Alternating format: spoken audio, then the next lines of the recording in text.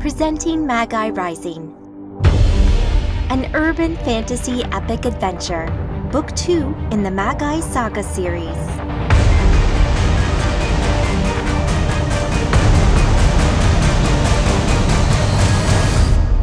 Written by Andrew Dobell, narrated by Vicky Ring. Chapter 1. Prologue, Haiti. The dank, dark walls echoed the chants that were sung deep and low by the 10 figures sitting on their knees around an elaborate circle marked on the floor. It had several concentric rings with runes and dark symbols written in the language of the Old Ones arrayed about it. The 10 figures wore dirty rags, remnants of their former clothes, ripped and ruined now. The bodies beneath them dirty and covered in fresh scars, welts, and bruises. They were a mix of male and female, but they all had their hair shaved off, so there was little to tell them apart. The chants they sang in low tones seemed well practiced, but a Magi would see the magical embrace their minds were under, and know that they were helpless to resist. They were merely puppets, controlled by one of the other 2 people in the room. Standing opposite each other, outside the circle of kneeling figures, these 2 figures faced each other, standing silently, both in concentration and seeming to do nothing. Only those with magical sight would feel and see the huge energies they were using. Between them, they forced the local essentia into the circle, both erecting a powerful aegis, and also pushing hard at the null realm, the barrier between the material world and the spirit world, pulling it, stretching it, and doing their best to weaken it between here and the abyss. They didn't do this very often, but Lucian always got a thrill from these summonings. He concentrated hard, using his power over essentia to push at the unyielding barrier. Everyone knew it could never be broken. If Nymira, one of the most powerful Magi on the planet, couldn't pass through Acheron or the Null Realm, as the barrier was known, into the abyss, then surely no one could. Magi had been barred from entry into the spirit world, or the abyss, as it had become known, since prehistory, when the Archons, the dark gods the nomads worshipped, had retreated there to reside in dread Tartarus, the resting place of the Archons, hidden deep in the abyss. Of course, there were rumors of nomads who had made the Magnus Transitus, the Great Crossing, into the abyss. Legends of skilled or powerful Magi who had found a way to bypass the null realm, passed into the abyss, and met humanity's once and future lords. But Lucian had never met any, and frankly doubted the stories held any weight. It may be too strong to break, but that didn't mean it couldn't be thinned or weakened in places. The Archons, the masters of the nomads, could still communicate with their flock, send dreams to the nomads, and commune with the Magi who remained loyal to them. The nomads could also push back from their side, help to weaken the barrier for a short time to allow the Archons to communicate directly with the summoning nomads, and even gift them with greater magical power in return for their service.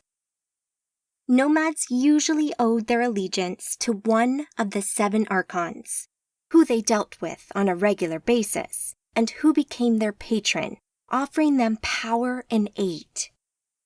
Lucian and Nymira both owed their allegiance to the same Archon, Samael, the Angel of Death, and as they pushed and thinned the null realm, they could feel his approach.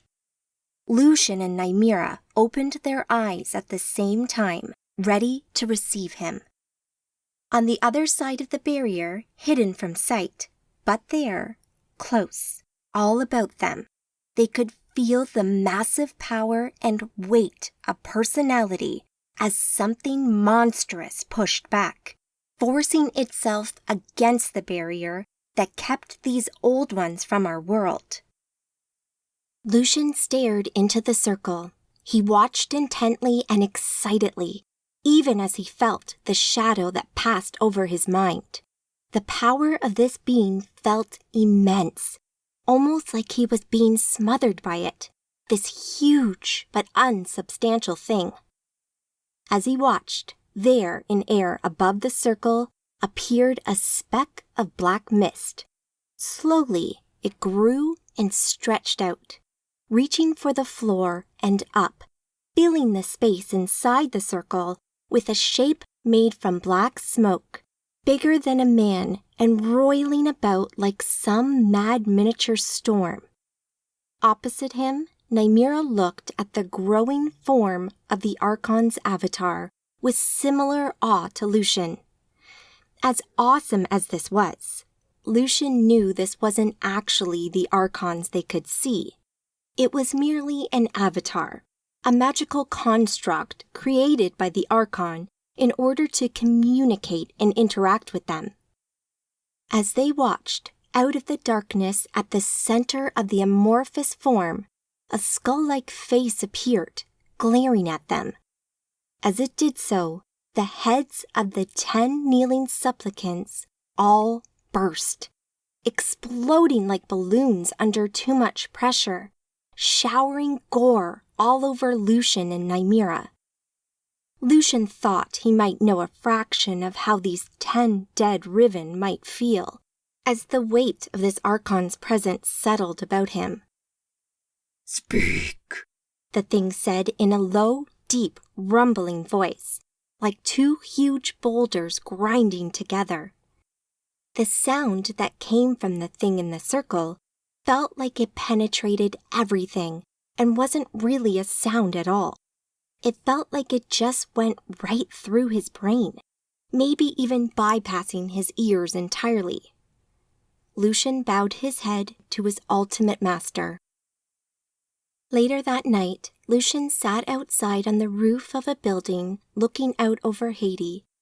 He felt justified and righteous in his chosen path, knowing that powers such as the Archon Samael were there right behind them. How could the Arcadians ever hope to stand against them was beyond him. But they did, even in the face of such overwhelming odds. Lucian looked forward to getting back to New York City, though. He disliked leaving his coven for too long, even to pay homage to his master Nymeria. He knew some of those in his coven were always looking for a weakness, something to use or take advantage of in order to wrest control away from him. He would rather die than let that happen, but it was difficult to stop something when you weren't actually there to stop it. Still, when Nymeria called, he knew he had to answer. There was no way around it.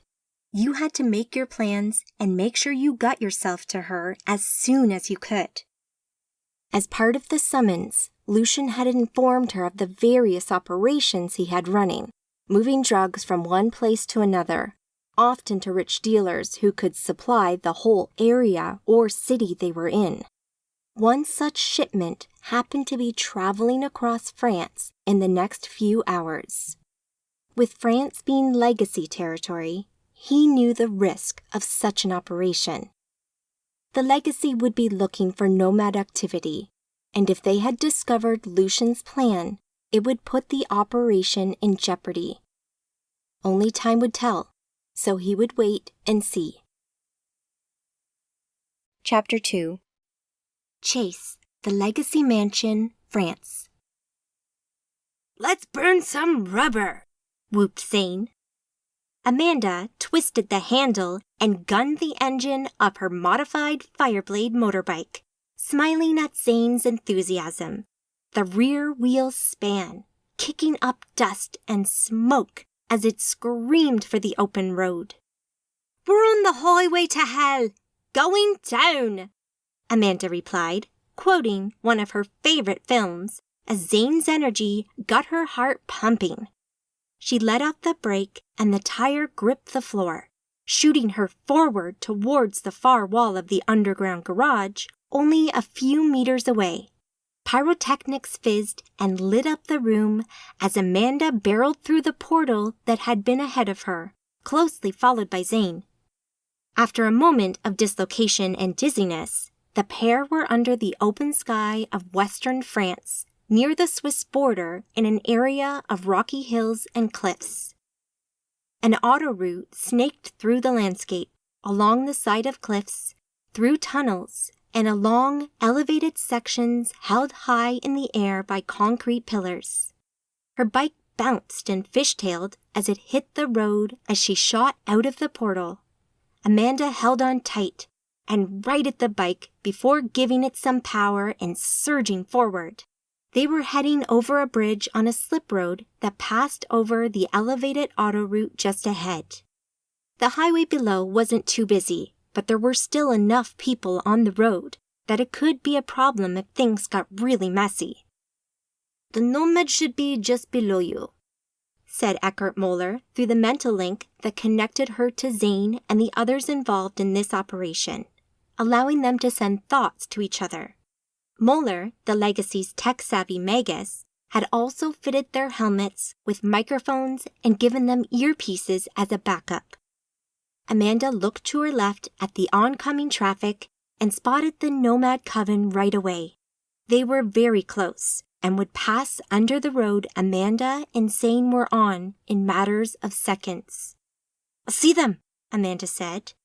The Nomad convoy consisted of several motorbikes that surrounded a van and a 4x4. Amanda thought she counted about 5 bikes of varying shapes and sizes.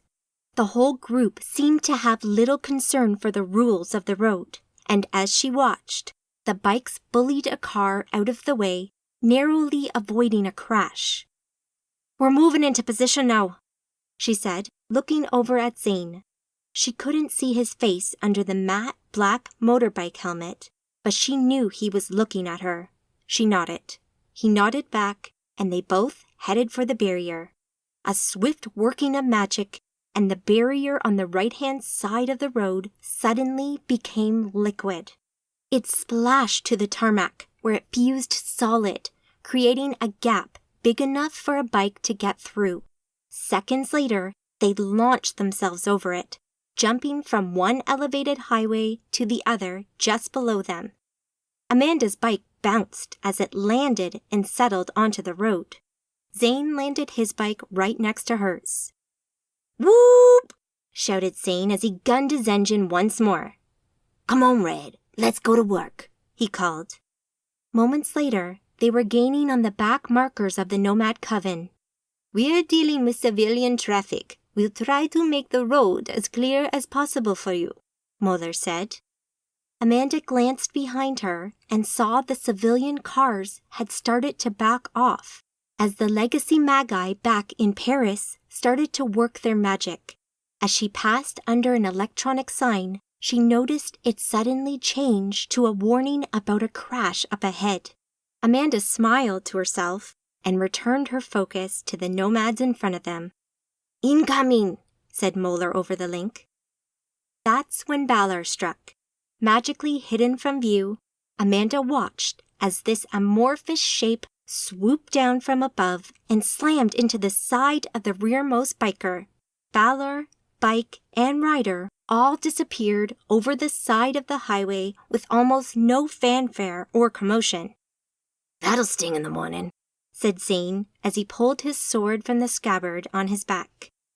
Amanda checked her aegis and the other magical effects she held ready for the fight ahead as they approached the 2 rearmost bikers. Amanda flipped up her visor as she came alongside her chosen target and smiled sweetly at him. "Hi," she said. Confused, the biker glanced back to where his teammate had been moments before, but he was gone. Amanda swerved towards him and landed a sudden and fearsome punch across the face of the nomad. Her fist, laced with essentia, manifested as a web of golden fire that, for a second, passed over the head of the man. His bike wobbled as he tried to hold on. the front wheel weaving dangerously. Amanda closed the gap and kicked out, her foot striking the front fork of the bike. She had used her magic once more, the kick being strong enough to buckle the metal, and the bike went down, the front wheel going sideways from her attack. She watched as Zane's target tumbled from his bike seconds after hers.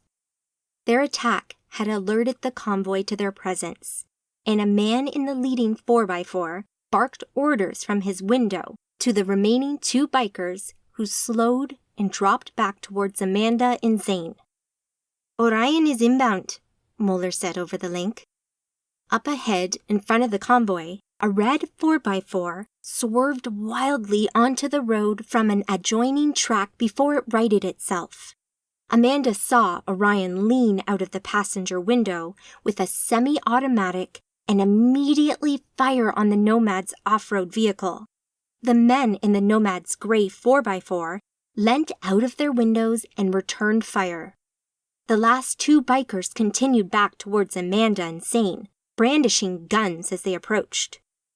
Amanda rechecked her Aegis, her shield against magical attacks, and force shielding, her protections against mundane attacks, like bullets, and just for safety's sake, strengthened it some more. Getting shot did not appeal to her.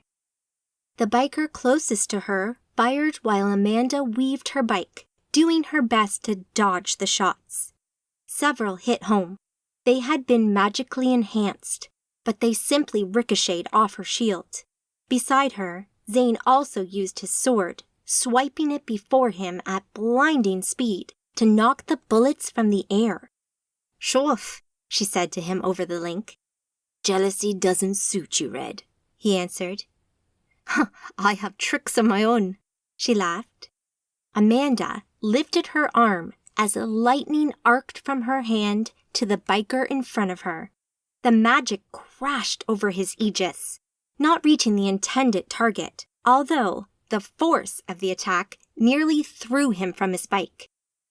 Suddenly, the rear doors of the Nomad's van, just in front of them, flew open, and several men inside lifted semi-automatic machine guns, aiming at Amanda and Zane.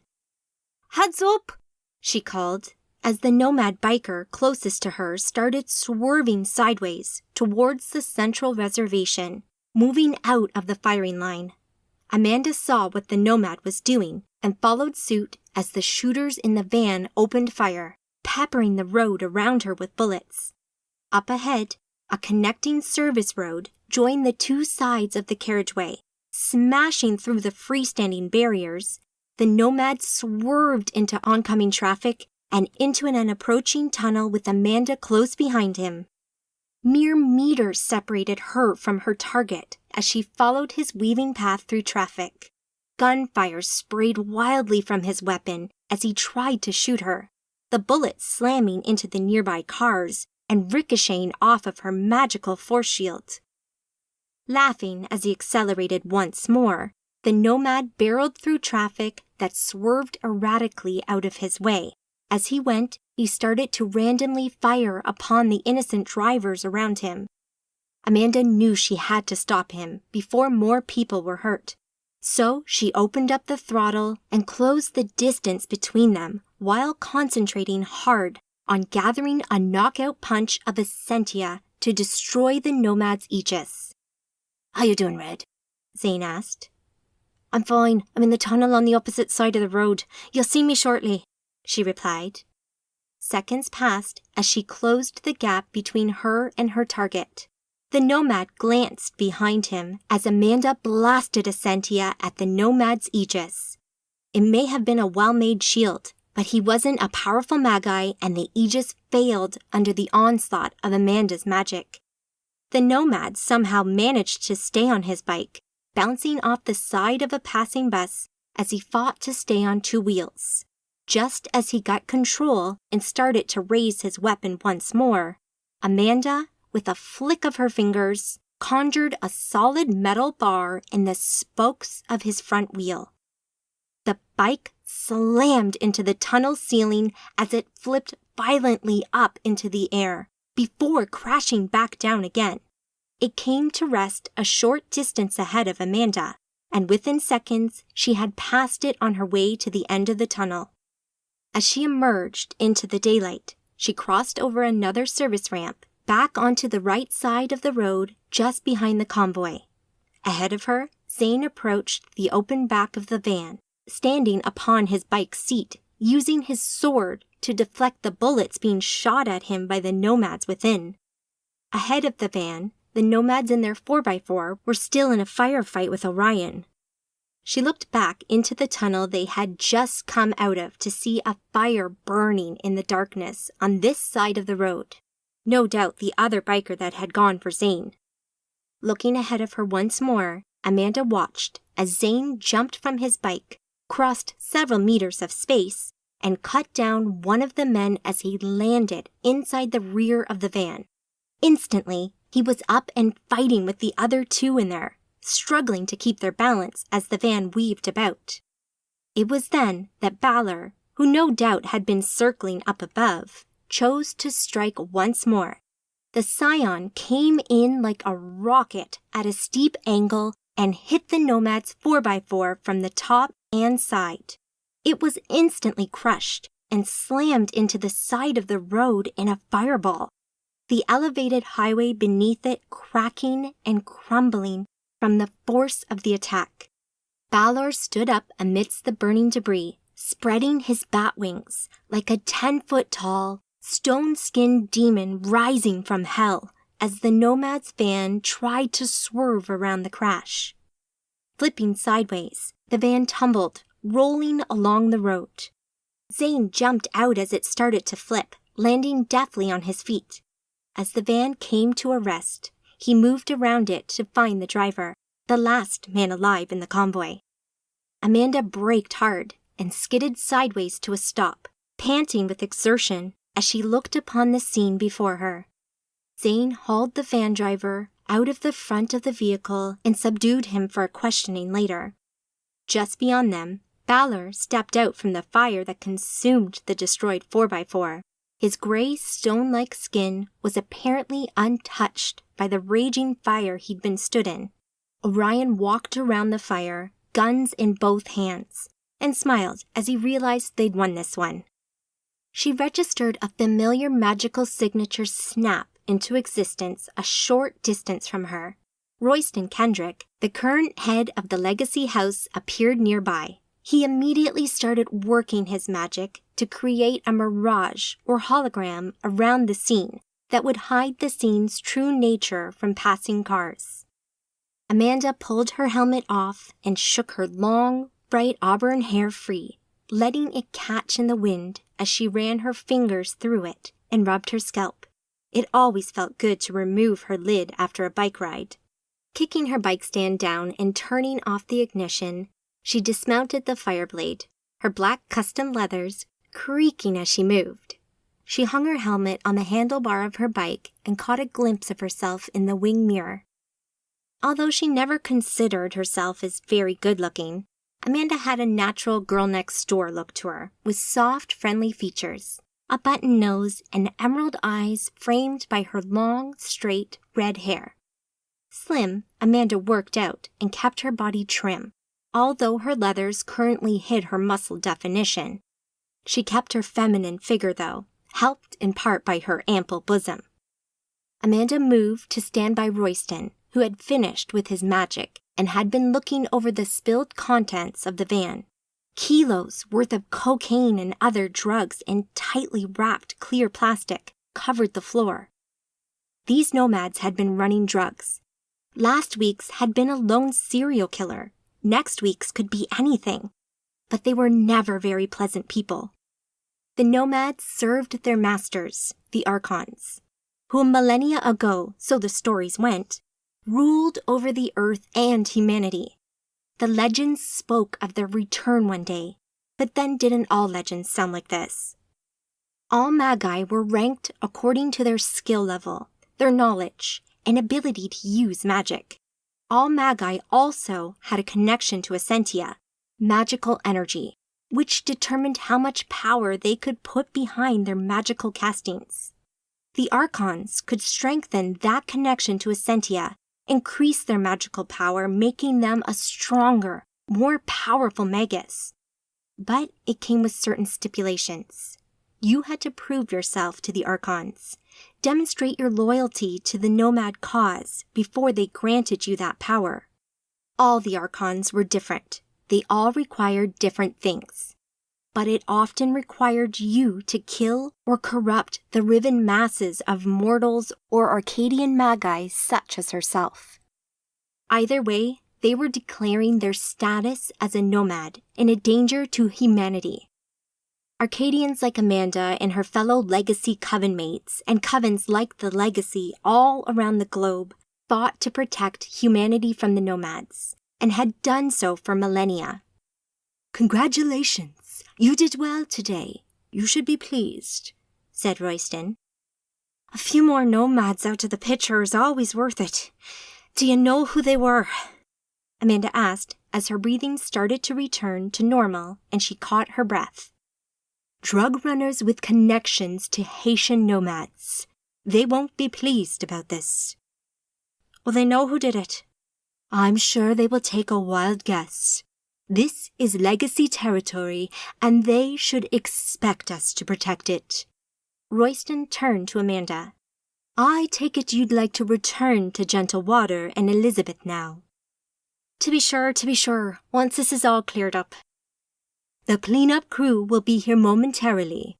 Head back with Zane and the others. We'll deal with this." Amanda smiled. "Thank you, Roy," she said, and kissed him on the cheek. "Good luck with your move. Let us know if you need anything, won't you?" he said. "I will, and thanks. I'll see you around," she answered. Royston watched her walk away towards Zane, Orion, Balor, and the waiting portal. She had come a long way these past few months. Her magical ability advanced at an alarming rate, and she was now a very active member of the Legacy Coven House. This was only the latest of a string of missions she had taken on with the boys, and she had proved herself to be a very competent magus. The innocent young girl, well, as innocent as a former New York prostitute could be, that Gentle Water had taken on in Ireland, was now a much more competent young woman, and Royston felt somewhat proud of her. He had never had children of his own. Instead, he considered these young magi to be his children, and he wondered if this might be how fatherhood felt. He took a deep breath and turned back to the mess before him. There looked to be a lot to clean up, and he knew the authorities would be on their way. But they had done this 1,000 times before, and no one would be the wiser. In a darkened room of a Haitian garrison, the dreadlocked nomad sank to one knee before his master. She turned slightly to look upon him. The bones draped about her ebony skin rattled as she moved. Lucian did not relish reporting the loss of such big shipment of drugs to his master, but it had to be done. He would suffer the pain of her displeasure for it, he knew, but it would not last forever, and once it was over, he would find those responsible and flay the flesh from their bones. "My master, Baal Namir, I have news for you." Amanda snapped into existence outside the gates to the Himalayan monastery that had been her home for several months now. Gentle Water had brought her and Liz here to help with Liz's recovery after the events on the train. She was doing well and seemed much better these days. She'd been enjoying learning magic and could now talk about the events that had changed her life. She cried when she thought about it too much, but then who wouldn't? The scar would be with her for the rest of her life. The snow fell and the bitterly cold air pulled at her hair. Amanda walked up to the gates that were guarded by 2 deceptively still stone temple dogs that sat on either side of the entrance to this hidden place. She stepped up to the door, took hold of the huge metal ring that hung in the center of it, and slammed it home.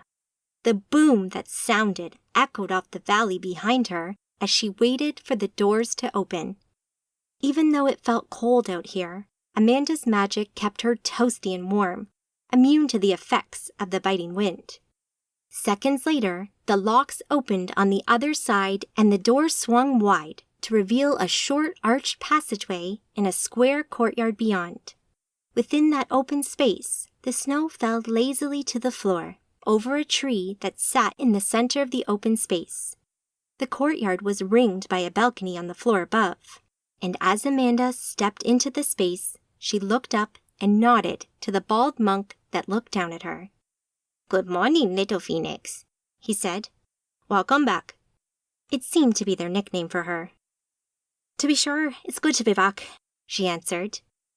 "Go on through," he said, and gestured to the door below, which also opened of its own accord like the main gates. Through these next gates, she passed through another short passage into the temple proper, where the scene changed dramatically. The air here felt dramatically warmer and more comfortable, and no snow lay on the floor. Within the walls of this monastery, a coven of Magi monks lived and made their home. Gentlewater had been one such apprentice who had trained here in his early years as a Magi. As she had understood it, his master had been a Western woman who had been called Graceful Phoenix. And given that Amanda and Liz were the only Western people here, and she happened to be Gentlewater's apprentice, the link as to why they called her Little Phoenix seemed clear. The monastery housed a fair number of monks. Amanda hadn't counted them, but they were all initiated, and they walked around the complex, going about their business, taking little notice of her arrival. Set into the side of a mountain, this large temple known as the Red Temple, mainly due to the red brick buildings that made up the complex, had been set out over numerous levels with buildings perched on the side of the steep incline, and around a central open communal area that allowed access to the whole temple. To her left, buildings rose above her up the steep incline of the mountainside. Walkways and steps carved in the rock meandered between the buildings, all of them eventually leading back down to the area Amanda had walked into. These buildings continued around in front of her, partially ringing the open space, but stopping before the huge open space to her right, which opened up to a sheer drop down the side of the mountain. A couple of trees and ornate temple dogs sitting on stone plinths were the only obstructions to the huge vista of magnificent snow-capped mountains that stretched off into the distance before her. The temple sat high up on the slope of the mountain above the snowline, allowing the clouds to drift in below the level of the temple. Amanda had often sat here and stared out at the view, taking in the vast awesomeness of the whole thing. But Amanda couldn't waste too much of her time on it today. They had a lot to prepare in order to be ready for their trip in a few days' time. Along with the continuing mentoring that Gentlewater gave to Amanda, and Amanda in turn gave to Liz, Amanda never felt bored. Later that same day, after spending a few hours with Liz training her in the magical arts, Amanda sat with her apprentice on the edge of the communal area, their legs dangling over the side above a drop of a few thousand feet. Amanda leant back, propped up by her hands, and closed her eyes, enjoying the warmth of the temple grounds, while Liz sat forward, her hands in her lap. Both wore casual clothing from their training session, leggings and fitted tops. Amanda's red hair fell loosely about her shoulders, while Liz kept her blonde tresses tied up in a ponytail. Liz was a slim, slight 17-year-old girl who had suffered more than her fair share at the hands of the nomads and Inquisition already, having lost her family and friends to them. Amanda didn't really know her before the events on the train over a year and a half ago, but these days she seemed quiet and shy. She'd been really withdrawn after the events on the train and hadn't spoken at all for a couple of months. But she'd come a long way, and Amanda had grown very fond of Liz, thinking of her like a little sister as she taught her magic. "So the coven will be visiting in the States. They're called Liberty's Children?" Liz asked. To be sure, they're a Magi house, the most influential of the US houses. I don't think we've gone into the whole house coven thing. I've heard you mention it though, and I guess they're a bigger version of a coven. In basic terms, yes, the Arcadian Magi are for the most part formed into groups, known as covens. A few of these covens are known as houses. The Arcadians have a council. They have the final say on matters of policy, and they help to guide the general direction of the Arcadian group. The houses themselves are informally known as either high or low houses. The difference being that the high houses are the ones that originally formed the first council after the fall of the Magi Senate in Rome about 2,000 years ago.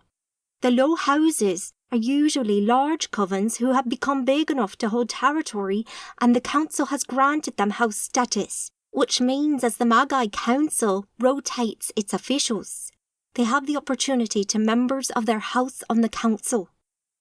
Our coven is a house, right? The Legacy. Yup, it's one of the high houses. It's been around a while. Oh, I remember now. I have another question. I was wondering, why are we called Arcadians? Liz asked. As I understand it, from what Gentle Water had told me back in prehistory, Magi could travel freely between the material world and the etheric realm, the spirit world, which these days we refer to as Arcadia. We used it extensively as a hiding place and a staging point in the fight against the Archons, and so we became known as the Arcadians. The name stuck. Do you mean the Abyss? Liz asked. Same place. Before the Archons were banished there, it was referred to as Arcadia. After their banishment, and after their influence corrupted the landscape, it became known as the Abyss. I know it's confusing. There's a lot to take in. You'll get there, don't worry. Anyway, we have other things to worry about at the moment anyway. Yeah, I know. So we're visiting the Liberty's Children's House in a few days, right? Liz asked. That's right. I'm looking forward to it. You? Amanda smiled. Of course. The Red Monastery, Tibet. Chodak smiled, but kept his eyes shut and waited as he listened to the footsteps that approached and stopped a few feet away from him. He heard the sounds of movement as the persons sat themselves down next to him. Certain they were settled, he opened his eyes and looked over to Graceful Phoenix. "Welcome. It's been a long time." "Too long," the woman answered. "To what do I owe this visit?" he asked, although he thought he knew the answer to that question. "Amanda, she's gone?" "She has." "Then my memories were right. Tell me, how was she?" she asked. The monk smiled. He'd expected Graceful Phoenix to visit now that Amanda had left the monastery. "She's on the next leg of her journey. She's moving to New York." Chapter 3. Arrival, Washington, D.C. Amanda, Gentle Water, and Liz popped into existence inside a good-sized and well-appointed room with a set of double doors before them. The room felt warm, with a plush red carpet and wooden paneling on the walls and potted plants sitting in the corner, but otherwise, the room appeared empty. Amanda's immediate thought being that this room's express purpose would be for anyone porting in from a distance. Her magical senses lit up with powerful and extensive weavings of essentia all about her. This place looked well protected. A single person stood waiting in the room. She had short hair and wore a business suit. She smiled at the 3 magi before her. "Welcome. You must be Amanda Jane Page," asked the dark-haired woman. "I am, and this is Gentle Water and Elizabeth Fox." She shook the hand of the woman as she spoke and noted the lack of a strong connection to the surrounding essentia. She must be an initiated rather than a magi, Amanda mused. They'd all worn some of their nicer clothing for this visit, wanting to make a good impression on the Americans. Amanda wore her long, dark trousers that hugged her hips and rear. but fell to a loose fit about her strappy high heels. She also wore a white blouse tucked into her trousers. Gentle Water had on a pair of tan chinos, a white shirt, and shoes, while Liz opted for a long dark skirt and gray jumper also over a white blouse. "Hi," said Liz, and she gave a quick wave. Gentle Water nodded his greeting in his typically stoic way. "You may call me Miss Evans. I am to take you straight through to Victoria. She's expecting you." "Of course. Lead the way." They walked briskly from the room, moving through a powerful aegis as they did so, and down a corridor, passing offices and meeting rooms as they went. All about them were people going about their business. It looked like any well-appointed government building, but Amanda could feel the magic here.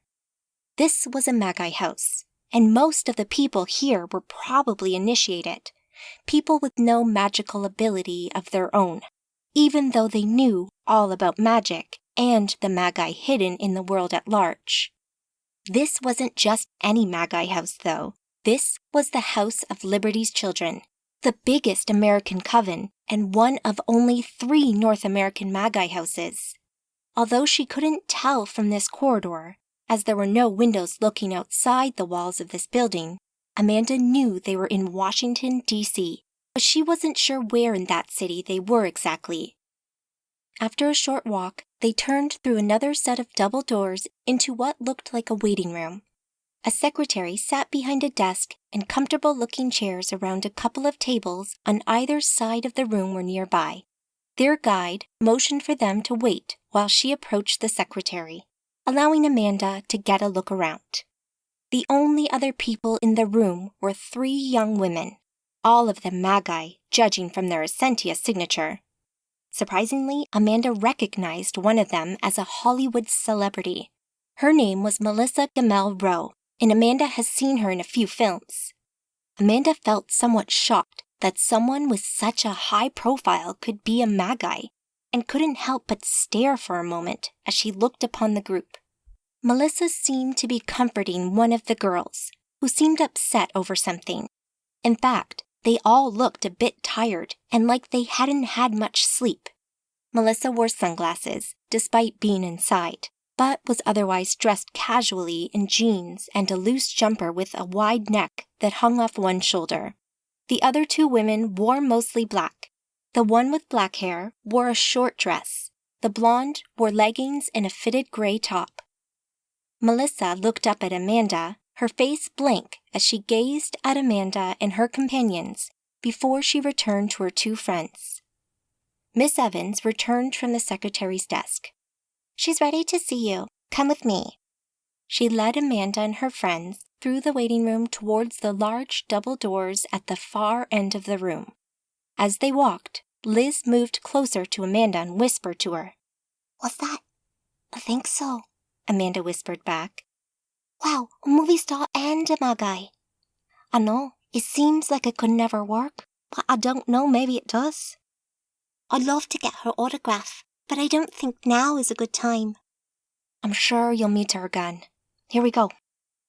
The group followed Miss Evans into a large, plush office where a confident-looking woman with long, straight, dark hair sat at her huge oak desk.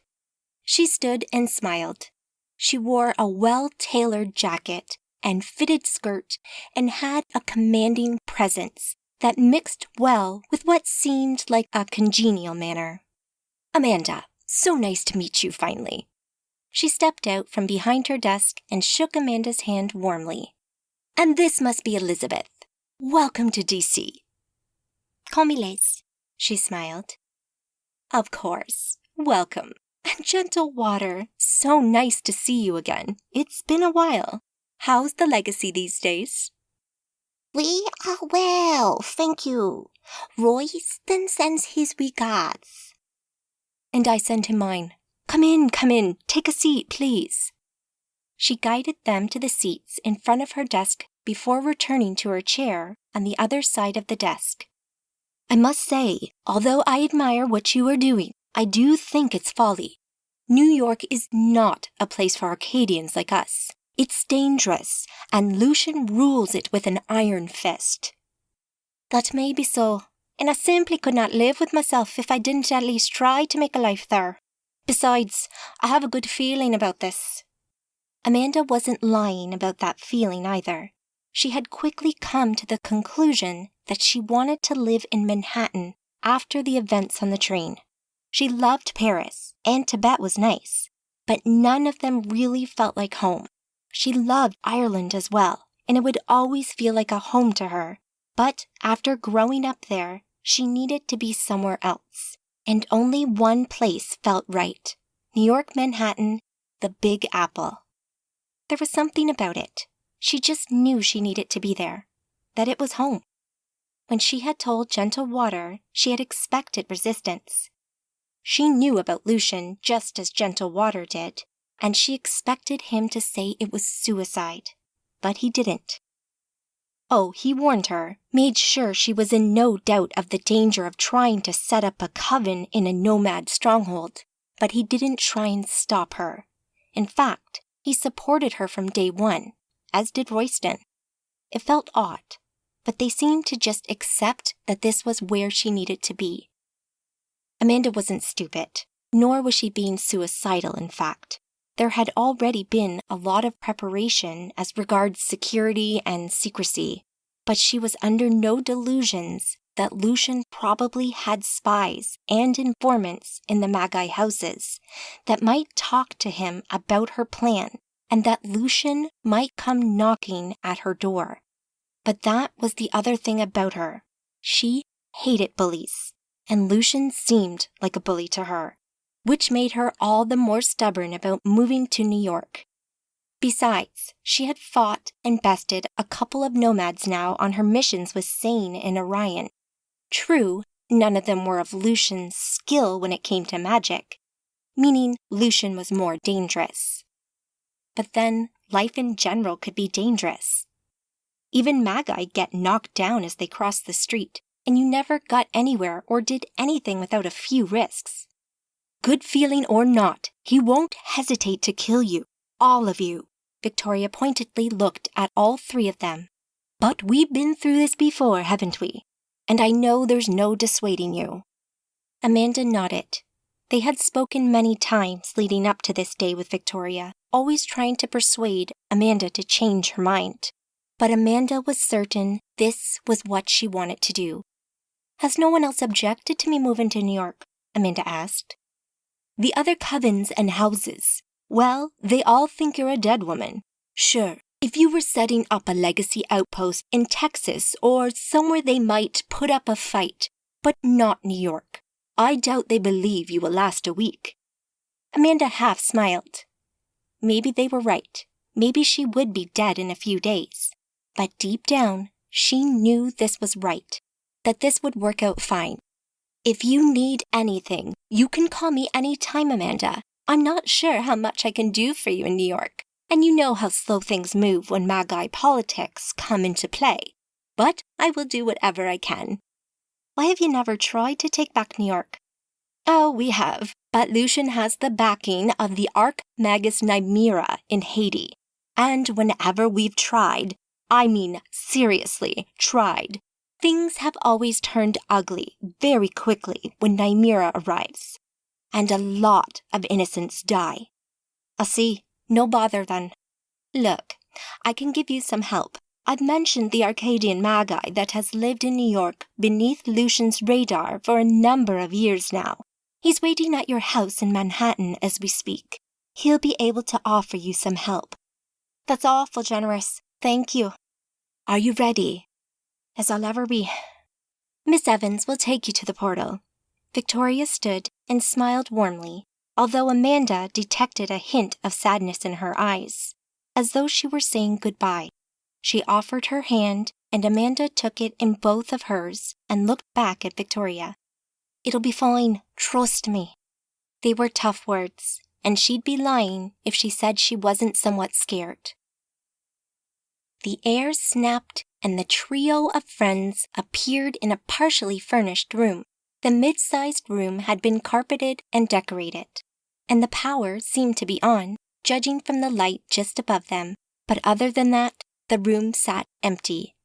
"We're here, in my house," Amanda said, excitement making her speak in a higher pitch than normal and with a huge grin spreading over her face.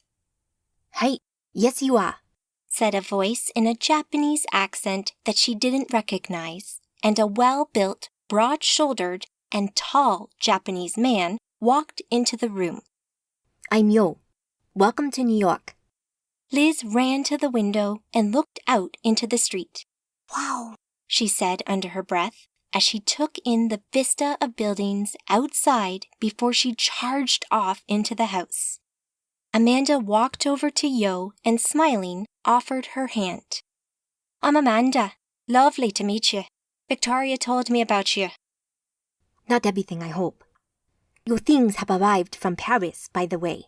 They're in the other room." Yo shook her hand and gave her a short, quick bow in return.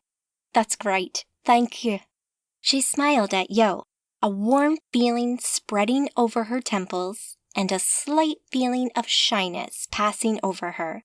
She quite liked the look of this Yo. He was handsome and tall.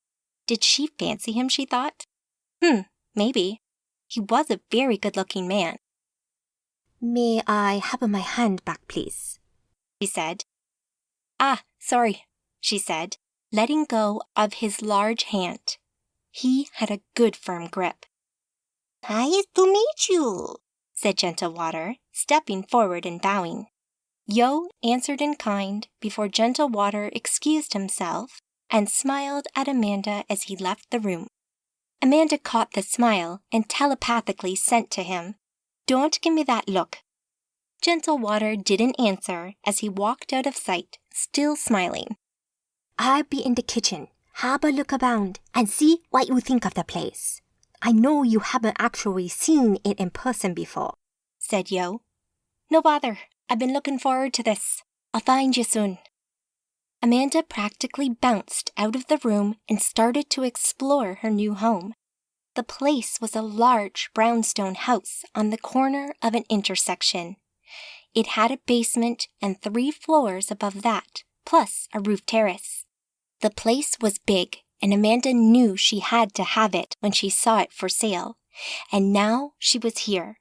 She loved it. She had already chosen her own bedroom on the first floor. From the floor plans, she had seen Liz had also chosen hers, and was in the process of rearranging some of the furniture even now. Gentle Water had retreated to the roof terrace, and Amanda eventually found him meditating up there when she reached the roof. She left him be and walked to the railings and looked out over the city. That familiar skyline sang to her heart and filled her with a feeling of belonging. Yes, she was home, finally. Gentle Water opened one eye and looked over at Amanda. She stood at the railing, drinking in the view and taking in a deep breath of New York's air. She seemed happy, very happy. And that made this risky move feel just a touch easier. New York for Arcadian Magi was dangerous. This, to his mind, might be a slightly foolish move. But according to those in the coven who knew better, it was the right move. He trusted their counsel and reluctantly agreed to support Amanda in this. Only time would tell, he supposed. 2 floors below, Liz sat on her bed and looked at her newly rearranged room. She felt happy with it, well, for now, at least. Her gaze returned to the large window that looked out onto New York's awe-inspiring streets. And as she looked, her mind wandered and she wondered what Fran and Stephen would have thought of all this. She thought about them often and missed her family and friends dearly. It got easier day by day, and Mandy helped as much as she could, but she knew it was something that ultimately she had to get through herself. If only they could see me now, she thought. See how far I've come. They would be amazed at what she could do now and where she had been. She wiped the single tear from her cheek, took a deep breath, and turned her attention to the suitcase on the floor beside her bed. She had a lot of unpacking to do. Columbia. Diego Alvarez passed the envelope to the man standing on the other side of his huge ornate oak desk, with its gold-plated pens and priceless ornaments. The paper envelope bulged with cash that nearly fell out of it. Make sure this reaches Governor Diaz tonight. The address on the letter. Go. The man left the room as quick as he could, no doubt thankful to be out of Diego's presence. The last man to skim off the top of these bribes lay sprawled on the floor next to where the man had just been standing. The dead man's head sat on the desk. Diego liked scaring his enforcers, reminding them who was boss. Clean that up, he said to the two other men in the room, his two closest and most loyal guards. A short time later, Diego entered his private office and stopped dead, looking at the figure on the other side of the room. The man wore combat trousers and looked like a scruffy Jamaican, but Diego knew him to be some sort of voodoo priest. He'd seen the curses this man could cast. Immediately on recognizing him, Diego dropped to his knees. Master Dion, I had no idea you were here. Had I known. Quiet. Tell me, has the bribe been made? What about the sacrifices? Dion stood before Marcus, head bowed in deference to his superiority. A short distance beyond, he could see Nymira talking with others of Marcus's coven, one of Nymira's inner circle of nomadic covens in the Central American area that she controlled, which included Mexico, Colombia, Jamaica, Haiti, and more. Speak, Dionmon. We don't have a day, Marcus snapped. Marcus, of course. The sacrifices are being made ready. They will be delivered in a few days. The bribe is on its way to the governor. We have some new FBI agents under our control, and the assassins are in place and ready to take out the cartel leaders if needed. The drug war will continue unabated. You have my word. Chapter 4. Death Sentence, The Pit Club, Manhattan. What do you plan on doing now, man? Akua asked, contempt in his Jamaican accented voice as he addressed Lucian. Lucian sat at the head of the large wooden oval table. The padded office chair he sat in creaked slightly as he shifted his position.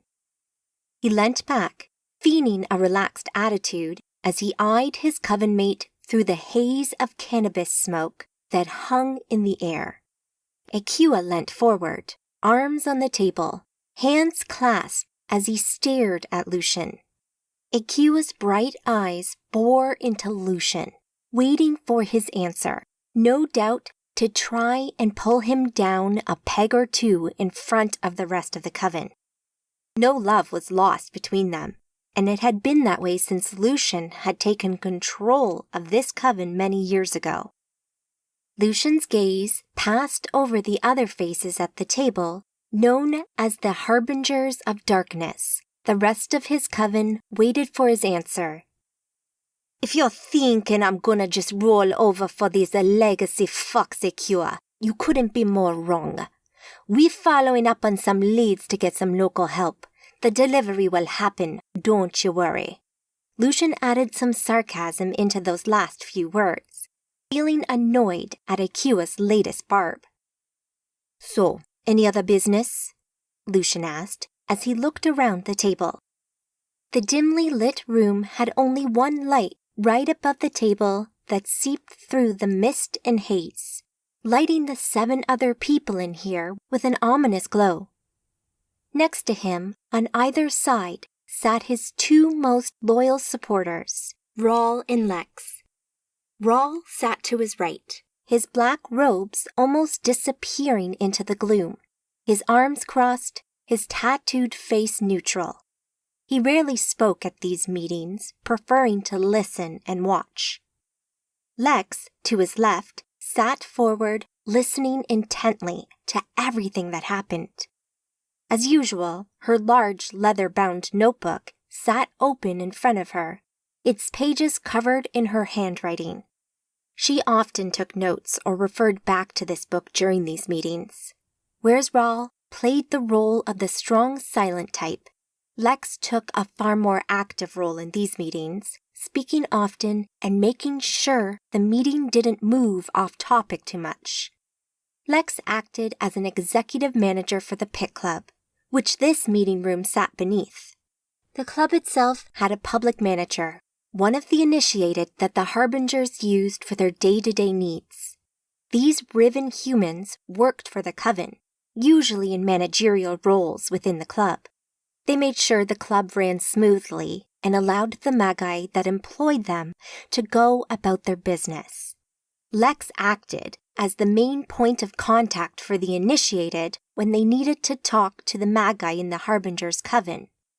Tattooed in dark script, the language of the Archons, from head to toe, Lex certainly made an impression.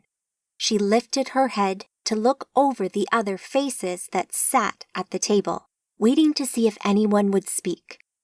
Beyond the pitch-black-skinned Aqua sat Bull, Noah, and Sean, and all of them shook their heads or made gestures to indicate they had nothing further to say. Bull wasn't terribly bright anyway, and rarely said much at these meetings, unless it related to his pack of rabid scion dogs down in the basement. Sean and Noah, both of whom were scions, also remained silent. Sitting between Lex and Sean, Anurin seemed to be ignoring Lucian's question and was reading something on the glowing screen of his tablet. Lucian looked at him for a moment, waiting to see if he had anything to add. Anurin couldn't have been more opposite to the looks of Rahl or Aqua, being relatively small and thin-looking, but Anurin's strengths lay in other areas rather than his fighting ability. Lucian waited another few seconds, but with no motion from Anurin, he took a breath and went to speak. Only to be silenced by one raised finger from Anurin. Lucian paused and waited until his coven mate looked up, a look of slight concern on his face. Lucian scowled at Anurin. He did not like being silenced like that, and the moment Anurin looked at Lucian, he knew he'd made an error. "Apologies for the slight. Bow, Lucian," he said meekly, using the nomad honorific for master or leader. "But I believe you will be interested in this." "Go on," Lucian said, withholding judgment until he knew why Anurin had been so presumptuous. "I've just had word from Washington. It seems that we have Arcadian visitors in Manhattan. 3 Magi have moved from Europe to New York, intending to settle here in the city." Lucian raised his eyebrows and promptly forgot the momentary loss of respect that Anurin had displayed a few seconds before. It had been a while since the last Arcadian had tried to move into New York, and after he and Nymeria had made such an example of the last lot, he had hoped that there would be no further attempts for a good long while. New York had been nomad territory since he had been an apprentice, and now that he had risen to lead the nomad coven in this city, he had worked hard to solidify that position. True, the Arcadians had tried many times over the years to either make dents in his territory or to take it over entirely, but with Nymeria behind him, every attempt had failed. The Arcadians had little stomach for the mortal body count that always accompanied such a fight, and that alone had often ended these incursions. But there had always been the threat of Nymeria to back him up as well. An Archmaster Nomad was not to be trifled with, something that many an Arcadian had discovered to their cost. Arcadians, he thought with disgust, never seemed to give up. It made him sick to think of their sentimental love for the riven masses of the world. One day, the Archons would teach them the true meaning of their abilities, their birthright as leaders and masters of humanity. In the meantime, though, he would need to bring that lesson to them himself, and it sounded like his latest students had just arrived in New York. "And who are the lucky Magi this time?" he asked. "Their names are Amanda Jane Page." "Huh, sounds like some hippie boozing over gal to me, man," Lucian scoffed. "Indeed, Baal. Then there's Elizabeth Fox and Gentle Water," Anurin finished.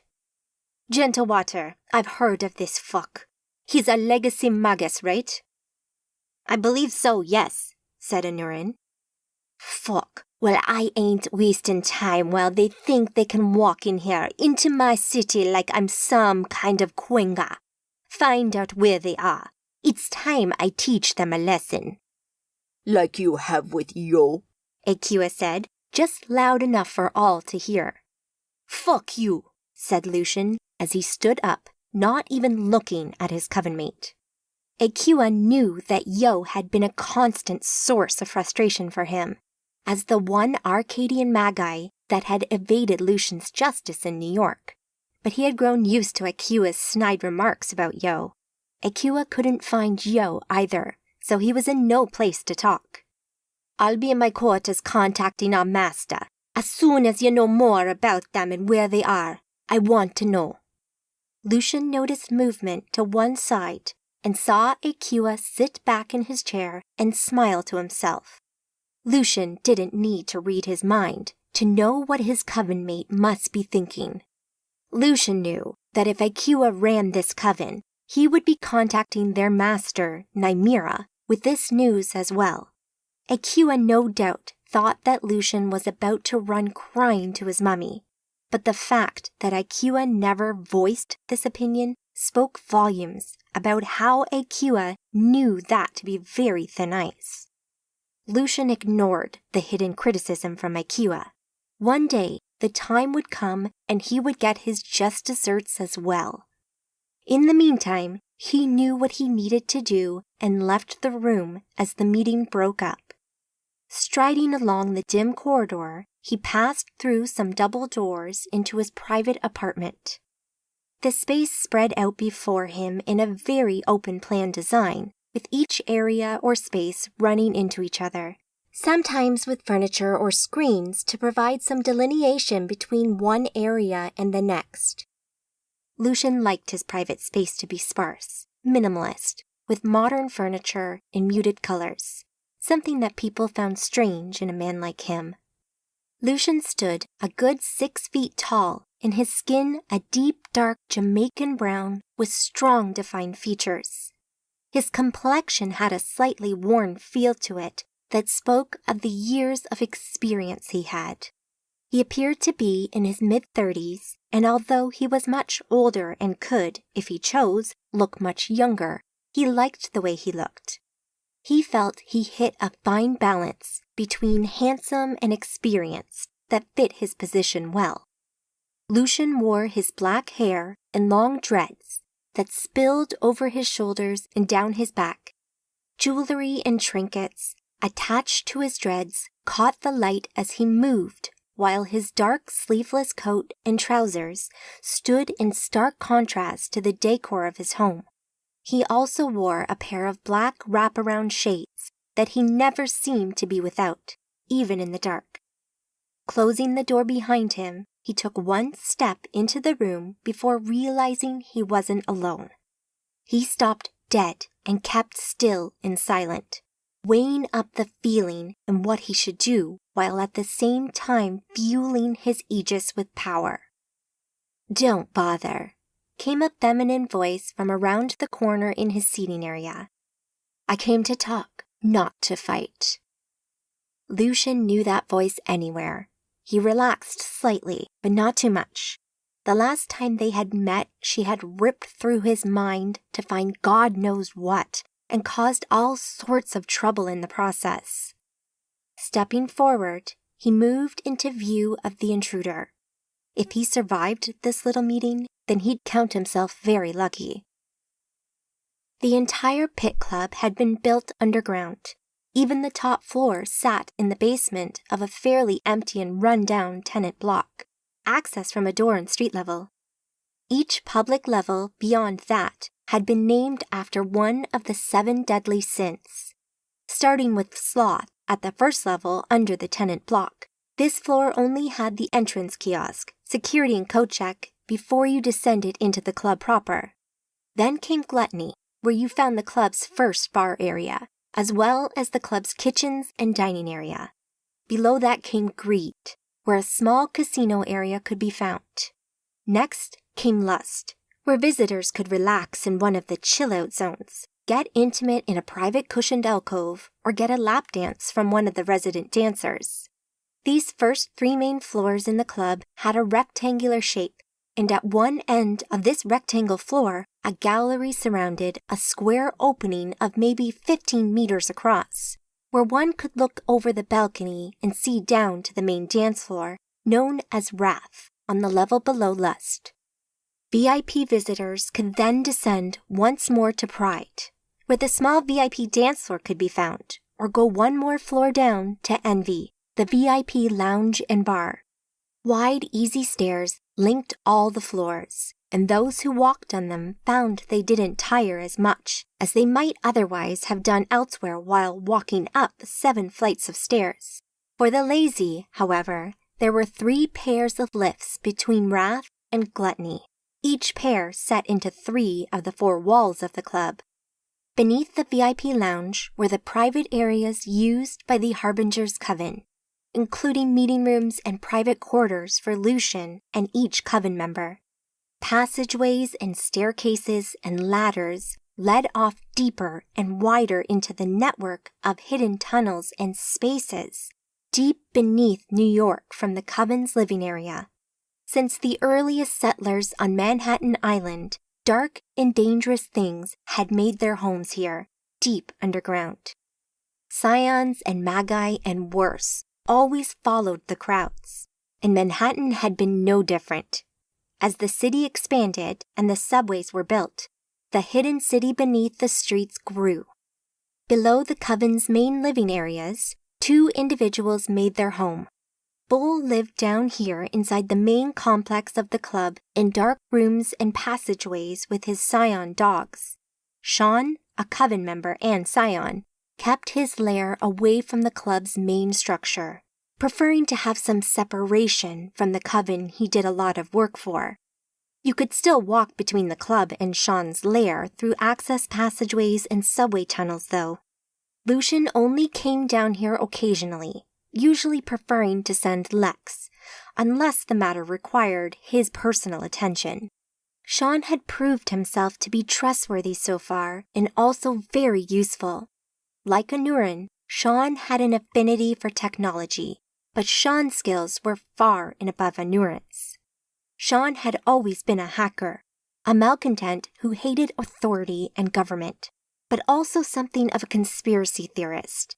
And through his investigations into the shadows of the world, he came to the attention of his creator, who turned him into the scion he is today. Lucian passed through a series of dark corridors barely lit at all in parts. Water dripped and pooled on the floor, while rats and insects skittered and crawled in the darkness and silence of this subterranean world. But Lucian didn't need eyes to see down here. His magic showed him everything he needed to see, even through the ever-present shades that he wore everywhere. After a few minutes, he reached a thick iron door, pitted and rusted like something from a World War II submarine. Lucian's magic turned the wheel in the center of the door. It spun easily and clanged as the bolt slid home. With a metallic squeal, the door swung open, spilling light into the darkness of the corridor Lucian stood in. Warm electric bulbs glowed inside, throwing splashes of orange light and cooler shadows all around the living room. Sean lived in a forgotten subway access platform, complete with a section of curved track opposite the door Lucian stood within, with a rusted old train car sitting next to the platform, ready to disappear into the darkness of the tunnel ahead of it. Between this train and Lucian, on the platform itself, sat Sean's living area. To Lucian's left were tables and notice boards pinned to the walls where monitors and computer towers, sat among snaking cables humming away to themselves. To the right were the beds, kitchenette, and other detritus of life as Sean lived here with 2 assistants, 2 initiated humans, Gary and Vanessa, who helped Sean with his work for Lucian. All 3 of the occupants sat near the computers. Gary and Vanessa were both tapping and clicking away on their respective workstations, while Sean sat back in his chair, deep in thought, his eyes on the door to see who would be coming to visit. Sean had been one of the less lucky scions, as the change into creature of the night had deformed him, giving him a white and waxy pallor, warts and poor skin, and a ridge of bone that started in the middle of his forehead and passed over the top of his head all the way down his back. He also had no hair on him whatsoever. On seeing Lucian, Sean raised his eyebrows a fraction. Lucian caught the tiny movement, giving away Sean's slight surprise at this visit. Lucian stepped through the doorway into the room and moved across the platform towards the front of the train car, beckoning Sean to follow with a slight movement of his head. "Hey, back to work," Sean said to his 2 assistants who had stopped working and were looking at their visitor. They both quickly returned to their computers as Sean stood and moved to follow Lucian, eventually coming to a stop next to him at the platform edge. "What can I do for you, sir?" asked Sean. In hushed tones, Lucian said, "I have a job for you, Sean. Something you need to keep between you, me, and your 2 assistants. No one else is to know for now, okay?" "Of course, sir. What can I do for you?" Sean asked, curiosity in his voice. "It's a surveillance job. Nothing too strenuous." Lucian passed Sean a manila folder. "Everything you need is in there. You need to find them.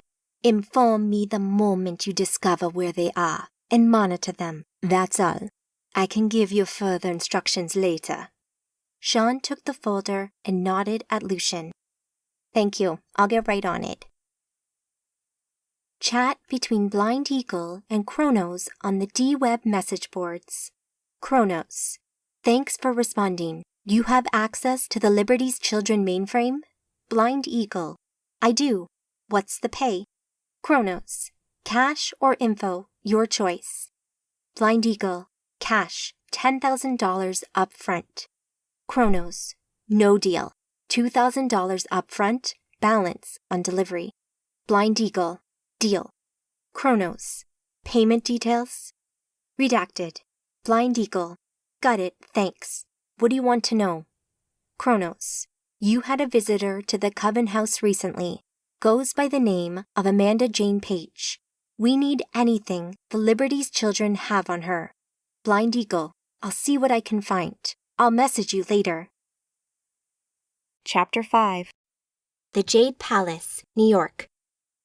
Amanda bounced down the stairs to where Yo waited for her near the front door. She pulled on a light jacket over her strappy white vest top and ripped low-rise boot-cut skinny jeans and sneakers as she descended to his level, pulling her hair from the back of the jacket she had just put on. "So we're ready then?" she asked. "Just about," he smiled back. She liked his smile. His whole face lit up when he smiled, which he didn't seem to do a lot of, but she liked it when he did. She thought he looked really rather handsome, especially when he seemed happy. "What about GW and Liz?" she asked. "We're here," said Gentle Water from behind her. She turned to see him and Liz walk from the living space just off the hallway, both already wearing coats ready for the outside air of New York in May. It wasn't usually very cold in May, but there had been a bit of a turn in the weather these past few days. Not that the cold really bothered any of them. Their magic took care of that. But it would look odd for them to walk about in summer clothes when everyone else had dressed for the weather. "Excellent, so we're ready. Let's head on out," Amanda said. "Are we walking all the way there?" asked Liz. "Just so you can start to get your bearings, yes," Yo replied. "But we won't walk out this front door. We pull to the other side of the junction, just as a precaution." "Do you think someone's watching this place?" Liz asked, concern in her voice. I'd say that's unlikely, but when it comes to the nomads, and Lucian in particular, it pays to be careful, Yo replied. To be sure, where were you thinking? Amanda asked. Amanda could feel the small workings of magic that stirred from Yo and reached out to Amanda and the others.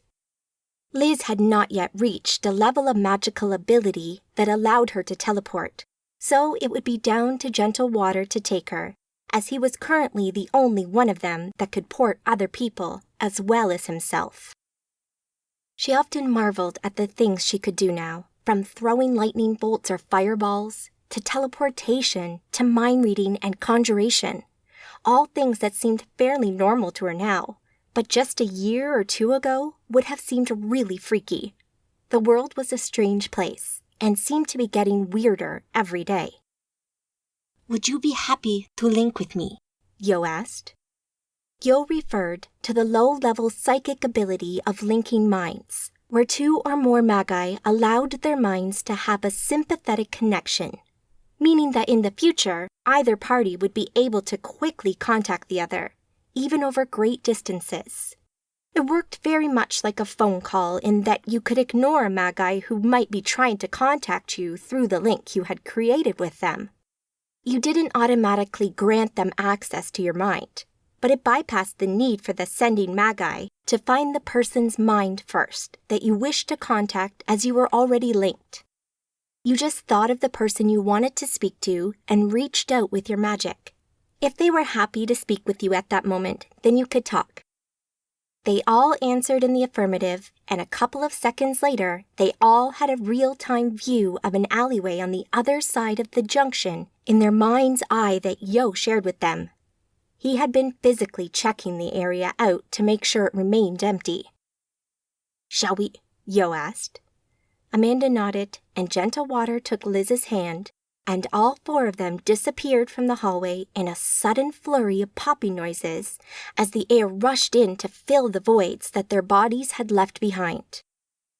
At the same instant, all four of them appeared in the alleyway on the other side of the four-way junction, and the sounds and smells of the city filled their senses.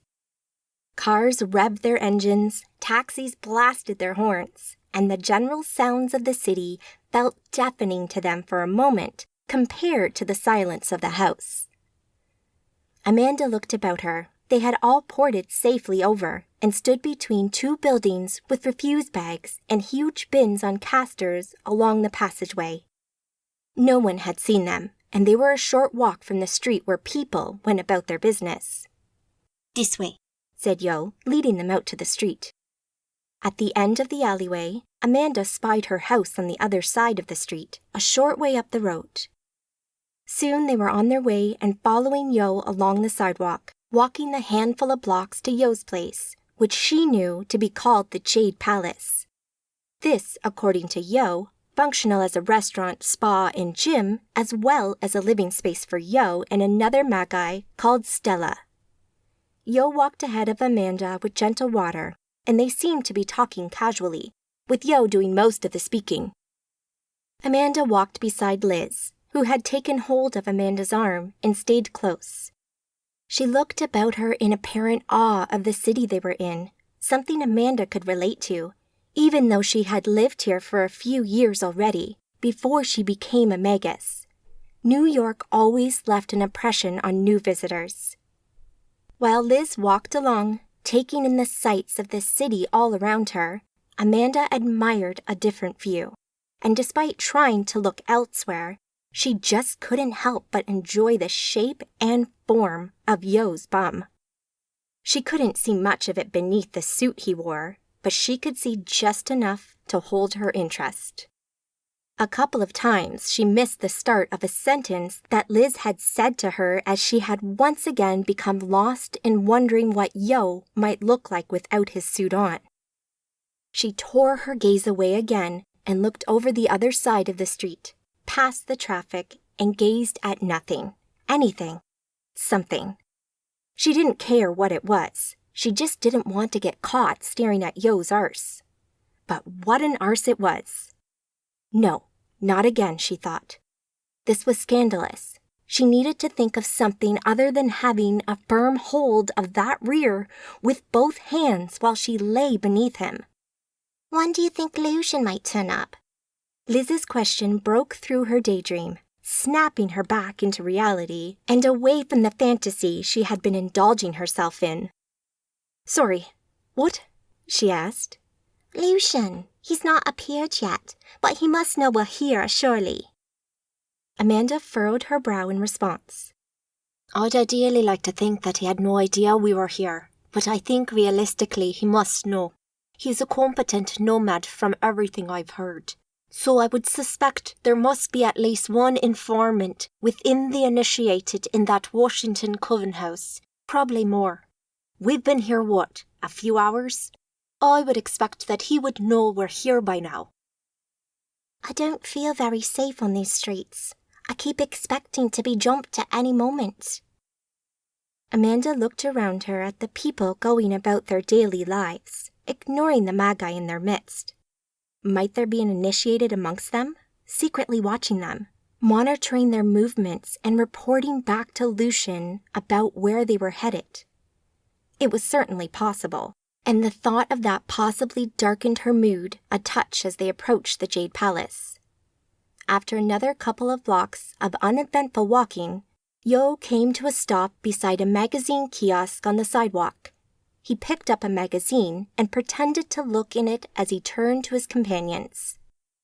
The Jade Palace is on the other side of the street, a short distance up. Can you see it? Yo asked. Amanda, Liz, and Gentle Water looked up the street to see the square-fronted two-story beige building that proclaimed itself to be the Jade Palace from the sign out front. It looked big from what she could see, and busy from the number of people sitting out front on the tables and chairs there. Lovely, said Amanda. Are we not walking in the front door? No, too risky. We'll pour to the side entrance and go in that way, Yo answered. Sure, Amanda said, and looked at her two companions who also agreed. Hey, when I say, follow me, don't hesitate. Moments passed, and Amanda could sense the small working of magic coming from Yo. But only because he happened to be standing right next to her. She knew that he had shielded the working from casual detection, and anyone not right next to him would not have noticed the working. Seconds passed, and after a moment more, he put down the magazine and turned to walk off. Follow me, he said as he turned. Amanda followed Yo into a nearby coffee shop and walked with him towards the back of it. The ambient magic of the group worked in their favor. They did not want to be seen, meaning they slipped through the shop and through a staff-only door at the back unnoticed. A short walk along a corridor, past the break room, where someone sat watching television and ignored them, before they finally passed through a rear door into another alleyway. More alleyways? Amanda asked. Occupational hazard for Magi here in the city. Yo shrugged. We're putting here, he said, sending the location details to the group. Let's go then. I'm not a huge fan of alleyways, Amanda said. New York alleyways had a horrible tendency to remind her about the attack a couple of years ago by the Scion Horlak that had turned her into a magus and killed her good friend Stuart, so the less time she spent in them, the better. That said, she knew one day soon she would want to return to the site of the attack and try to make some kind of peace with it. Seconds later, they stood close to the side entrance of what Amanda presumed to be the Jade Palace. And in fact, her magical senses were attuned enough that she knew where she had appeared in relation to where she had been standing moments ago. Her magic, if uninterfered with, meant she would never be lost. Looking about her, she couldn't sense any magic at all. Yo had done a great job of hiding any magical signature that might be on the building and gave away his location to Lucian's coven. In we go, he said, and walked over to the door and opened it without problem. Amanda had watched carefully and noticed the very small flare of Essentia as Yo had touched the door handle. Some kind of magical lock, just as Amanda had expected. They all walked into a small entrance area as Yo closed the door behind them. "Welcome to the Jade Palace. I'll give you the dime tour and introduce you to a couple of people as we go. Firstly, we'll have a look around the public areas on the ground floor." Yo proceeded to show the trio around the ground floor of the building, walking them through the softly lit corridors and showing them the spa area with its treatment rooms, a small pool, jacuzzi, sauna, and more. Liz and Amanda both loved the idea of spending a day or more here, making use of the facilities that the building had, something that Yo made clear would be always open to them whenever they needed it. After that, he walked them through the restaurant that seemed to be gearing up for the midday rush, as the tables were already filling up. The smells of cooking food in here made Amanda's tummy grumble. She would need to get something to eat soon. Then after this, he showed them the private members-only gym on the other side from the spa area where several people in fitness clothes were working out. The building itself seemed to have a square footprint, and in the center of it sat a square-shaped, open-air Japanese rock garden. The restaurant took up the front of the building with its dining area and kitchen. As you walked in, on the left side of the building, you could find the spa, while on the right you found the gym. These made up 3 sides of the square, and each of them had windows that looked out onto the garden in the center of the building. Yo led them out through a glass door into the Zen garden with its winding paths, raked gravel areas, and carefully arranged rocks and pruned plants. The whole building had an air of calm and relaxation about it, especially here in the garden, which seemed very serene and quiet. Small water features burbled away as they admired the garden around them. Amanda noticed movement on the other side of the garden then, and saw a beautiful young black lady with long silver hair, wearing a business suit and pencil skirt, and carrying a leather folder of some kind. She smiled at Yo and approached the group. As she drew level with Yo, they stopped and bowed to each other. "I'd like you to meet Stella, my business partner and apprentice," he said to the group. "To the best of my knowledge, we're the only 2 Magi who have managed to live here under Lucian's nose for several years now." "It's lovely to meet y'all," Stella said. "Yo has told me all about you. You're very brave choosing to set up here in New York. I do wish y'all the luck in the world, and don't underestimate Lucian. He's a tricky character." "Oh, to be sure, we won't, and thank you." "A pleasure. I'll catch up with you soon. I have some work to do. Enjoy the tour." With that, she walked away into the building. Yo proceeded to show them the offices at the back of the building on the ground floor before showing them through a locked door that led to a staircase that led upstairs. Up here, the decor changed. It had a strong Japanese feel to it, with dark lacquered woods and a minimalist look. Everything in its place and no mess anywhere. Yo showed them through a few rooms before walking them into one of the larger spaces, where the walls were lined with hundreds of books with a small seating area in the center. Amanda figured this must surely be Yo's private library and immediately noticed someone sat in here. "Ah, Maya, here you are," he said, and walked over to the woman, who turned to greet him, allowing Amanda to get a better look at her. Maya stood perhaps an inch or so smaller than Amanda. She had a slim build and very pale skin. Her long, dark hair fell in lustrous waves around her head, framing a distinguished face with dark eyes and ruby lips. She wore a long black figure-hugging dress and had the languid movements of someone supremely confident in herself. Amanda's magical senses, which were, for all intents and purposes, always on, showed her that this Maya actually seemed to be dead. Her heart didn't beat, and she didn't seem to breathe other than to speak. Maya, it seemed, was a scion, and if Amanda had to guess, she'd say she would be a vampire.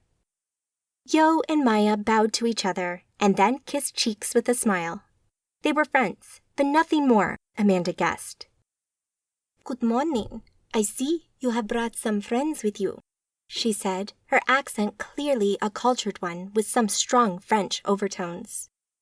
"Hi, this is," Yo began. "Amanda," Maya finished the sentence for him. "I have heard much of you. It's a pleasure to meet you finally." Maya offered her hand to Amanda as she spoke, and Amanda took it and immediately noticed how cold Maya's skin felt. "And you?" Amanda replied.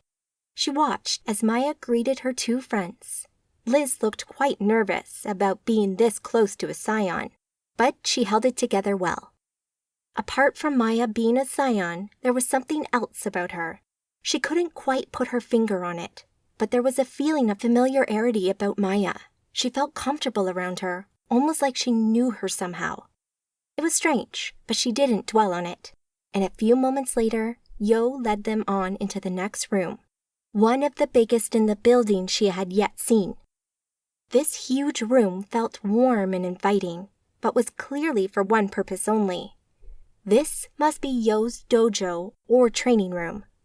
There were mats all over the floor, weapon racks where Japanese swords and other martial arts implements hung on the walls, and not too much else. Amanda smiled. She liked this room. Yo walked over to some windows that looked over the garden below. Sunlight streamed in through those windows and bathed Yo in a golden light. Amanda couldn't help but stare. He just looked so handsome in that light. She breathed in and sighed to herself. She liked him a lot. But she also liked Raven. She liked them both. She closed her eyes, not quite sure what she should do. "I respect your bravery in coming to New York, Amanda-san," Yo said without looking at them. "I'm not sure how wise it is, a move like this. As you know, this is nomad territory, and Lucian has always been ruthless toward any Arcadian Magi that's moved here. Few have lasted very long. I'll help you, support you, but ultimately it's up to you. If you want to remain here, you only really have two choices. You hide like I do. You take precautions and assume that the slightest fuck-up means you're dead, or on the run at least. Or you face him and try to stand up to him." Yo turned to look at Amanda. "No one's succeeded at the second of those two choices yet." Amanda nodded. "I understand. And for the time being, I'm happy to be careful and stay out of his way," she answered. "I'm happy to hide too," Liz said. Amanda smiled at her apprentice. "Don't worry, Liz. I have no intentions to go looking for a fight." Liz grabbed her and gave Amanda a hug. Amanda looked at Gentle Water, who just nodded back at her. "Hi, that's great," Yo said. "So, two things. Firstly," he looked at Liz, "I understand you're looking for a job, maybe." Liz looked at Amanda. Liz said. Amanda nodded to Liz, who then looked back at Yo. "I am, yes," she answered. "Great. Amanda told me, so I wondered if you might want to work here." "Really?" Liz said, as her whole expression went from slightly confused to elated and surprised. "Really, there's a few things you can do. You could try everything from bartending to being an assistant to Stella. See what fits you. Sound good?" Yo said. "Yeah, that sounds great. Thank you." "Do ipashimishe. My pleasure," said Yo before he looked back at Amanda. "Secondly, I wondered if you might be up for a quick sparring match, kohai." And he indicated the floor mats in the room with an almost cheeky smile on his lips. Amanda raised her eyebrows, slightly surprised by the request. "Don't worry, though. We can do this another time. Doesn't need to be today," he said before Amanda could answer. Amanda smiled, sensing the friendly challenge in his tone. "Oh, but it does, Senpai," she quipped with an equally cheeky smile and removed her jacket and shoes. Yo threw her some padded gloves. "Let's keep this friendly, shall we?" "Not afraid of a few bruises, are you?" she answered as she backhanded them out of the air to the floor beside her. "Not at all," he said as he finished preparing himself. "Good, then let's do this," she said, raising her fists. Online chat between Seraphim and Edge, dated April 1st. Seraphim, interesting blog you have there. I think you're on to something. Edge, thanks. Seraphim, I might be able to help you out if you're interested. Edge, sure. What do we have? Seraphim, I know of a hidden organization that's linked to some of the events on your blog. Edge, which events? Seraphim, the unexplained deaths of those people with no official records in South America. The missing boat in the Indian Ocean. The artifact that was stolen from the museum in Dubai. Edge, really? Seraphim, the organization is known as the Syndicate. It's run by a man who does not exist and is known only as Mr. Black, and I know why those events I just mentioned happened. Chapter 6. Reassigned, Syndicate Island. It felt like an age had passed since Angel had walked down these corridors of polished wood and marble, a lifetime ago almost, and in some ways it had been. The place seemed different, and yet the same. The place no doubt had not changed. She knew the hallways and rooms well, and the majority of the same people were here. She nodded and said hello to those she knew as she passed them, feigning interest in their lives and work. But things were indeed different now. That difference, though, she knew, was internal, not external. The reasons for her to be here were now somewhat different. Before the events on the train, she had been investigating the Syndicate for her own ends, becoming one of the Syndicate's trusted employees to get her close to the information that she wanted. But now Angel reported back to Yasmin. She was here at her behest, kind of for the same reasons. The Syndicate were hunting down artifacts, magical artifacts, and so was Angel. Before, Angel had her eye on one artifact that she knew they were looking for, the Lazarus Scroll.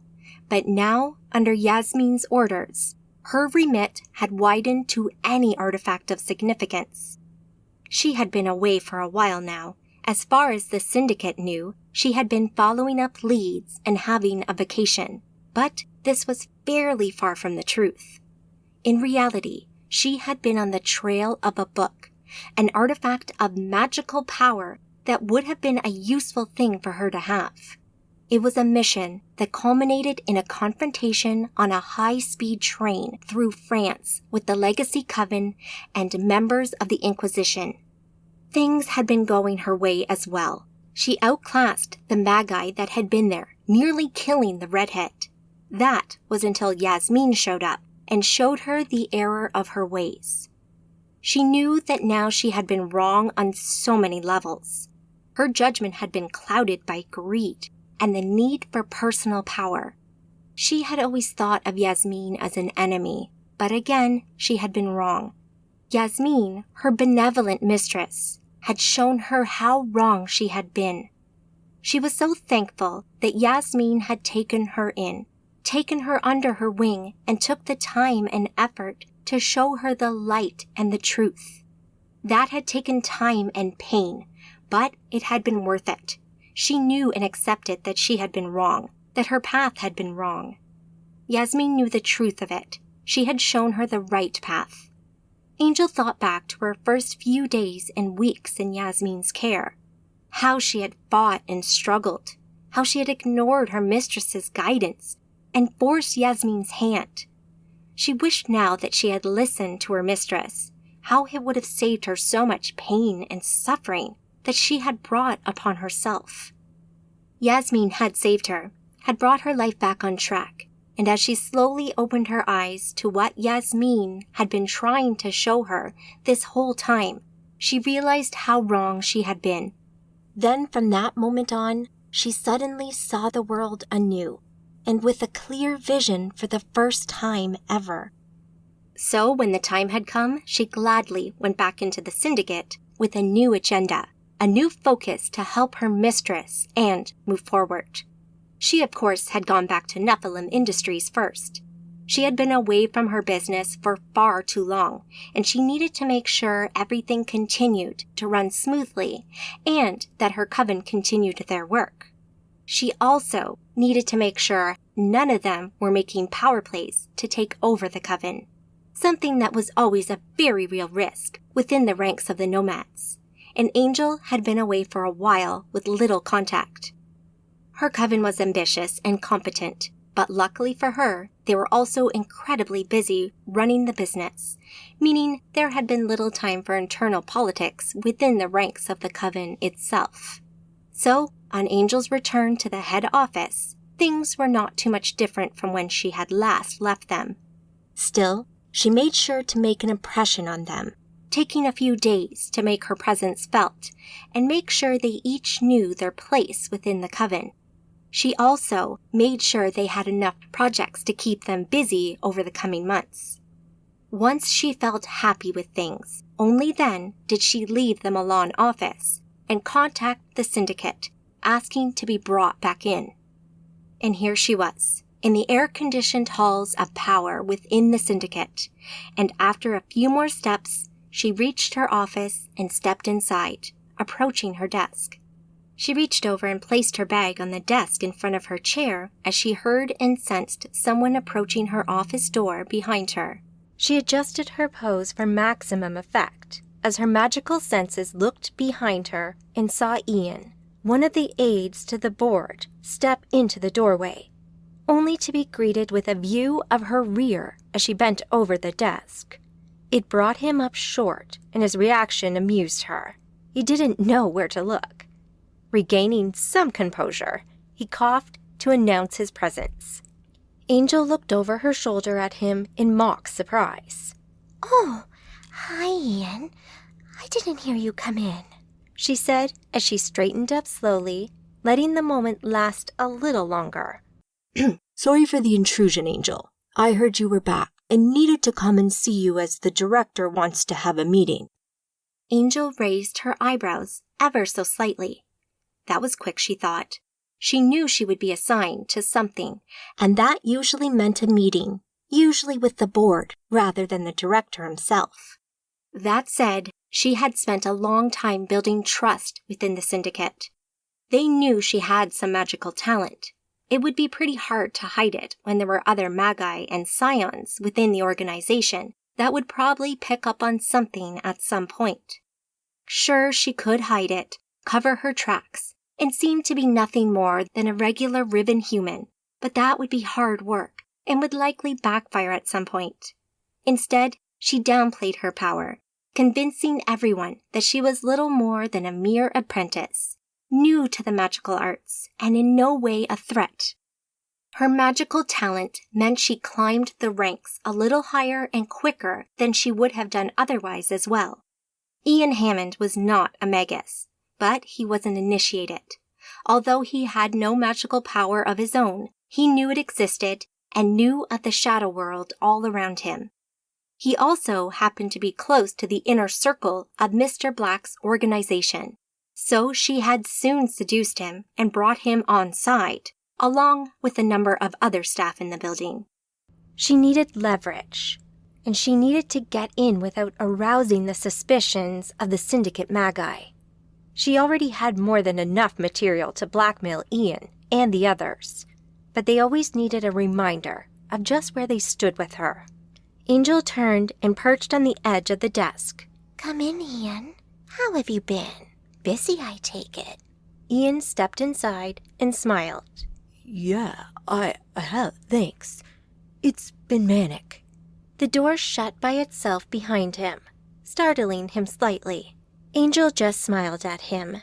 He knew she could use magic, so he quickly recovered. The new mission has been taking up a lot of my time.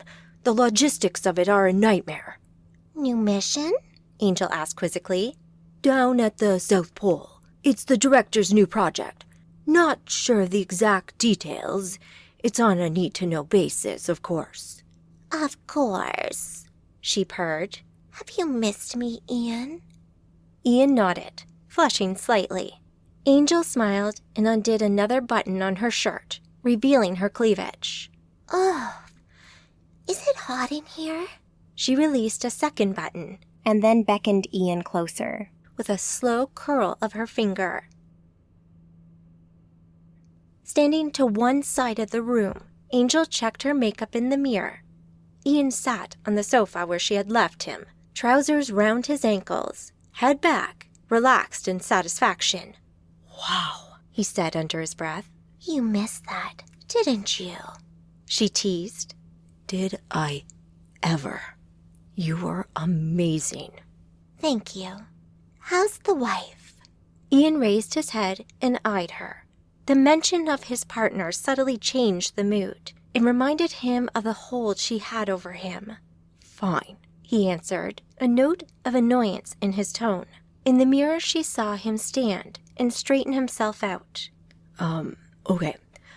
So you have your meeting scheduled for 11 a.m., he said, checking his watch. She turned and pulled her blonde hair back into a bun as she approached him. I'm sorry I mentioned her. He smiled back at her, but there was no humor there. Don't worry, it's fine. She stepped in closer, put her hands on his hips, and looked at him over her glasses. Play your cards right, young man, and next time, I'll let you choose what we do. She reached around and grabbed a bum cheek. Oh, he gasped. She smiled and let go. Now, back to work, you, she said, opening the door to her office and guiding him out. Angel knocked on the black lacquered door that led to one of the more secure meeting rooms in the building. She could see her reflection in the high polish of the wood. She wore the usual miniskirt, stockings, heels, and white blouse. Her long blonde hair tied up at the back of her head in a bun. Her glasses hanging from her neckline of her top. She carried some files and her organizer ready to take notes. She didn't need it, but it was a useful prop. The door opened, and a large man, clearly part of security here, looked down at her. Yes, he said. Angel, sir, reporting for the scheduled meeting. Let her in, said the female voice from within. And so the man opened the door wider and let Angel step in. In front of her stood a long table. One end of it pointed at the door she had just entered through. A laptop sat in front of the chair that sat at the end of that table. The screen was black with a small white stylized S in the center. Beside the table stood one of the board members. Angel knew her as Roxanne Carter, and beside and slightly behind her stood Ian. Ian smiled warmly just for a second as Angel entered. Roxanne did not smile. Thank you for coming, Angel. Mr. Black wishes to speak with you. Please take a seat, and when you are ready, hit any key. Angel nodded and sat in the chair that Roxanne indicated, straight in front of the laptop. She glanced up at Roxanne, who watched her carefully. Angel didn't know much about her, but she knew she was an initiated. Angel also sensed that she had some kind of artifact on her, something that generated a magical signature that seemed to be hiding Roxanne's thoughts. She'd seen these before. Most of the initiated board members seemed to have access to them. Most carried them around at all times. It was a precaution against the Magi and Scions that worked within the syndicate, and something she had come up against a few times now. It was another reason why she concentrated on the board's aides, such as Ian, who didn't have access to items like that. She could overload the item, destroying its effect. It didn't seem all that powerful from what she could tell, but that was a risky thing to do, and would likely be tracked back to Angel eventually. There was no need for such actions at this time anyway. So Angel settled herself into her seat and tapped one of the keys on the laptop. The screen sprang into life, and the face of an old man filled it all of a sudden. Ah, Angel, good to see you. I trust your sabbatical was a restful one. It was Mr. Black. She'd never met him, but knew his face from photos.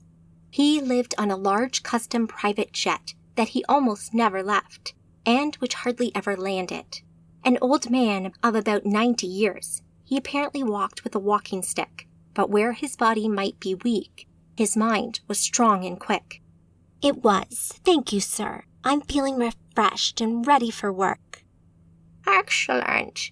Then I have a job for you. It would be a pleasure, sir, Angel said, her voice pleasant and calm, while her deepest mind railed against working for these mortals. Great. Good to hear it, Miss Alargy. You will need to wrap up warm.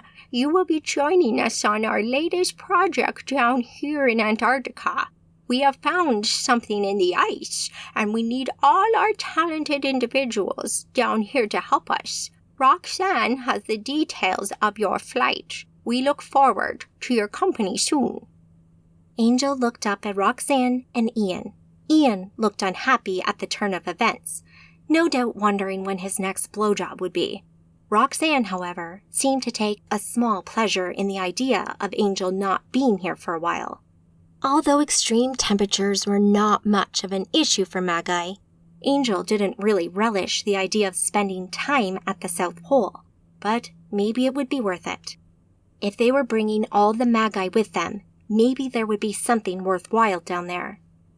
She made a mental note to contact Yasmin about this latest turn of events soon. Greenwich Village. Ben opened the door to the apartment and looked inside. Clear, he said, and waited for Sean to walk in, followed by Vanessa.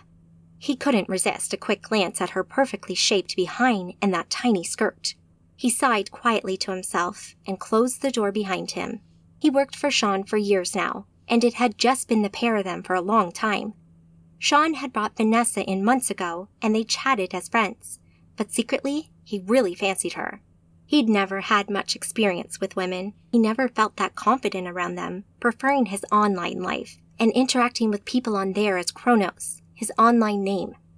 Blind Eagle, his contact within the Liberty's Children Coven, had come through in fine form, giving them a time frame of when Amanda had bought her house. They had hacked the MLS database and narrowed the choice down to the most likely houses that suited the profile of Amanda and her two friends. They had then hacked the security cameras around the properties and went through hours of footage until they had finally recognized someone. Ben walked over to the windows and stood beside Sean and Vanessa. From here, they looked over the top of a few buildings towards a large brownstone house on the far corner of a crossroads. "That's it," said Ben. "That's her house." Chapter 7. House Call, New York. These first few days in New York had been great. Being back in the city that, in all honesty, she most associated with being her home, gave her a feeling of peace and belonging that she had missed since she first moved back to Ireland. Even though Amanda had spent her earliest years in Ireland, and she considered herself Irish in nationality, it never really seemed like a home. The closest she got to that was the cottage in Donegal, which she still used. That little house and the area around it would always be special to her and carried with it a lot of memories. But it was always New York that really felt like home to her. Over the past few days, she had been both sightseeing and unpacking. She saw no reason to really rush things, to get everything unpacked and into place too quickly. She planned to stay here for a long time. She would make this her home. Lucian be damned. So far at least, there had been no confrontation, no major drama. But she had been careful and believed she had covered her tracks and remained hidden from casual investigation. In short, she felt very confident here in her new home. Anyway, it wasn't as if she was alone. Gentlewater and Liz lived with her full time, and Yo kept stopping by and checking on her, all of which helped to keep her feeling confident and safe. Also, for the moment at least, she had another house visitor. Raven had come to see them and agreed to stay a few days to help with the unpacking and settling in. It felt great to see Raven again, but it also made her feel a little confused over her emotions. She liked both Raven and Yo. She felt attracted to each of them and really didn't know for sure which one she liked the most. Yo was a beautiful man, tall and muscular, powerfully built, always well turned out with his styled hair and strong jawline. His kindness shone through everything he did, and he really could not do enough to help. Raven had a very different feel and look to him. Raven had a thinner frame, wiry and tall, but very fit. He felt very rough and ready, an outdoorsman, practical and self-sufficient, and he didn't seem to care so much about his appearance. Raven had an equally kind temperament to Yo, but with less of the ritual and social graces. Both men appealed to her, but making the choice between the two of them would no doubt prove to be very tough to do. For now, she just enjoyed the sight of them lifting boxes and furniture in her lounge, and fantasizing about which one she'd like to take to bed that night, as she rummaged through the next box of ornaments at her feet.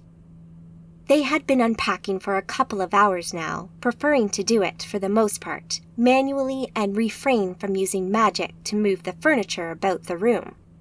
The room had been full of laughter and good feeling the whole morning, as they indulged in some banter and light-hearted sarcasm. Amanda felt relaxed and utterly at home as they worked. Her cheeks had even started to ache from all the smiling she had been doing. When the doorbell rang, she went immediately to answer it, just as she had done several times already for visitors and deliveries. She opened the door, still with a smile on her face from the last silly joke, and as she looked over the 3 faces on her doorstep, she had a moment of disconnect between the house and her friends, and what she could see before her. A stocky, powerful-looking black man with impressive dreadlocks, Caribbean-style clothes, and black sunglasses stood there staring at her, scowling in fact, and not looking at all happy. She had seen enough photos of him to recognize Lucian when she saw him. To Lucian's right stood a bald man with tribalistic tattoos covering his whole head. He wore black robes that had an almost ninja-like feel to them. On Lucian's other side stood a woman with thick, voluminous robes of tan and terracotta that fell to the floor all about her. She also had tattoos, but in contrast to the bald man's bold, sweeping designs, hers were made of delicate script that covered every inch of her visible skin and even seemed to extend under her long dark hair. All 3 of them stood there in silence for a moment, looking at Amanda and past her into the house, having a good look at the parts of it they could see. For what seemed like an age, Amanda just stood there and stared at them, in shock that they were on her doorstep. How could they have found her? She had been careful, not leaving through the front door and doing her best to cover her tracks. But in a matter of days, here stood Lucian and no doubt 2 of his coven mates. Amanda took a slow step back and balled the fist of her free hand as she came to her senses and realized this could get messy very quickly. Sure, the house had defenses, powerful Aegis effects that still seemed functional and would hinder their progress into the house. But nothing cast on this house could hold off a powerful and determined magus for long. Had they studied the house defenses? Did they know how powerful its Aegis was? She suddenly had flashbacks to the train in France and the fight she had with the nomad angel. Amanda had been outclassed and soundly beaten by the blonde nomad. The thought of that fight had scared Amanda and had been one of the reasons why they had lived at the monastery in Tibet for a while. It had given her a quiet place to concentrate on her fighting abilities and to learn more magic. She did not want to be outclassed again, but now she stood here not 3 feet from another nomad, someone who would likely be as powerful as Angel was. Suddenly, the confidence in her abilities with magic diminished. Quite abruptly, she felt like her own magic would be inadequate, that someone like Lucian would be able to overpower her and take what they wanted. With the 4 of them stood there in a standoff, and as the trio of nomads didn't seem to be using magic or trying to attack, Amanda took the time to use her magic and pull in as much essentia into herself as she could, fueling her Aegis and storing it for later use, should she need it. She also opened up her vision to the magical realm and allowed herself to see the essentia around her. Both actions were almost second nature to her now. She just did them almost automatically when the situation seemed to call for it, even though she hoped she would not need to use them. The 3 nomads glowed brightly to her magical sight, filled with energy which swirled and eddied about them, revealing the powerful aegises that each of them held in place. She could also get a rough idea of their ability by looking at the complexity of their magic. Unsurprisingly, Lucian looked to have the most ability with shaping essentia, and would likely be the most powerful magi of the 3. Only a few seconds had passed, but already she heard the sounds in the next room change and then stop, followed by a subtle stirring of essentia. The silence stretched into seconds. Confusion blossomed in Amanda's mind. She had been preparing herself for a fight that she assumed would be inevitable and that she would likely lose. All the stories of Lucian and how he dealt with Arcadians on his path agreed that he was ruthless, with no quarter given or asked. You either left before he found you, or you died. But this felt different. He seemed to be holding himself back. She got the feeling that he wanted to attack and kill her where she stood, but for whatever reason, something stopped him. Could it be the aegis on the house, maybe, that gave him pause? Possibly, but she doubted it. Cocking her head slightly at this strange turn of events, she relaxed her stance. She had backed up and had started to move into a fighting pose, but never really got there as she had realized something seemed different. Now she stood straight again before these 3 nomads and looked at them where they stood. "So, Lucian, I presume?" she asked. Lucian took a deep breath and blew it out through his nose, calming himself. "Wuzan, you gonna leave New York now, Irie? This your only warning. New York is mine." "Whoa, hold on a moment. Don't get me wrong, it's awful nice of you to stop by and say hi, but I've just moved here. What makes you think I'm just going to up and leave?" she said, putting on some false bravado to hide her fear. "'Cause, Wuzan, if you don't do this thing, me posse gonna fuck up all your friends. That little blonde friend of yours shall do nicely as plaything for the boys." Inside, Amanda's heart raced. Her thoughts were a mess as they sped through her mind like lightning. She felt scared and vulnerable standing here, and the talk of him raping Liz started to make her blood boil. But she had to try and remain calm, at least outwardly. He said those things to scare her. In fact, that must be the reason for the visit. He wanted to terrorize her. It seemed like he could not attack her, at least for now, for some reason that currently escaped her. So, if he wanted her to leave, but could not attack her directly, terrorism would be his next best weapon. She could feel the other magi in her house, her friends, taking a keen interest in the events happening at Amanda's front door. They remained hidden. The less Lucian saw, the better, but she knew they were mere feet away from her and ready to spring into action should the situation need it. As if to confirm it, she suddenly felt the presence of Gentle Water. He wanted to speak to her through their magical link. She, of course, let him. We're here, Amanda. We're watching and ready. His tone calm and assured.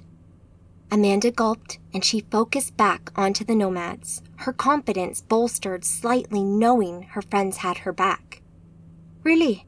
Well, that's just grand. I'll be sure to pass that message on.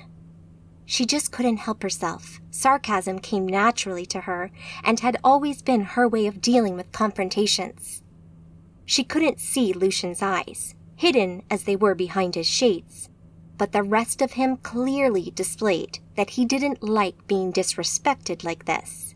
His friends didn't seem too happy either. Are you going to introduce me to your two lovely-looking friends here? Those are some awful mighty tattoos you have there. Lucian visibly trembled with anger and made a step towards the house, as far as the building's aegis would allow him, and pointed at her as he spat the words out. Fuck you, Bozan. You will watch your tongue when you speak to me, bitch. You think you're some big mambo in your house, hidden behind this aegis. I will rip you a new butty hole. You got one day. Then it be open season on you. And with that, he turned and walked down the stoop to the sidewalk, his two companions following close by, looking back at Amanda as they left with nothing but hate behind their eyes. A few seconds later, they were gone. Amanda closed the door, leant against the doorframe, and took a few deep breaths as she tried to calm herself. Her heart felt like a jackhammer in her chest as it pumped adrenaline around her bloodstream. She realized she tensed up, and as her body relaxed and the threat ebbed away, she felt exhausted by the whole meeting, like she'd just run a marathon. Her four friends appeared round the corner. Raven and Yo looked all business, their faces thunder as they scanned the entrance area. Gentle Water held Liz as they walked into view. As they saw her, Liz ran forward and hugged her, Gentle Water close behind. Wow, Manji, that was amazing. You were great. I can't believe you stood up to them like that, Liz said. Thank you. I was as terrified as you, though, I think. You were so brave, Liz answered. Thanks. Amanda took the compliment, feeling anything but brave. She felt sick to her stomach as her adrenaline started to ebb away. Yo stepped up next to her and placed a hand on her shoulder. Well done, Amanda-san. That took some guts. I thought from everything you had said, I thought he would just attack me. Why didn't he try to come at me? If all three of them had attacked at once. Hi, you are right. That would have been challenging. Deadly, more like it, Amanda countered. Well, they didn't, and you're right. That was very out of character. Everything I know about Lucian would suggest that he never does this. Usually he attacks without warning and without mercy. You were off your guard. He could have punched a hole through the aegis and killed you. But instead, he basically said, "Get off my property." But why?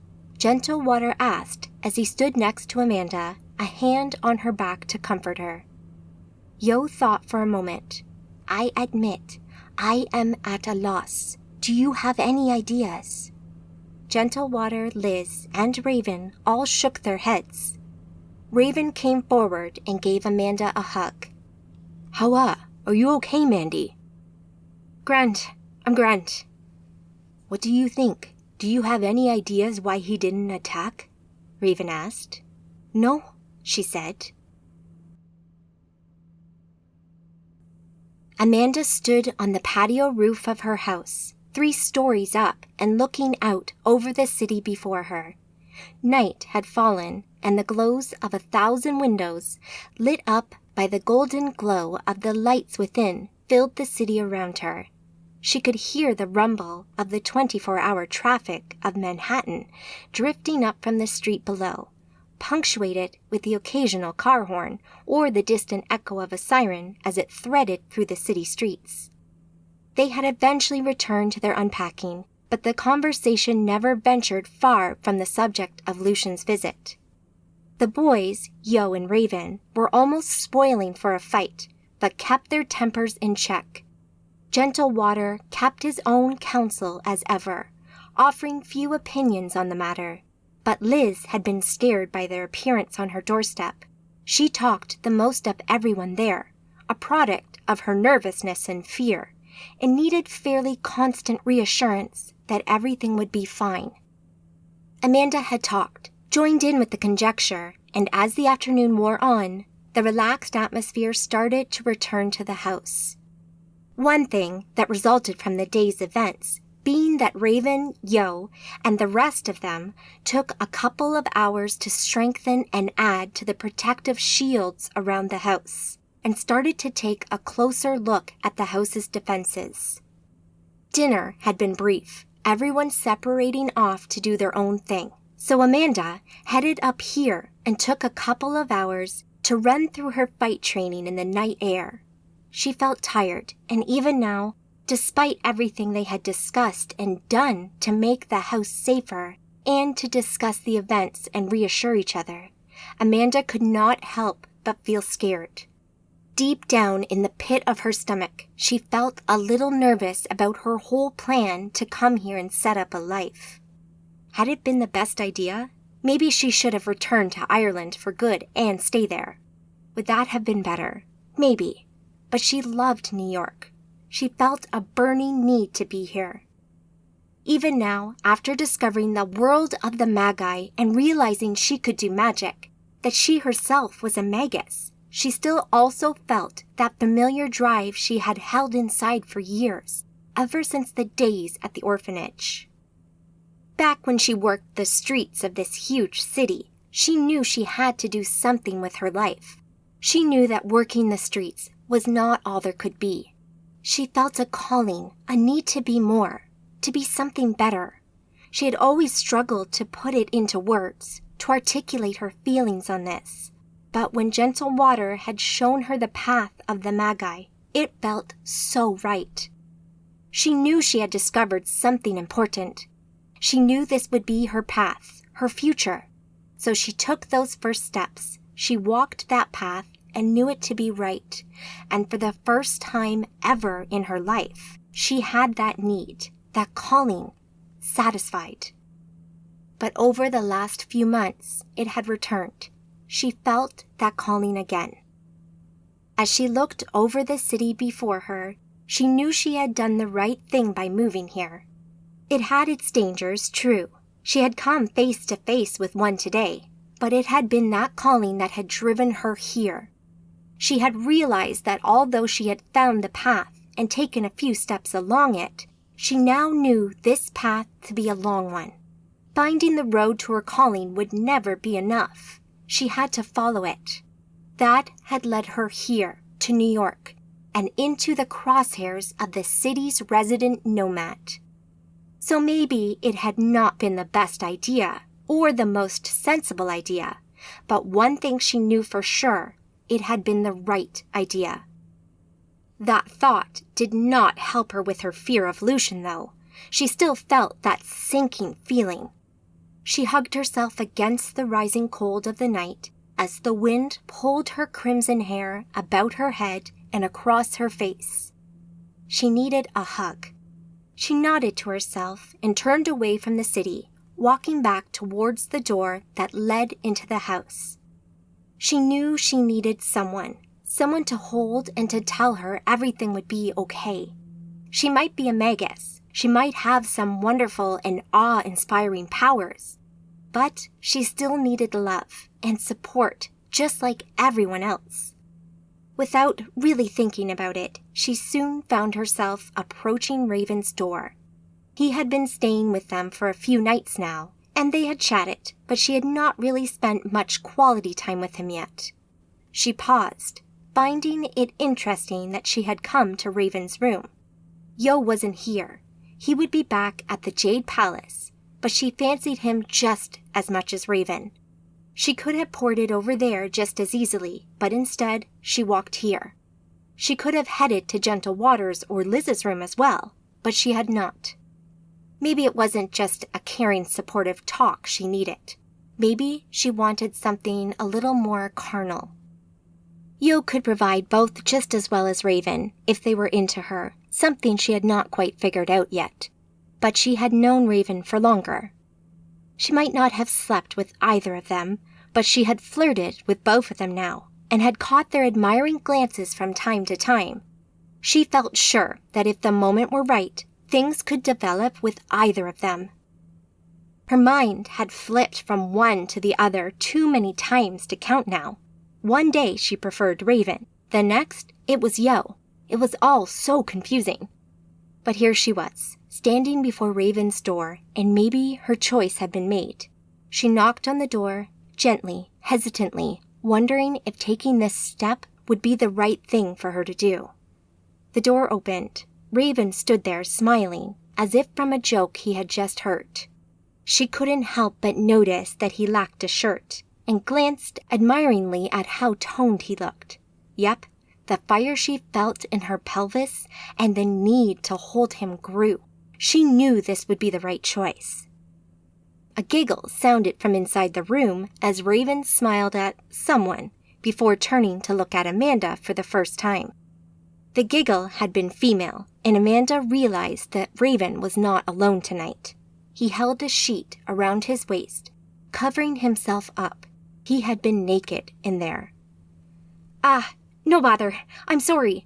I didn't mean to interrupt. Amanda's own smile faded, and she started to move away from the doorway. Raven looked at her, his own smile also fading. No, you're okay. It's not a problem, but I'm sorry, I can't invite you in. I have company, Amanda finished. I understand. She offered a consolatory smile and walked away, her ego deflated somewhat. She could feel his gaze on her back as he watched her go before, a few seconds later, she heard the door to his room close. Raven shut the door behind him and looked back at the figure in his bed. She held her hand over her mouth, clearly smiling, her eyebrows raised. That was close, he said.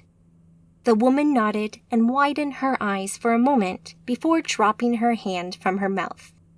Certainly was, she smiled knowingly. You weren't worried she might see you? Nope, she said, calmly and cryptically. No, I guess not, he smiled at her. He put his hands on his hips and dropped the towel.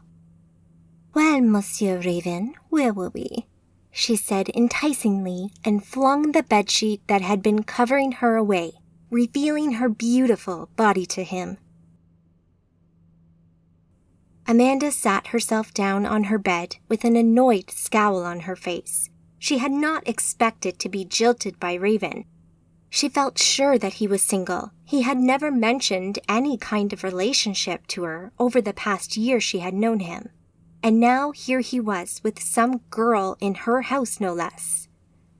Feck, she said to no one at all. That had been an embarrassing and awkward few moments. She didn't really relish the thought of breakfast the next day, seeing Raven and the awkwardness that would no doubt surround them. She fell backwards onto her bed, her arms out to either side of her, and sighed. She didn't feel like going to bed now, quite the opposite. She wanted to be out the house, away from the situation. She wanted to go somewhere she knew, somewhere she might meet someone and have a fun night. A thought occurred to her then. She had been meaning to visit Howie at his club since getting back here, but the moment hadn't seemed right so far. It seemed right now, though. She sat up and thought about it. She could shower, find an outfit, and get over there pretty quickly. Hell, Lucian knew where she lived now. There was no need to hide it anymore. She should just get out there and enjoy herself.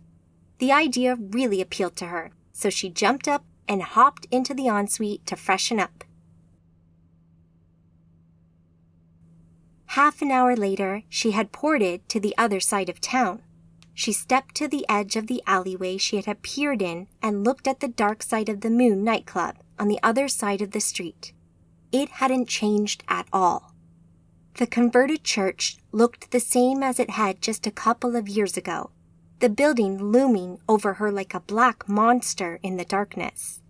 Multicolored light danced on the inside, visible through the darkened windows as they pulsed and moved to the deep bass beat that she could feel even across the street. Wondering if Howie still had a job here, she stepped out and made her way across the street, dodging round taxicabs to approach the main entrance with its purple neon sign over the doorway. Other revelers and clubbers hung about outside the club, chatting, drinking, smoking, and copulating in the shadows. Amanda wore a tight, fitted backless black mini dress with long sleeves. She wore her bright auburn hair loose, brushed back over her shoulders, and strode over the road in her black high heels that clicked on the asphalt when she walked. A few semi-drunk guys catcalled her as she approached the club. She ignored them, but it did give her a nice little boost to know at least someone found her attractive, even if they were drunken idiots. The club had been open a while, and the queue had dwindled somewhat, but she didn't feel like standing in line. Also, she needed to know if there might be any threats to her here, so she shifted her perception into the magical spectrum. The world around her burst into golden light as the essentia all around her became suddenly visible. She scanned the building and the bouncers, but everything seemed clean, no residual magic here. So far, so good. Ignoring the queue, she walked up towards the doorway and as she approached it, reached out with her magic into the minds of the two bouncers who stood on the door. With a little suggestion into their minds, they stepped aside and let her in. She also pushed a little deeper into the mind of one of them, and within moments, confirmed that Howie did still work here. In fact, he was now head bouncer for the club. She smiled as she walked past the people in the queue, a couple of whom mouthed off about the skinny redhead who was too good to queue with the rest of them. Amanda ignored the comments and stepped inside. Color and sound exploded around her as she entered into the main club. The whole room seemed to move and undulate as the huge throng of people danced to the music that reverberated through her chest. She scanned the room and saw a few other members of the security team around the club. Her enhanced vision soon picked out Howie, standing towards the back of the room with two other security guys next to the VIP entrance. She started to walk around the room, making her way towards him, watching him the whole time. He seemed happy, laughing and talking animatedly to his colleagues about something. She stopped and leant against a pillar where she had a good view of him. She wanted to just look at him for a while, without him knowing she was here. Seeing him happy, enjoying his work, melted her heart and gave her a lovely, warm feeling inside. Howie had been kind to her when no one else had. He had taken her in and got her off the streets, which in turn led to everything else that led her here today. A true friend and gentleman, he didn't like it when Amanda took to the streets with Georgina, prostituting herself. She understood why he didn't like it, but at the time, it had been the right choice for her, something she had to do. Her options had always been limited anyway. As an illegal immigrant, she would just have been deported had she come to the attention of the authorities. She smiled to herself. She was still trying to justify herself to him, even in her head. Well, it didn't do her any good waiting here, so she walked around the club and got closer to Howie, stopping a few meters from him and stood with her back to a stone pillar, facing him. It took a minute or so for him to see her, and he did a double take when he did spot her as a look of surprise and disbelief crossed his face. She smiled back and motioned her head for him to come over. He excused himself from the conversation he had been a part of and walked over, dodging drunk dancers as he approached her. "Amanda, wow, it's great to see you. How are you?" he asked, clearly happy to see her. "Hiya, I'm grand, thanks. It's great to see you. One of the guys said you've been promoted. Is that right?" Yeah, he said, rubbing the back of his neck, slightly embarrassed about his success. I run the security for this whole place now. I'm not just on the doors these days. Seems like they like what I do here. That's excellent, Howie. I'm pleased for you. How about you? How have you been? It's been ages. I know. You're looking great, by the way. Thank you. Are you, still with Georgina? Amanda's face fell slightly at the mention of her friend. Howie clearly didn't know what had happened, but he saw right away that her mood changed. Oh, I'm sorry. I didn't mean to. Amanda smiled and put her hand up to stop him mid-flow. It's fine. Don't worry. And took a deep breath. Georgina has passed away. I'm so sorry. No, it's no bother. It was a few years back now. I'm over it, mostly. Took some time out, went back to Ireland, made some new friends who helped me get through it. So I did. So, are you just visiting New York? Amanda smiled more fully again, looking back at Howie's soulful eyes. No, I've moved back, so I'm here permanently. It felt good to say that, to hear it out loud that she would not be leaving the city anytime soon. Not of her own choice, anyway. That's great, Amanda. Are you working then? What are you doing? Amanda wasn't sure if Howie was fishing to find out if she were back on the streets or not, or if this was just a genuine question. Either way, she chose to put him out of his misery. No job at the moment. I've came into some money a little while back, so I'm just enjoying life. I have no desire or need to go back to the streets either. Howie flushed slightly, clearly realizing that she knew what he had been wanting to know, and feeling embarrassed that she had seen through him. I know you didn't like me working the streets, Howie, so here's me saying sorry to ya, all right? Are we grand? She could see him relax as she spoke, clearly happy. We are. I'm just happy to see that you're all right, and obviously doing well. Thank you. Would you like to get a drink? She asked. I can't, I'm afraid. Work stuff. We have a busy night tonight, so I'm going to be run off my feet. Can we take a rain check? Of course, Howie. Anything for you. Another time, maybe. Amanda felt disappointed, but it wasn't very surprising. She had just waltzed in here and kind of expected him to drop everything for her. He had responsibilities now that he could not just walk away from. They hugged and said goodbye before she ambled out of the club, the music becoming muffled as she stepped outside into the cool night air. She found a nearby low wall and sat on it. It didn't seem to be her night at all. It had been great to see Howie, and they had swapped numbers now so they could arrange to meet up again. Something she felt keen to do soon, but that didn't help her tonight. She wanted to talk to someone, get some reassurance, and just some comfort, really. There was one final person she could try. He'd be in, and maybe he would be happy to see her. So she jumped up from the stone wall, brushing the debris off her rear, and left the club behind her. Moments later, she stood outside the back door to the Jade Palace and reached out to Yo's mind. The link she had previously created with Yo let her presence be felt by him, even though he was inside his Aegis-protected building. She felt the link open up right away and could feel Yo's presence. I'm outside. Can you let me in? She said. Sure, Amanda-san. Are you okay? Yo asked. Grand, just grand.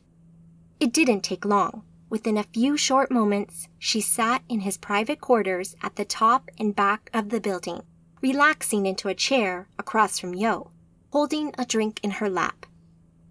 Thanks for coming over. You certainly dressed up for me.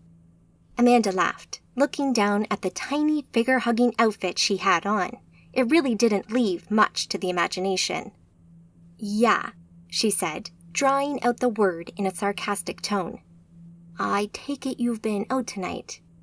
Visited an old friend at a club not too far from here. Ah, I see. You don't seem too happy about it. No, I am. It was great to see him. He was busy though, so... You came here. Amanda nodded, looking down at her drink. She wasn't entirely sure if she should be here now. Sure, it felt like a great idea back at the club. but she really wasn't sure what she wanted from Yo. Now he sat not 6 feet from her. She'd gone to see Raven for some affection. When she found out he had been getting that elsewhere tonight, she'd gone to the club to see Howie on the rebound. Seeing him had been great, but their lives were so far apart now. She wouldn't have been able to talk to him. Also, as far as she knew, he'd never been interested in her as a lover, and she didn't want to ruin things before she got to know him again. Then she came here. She barely knew Yo, really, and here she was, alone with him in his apartment, wearing a sexy little dress. She felt cheap, like she'd been out for one thing and one thing only, and now she'd given herself some distance from it, some perspective. She felt like she could see herself from the outside and wondered if her desperation for some affection would be as obvious to others. "Forgive me for saying so, Amanda-san, but you seem a little off balance, if you don't mind me saying so." Her eyes flicked up and she looked at him from under her scarlet eyebrows. "That's probably accurate. With everything that happened today, with Lucian turning up like that, it's thrown me into a bit of a tailspin, I think." "Hi, he can do that to you." "I don't understand how he found us, though. We were so careful." "He has his resources. I suppose it was inevitable eventually. I'm surprised he has not found me yet, actually. Although my circumstances were somewhat different," he mused. "Different?" Amanda asked, curious as to what he meant. "Well, no one knew I had come here. I didn't announce it to the U.S. covens. I just slipped in quietly and kept myself to myself for a long time. I, of course, soon found out about Lucian and even talked with Victoria." "You were more careful, is what you're saying." "Maybe. I also keep to myself and don't interfere with Lucian or his plans." "Fair play to you." Yo smiled.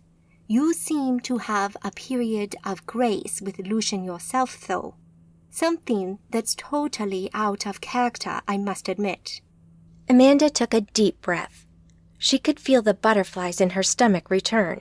The nerves of having to deal with another nomad, someone who could likely kill her very easily. And then there was his sponsor, Nymira, the Haitian archmagus who regularly came to his aid. Someone else Amanda didn't feel like meeting anytime soon. Tonight's antics were almost certainly linked to the threat Lucian posed, the need for some affection and wanting to do something she felt confident doing. She'd spent 2 years on the streets of New York as a working girl. She was good at that. She felt confident when it came to sex. She didn't feel anywhere near as confident when it came to her magical abilities. But Lucian knew where she lived now.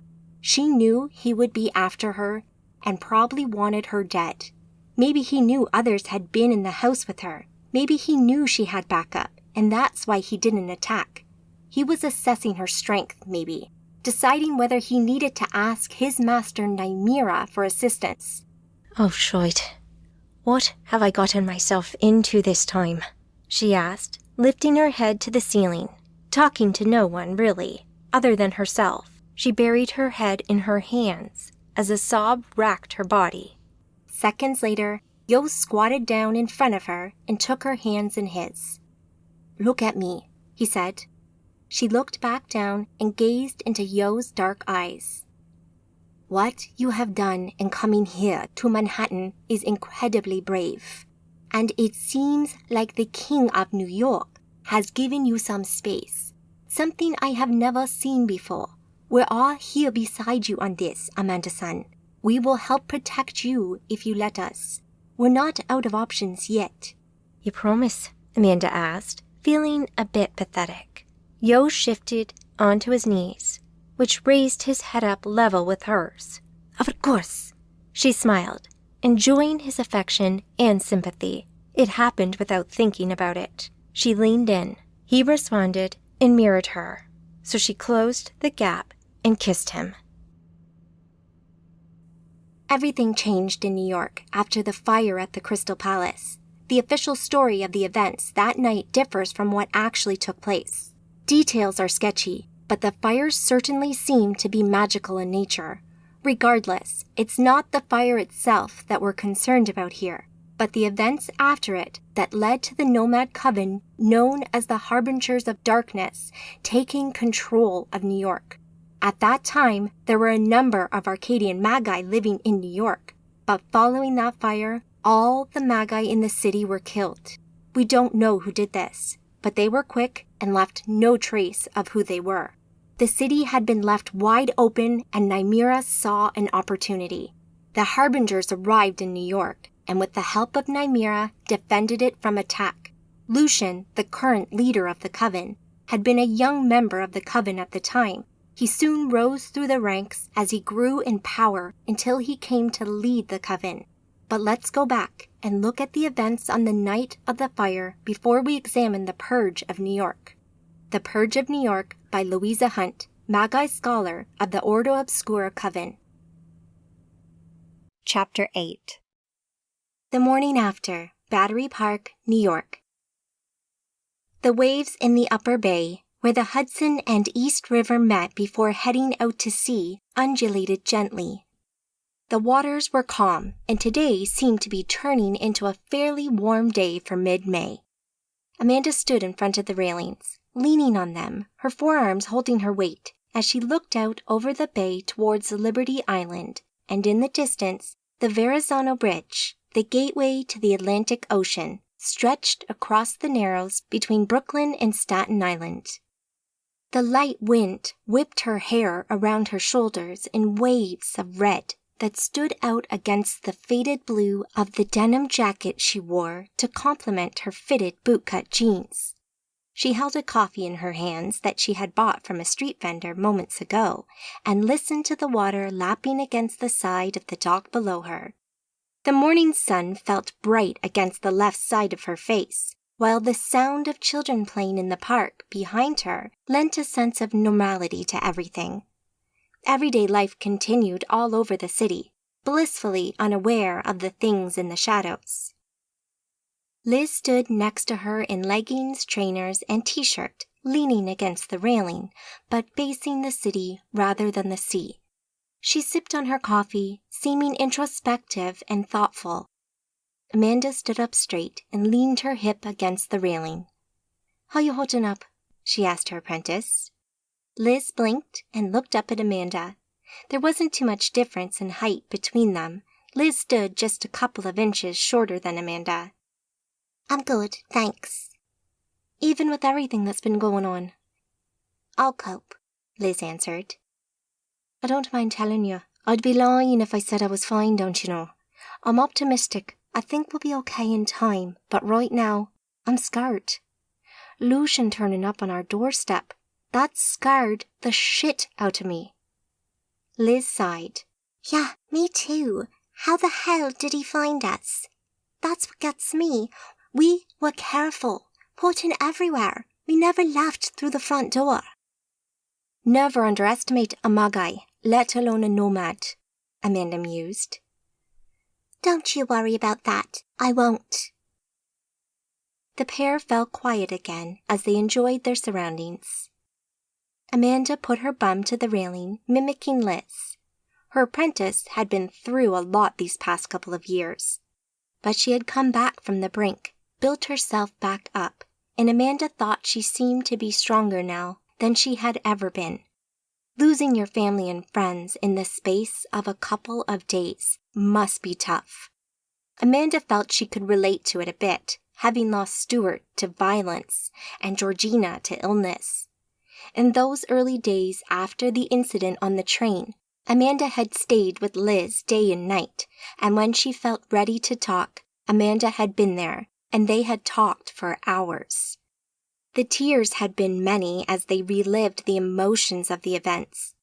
Liz swung from the deepest lows of despair to being relatively normal for a while as she tried to deal with the powerful emotions.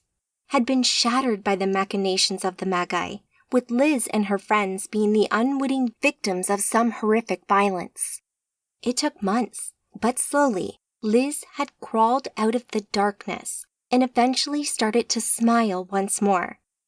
She would never be the same. That grief would always be with her, but Liz didn't want it to either, because that would mean she had forgotten her sister and her mother and her friends. Something she hoped would never happen. Amanda felt immensely proud of her for everything she did. Liz could quite happily have taken the easy route and ended it all. But instead, with a little support from Amanda and Gentle Water, she had taken the difficult path. Amanda took her on as her apprentice and had enjoyed the challenge of teaching Liz.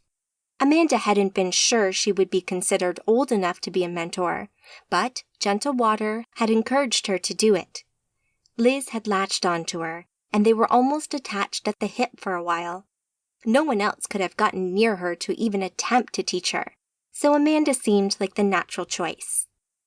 Gentle Water had coached her, taught her how to pass on her knowledge. Liz progressed a lot slower than Amanda had, something for which Amanda felt very grateful. It gave her time to learn the ropes and to see what worked. Amanda had also been starting to teach Liz the same fighting style that Gentle Water had been teaching her, the art of the phoenix. Again, Liz wasn't quite the natural at it that Amanda appeared to be, but she worked hard and over time improved greatly. These days, Liz didn't talk about her family and friends much. They came up in conversation from time to time, but it didn't seem to bother her like it used to, providing the conversation didn't dwell on them too long. Amanda wanted to change the subject. In fact, she had something she really wanted to talk to Liz about. "So, I slept with you all last night," Amanda said almost to no one. Liz froze partway through lifting her drink to her lips and stayed there for a moment. "Oh," Liz said. Amanda waited, but Liz kept quiet. After a few moments more, Amanda felt she just couldn't leave it at that. "Is that it? Just, oh." "What do you want me to say, Mandy? You're a big girl. I'm sure you can make your own choices in life now." "Well, yes, I can. But what do you think?" "I'm not sure it was the best thing for you to do, sleep with our guide here. But I suppose I can see why you did it. He's a bit gorgeous, isn't he?" She smiled at her mentor. "He's grand." "Go on then. You can't keep me in the dark. How did this happen? And anyway, I thought you liked Raven." "I did. I do. But, well, I went to him last night. I don't know. I suppose I needed some comfort, so I did. But he had someone in his room with him, a girl. I didn't see her, but they were having a good giggle about something." "Ah, okay. But I thought he was single." "Apparently not," Amanda said flatly, her emotions on the subject showing through slightly. "He didn't bring her down with him this morning. She must have left early." "Good thing too, I say." "I'm sure she's lovely." "I know, I'm just..." "Jealous?" Liz said, finishing Amanda's sentence. "Nice," Amanda commented. "Okay, well, yes, I suppose a little bit." "I think I can guess how you ended up bumping uglies with Yo then.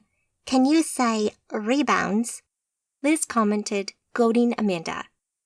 "You little gobshite. What's got into you today, little Miss Feisty?" Amanda teased. Liz laughed. "Come on, how did you end up in Yo's bed?"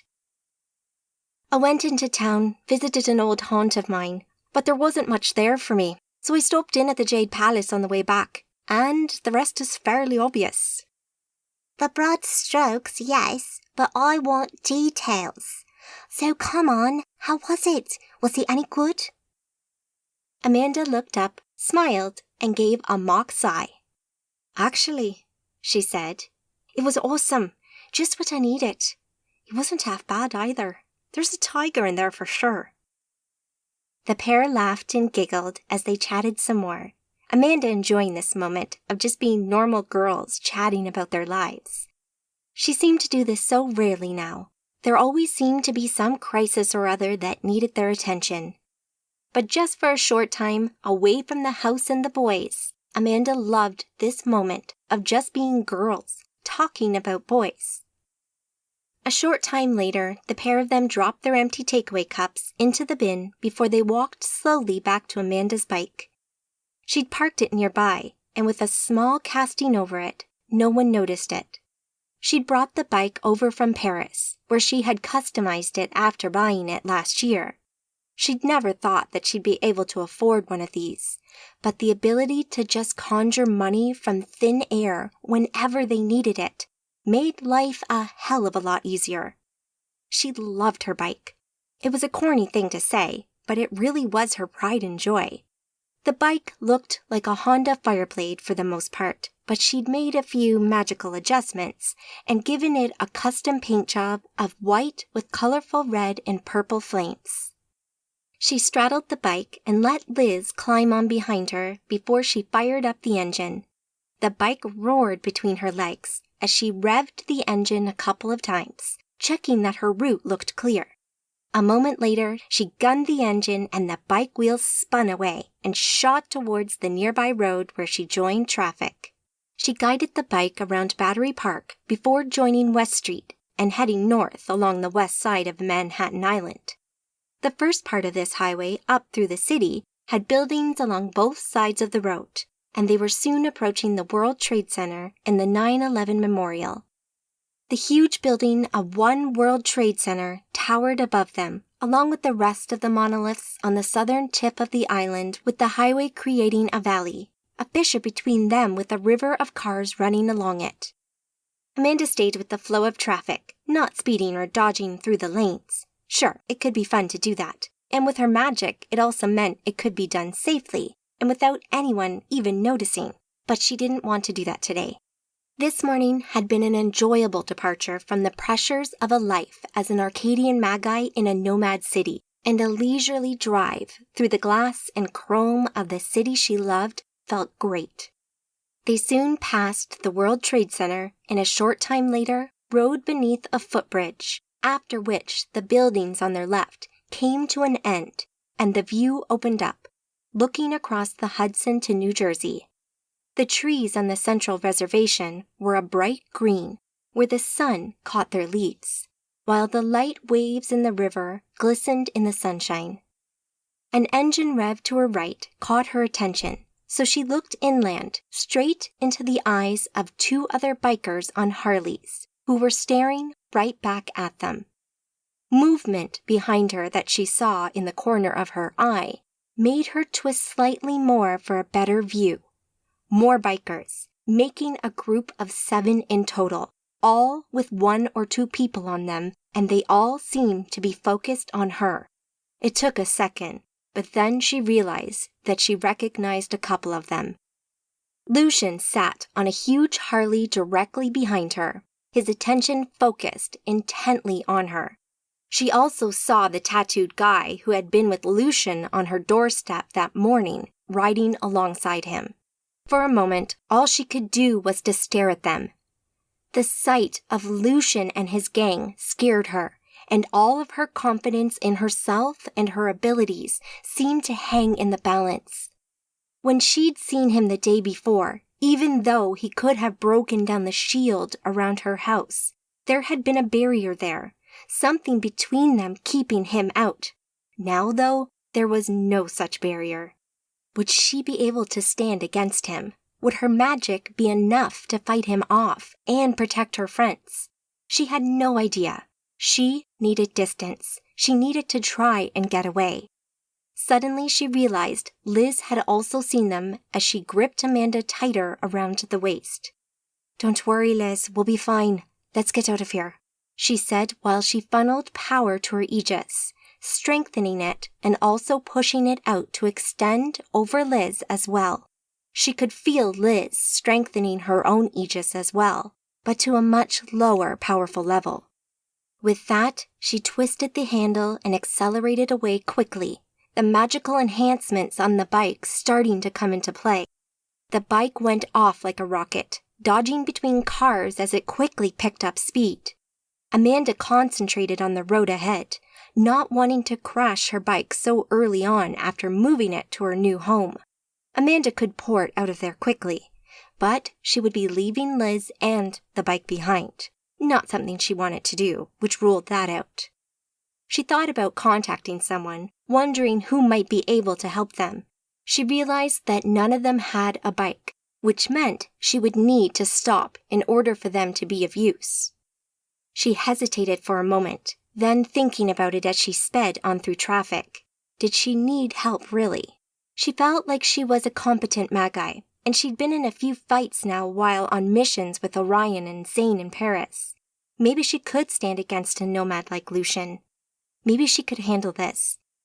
She concentrated hard and used a bit of magic, creating a common effect called multitasking, which split her mind into two separate but linked parts that could work independently and also cooperatively. Then she placed her second set of senses behind her, allowing her to look both forwards and backwards. The two minds keeping the two viewpoints separate meant she didn't get confused as she dodged between cars. Shifting all of her senses into the magical spectrum, she could see the gang of bikers, who had also sped up, had some magical signatures either on themselves, their bikes, or both. She quickly realized that their bikes were faster than she had hoped they would be, meaning she would not be able to simply outrun them. She had guessed that it wouldn't be that simple, but she never knew her luck. As she looked at them more closely, she could see that most of them actually weren't Magi. Only Lucian and his mate were. The rest must be initiated, normal humans who were aware of magic. So, that meant they were wearing or riding magical items, but could not actually use magic themselves. That made things easier to a point, although she did suspect that Lucian and his friend were capable Magi, more powerful than she was maybe. Certainly she suspected that Lucian would be. You don't get to lead a group of nomads by being weak. Both the nomads had powerful aegises that glowed with the power of Essentia in her magical sight. They were prepared for this clearly. But what were they going to do? If Amanda's suspicions were correct, then Lucian would not want to kill, or maybe even harm her much, if at all. The why of that still eluded her, but that was a problem for another day. As she rode on down the highway, a few of the gang came up on her fast, dodging around cars who sounded their horns in anger at the crazy biker gang.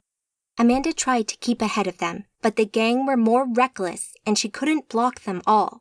Also, she wasn't sure what they were going to do. She couldn't be too blatant and obvious with her magic in such a public place, and she had no desire to cause innocent civilians to die in a pileup. So she bided her time and waited to see what they would do. Moments later, one of the bikes to her right swerved and slammed into the side of her. Amanda's aegis fizzed in her magical sight as the bike hit. The gang's bikes were charged with Essentia, like batteries of magical energy that discharged somewhat when they hit her aegis. Amanda realized this had weakened her aegis and started to see part of their strategy. Then another biker hit from the other side. Liz yelped at each collision, holding Amanda tightly and jumping every time. They were unhurt, her aegis holding for the time being. But this couldn't continue. They clearly wanted to harass and maybe hurt her, and in doing so, would likely get some Riven hurt in the process. So she focused on the nearest one on her right as it came back to hit her again, and reached out with her magic to pull on the bike's brake. She felt sure it would have worked, but a magical force reached out and blocked her magic, much like an aegis did. Lucian, it seemed, didn't want her to get out of this that easily. Her rear-view magical senses looked at him, seeing his wry smile at Amanda's attempt at magic. Damn it, she thought hard, thinking of options. She could use all kinds of magic, such as conjuring a stick in the spokes of a bike, or making its petrol disappear, or shoving them off balance with telekinesis. The list went on, but she knew that Lucian would be there, sitting behind her on his bike and blocking her every attempt. She thought of Liz. Maybe she could help her. Liz. Just get me out of here, Liz bellowed, her voice muffled due to her face being buried in her back. No, Liz wouldn't be much help, she thought as another bike hit her again, Time was short, and she didn't have time to coach Liz through this. She furrowed her brow and glanced to her sides. Time to get physical, she thought. As the next rider swerved, Amanda raised her leg and kicked out, releasing some Essentia as she did so. The kick connected, breaking through the temporary aegis Lucian had erected around that rider and hitting the biker. He swerved away from her, almost out of control, barely missing going into the back of a car as he fought to keep control. Amanda smirked. If all else fails, kick it, she said to no one. She looked to her left, and the biker there had hesitated after seeing what had just happened. She saw her chance to go on the offensive and took it, maneuvering the bike, and at the last second, as she quickly approached him, she kicked out. This time, the biker hit the oversized central curb and pitched over onto the ground and hit a tree. Amanda fist-pumped in victory and ducked between two cars as her second sight saw Lucian react angrily to the loss of one of his men. Moments later, Lucian dodged around the same cars and accelerated towards her, catching her up. She looked around. She wasn't sure where to go or what Lucian might do. She needed a way out. But where? As Lucian closed on her, she saw Essentia flare around him, and a wave of force rushed out from him, kicking up dust from the road, and slammed into the back of Amanda's bike, knocking it forward and causing her to wobble violently. With a magical kick in the right direction, she righted the bike and accelerated for all she was worth, her care for the other innocent road users dropping away, as she knew she needed to end this soon before it got serious.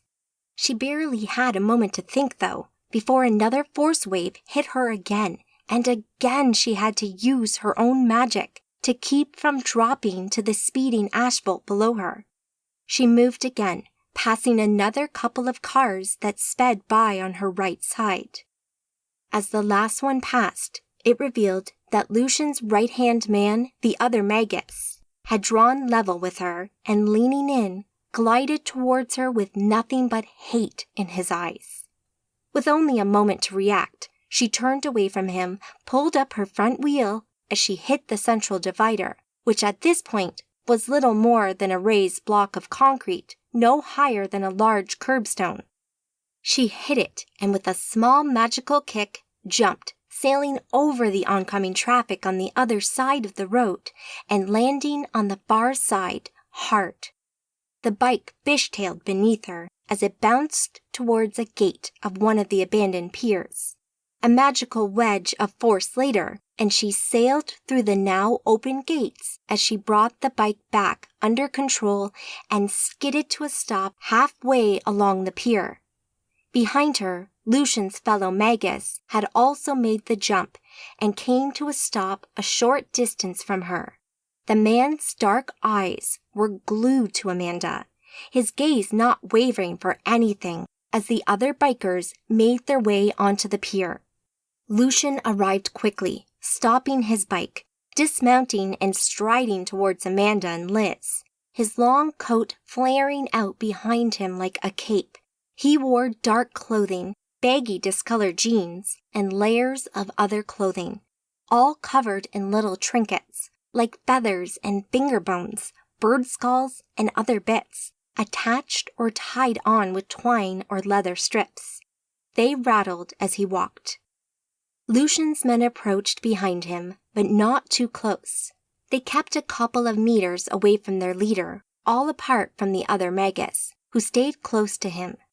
Amanda and Liz dismounted and stepped away from the bike towards Lucian, Liz staying behind Amanda. She refueled her weakened aegis as the nomad approached her, wondering what he'd try next. Liz whimpered as Amanda stared at the approaching nomad, the whole scene almost dropping into slow motion as Lucian approached her. Amanda's mind swam with fear and indecision as thoughts fought to come to the surface. What would he do now? She had no backup, and only their own magical abilities to protect them. Would he attack her here in the middle of the day in full view of the city? Would she be outclassed as she had been by Angel? Or would he not attack her? Would he just try and scare her again? She waited, fists clenched, magic at the ready, and waited to see what he would do. I told you, man, this ain't never gonna be over for you, he said, his voice angry, his arms gesticulating wildly as he spoke. I will hound you. I will hunt you. You will never be safe. You know what me say to be true. Your life will be hell, man. Great mambo bitch. As he spoke and didn't attack, Amanda felt the intense fear and anticipation of attack start to ebb away just a tiny bit, and felt more than ever before that this was all talk, nothing but bluster and empty threats. So she stood there and took it, the man's cannabis-scented breath wafting over her as drips of spittle landed on her face and top. He stopped raving for a moment, and Amanda felt the beginnings of a sense of calm confidence within her that this nomad had been handicapped somehow. So she slowly wiped the spit from her face while the corner of her mouth twitched in an almost imperceptible smile. "So kill me," she said, her voice even and calm. Liz's grip on her arm tightened. She whispered Amanda's name under her breath, clearly frightened. Lucian lowered his chin, looking at her from behind those shades, his eyes hidden from view, his face framed by dreadlocks. Lucian moved closer, mere inches from Amanda's face. Me and my boys will make your life a living hell. Trust me, little mambo.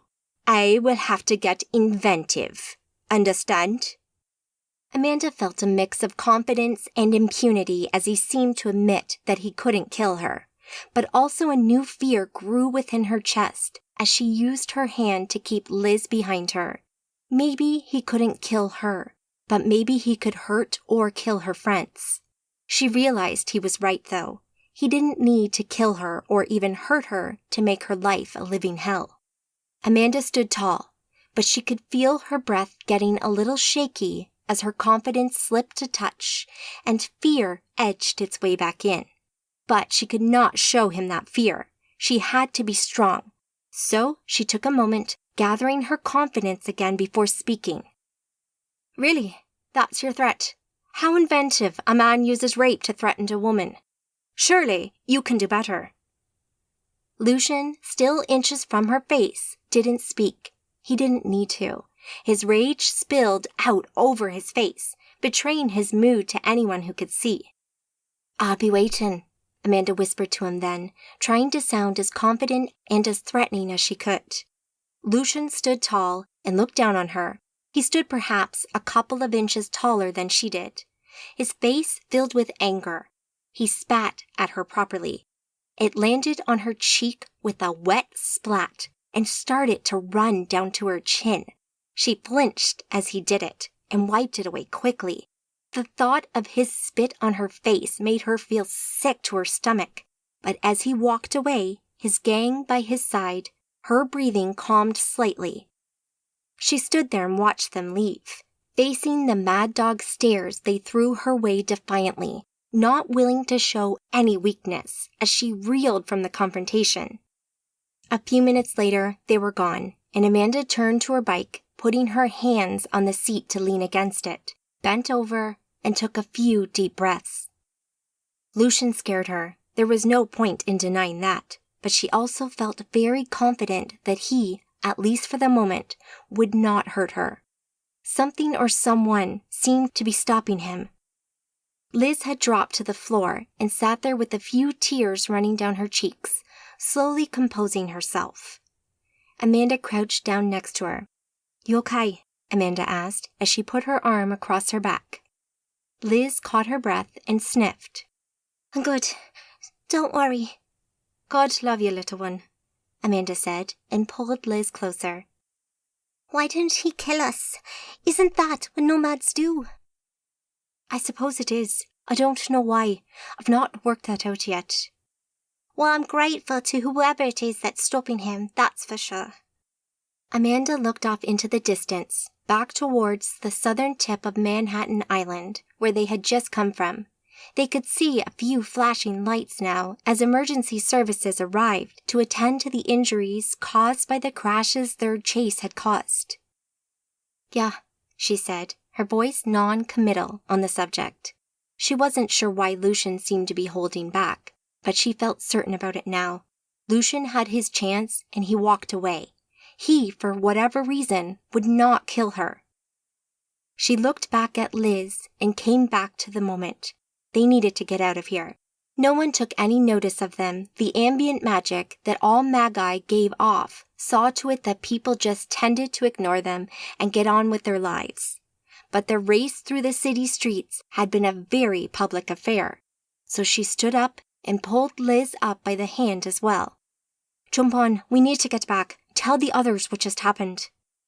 They climbed aboard the bike once more and roared off the abandoned pier before disappearing into the urban jungle. Tokyo, Japan. The shadow moved silently along the corridor. She could see the men up ahead, their guns out and raised to fight off the invisible attacker. She wasn't truly invisible, but she knew they couldn't see her until she wanted them to. The men, panicked and scared, had even called the authorities. These thugs probably had a few key personnel within the police on their books. She played with them long enough, so she stepped out of the shadows, drawing her katana as she did so. It glinted in the meager light. The men wasted no time and opened fire on her. She moved the sword like lightning, anticipating the bullets and knocking them all out of the air in front of her in a few smooth movements. The men looked scared as she moved, and suddenly she stood amongst them, cutting them down with her sword. Bits of them covered the floor all around her as she turned to the older gentleman who had stood furthest from her. He stood there shaking as fear gripped him. Why are you here? He asked. I'm here to deliver a message, she said. Message? She swung her blade, cutting his head clean off. It hit the floor and bounced before coming to a rest on the carpet as the man's body dropped beside it. Her earpiece beeped, so she pressed the button to take the call. This is the Black Lotus, she said. Mission status? The familiar voice of her handler asked. Mission complete. I'm withdrawing now, she said. Report back to base at once. Your father wants to see you. Chapter 9. A New Player, Bronx, New York.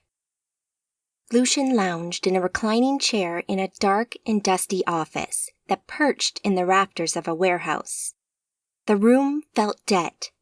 Disused for a long time, Lucian used it now to stay hidden, but close to the proceedings below.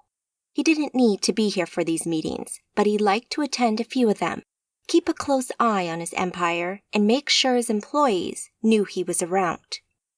Everything in the room had a thin covering of dust on it, apart from the chair Lucian sat upon. He'd magically cleaned it before parking himself in it. He looked down through the dirty glass window that he sat next to. Below him, his workers went about their business, while on a nearby table, several men sat in conversation. He didn't concern himself with the details, though. That wasn't his domain. He left that to the others. The important thing being that the client wanted to buy more drugs from him, more cocaine. That was the important thing. The eyes of the few of the thugs that the buyers had brought with them kept drifting to the workers nearby as they stood at their tables, cutting the drugs, preparing them for distribution in a variety of strengths. Their hungry glares giving away their own desire for the product that Lucian sold. Amounts and costs were agreed upon, delivery dates set, and the deal was done. Another successful day for Lucian's business, it seemed. Lucian's representative, Jalen Tawney, shook the hands of the buyers before they were shown to the door, with smiles on their faces. Lucian walked from the office and down the metal stairs to the ground floor to see Jalen. Jalen had no magical ability. As an initiated, he merely knew of its existence and the benefits it brought to him, not least of which being the money that Lucian threw at him. He walked over to Lucian in that cocky, almost limping manner that many gang members and cool teenagers did these days. Lucian thought it looked ludicrous, but Jalen, despite his occasional personal foible, had always been a capable worker, which Lucian appreciated more than anything else. Jalen wore a black suit with a white shirt that he only buttoned up halfway, showing off his toned chest and the large amount of bling around his neck. He wore so much gold that Lucian sometimes wondered how he managed to stand up at all. Maybe the chains were the reason for his lopsided walk. "They're happy then, mon," Lucian said as Jalen approached. "Yeah, they happy. Buying more from us this time than ever before. They doing well." "Great. You did good tonight. How's the latest shipment coming along?" Lucian asked. "We're on schedule.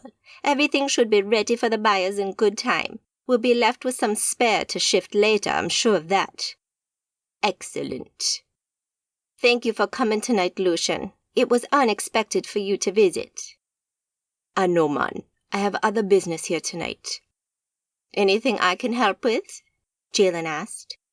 "Fuck no. Just do your job." Jalen didn't reply. He knew he had been a little more familiar than he should be with his boss. Lucian didn't care too much, but he liked to keep his employees on their toes, especially Jalen and others who attained that stature within his empire. They had access to Lucian the others did not, but Lucian didn't want them to think he cared about them at all. They were all expendable, and there was always more who wanted to take their place and reap the rewards that people like Jalen did. Coming here tonight and seeing the fairly standard meeting had been vaguely interesting, but it had not been the main reason for the visit. He had other plans, a meeting of his own to attend shortly, and as this building remained one that Ikea did not know about, it made sense to come here. It also made sense to come here early and see how this branch of his empire had grown. Jalen backed off from Lucian, his eyes looking at the floor now as he spoke. "As you wish, Lucian," he whispered. Lucian turned to the 4 rows of rectangular tables arrayed end to end across the large open plan room, with workers on either side, cutting the white powder with other white powders, diluting the drug and increasing the weight of the final product. He didn't care what white powders went into the drug. All he wanted was to keep the profits rolling in and his influence over the city to grow. He left such boring details to his employees. Satisfied that everything here seemed to be going fine, he turned away and marched past the meeting table and into the darkness on the other side of the room. Lucian's operation only took up half of this warehouse, but its location, hidden away from casual onlookers, made it a perfect fit for his business. This had been Jalen's choice. He had done well. Lucian's magical sight meant he had no need for light or a torch. He could see perfectly fine, and he could easily make out the stairs that sat in the corner and led up to the upper catwalks and the roof in this part of the building. As he approached the stairs, a side door opened just next to them, and a figure stepped out. Sean stepped into view just as Lucian had requested. Sean waited at the bottom of the stairway, dressed in black from the neck down. Only the pale, waxy skin of his deformed head remained on show. He inclined his head in greeting and fell into step behind Lucian as he walked up the stairs in silence. He knew all he needed to know for this meeting and the next part of his master's plan. No need to go into any further detail. A catwalk and another set of stairs later, and they found themselves in a small room on the roof of the building, with one small door that led outside. Lucian didn't hesitate. He walked straight out and into the middle of the roof. Most of the other buildings in this area were of similar size, mainly warehouses and tenement blocks. Nothing really overlooked this building, which provided another reason for its choice as a meeting place. In the distance, the lights of Manhattan glowed in the night like a city of the future. Here in the Bronx, the lights were not quite as bright.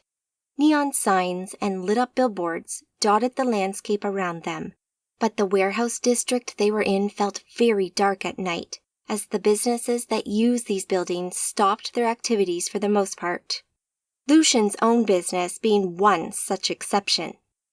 Lucian looked around. There seemed to be no one else on the roof, only himself and Sean, meaning his contact had yet to arrive.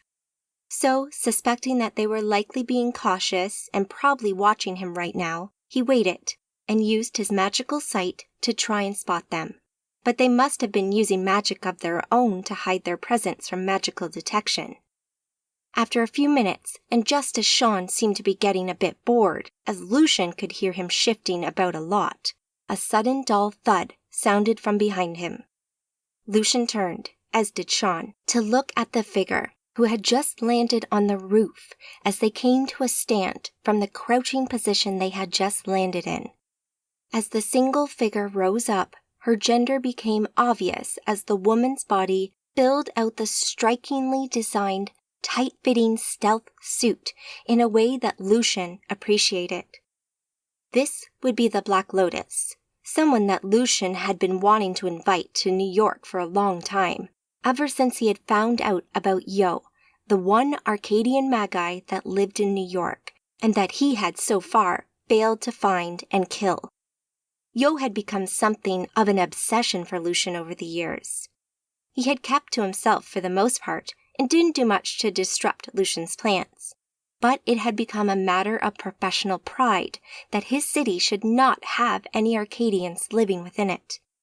After a few years of research, he had finally found out where this Magus had come from, and he also found out about the Black Lotus and her hatred for Yo. The woman walked towards Lucian, a blank slate in his magical view. She didn't even show up as alive. She might as well have not been there. Her boots crunched on the ground as she walked towards Lucian, and stopped a few meters short of him.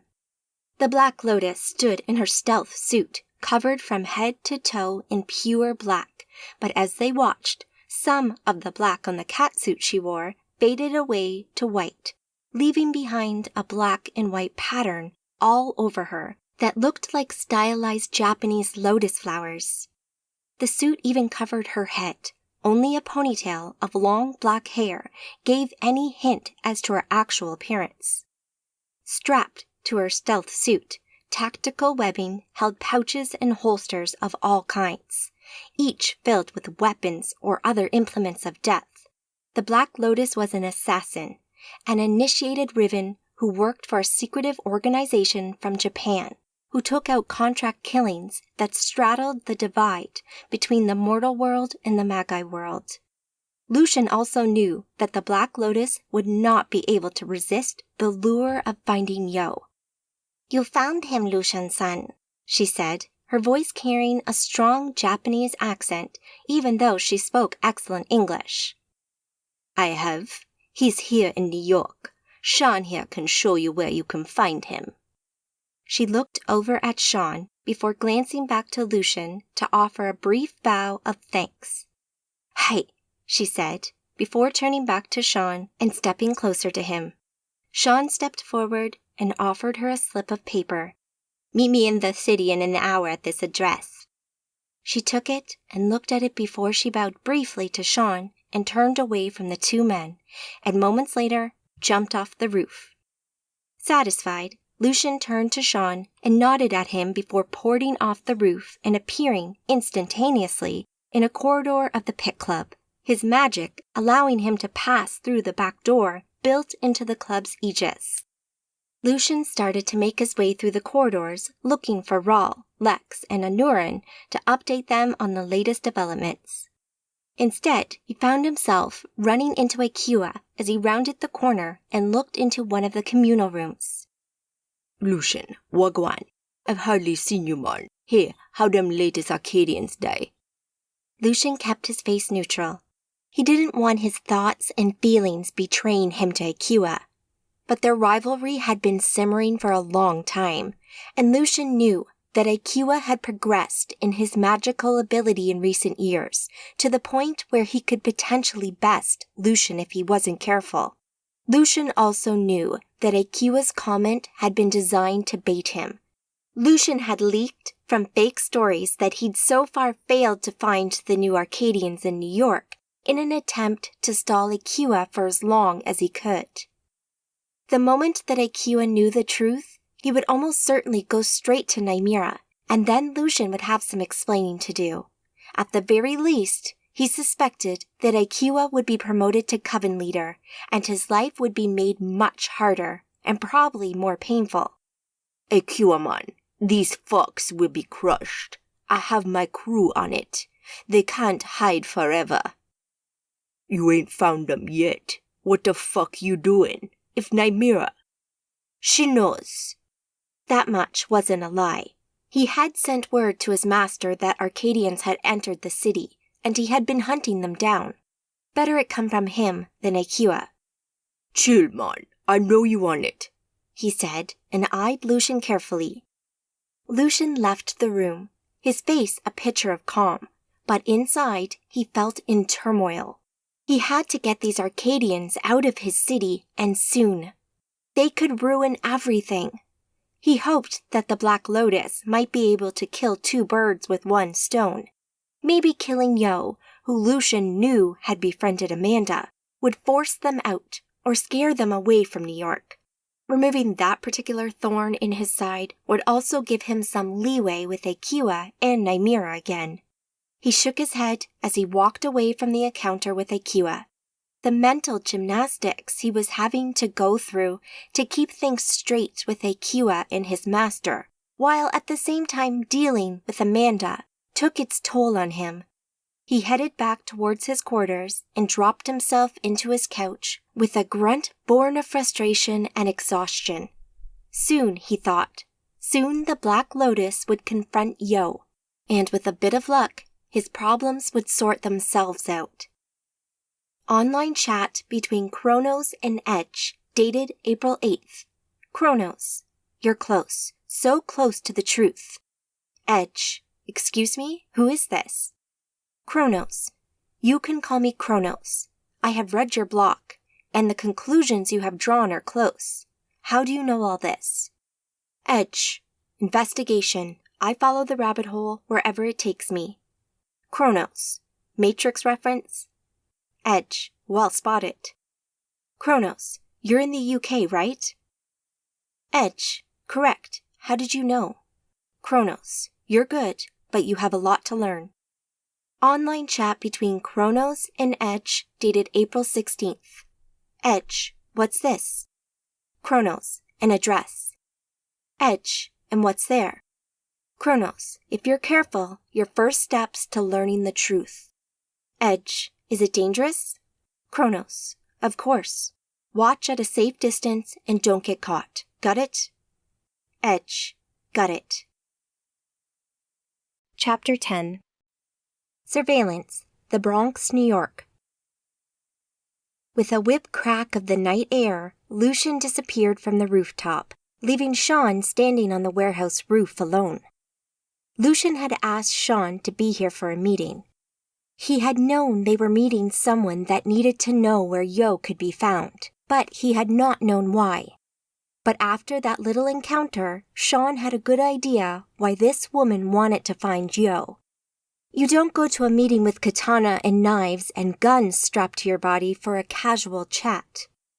Sean guessed she had been brought in to assassinate Yo, and the impression he took from that meeting was that it seemed like she might have a personal stake in this as well.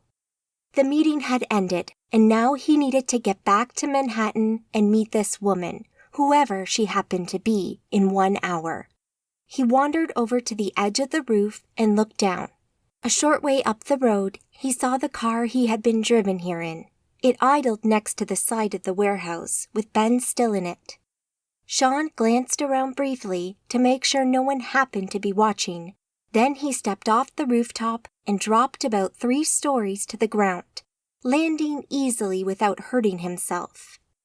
Being a scion came with certain benefits that he enjoyed, even though it had turned his body into something the Riven masses found horrific.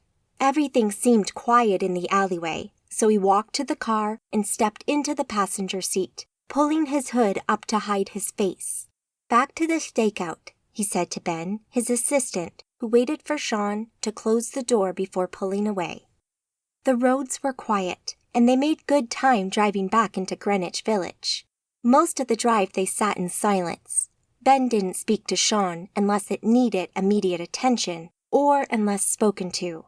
Sean didn't like being in the car, out in the open, but using a car really was the only way to get back in time and with a certain amount of privacy. After all, Sean couldn't just step out into the next subway train with a face like his.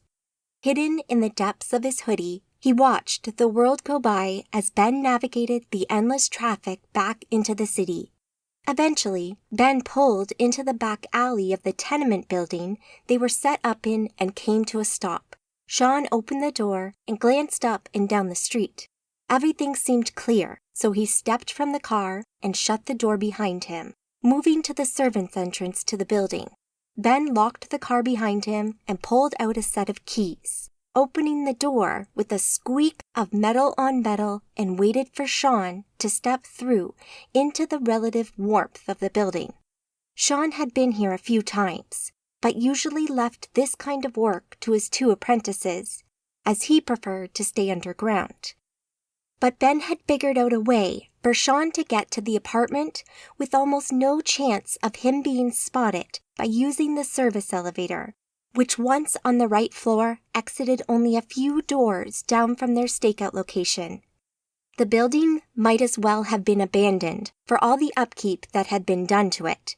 The service areas were nearly always deserted, apart from the occasional bum who broke in to sleep inside. Tonight, the small complex of rooms that made up the service area seemed empty, so they made their way through without trouble and reached the elevator. The doors to the elevator car stood open, waiting to be used. They stepped inside, and Ben used a key to activate the mechanism that would take them up to the 5th floor. With a bing, the doors closed before them and they started to rise. After a few moments, the elevator stopped and the doors jutted open most of the way. Beyond, a dank corridor led into the building, lined with doors on either side. A short way up, through the flickering light, a stairway on the right-hand side led to the other floors. The place looked empty, but they could hear sounds from other parts of the building, some music, sounds of movement, raised voices, the usual sounds of life. Ben stepped out and looked left down another corridor before nodding to Sean. "It's clear. Let's go." Sean followed Ben out the elevator car and down the corridor, just a short distance to the last door before the stairway. With his key ready, they were inside the apartment before the elevator doors had closed behind them. The apartment consisted of just a few rooms, the main living area and kitchen combined, a bathroom and a bedroom and nothing else. It smelled in here, and the air felt a little clammy to Sean. But then his 2 apprentices had been living here in relative squalor for a few days non-stop, and the whole place was a mess. Food packaging laid about the room, blankets and clothes littered the furniture, but it wasn't unexpected. This would be a temporary living space while they conducted the surveillance that Lucian wanted. In front of the exterior wall directly in front of him, a table had been set up with several flat-screen monitors, hooked up to a couple of computer systems beneath the desk. All the monitors displayed feed from the various cameras they had set up in here and out on the street. DSLR cameras on tripods stood before the windows, their telephoto lenses trained on the house they could clearly see a little over a block away. The tenement they were found in fronted onto a street down the road and around a corner from Amanda's house. The other buildings between the tenement and the house were all 1- or 2-story structures, meaning they could look over the top of them to where Amanda's house sat on the other side of the intersection on the far side of their own block. They had a clear view of two sides of the house, its main front door and its side door and garage entrance. An alleyway ran around the back of the house, where another door had 3 hidden cameras trained on it, recording any movement they picked up. A couple of other cameras on nearby rooftops made up the rest of the video feeds on the monitors that Vanessa had been watching. She sat on one of the 2 chairs in front of the table, her legs stretched out with her feet crossed on the tabletop. With a nail file in one hand, she absent-mindedly shaved down her fingernails. As Ben and Sean entered, she turned to look, and on seeing Sean, she removed her feet from the table and tried to look a bit more attentive. Sean saw it all, but didn't comment. He just stepped forward, looking at the bank of screens. "Vanessa," he said in greeting. "Anything to report?" "Just the usual movement, nothing out of the ordinary," she said, and handed Sean a clipboard upon which a sheet of paper recorded who had been seen, who they suspected to be inside the house, and who they thought were elsewhere. They were quite aware that this was all guesswork when any one of them could just port elsewhere from within the house. They had already seen examples of this, with Amanda walking out the front door, only for her to walk out the same door again a short time later, while never having seen her walk back into the building first. There had been fears that Amanda had discovered that she must be under surveillance, and so did these confusing things to throw them off. But after a while, they concluded it was just normal Magus behavior. Sean scanned the paper on the clipboard and felt happy with the evening's work. The only movement had been the usual 3 residents. Yo had not been seen today. Sean checked his watch. They were back in good time. The Black Lotus would not be here yet, but he needed to inform his apprentices that she would be coming. Vanessa and Ben had been with him a while now, Ben the longest of the pair, and after getting to know them, he held some genuine affection for them.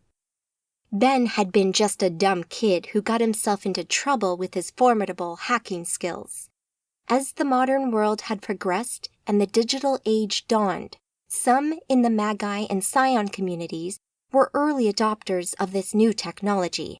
They were able to take some of these basic computer systems and, with the aid of their magical ability, modify them, making them more and more powerful. While many Magi stayed away from this frightening and powerful technology, those who did embrace it tended to be those with a younger outlook on life, and it became a way for these Magi to become lords of their own domains.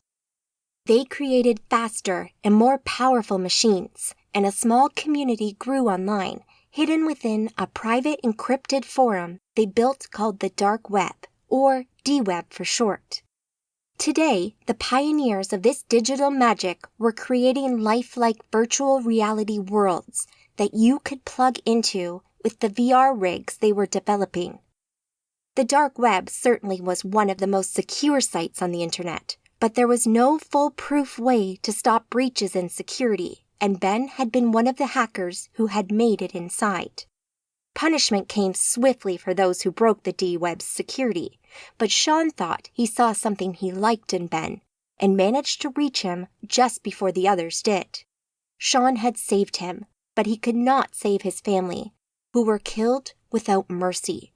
Ben had been forever grateful for Sean saving his life, but carried the scars of his family's demise around with him.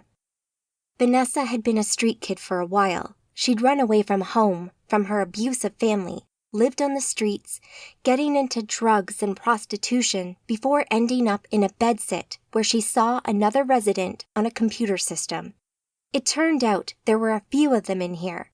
They were part of a community of digital rights activists who used the internet to cheat the system and make a kind of living. They hacked. They took part in the work of the hacker group Anonymous and provided various digital services to those who needed them. They actually earned good money, doing everything from hacking the social media accounts of a cheating partner to hunting down kidnapped children and facilitating business deals that otherwise would not be possible. Fascinated, Vanessa watched and learned before quickly joining the group and becoming a trusted worker. Ben happened across her online, and the pair struck up a friendship, even though they had never met. Then one day, Ben got a frantic text. Vanessa's group had landed themselves in trouble, and their building had been raided by men with guns. She had run like others of her group. They had been tracked down twice already, with more of her group being killed. She ended up separated from them, and knowing no one else she even vaguely trusted, she contacted Ben. Ben, after speaking with Sean, agreed to meet her and bring her in. In an out-of-the-way diner, Ben met her for the first time and fancied her right away. Ben warned her that he and his associate would be able to save her, hide her from those who wanted to kill her, but there would be no going back. This would be a one-way trip into the shadows. Desperate, she agreed, and followed Ben into the tunnels beneath Manhattan and into their hidden sanctuary. There, Ben sat with her and started to tell her some of the truth of the world, about the scions and the Magi, and with some warning about Sean's appearance, introduced her to him. She handled it well, and soon settled into life beneath the streets. Sean's work and contacts kept the three of them living in comfort. Money was never a problem, and they wanted for nothing, really. It wasn't an uptown penthouse with views over Central Park, but when you lived on the fringes of society and, in Sean's case, looked like Bram Stoker's nightmares, your choices were few. Sean walked over to the window and looked out over the buildings toward Amanda's house. Everything looked quiet, so he turned to his two apprentices. He couldn't think of another word that seemed suitable for them, really. They were learning from him after all. Scions could pass on their gift to others by pouring their blood into a cut on a human or by allowing them to drink of their blood. Either worked just as well, but the transformation could not be guaranteed. The blood of a scion, in well over 90% of cases, killed the subject. Their blood was toxic, and only a few humans ever survived the process. When it came to passing the gift onto a magus, the chances of it working were even less, and in either case, there was no way of telling who would survive and who would not. There seemed to be no pattern. Sean knew this, as did most scions, so passing his gift onto Ben or Vanessa would be a last resort. Guys, you need to know that we will have a visitor here shortly. Vanessa raised her eyebrows, but said nothing. Ben raised his head in surprise. What? Ben said. The meeting with Lucian tonight. Turns out he was introducing me to someone who is interested in finding Yo. My guess is that she's an assassin, and this won't end well for Yo. Oh, right, said Ben, clearly a little unhappy at the thought of bringing someone in here on such short notice. She? Said Vanessa. Cool. She must be pretty badass to be able to take on Yo. Sean smiled, something that scared most mortals when they saw his mouth filled with sharp teeth, not unlike a shark. Vanessa had become used to it, though. Indeed, he said. I thank you for your compliment, said a voice from the other room, its tone creamy with a Far Eastern accent. All three of them looked round to see the figure step from the bedroom. She wore the same outfit from the rooftop meeting, her whole body covered in the black and white catsuit, including her head. Her movements were entirely silent as she stopped and stood in the doorway to the bedroom. Apologies for the interruption. I did not mean to startle you, she said. But how? What? Vanessa started. Welcome. Thank you for joining us, Sean interrupted. How she got into the bedroom was of little consequence to Sean, and it didn't mystify him as much as it did Vanessa. A magical artifact would accomplish that with little trouble. The assassin offered a small bow in response. How may I address you? Sean asked, curious to find out her name or something he could use to try and find out more about her. I am known professionally as the Black Lotus. You may address me as such, Shan-san, she said. Shan nodded. Please, if you would come over here. She stepped forward, her hands clasped behind her back as she walked, somewhat daintily over to the window. Shan gestured outside.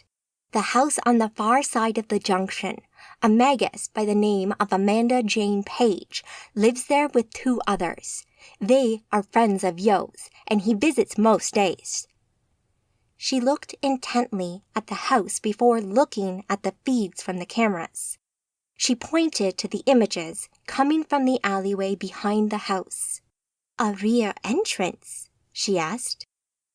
Yes, and the main one for Yo, who usually ports into the alleyway from wherever he comes from and enters the house from there. You don't know where he resides in the city? I'm afraid not. He is a capable Magi and has so far managed to cover his tracks quite well. This is the only place we know he frequents. And the layout of the house? We only know parts of it. Ben, get the Black Lotus a copy of the map. Ben nodded and tapped away on his laptop for a moment until the printer spat out a copy. Ben handed it to the assassin. She took it from him and looked at it for a few moments, glancing at the house a couple of times before handing it back to Ben. Arigato, Ben-san, she said, thanking him in Japanese. That's okay, Ben said, a little unsure how to reply, but taking a guess anyway. Domo, you have been very helpful. I shall await your arrival in the alleyway. Of course, Shan said. The Black Lotus then walked to the door and left the apartment. I thought she might just vanish, said Vanessa. Shan smiled but said nothing. Instead, he picked up a laptop and sat it on one of the soft chairs as he logged into the dark web and navigated to where he needed to be. He saw his post in there from a few days ago asking for anyone on the D-Web that worked in the Liberty's Children Coven House who would be able to help narrow down the timescale of when Amanda might have bought that house. He hoped that his search would be just as fruitful. He did some searches and within a few minutes discovered that the Black Lotus worked for an organization in Japan that did wet work. Assassinations, contract killing, body disposal, and other dirty work seemed to be their forte. As one of their premier assassins, the Black Lotus seemed to travel the globe, taking on contracts of all kinds, killing Riven, initiated, scions, and even a few Magi. The general consensus seemed to be that she was probably a scion, and that she used a range of magical items that her organization procured for her from powerful Magi that they worked for. But Shan couldn't find her name on her connection with Yo anywhere. He supposed he might never know, but he already felt better now that he knew a bit more about her. He logged off and closed the laptop. Now, all they could do was wait. Summary of the Laws of Necromancy by Louisa Hunt. Within the ranks of the Arcadian Magi, magic that interferes with the natural order of death, the soul, and with the spirits of the dead is known as necromancy. All living creatures have within them an energy we refer to as the anima mundi, and it's this that gives us life. We know that this energy upon death eventually ascends to a higher plane of existence, and the Arcadian Council decrees that interfering with the natural order of this is wrong, dangerous, and can be punishable through expulsion from the Arcadian ranks, thus becoming a nomad by default, or death by execution. Examples of necromancy include, but are not limited to, bringing someone back from the dead whose anima mundi has departed their physical body, forcibly removing an individual's anima mundi before the death of their body, replacing an individual's anima mundi with that of a shade, anima mundi that had departed a dead body, creating a zombie by forcing a shade into a dead body, binding one's own anima mundi to your magically animated dead body, thus becoming a lich. Chapter 11. Vendetta, Greenwich Village, New York. Liz pulled the pint, slowly filling the glass she held in her hand as the customer waited for her. She'd been working behind the bar at the Jade Palace for nearly a week now, making drinks and talking with customers. It had been exactly what she had needed to do, getting out the house, away from the magic of her other life, and to mix with normal people.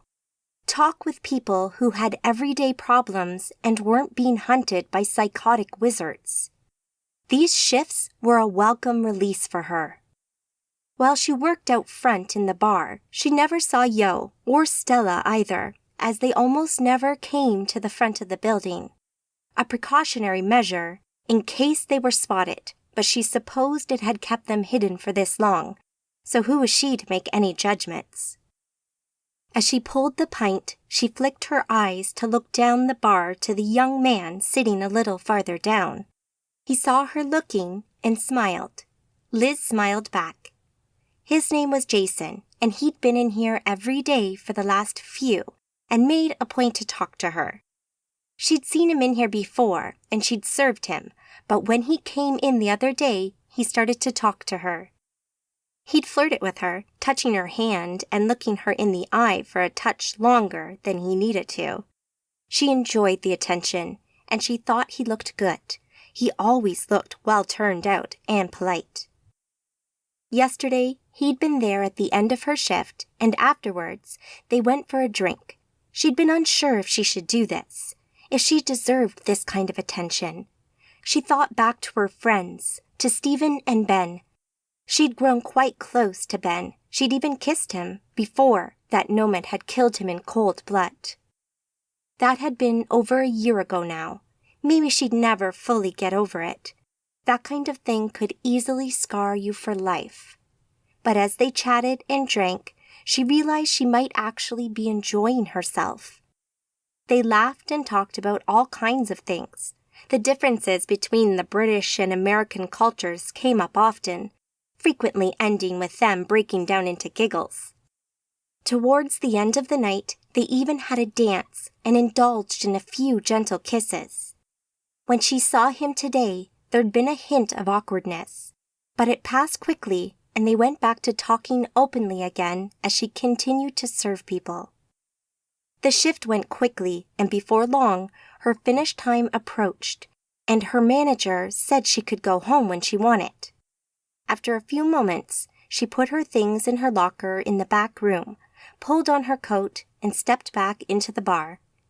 Jason waited for her and smiled at her as she appeared. "You know, I really enjoyed last night, Liz. Can we not go out tonight? I know of a great place we can go." I can't right now. I have some things to do, but maybe tomorrow. I'm off tomorrow, so we could head into town, have a date together. What do you think? "Sounds great. I'll call you tomorrow. Late morning, probably," he replied. They stepped outside and stopped, facing each other. "Thank you. I'm looking forward to it." She'd sensed the slight disappointment in his voice, so she leaned in and kissed him gently. "I gave you my number, right?" she asked. "You did. See you tomorrow." They hugged, and she watched as he turned away and walked down the street. Feeling happy, she turned and walked over to where Amanda sat on her bike and waited for her. "Well, well, well, found yourself a guy, have you?" Amanda teased as she handed Liz her helmet. "His name's Jason, and I don't know, maybe. He's nice. I like him," she said and pulled on her helmet. "He's a good-looking lad, to be sure." Liz climbed on behind Amanda. "Yeah, I noticed." "Bleatin' right you did. I saw you kiss him," Amanda said as she checked traffic and pulled out onto the road, doing a U-turn to head back to her house. Liz didn't answer. She just thought of how it felt to kiss him. She thought back to the dance last night, when the slow music had come on and she put her arms around him. He'd slid his hands down onto her bum and pulled her closer to him as they moved to the music, enjoying each other's kiss and touch. After all the bad memories, it felt great to have a happy one. Her thoughts drifted, and she thought about the night ahead and her plans. Training night tonight? She asked Amanda. That's right. We'll spar in the gym and talk about some magical theory. As much as she enjoyed last night, and as much as she wanted to spend more time with Jason, she couldn't help but look forward to something a little more routine, something familiar that she could lose herself in. She looked up at the passing buildings as they sped through the city, enjoying the rush of air and the sense of freedom that the bike gave her. The concrete jungle around her might really be a home to her one day soon, she thought. Amanda breathed deeply as she caught her breath and pulled Liz into her side in a rough hug. Well done, Padawan. That was great. You're really coming along. Thanks. Liz smiled back at her. Amanda enjoyed seeing Liz like this. After the past year and a half, she felt that Liz really deserved this. She deserved a bit of happiness in her life. Something she could smile about. Seeing her step out of the Jade Palace earlier this evening and looking so happy as she had kissed that boy filled Amanda with pride. Liz had come a long way. She'd healed so much and seemed to be a much tougher person now. They wiped their faces with their towels and sat on the bench at the side of the gym on the 3rd floor of her house. The entire floor was just one large open space with crash mats on the floor and Japanese decor around the walls. A curious mix of Oriental and Western themes filled the space. Weapon racks were in one corner, gym equipment in another. The stairs from the floor below and up to the roof were at one end of the room, made from dark, varnished wood. Amanda used this room every day, either on her own teaching Liz or being taught herself by Gentle Water. Her sessions learning magic with her mentor had become less frequent, and they were on more of an even footing than they were back in those early days in Ireland when everything had been new. Now, Amanda didn't need much tutoring. She knew how to advance her abilities within magic, knew the rank she had not achieved, the effects she could not yet do, and she knew how to reach them. These days, Amanda and Gentle Water tended to stick to the martial arts training. She had become a capable fighter, picking up the art form very quickly. She wasn't that far behind her mentor in ability these days, although he always seemed to have a new trick up his sleeve. She knew there was a big difference between a sparring session and a real fight, though. Her memories of the train ride and how Angel had pretty much only used magic to defeat her played on her mind when she thought about confronting someone like Lucian. Sometimes, how well you could throw a punch counted for nothing when it came to the Magi. She'd built her confidence back up some since then. Assisting Zane and the boys in their raids had been great for her, and she'd ended up in a few fights on those missions. She'd always had backup, though, and most of the fights were against initiated or not very skilled Magi. Coming face to face with Lucian had been something of a step up from that. So, we'd been talking about time magic earlier, she said. Yeah, it sounds great. So I could, when I get strong enough, go back in time and save my sister. In theory, you can. In practice? No? Liz asked. Almost certainly no. That would change the timeline and cause a paradox. The old, if I go back and kill my father before he has me, then I won't be born. But if I'm not born, then I can't kill my father, and so on. Ah, yes, I've heard of this. I think the boys talked about it once. Amanda knew she was referring to Stephen and Ben when she said the boys. Her way of talking about them without saying their names helped keep the grief at bay. Also, there's the small problem of the Weavers. The who in the what now? Liz asked. The Weavers. They police the timeline. Little is known about them other than their name, and that when Magi get too cocky with time magic, They show up and that Magus disappears. It doesn't seem to make any difference how powerful the Magus is. Novice or Arch Magi, everyone's fair game. They're not Magi or Scions, then. To be sure, no one knows what they are. You just be sure to use time magic sparingly and carefully. Anything to do with going forward or with our current time seems generally okay, but going back in time, you do that at your own risk. Okay. Now that you've scared the bejesus out of me, I doubt I'll be using that magic anytime soon. Speeding up time, slowing it down, pausing it, or looking back or forward through time is all good. I haven't heard of anyone bringing a weaver down on them by doing any of those things. Liz nodded, and they both sat back again, Amanda resting her head on the wall behind her. She felt curious about the boy that Liz seemed interested in and wanted to ask some questions about him.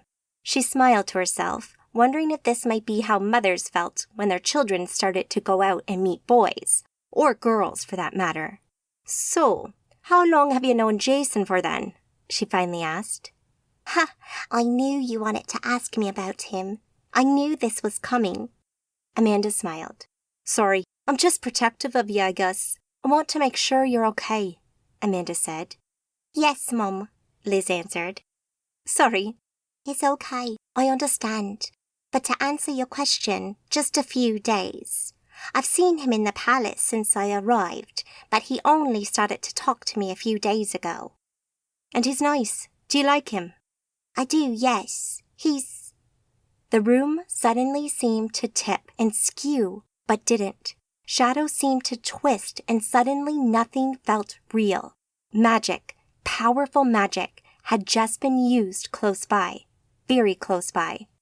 Amanda darted from the bench and started to run across the gym. A few steps off the bench, she ported 2 floors down into the reception area at the front of the house.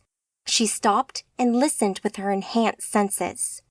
Movement and noise from the back of the house, then a sudden loud bang that echoed from a back room and made her blood run cold.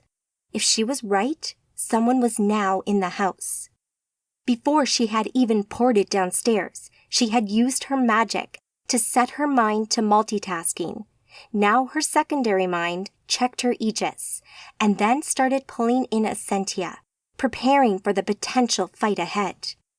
She could hear Liz running down the stairs above her as she turned and ran towards the rear of the house through the corridor, using her hands to keep her from hitting the walls as she careered round corners at a speed approaching the sound. She felt sure the bang had been the back door, slammed open by something. She knew Yo had been due here any time, and he always used the back door. He even had his own key, so that they didn't need to keep opening it for him. But Amanda knew the usual sounds of his entrance, and she knew this sounded nothing like it. Something was wrong. Could it be Lucian again? They'd not seen him since her encounter on the pier. Is that what he'd meant by his little speech? Is this how he'd hurt her? A couple of seconds later, she reached the door to the utility room and burst through it. She heard groaning in the last few steps before reaching the door. Groans that sounded like Yo, and like he might be in some kind of pain. Her suspicions were only confirmed by the scene before her, where Yo laid on his side, half through the door from the alleyway behind the house. Deep crimson stained his gray jacket and seeped onto the floor beneath him. Amanda gasped, shocked by what she saw, and paused in the doorway. Then Yo moved, a painful grimace on his face, as he looked to see who had entered the room. At least he was alive, she thought. "Ugh, don't," he struggled. "Be careful," he managed before the pain caused him to curl up with gritted teeth. Taking in what he had just said and reading between the lines meant that danger would still be close by. Whoever had done this must be close and might want to finish the job. Amanda's magical sight took in the room. Everything looked as it should. The aegis around the house that covered the door looked intact with Yo safely inside it. The room looked otherwise untouched. The other door to the room, opposite her own, stood closed. She stepped down the 2 steps from the door, looking about her carefully. Apart from around Yo himself, the essentia here seemed untouched, undisturbed by anything. She looked back at Yo, her confidence growing. Something on his chest glowed with a serious amount of essentia, and as she looked, she could see the flow of magical energy through his body. The flow that kept people alive had been disrupted. It seemed to move in fits and starts, almost juddering through him rather than flowing cleanly. Liz reached the doorway behind Amanda with a drum beat of footsteps. Amanda held her hand up, one finger extended to get Liz to slow down and take a moment. She paused for a second before cautiously stepping into the room. She stifled a scream, covering her mouth with her hand when she saw Yo's crumpled form on the floor. Yo moved again, raising his arm and pointing through the door. "Outside," he gasped. Amanda nodded, choosing to stay quiet, but Yo didn't notice. Her fists clenched, she edged towards the door, but could see little from where she stood. So she pulled on the threads of essentia and worked a little magic, sending a second set of senses outside. She couldn't see anyone from her vantage point just outside the door, but she needed to be sure. "One moment," she said to both of her coven mates, and poured it outside, appearing in the alleyway a short distance up from the door. She stood at the corner of the house so she could see both stretches of the passageway on both sides of the house. They seemed to be clear of anything untoward. She could see Yo's feet poking out of the door to her right, a short distance up the alleyway, but nothing else. She went to move back towards Yo, only for something to glint in the meager light in the alley to her left, catching her eye. Stepping back, she looked harder and noticed glass on the floor. That was odd. She moved a couple of steps further along and noticed that one of the windows on the rear of the house had been smashed and the window opened. More disturbingly, with her magical sight, she could see a slowly closing hole in the aegis surrounding the house. She almost hadn't seen it. The magic that had created it and that now faded away before her eyes had been both powerful and subtle. Her stomach sank, and a deep-rooted fear took hold of her gut at seeing this. And it felt like her world stopped. She felt frozen in place, unable to act for fear of what might happen. Someone or something, whatever had hurt Yo, had entered the house. Liz stood just inside the doorway to the utility room, watching as Amanda disappeared in a flare of essentia as she teleported outside. She had used her magic to allow her to see the otherwise hidden magical energy, essentia, before she had reached the room. She watched for a second now as the essentia where Amanda had stood just a half-second before swirled and eddied for a moment, disturbed by her magic before settling back into the thin mist it usually existed as. Looking around the room with its cupboards, sink, washing machine, and other bits and bobs that pretty much stood unused, she felt pretty sure she and Yo were the only ones in here. The room had barely been used as anything other than a back entrance for Yo and Maya since they moved in. There had been little need for a washing machine when magic could clean your clothes for you quicker and better than a washing machine ever could. She suddenly remembered that Maya would be in the house somewhere as well. Liz had seen her earlier when she had arrived. Had Maya heard the commotion? Her confidence growing, Liz walked across the room and crouched down next to Yo. She could see something glowing with essentia on his chest, but Yo's arms and hands hid it from view. Putting a hand on his shoulder and lowering her head to get close to him, she could hear his ragged, gasping breath as he fought for air. "Yo, are you okay? Can you hear me?" she said quietly, almost afraid that someone would hear her. Yo shifted, moving his hands to reveal the handle of a dagger extending from his chest where it had been plunged into him. Liz's eyes opened wide in shock. "Holy crap," she said. Something moved behind Yo, so Liz looked up straight into the face of a person dressed all in black, barely 2 feet from her. For a moment, Liz didn't move, comprehension taking a moment to rear its head. Could this be Yo's attacker? Liz started to stand as she realized the danger she could be in, not quite knowing what she would do. Like lightning, the figure moved before Liz had even finished the thought. The attacker's kick to her chest, sending her flying into the shelving a couple of meters behind her. She screamed as she took the hit from the assassin, only for it to be cut short when her back hit the furniture behind her. A scream from the other stretch of alleyway broke Amanda from her reverie and snapped her back into reality. There could be no doubt. That sounded like Liz. With a thought, she ported back into the utility room, appearing with a whip snap of air as a figure crouching over Yo pulled an ornate dagger from his body with a jerk of her arm. She wore an all-black form-fitting catsuit with weapons and pouches strapped to her, including 2 carved Japanese katana swords strapped to her back. A powerful aegis surrounded her, hiding any magical signatures, making it difficult to get a reading on her. Amanda had to assume she would be a powerful Magi. The ability to tunnel through the house's aegis told her that much. Amanda stood behind and to one side of the assassin, 6 meters away while Liz leant back against a wall, a little out of arm's reach for the attacker, who stopped stabbing Yo, looked up at Liz, and started to stand, clearly ready to attack. "Hi!" Amanda shouted. The assassin paused and partially turned her head so she could see Amanda and Liz almost at the same time. Amanda didn't waste any time. She needed this killer away from Liz before she hurt her too.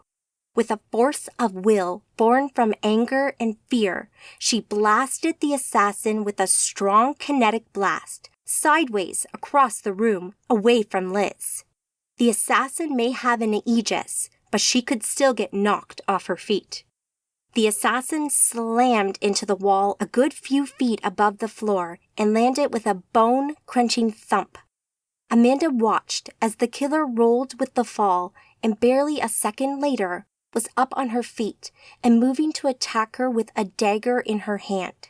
She swung for Amanda, who reacted without thought and used her forearm against her attacker's forearm to fend off the knife, only to be greeted with an electrical shock that made her yelp. Attacks rained in with no let-up or pause, forcing Amanda to defend herself and get electrocuted each time she fended off another blow. Amanda's second mind went to work and pulled on reality once more, working her magic and modifying the force shield she already had in place to repel and disperse electrical attacks.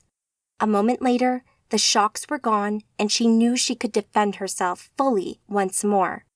Amanda focused and used her skill of the Phoenix martial art, looking for openings, and within moments found one and turned the tide of the fight.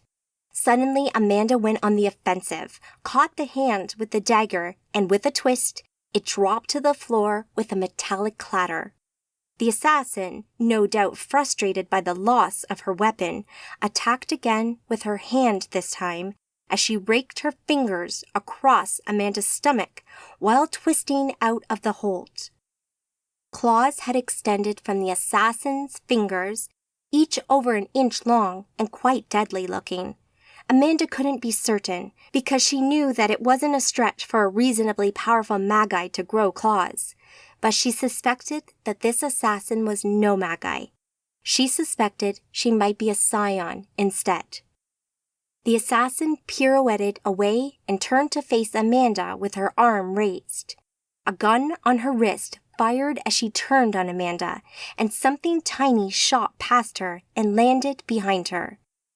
The pellet flared with essentia, and a second later a powerful gravity well appeared above where it landed. The room seemed to shake as the magic grew, and in a few moments, the contents of the entire room would be pulled and crushed into that one invisible point of space. Amanda's second mind worked frantically to counter the magic, unraveling it as fast as it grew.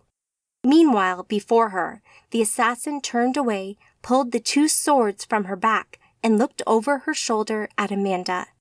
She couldn't see her face under the full-body stealth suit, but Amanda could have sworn that the assassin smiled at her. She ran at Amanda, flipped and lashed out with the katana, while Amanda reacted by dodging away from the blades and keeping herself untouched. She tumbled and ducked away from the blows, the pair of them moving in unison like a carefully choreographed dance routine. The ebb and flow of the fight moved about the room, Amanda being forced to use her magical abilities that allowed her to run over the walls and defy gravity. With the attacker now occupied by Mandy, Liz moved back to Yo's side and held his hand in hers.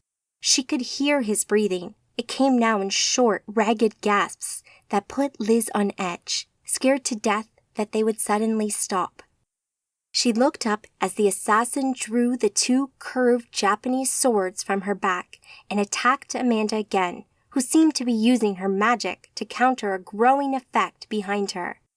Small objects, dust and other lightweight things had started to levitate and move towards a spot in space where gravity suddenly grew in strength, a gravity well of some kind. Liz had been working hard recently, growing in her magical abilities and starting to push from the bottom, apprentice level of magical ability, to the next level where she would be known as an adept. She had only just learned her first skill at this level recently that Amanda called Unravel, which allowed Liz to counter the magic of others and slowly break down an Aegis. Liz knew that with her new ability she would be able to help Amanda, so she raised her right hand and extended it out towards the gravity well while concentrating on pulling the Essentia back and away from the effect. She didn't need to raise her hand. She knew that, but she did it anyways. It helped her concentrate on what she needed to do. After a few seconds, the gravity well dissipated and Liz could stop using her magic. During a gap in the fight after driving the assassin back, Amanda glanced at Liz and nodded in thanks for the help she gave her. Movement to her right caught her eye and she saw Maya enter the room with a look of surprise on her face, which swiftly changed to horror when she saw a bloodied Yo on the ground. Maya ran over to them, her black skirt flaring out behind her as she ran and skidded to a stop. Is he okay, Liz? What happened?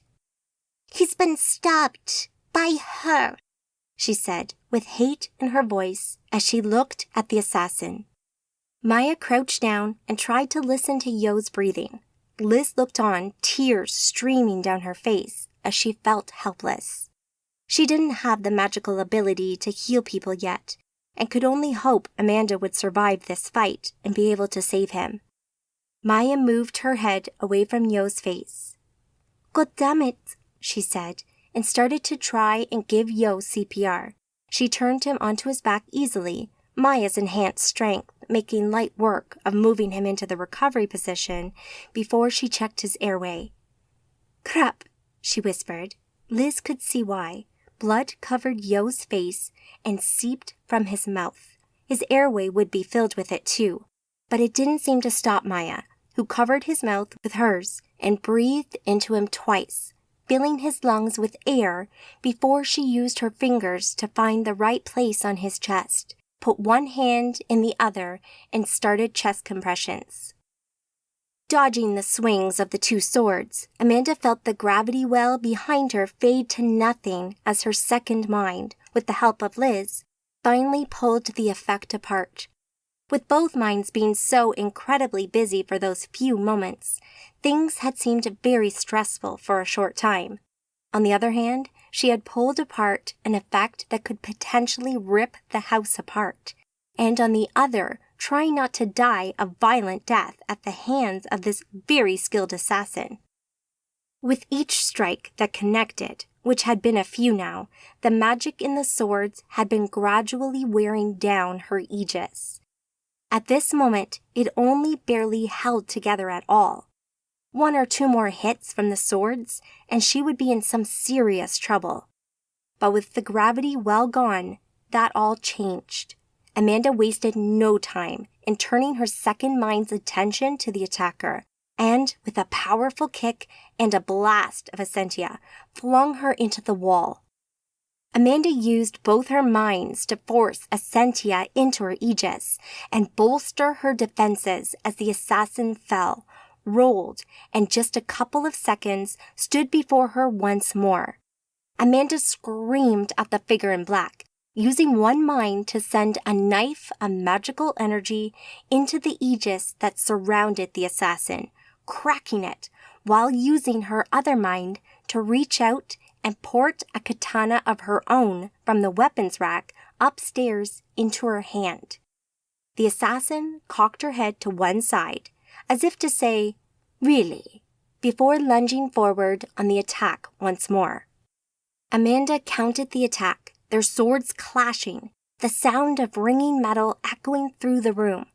On the offensive now, though, Amanda's second mind reached out to the washing machine and took hold of it in a telekinetic grasp and brought it flying across the room at blinding speed. The assassin didn't see it coming. The heavy metal appliance hit the assassin full force and crushed her against the wall.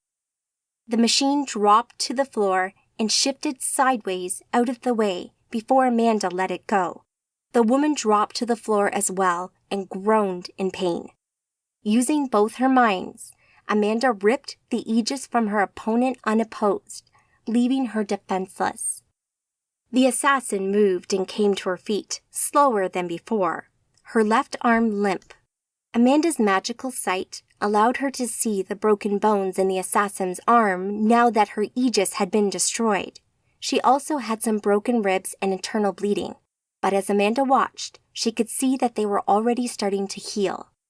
Amanda threw her sword to the ground, while her second mind used her magic to pull the swords from her opponent's hands, followed by the tactical webbing and belt system that held her other weapons to her body.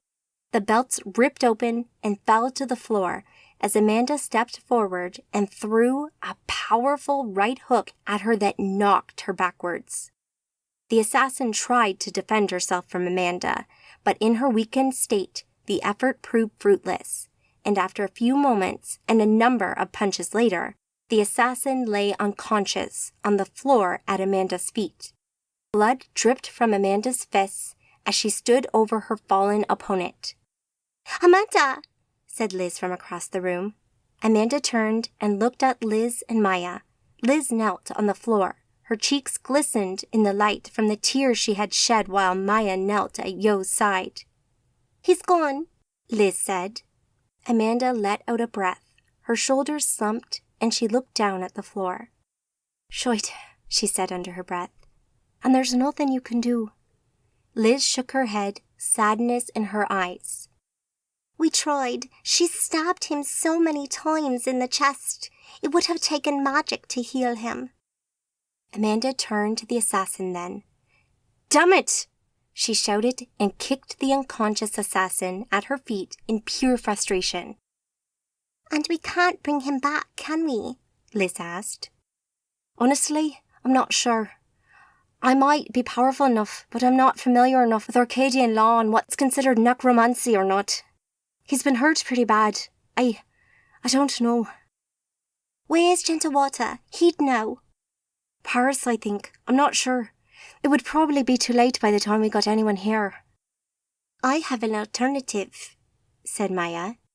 Amanda turned to the scion. She didn't know Maya all that well. She mostly saw her with Yo when they came here. They had spoken a few times and actually got on really well. She mostly came here with Yo, who she seemed very close to, so she knew that Maya must be hurting just as much, probably more, than she was over this. "Go on," Amanda said. "I am a scion. I can turn others into scions by sharing my blood with them. I know I can bring him back from this with my blood, but he would then be a scion like me." "I don't know," Amanda said. That sounded like a somewhat radical step to take, but this was not your everyday situation. Their friend Yo lay here dead, killed by their unconscious assassin at her feet. Messing about with magic and death, bringing people back from the dead, it played with the natural order of things, and the Arcadians called that necromancy. She knew they took a pretty hard line on this, and if you were caught dabbling in it, you were banded nomad and hunted down. She knew it had been one of the primary reasons over the centuries that some people had defected from the Arcadians to join the ranks of the nomads willingly when they had lost friends and not been able to use their magic to bring them back from the dead. Becoming a nomad had lots of other connotations that went along with it, though, so she would not be walking down that path. Liz stood up and walked over to Amanda. She looked just as conflicted by this as Amanda felt. These were some pretty heavy choices to lay on young people's shoulders. She didn't want Liz to feel responsible for this at 17 years old. But then Amanda would only be 21 in July this year. "I'm not sure about this, Amanda," she said. "Can we not get Gentle Water here, or a message to him quick enough to find out what we can do?" "Maybe. I have no idea. He's on a mission for the legacies, so probably not. He warned me he would be out of touch for a few days." "Anyone else we can ask?" "It all takes time. We have a minute or two to do this, and convincing Arcadians to come to a nomad city is difficult enough at the best of times," Amanda said. "Time is short, Amanda," said Maya. Amanda tried to organize her thoughts. She needed to make a choice, and her mind felt in a mess from the stress of this. Technically, she might be powerful enough to bring Yo back, but she had never done this before, meaning it might not work or take time to do. Also, there was a fairly good chance this would be considered necromancy in the eyes of some Arcadians at least. She had no time to find other Magi and consult with them about whether this would be necromancy or not. And getting someone more powerful than her here would take time they did not have. Which left them with Maya. She claimed she could turn him into a scion. From everything Amanda knew about scions, she believed this to be true, but she felt sure that she had been told that the change doesn't always work, that sometimes it fails, killing the victim. But as Yo had already died, Amanda turned to Maya. "Do it." "Really?" said Liz, as Maya went to work, biting her own wrist and dripping her blood into Yo's wounds. "We have no other choice. I'm not risking being branded a nomad for using necromancy, and we don't have time to hunt for help." "But he'll be a scion." "He'll be alive if he survives the transformation." "What? So this might kill him?" "He's dead anyways, Liz. We're giving him the chance at another life." They both looked over at Maya, who stopped dripping her blood into Yo's mouth and stab wounds before pulling away from him. She stood up and walked away. "Now we wait," Maya said. "How long?" said Liz. Yo's body bucked and jerked suddenly, his movements those of someone in agony as Maya's blood went to work. "Not long," said Maya. Amanda watched Yo, fascinated by his transformation. They could see the Essentia around him doing some strange things. It moved about him in odd waves and patterns as his body reacted to the blood. And then, as suddenly as it had started, it stopped. The Essentia around him calmed and went still, like Yo's body. The magical energy that Amanda could see as a thin golden mist didn't flow through him like it did with a living creature, which meant that Yo had died. Amanda felt deflated. The body's movement had brought her false hope, it seemed, meaning today would be remembered as the day that Yo had died. "It didn't work, did it?" Liz started. "I don't think so, Liz. I'm sorry," said Amanda. Amanda reached out and pulled Liz in next to her, hugging her. "It's okay," she said. Amanda looked at Maya, who continued to watch Yo. almost expecting him to move. Amanda felt sorry for her. She tried to help, but it hadn't worked out. Yo sat up, blinking. Amanda jumped at the shock of the sudden movement. Yo groaned and held his chest in pain. Amanda and Liz ran to his side and helped him sit up. Yo, are you all right? Don't move so suddenly. Take it easy. Amanda-chan, What happened? He pulled his hand away from his chest, looking at the thick, wet blood that covered it. He looked up and around the room. where is she? He asked. Maya pointed to one side of the room where the assassin lay on the floor. Over there, Amanda said. Help me up, He asked. Amanda and Liz did so, Amanda finding it easier due to her body's enhanced strength. It's okay, she's unconscious, Amanda said. Yo looked at her. Did you do this? He asked. I did. Dozo, Yo said, thanking her. and remind me not to get on your bad side. Yo walked a couple of steps and bent down to pick up the dagger on the floor. The whole thing had been ornately carved and even doused in blood. It had a beauty all its own. It also glowed in Amanda's magical sight with the powerful energy within it. Are you sure you should be walking about? Amanda said. I'm feeling better already. What did you do to me? Things seem different. You died, Yo. You were dead by the time I subdued her. We didn't have many options. Yo looked Amanda in the eyes, raising his eyebrows slightly. What did you do? Maya offered to turn you into a scion. You were dead anyway. This way you had a chance at life. Yo sighed and looked away.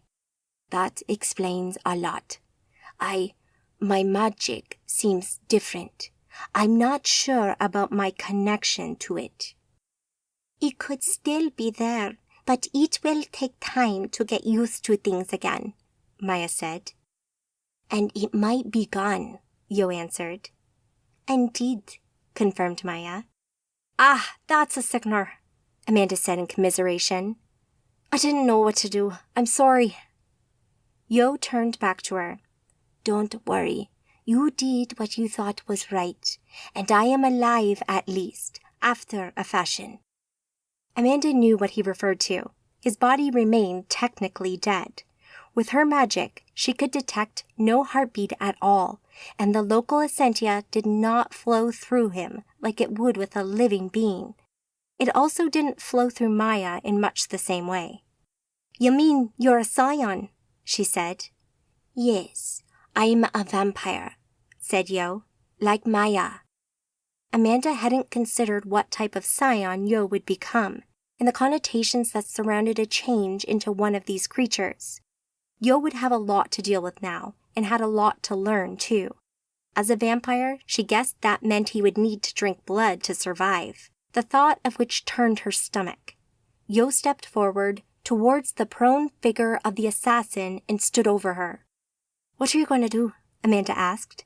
She wasn't too sure of Yo's motives, or what he might do to the assassin. In Amanda's eyes, the assassin would have killed Yo and Liz without a second thought, so she'd basically given up her right to life. But thinking such a thing and then seeing it carried out before you would be a very different thing, if that is what Yo had on his mind. What I should have done a long time ago. His voice remained flat, unemotional as he spoke. Then in one smooth motion, he crouched down over the body, one foot on either side, and placed his hand over the mouth of the woman. He raised the dagger and brought it down hard, plunging the blade into her skull with a cracking sound that made Amanda feel a little sick. The body jerked once before dropping limp once more. Bleeding hell, Amanda said, covering her mouth and turning away. Oh God, said Liz, and backed away from Yo. Maya remained unfazed by the killing and continued to watch. He removed the dagger and pulled the hood from the assassin's face before standing up, dropping the dagger to the floor.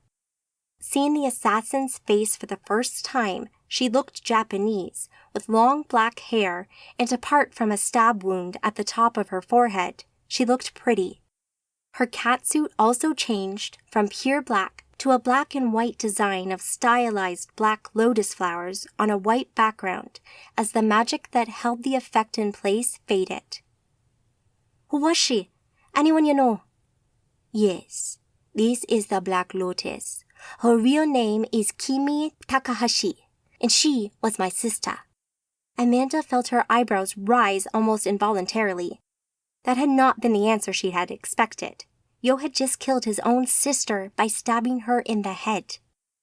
I take it you didn't get along, Amanda said incredulously.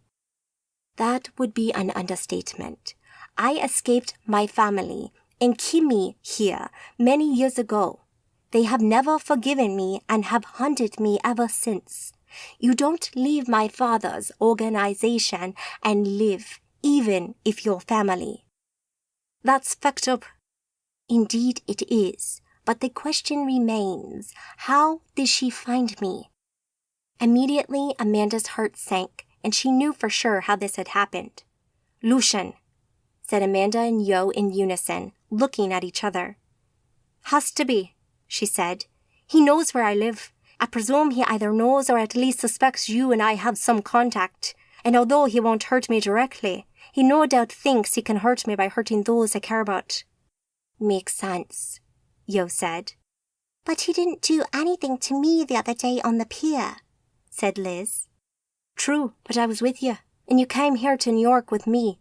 Maybe you're safe too. I, however, have been a thorn in Lucian's side for a long time, said Yo. How did he know about her, though? Amanda said, pointing at Yo's sister. My father didn't exactly keep it a secret that he wanted me dead. Lucian could have found out about my family's vendetta against me without too much trouble. I doubt he knows I'm related to them, though. Amanda sighed. The realization that Lucian had no doubt set this up made her blood boil. It wasn't totally surprising. She had kind of expected something like this to happen at some point. But the reality of it, seeing her friend bleeding and dying before being turned into a scion, felt much worse than just the threat of it. Lucian had crossed a line this time. This time, he had gone too far. Harlem, New York. David pulled his wife in closer to him and kissed her. They enjoyed the moment for a few seconds before pulling apart and looking at each other. Are you sure he doesn't mind? Susan asked. Babe, he must have so many people in his congregation. I doubt Father Noah will notice how often we attend church. I just feel bad, like we've taken advantage of him. I doubt he feels like that. He probably does christenings for loads of couples who don't really attend church, David said. Yeah, maybe. It went well, though, didn't it? It did. Thanks for a great day. Hey, I had that lingerie on you like. You want to get an early night? She purred. He pulled her in close, grabbing a butt cheek in each hand, feeling the suspender belts beneath the fabric of her dress. Their baby started to cry upstairs. God damn it, I'll give him this. He has impeccable timing. One moment, babe. I'll be right back, he said as he ran upstairs, his mind full of images of what he'd do with his wife that night. Halfway up the stairs, the crying stopped. David paused, but thought he should pop his head in to check on Oscar anyway. He reached the door and quietly opened it and looked inside. Something felt wrong. He could feel a cold breeze in here, but he'd not left the window open. Opening the window wider to let more light in, he looked at the empty cot and then over to the wide open window. His mouth opened in shock as his stomach did a somersault. He felt sick. Oscar! In a desperate hope that their baby who couldn't walk yet might have somehow hidden himself somewhere in the room. Everything okay, babe? Susan shouted up the stairs. This dress won't remove itself. Susan, you better get up here. Chapter 12. Hostile Takeover, the Pit Club, Manhattan. Lucian stalked along the corridor of his coven sepulchre where they made their home, hidden deep beneath the Pit nightclub in Harlem. It had been a day since the Black Lotus had started watching Amanda's house in Greenwich Village, a day since she had left Sean to supposedly stake out the house and wait for Yo. Surely, Yo would be visiting the house every day as it seemed from Sean's reports. This whole thing had been dragging on for far too long and had started to make a mockery of his leadership. How could he be the king of New York if he couldn't keep his kingdom in line? Akua had been at his heels the whole time, dogged in his determination to discredit him and his leadership in the eyes of the other coven members. He knew he could count on the support of Rahl, Lex, and Anurin. They knew of his predicament, the threat he had been under, and the stress it had caused him. No amount of backstabbing comments could change their minds, or at least he hoped so. So far, they had been at his side the entire time, trusted associates who he could call on whenever he needed them. Akua had fostered some support from Joachim, Lucian's man in Colombia, who visited from time to time, and in Bull, but that wasn't difficult. That simple-minded beastmaster followed whoever paid him enough attention. Something Lucian had not done over the past few weeks due to the recent events. He also had some support in ranks of the Coven's initiated, but again, Lucian knew he could swing them back to him any time he wished. Still, Akua could not be underestimated. Lucian had to be on his guard the whole time.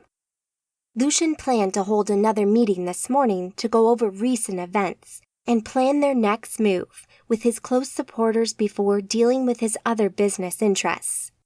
As he walked up the corridor towards the T-junction, he felt a tingle in his extended senses, a sense of foreboding about the next few moments that warned him of something potentially dangerous. Looking up, he saw one of Bull's scion wolves stalk around the corner into view. These things were huge wolf-like creatures, their dark skin covered in patches of unkempt black hair. Its yellow eyes were locked on Lucian as it bared its teeth and uttered a low, guttural growl that rumbled along the corridor. Behind it, Akua strolled into view, his large frame and with a very superior look on his scarred face. He wore only a stained white vest top, with baggy jeans and trainers, his only visible weapon an evil-looking knife in his fist.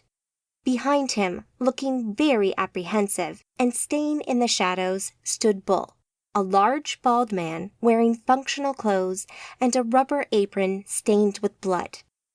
Lucian had stopped walking and waited to see what Akua might do next, while his now multitasking mind worked overtime to shore up his already powerful defenses and prepare for the fight he felt must be fairly inevitable at this stage. He noted a second of Bull's wolves closing in behind him, also ready to pounce just like the first. "Wagwan, Akua?" Lucian asked. "Don't play coy with me, guy," Akua said, pointing at Lucian. "This has gone on for long enough. Your incompetence has made us look weak, man. Nymeria needs to know of what you've been doing." "You think she don't know about all this? She knows everything, man." "Bullshit. She don't know shit. I'm here to make you an offer." "Really?" Lucian said incredulously. "Step down now, name me coven leader, and this thing will be ended. No more will be said. And if I don't, do I need to spell it out for you?" Akua said, indicating the two wolves that had inched closer to Lucian with his hand. "I think if you want leadership of this coven, you need to come and take it, pussy." Akua cocked his head to one side and let out a breath. Lucian sensed the subtle Essentia pulse that came from Akua at that moment, a simple discreet message sent to the two scion wolves on either side of him. A heartbeat later, and the two attack dogs launched themselves at Lucian, their fanged maws gaping, drool flying as they attacked. But they never made it. Two huge blocks of concrete, each over a meter cubed, launched themselves from the walls into each of the two wolves, slamming into their sides and crushing them against the opposite wall. Blood exploded from the two creatures, catching everyone in its spray of gore as the two wolves whimpered once before dropping silent forevermore. Lucian wasted no time. Part of his mind had also reached out to his two most combat-ready allies, Rawl and Lex, the moment the wolves had pounced. Lucian moved, running and launching himself over the debris between him and Akua, his black cloak and treadlocks flying out behind him as he sailed over the concrete block, landing deftly before Akua just as his two allies ported into the corridor. Rawl stood next to where Lucian landed, while Lex appeared next to Bull and immediately grabbed him, putting him into a painful hold to immobilize him. Magic poured out of Rawl, flooding Akua's aegis with disruptive energy to try and break down his aegis. Lucian did the same, his multitasking mind working several effects at once. Essentia lashed out, striking Akua's aegis, breaking it down, pushing it to its breaking point, while at the same time, Essentia poured into a dagger of his own that Lucian pulled from his belt, ready for attack. Still, another part of his mind flung large rocks of concrete at Akua that were not deflected by his aegis, hitting his body hard and knocking him back while Lucian advanced upon his foe, ready to attack. Akua did his best. Lucian watched as he tried to bolster his aegis, to pull in Essentia and keep his shield in place, his biggest defense against Lucian's attack, and his best chance of staying alive. But it wouldn't be enough. With Rawl there, Lucian knew he couldn't resist for long. Sure enough, seconds later, with a snap of magical energy, Akua's aegis fell apart. Lucian moved in quickly, his dagger in hand, and started to throw punches and kicks at his coven-mate. Akua defended well, getting in a punch and a swipe of his own dagger, while his other mind tried to work magic. Lucian wouldn't let up, though, as they moved along the corridor in a desperate fight for supremacy. Lucian's other minds watched and worked. Every time Akua tried to work magic, Lucian blocked him, throwing 2 or 3 of his minds at the effect to dissipate the Essentia quickly, stopping Akua's magic before it even started. Meanwhile, Lucian's other minds, of which there were 6 in total, threw rocks and debris and other items along the corridor at Akua, distracting him and keeping his own multitasking mind as busy as Lucian could. Lucian knew how to fight, skilled in a number of martial arts and willing to fight dirty to get what he wanted, made him a formidable opponent. He kept the pressure on Akua, and a few moments later, Akua messed up, leaving a gap in his defenses. Lucian's spin kick connected heavily with Akua's jaw, breaking it with a loud crack and slamming his head against the wall. Akua dropped to the floor. His defense dropped for the moment as he tried to recover from the brain-rattling kick. Lucian didn't wait. He reached in, grabbed Akua by the scruff of the neck, and easily hauled him up off the ground against the wall. Lucian's other hand moved like a flash, the dagger's blade flashing as he brought it across the stomach of Akua. Blood and ropey intestines spilled from Akua's gut, splashing to the floor, his insides uncurling onto the slick red puddle at Lucian's feet.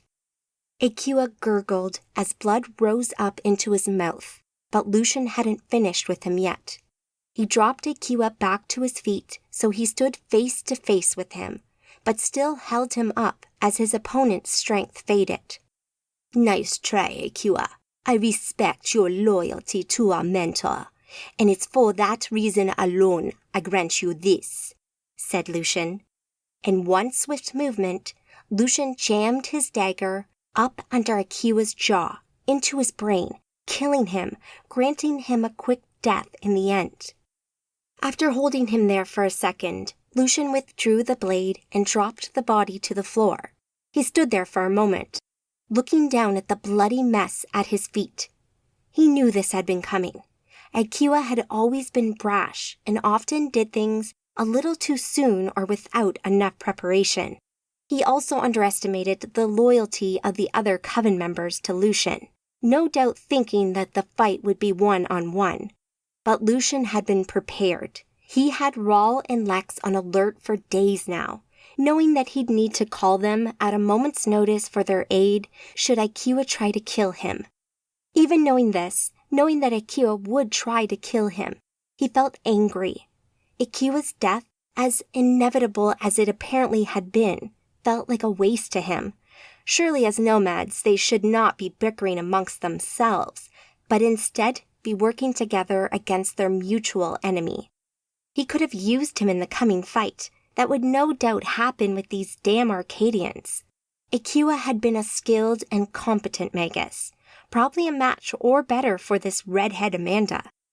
His harassment of Amanda and her friends would probably come to a boiling point sooner or later, and when that time came, Lucian would defend himself, and if need be, kill her.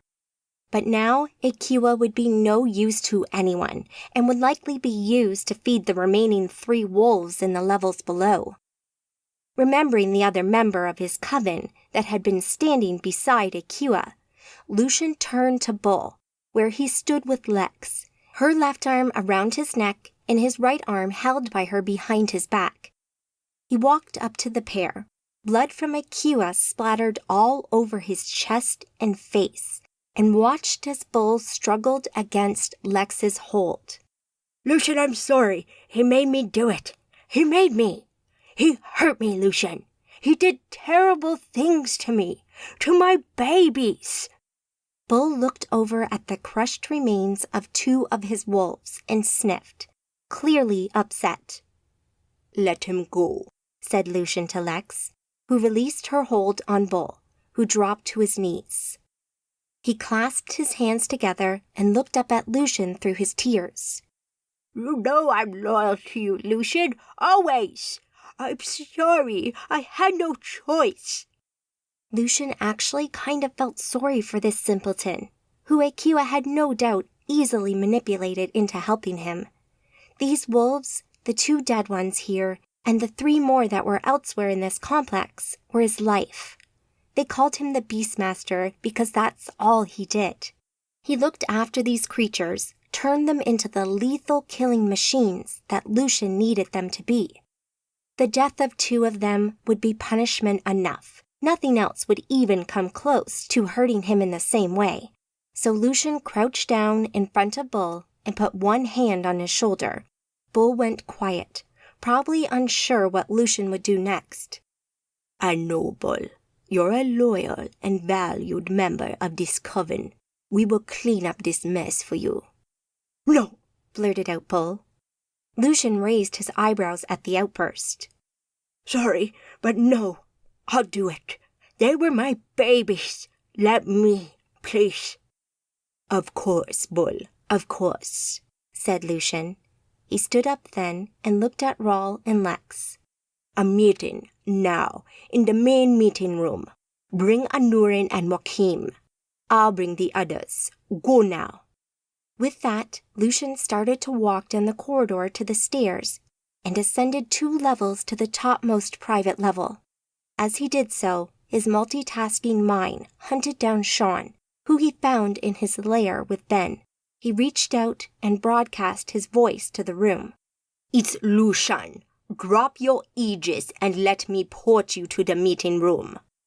He watched them stop in their tracks, listening to the voice that sounded in their lair like an unusually crisp and clear speaker might.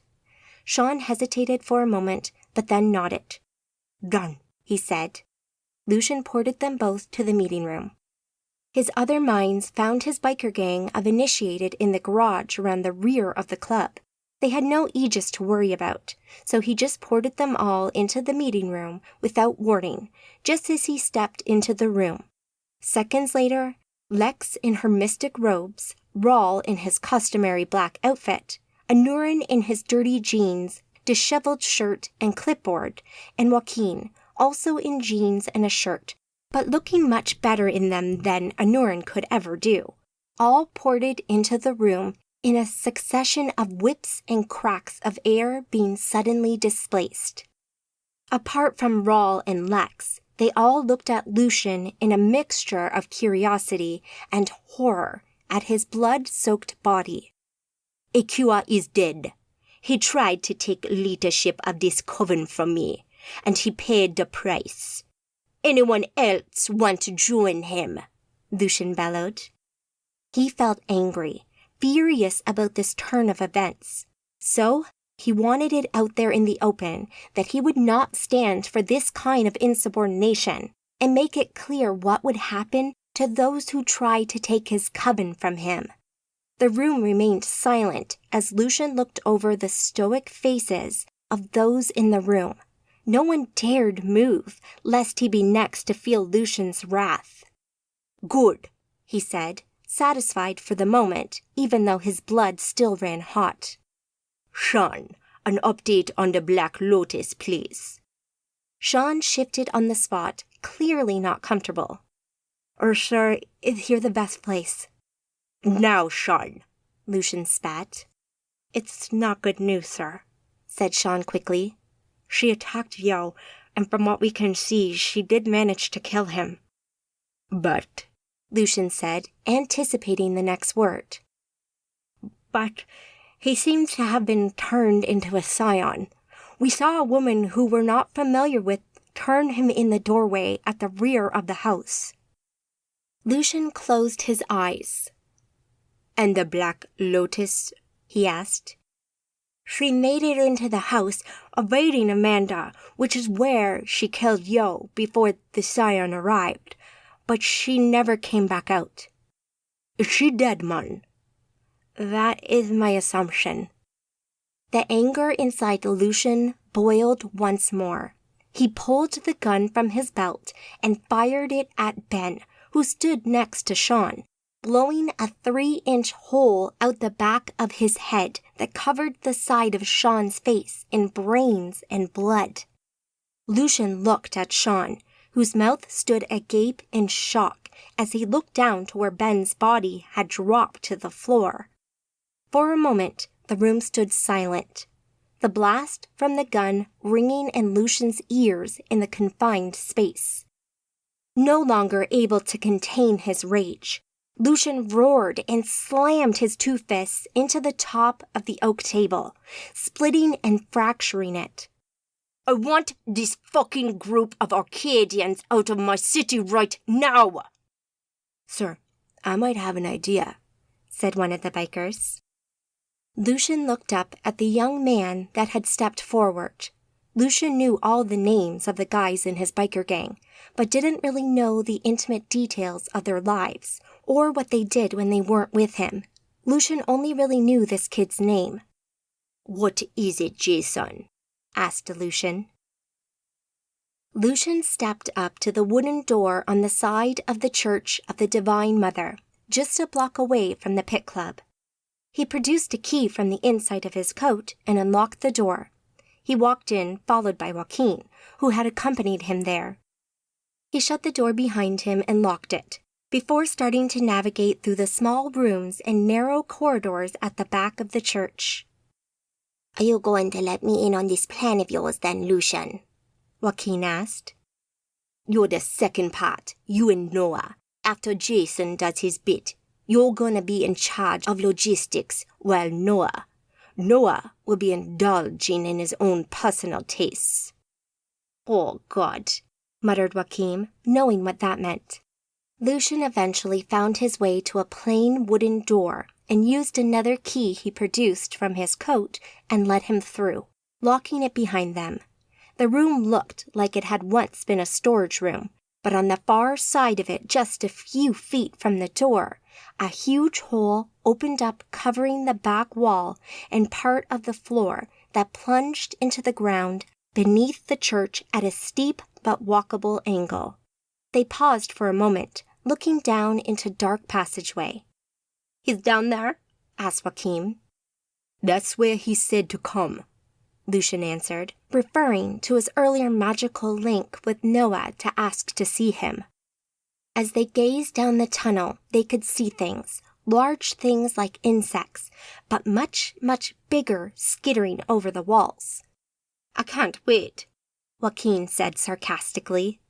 Lucian stepped forward, carefully making his way down the roughly carved steps into the depths beneath the church.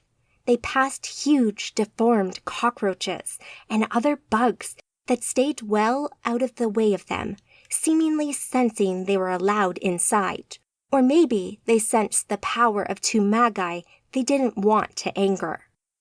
Soon enough, Lucian, followed by Joaquin, stepped onto level ground and made out the sounds of someone, a child, in pain, but they were muffled, as if they were gagged.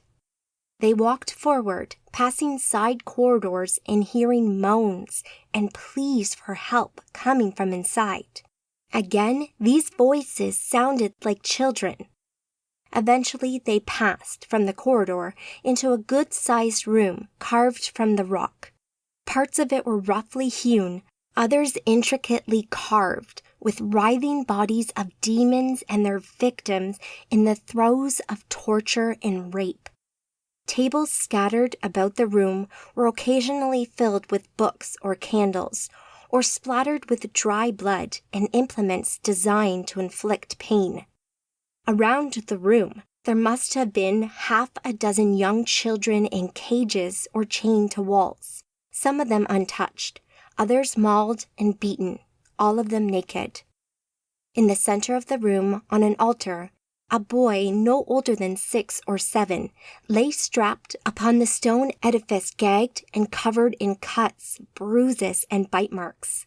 He fought against his attacker in vain as he looked at Lucian and Joaquin as they entered in hope of release, his eyes filled with pain and pleading for help.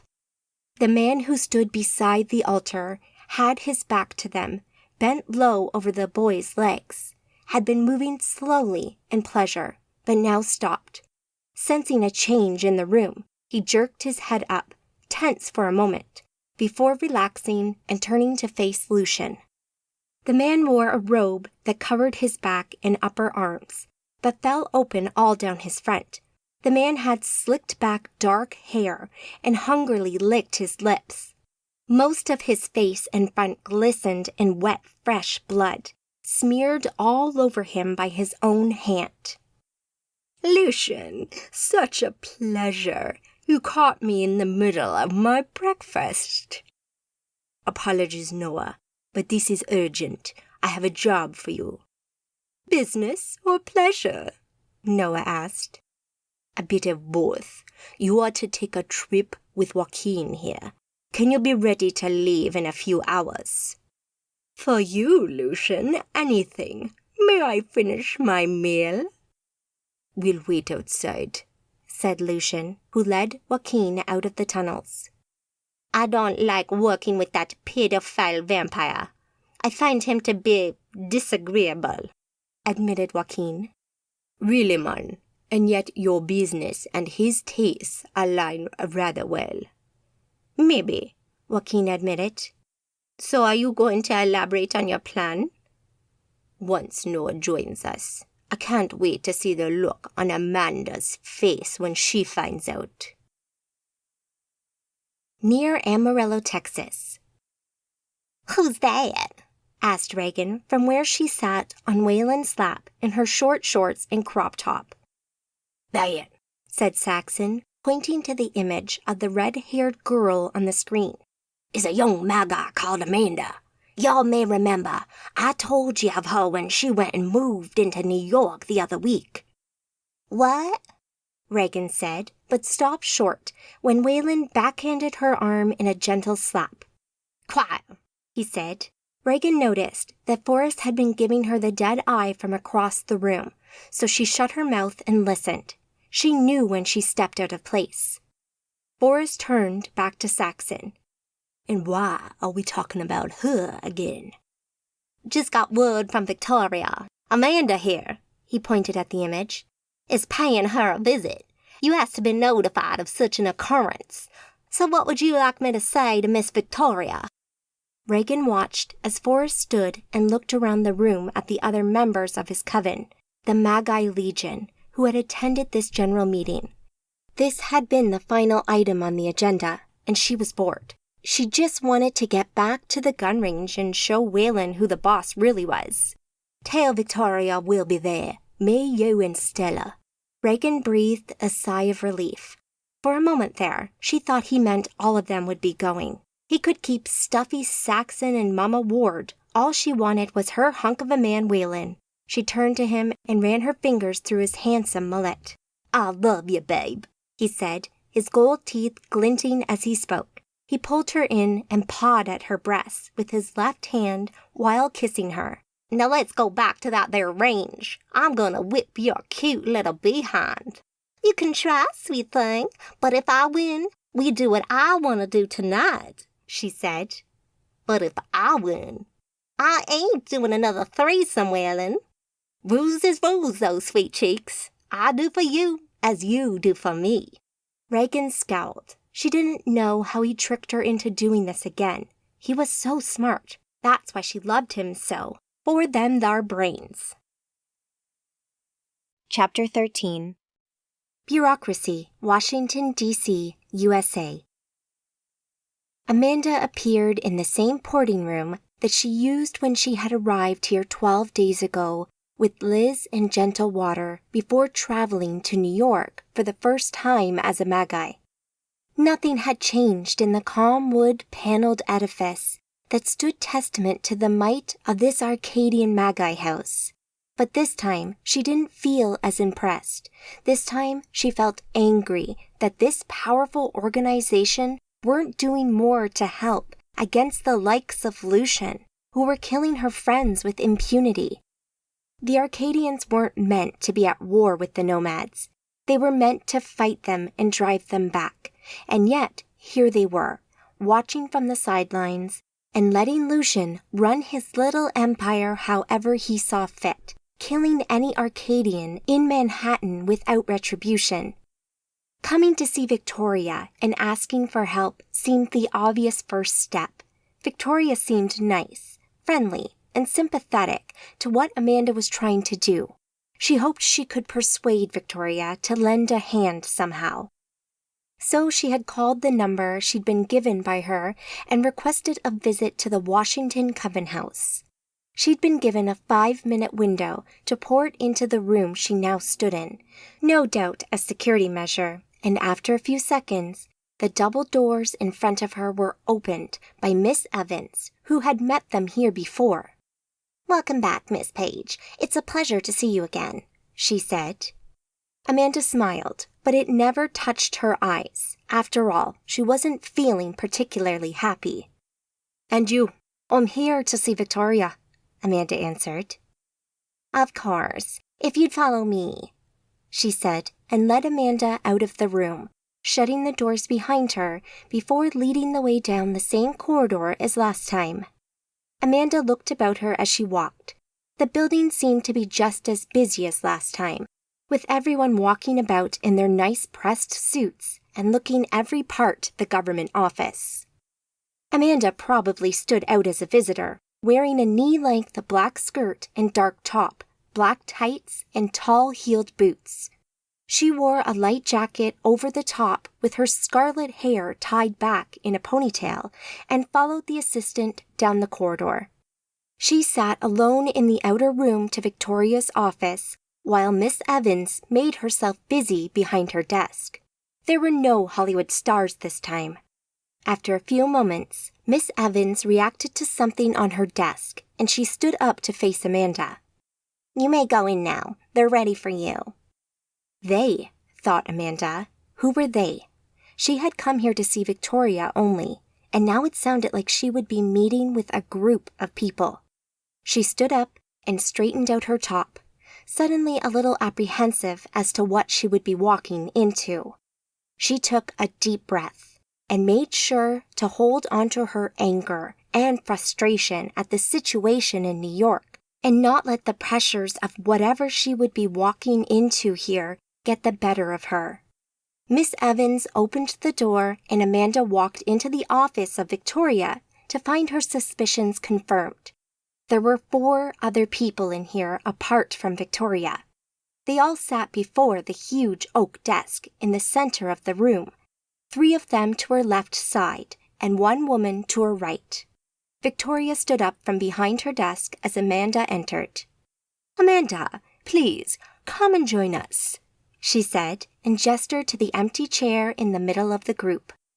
Amanda stepped forward and reached the chair. To her right, the woman who looked to be in her late 20s, with dark hair tied back in a bun, stood for a second and offered Amanda her hand.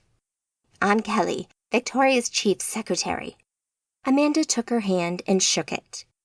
"Pleasure to meet you," Amanda said, and looked over at the 3 people to her left. "This is Forrest Ward," said Victoria, indicating the stocky man closest to Amanda who wore jeans, a red check shirt, a jacket, and cowboy hat. He had a bushy blonde beard and looked at her with steely blue eyes. He nodded once to acknowledge her, but didn't offer his hand. "Saxon Ray," Victoria continued, indicating the next man along, who wore a suit and couldn't look more different to Forrest with his neat hair and perfect teeth. Amanda got the vibe of a slick car salesman from him. He smiled at her. "A pleasure, ma'am," he said in a thick Texan accent. "And Stella Ward," Victoria finished. The woman didn't even look at Amanda, but she guessed from her surname and the ring on her finger that she would likely be Forrest's wife. She wore similar cowboy jeans and boots with a check shirt and fur-lined jacket. Victoria sat down behind her desk, and Amanda got the impression that she seemed a little more harassed than the last time she had been here. "They represent the Magi Legion Coven," Victoria continued, referencing the 3 Magi to Amanda's left, "and have an interest in what you're doing in New York and why you're here." "Okay, grunt," Amanda answered. "As I understand it, you've had some trouble with Lucian since arriving in New York," Victoria stated. "That's right, Amanda trailed off. The thought of having to explain everything to these people felt like a huge and maybe fruitless task. Now that she sat here, she felt like a whining schoolgirl complaining about someone pushing her in the playground. "Look, it's getting beyond a joke. He's nearly killed Yo yesterday after setting a very skilled assassin on us." "And you'd like us to do what?" Saxon asked. "Help, of course," Amanda said incredulously. "So he's not actually killed any of you," Saxon said. "Well, kind of." Amanda didn't know what to say. Having these other Magi here from another coven had thrown her off completely, and after only a few seconds, they were starting to make light of her situation. "Kind of. Is Yo dead or not?" Amanda looked over at Saxon and saw all 3 pairs of eyes on her now. Saxon's expression open and questioning, framed on either side by 2 very skeptical faces that didn't seem too friendly. "He's a Scion now. It was the only way we could save him." "Excellent. So he's alive and the attacker is?" "Dead. She's dead," said Amanda. "What's the problem then?" he asked. "The problem is that I'm trying to make a life in New York. I'm trying to make a difference and I need your help. I want to fight back against Lucian, and I can't do that alone." "And yet you knew you were moving into a very dangerous city with an active nomad coven who would likely try and kill you. And when he does, you come crying to us for help." "I am asking for help, yes." "Well, I'm sure Victoria here will be happy to raise the issue in the next AMC meeting next month," said Saxon, referencing the American Magi Council. But until then, we can't really do much. And I wouldn't hold out much hope. We help out our own here, Miss Page. The legacy is out of its jurisdiction, and we as proud Americans will deal with Lucian when we feel the time is right. It's a very delicate situation, and if we just ride on in there without planning ahead, things could get very messy indeed. Amanda looked back at Victoria, who seemed frustrated by the whole situation in this room, but had not yet said anything. Victoria, she asked. I'm sorry, Amanda. There's little I can do. My hands are tied. We have a system in place, and it has to be followed. This is ridiculous. May I ask, Miss Page, has Lucian attempted to kill you yet? Saxon asked. Not as such. He's threatened me a couple of times, she admitted. Really? Saxon said rhetorically. Why ain't he killed you yet, darling? Forrest asked, leaning in, his thick Texan drawl coloring his words. Amanda leant back a touch, away from the smell of chewing tobacco that accompanied his question. I guess he tried. Look, everyone else who's been to that there place in recent years has been hunted down and killed within days of arrival. And yet here you are, alive and well, after 12 days in that city. Are you sure he wants you dead? Forrest asked, conspiracy in his voice. What are you implying? Asked Amanda, her tone of voice guarded as she sensed the trap. We're not implying anything, said Saxon, breaking in before Forrest could say anything else. We're just trying to find the truth. Of course, said Amanda before she turned and addressed Victoria. I think we're done here, she said. So soon? Forrest asked. I thought you wanted our help. Yes, I do, but you seem scared of one little nomad, Amanda goaded. I ain't scared of no bitch-ass nomad, little lady. He'll get what's coming to him. You mark my words. Then help me. Fight with me, she pleaded. I'll fight when I'm good and ready. You wanted to live there, so you deal with him. Amanda stood up, furious at the pig-headedness of this wannabe cowboy, her legs pushing her chair back as she stood. I will, and when I'm finished with him, New York is mine. Forrest sat back and looked up at Amanda, a smile passing over his face. Sure, whatever you say, little lady. His voice patronizing and filled with disbelief. Amanda took a breath and looked at Victoria. Good to see you again, Amanda said, and turned towards the door. As she walked away, Victoria spoke to Kelly, asking her to walk Amanda out. Kelly caught up with Amanda by the office door and walked through with her. Amanda, frustrated and angry, didn't wait. She just walked away from the door as Kelly shut it behind her. Hold up, Miss Page, Kelly said. Amanda stopped and looked back at Kelly over her shoulder, waiting for her to catch up. Come with me, she said quietly to Amanda and walked off down the corridor. Shortly before the porting room, Kelly opened a door and stepped through. Amanda reached the door and saw another office, slightly smaller than Victoria's, but still well appointed. Come in, she said, and gestured for Amanda to close the door behind her. Sorry for that farce in there. Victoria and her other coven in general are always under pressure from the other American covens over one thing or another. The Legion is perhaps the group that opposes us the most and causes the most trouble. They were not happy about you moving to New York and insisted on meeting you the next time you came here. They almost certainly have informants in these offices and have at least a couple of initiated, openly working here full-time, whose job it is to report back. So when you asked to visit, we had to invite them along. Who are they then? Just another coven? That's right. Ourselves and the Magi Legion are the two largest covens in the U.S. I suppose the best analogy is that they're right-wing, we're left-wing. And they don't like me very much. No, you're a foreigner, and you're intruding on their territory. They're not big fans of that. Their territory? Well, by that I mean America, but you get the idea.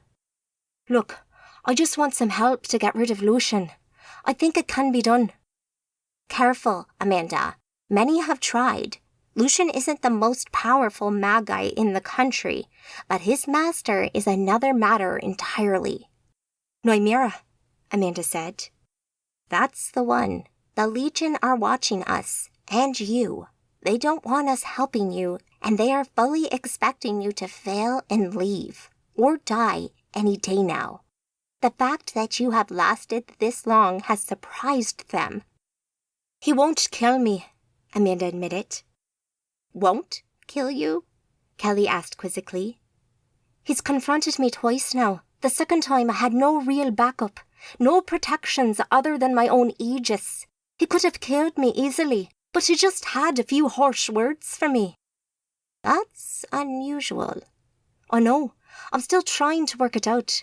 But he had no problem trying to kill my friends in the meantime, which is why this needs to end. Of course, and while we can't be seen to be giving you help directly, we will try to help you in other ways. And with that, she reached under the desk and pulled out a manila envelope and passed it to Amanda. That's everything we know about Lucian.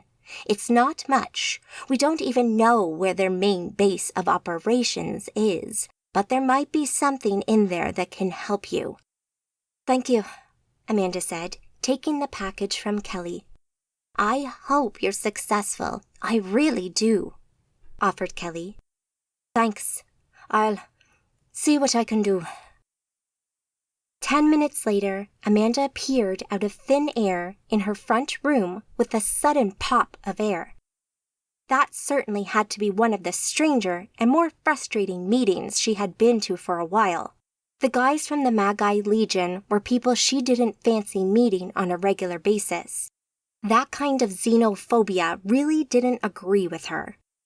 She dropped the envelope onto the coffee table and slumped into her sofa, glad to be taking the weight off her feet. She hadn't been sitting down for more than a few seconds before she felt the familiar sensation of a presence outside her mind and Aegis, wanting to link with her. She recognized the presence right away as Zane and opened the link to him. "Hi, Zane," she thought to him. "Hi, Mandy. We just got a message for you a short time ago. I've been trying to link with you for the past 15 minutes. Are you all right?" His voice sounded in her head, loud and clear as if he were sitting right next to her. "I was in a meeting, just got back. What's the message?" "It's from Alicia. She says she needs your help." Alicia, thought Amanda, without sending the thought to Zane, her friend from the orphanage in Ireland. "Did she say what the problem was?" "Only that some of her pupils have gotten themselves into some trouble with magic, and she would like your help." "Okay, Zane. Thank you." "Pleasure. How's New York?" "It's great. There's a few problems we're working on, but we'll get there." "Let us know if you need a hand.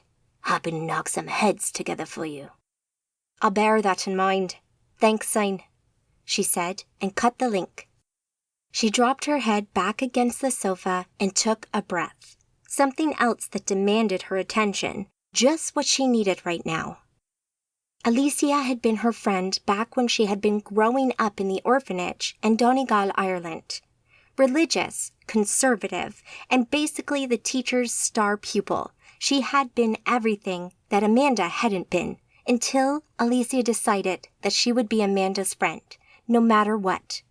Her influence had calmed Amanda down, and their friendship would always be the one thing that Amanda treasured most from her time in the orphanage. She visited Alicia a little over a year ago, shortly after becoming a magus, and had given Alicia her contact details at the time and had updated them to the Legacy Mansion in Paris months ago. She hadn't gotten round to updating them to New York yet, but that would be put right on this visit. The problem would have to be serious for Alicia to call and ask for Amanda to come to the orphanage, meaning she couldn't hang around here for long. She needed to get to Ireland. You okay, Mandy? Amanda looked up, snapped out of her thoughts by Liz's voice. Her apprentice stood in the hallway close to the front door. She looked good, wearing a skirt that showed a little more leg than usual. I'm fine. Are you going out? I'm meeting Jason. We're going to take in a few sights of the city. Happy days. Have fun. I might not be here when you get back. I need to pay a visit to a friend in Ireland. Alicia? She'd spoken to Liz about Alicia and her past a fair amount over the past year, so she knew who Alicia was. Yeah, I shouldn't be too long. Have fun. I will. See ya, Liz said and left through the front door. Amanda smiled. Liz seemed to be finding her feet here in New York more than ever now. She hoped she had fun. Amanda stood up and looked down at the envelope on the table. She concentrated for a moment and ported it upstairs into her bedroom for safekeeping. Now she needed to get to Ireland. She'd done this trip a couple of times now, both to reach Ireland and Paris. Concentrating for a moment, she ported from her lounge and suddenly appeared on a lush green hilltop overlooking a huge body of water that stretched as far as she could see. Her ability as a Magi allowed her to port wherever she could imagine, but her ability level limited her to just shy of 1,000 miles. So a trip to Ireland, which in total would be a 3,000-mile trip in one jump, had to be done in several hops. She ported north into Quebec in Canada on the south coast of Le Fleuve Saint-Laurent, near to Grande Vallée. Up here on the hill, the view took your breath away, and it was always quiet. She only appeared for a few seconds, though, before she ported north again, appearing on another coastline, but at sea level on a quiet northern beach on Long Tickle Island in Newfoundland, Canada. The temperature had dropped enough that she really felt the cold now. Not that it bothered her. Her magic kept her warm. The view here out to sea had a nice calming effect on her as the water broke gently onto the beach a short distance ahead of her. But she couldn't stay, so she concentrated again and ported another 500 or more miles northeast and appeared on a rocky, snow-covered mountaintop. The wind whipped about her up here as she looked over the wintry, forbidding landscape of Nunavut on the south coast of Greenland. Behind her, the North Atlantic Sea she had just ported over stretched away into the distance, while before her, snowy peaks of rock jutted into the sky. Again, she didn't stay long, just a few moments, to make sure there had been no one nearby, watching before concentrating on her magic again and porting once more. She pushed herself towards her upper limit, porting east, nearly as far as she could at her current ability, and appeared on the southern slopes of Snæfellsjökull in Iceland, close to the Vatnsdalur cave. The ground wasn't as rocky as where she had appeared in Greenland, but it felt just as cold. The bleak landscape extended down below her to the sea. There were no trees here, just rocks and tundra, and beyond that, the freezing ocean. She had come most of the way now, just a couple more jumps, and she'd be in Ireland. Pulling her coat tighter about her, shivering even though she didn't really feel it, she pulled on the threads of Essentia again and disappeared. She appeared 700 miles southeast of Iceland on a small island southwest of Skarp on the Isle of Harris, just off the west coast of northern Scotland. Although still cold, the air felt noticeably warmer here, and the late afternoon sun felt lovely on her face. The island had no inhabitants as far as she could tell, other than the local wildlife, perfect as a jump location for porting about the globe. This would be her last big jump, so she concentrated on her destination, and with a whip-crack of noise and a fleeting feeling of dislocation and dizziness, she appeared outside her cottage in the Blue Stack Mountains, northwest of Donegal. Everything looked to be as it should be. The small whitewashed cottage had been left untouched for a little while. But Amanda popped back here from time to time, either for a bit of time alone or just to make sure everything was okay. Everything seemed fine, so it would be just a short hop from here to the orphanage now to see her friend. Online chat between Edge and Kronos, dated April 19th. Edge: who are they? The people you sent me to follow. Kronos: you found them? You stayed out of sight. Edge: yes, don't worry. They never knew I was there. But I saw things. I saw them doing things that should not be. Kronos: you've seen it before though, haven't you? Edge: what are they? Are there more of them? Kronos: they call themselves Magi, pronounced Ma-Gai. And yes, there's more of them. Chapter 14. Antarctic Trek, Antarctic. Angel sat in the front passenger seat of the Haglund's all-terrain vehicle as it made its way over the white-on-white landscape. The vehicle consisted of 2 cabs, both on tracks, powered by the engine in the front cab.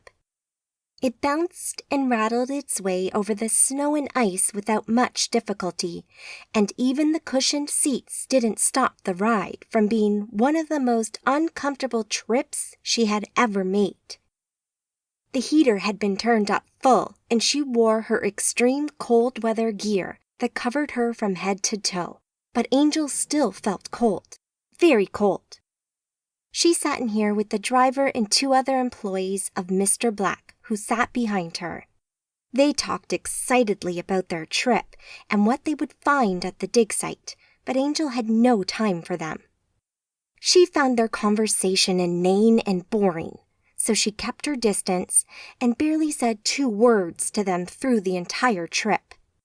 They traveled from the Syndicate Island a little over a day ago, hopping from one airport to another, changing planes a couple of times until they reached the final leg of the trip that took them from South America to Antarctica in the Hercules LC-130 military cargo plane.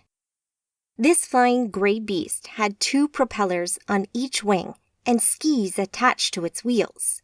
The flight had been one of the worst she had ever experienced.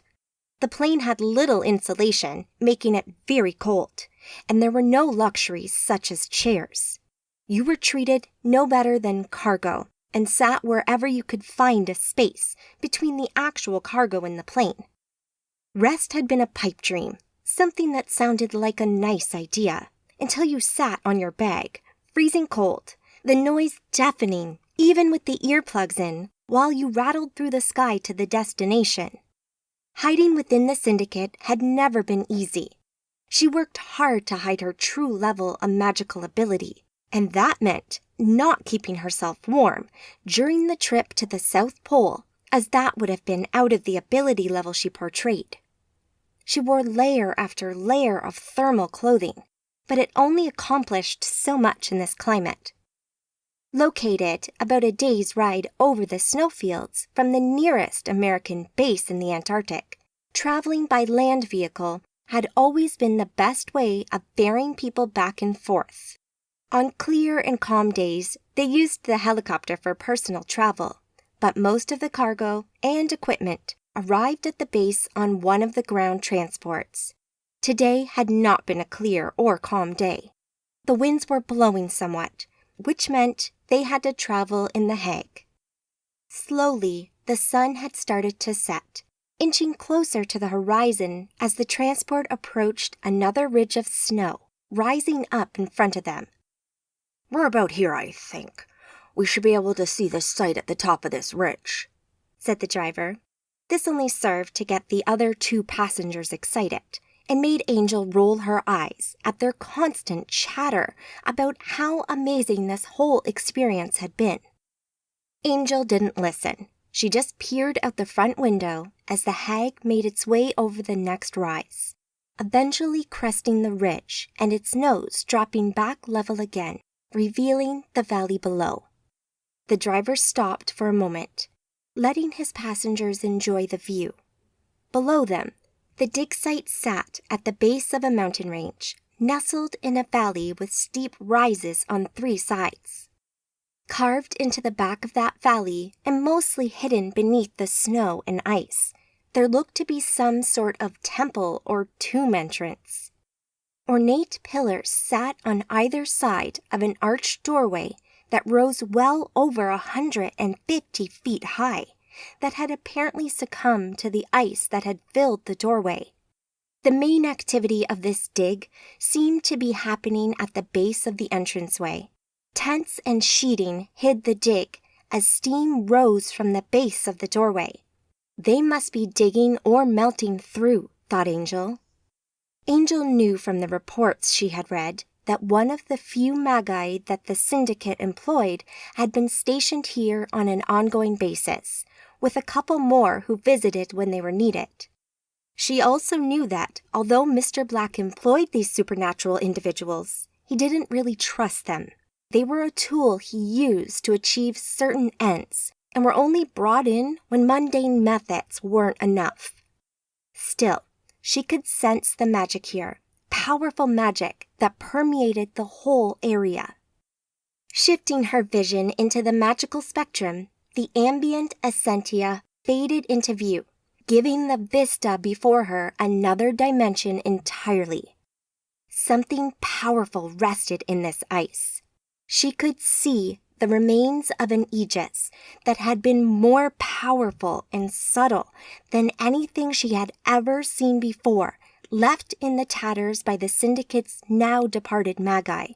The aegis had effectively hidden this place from detection and view for millennia.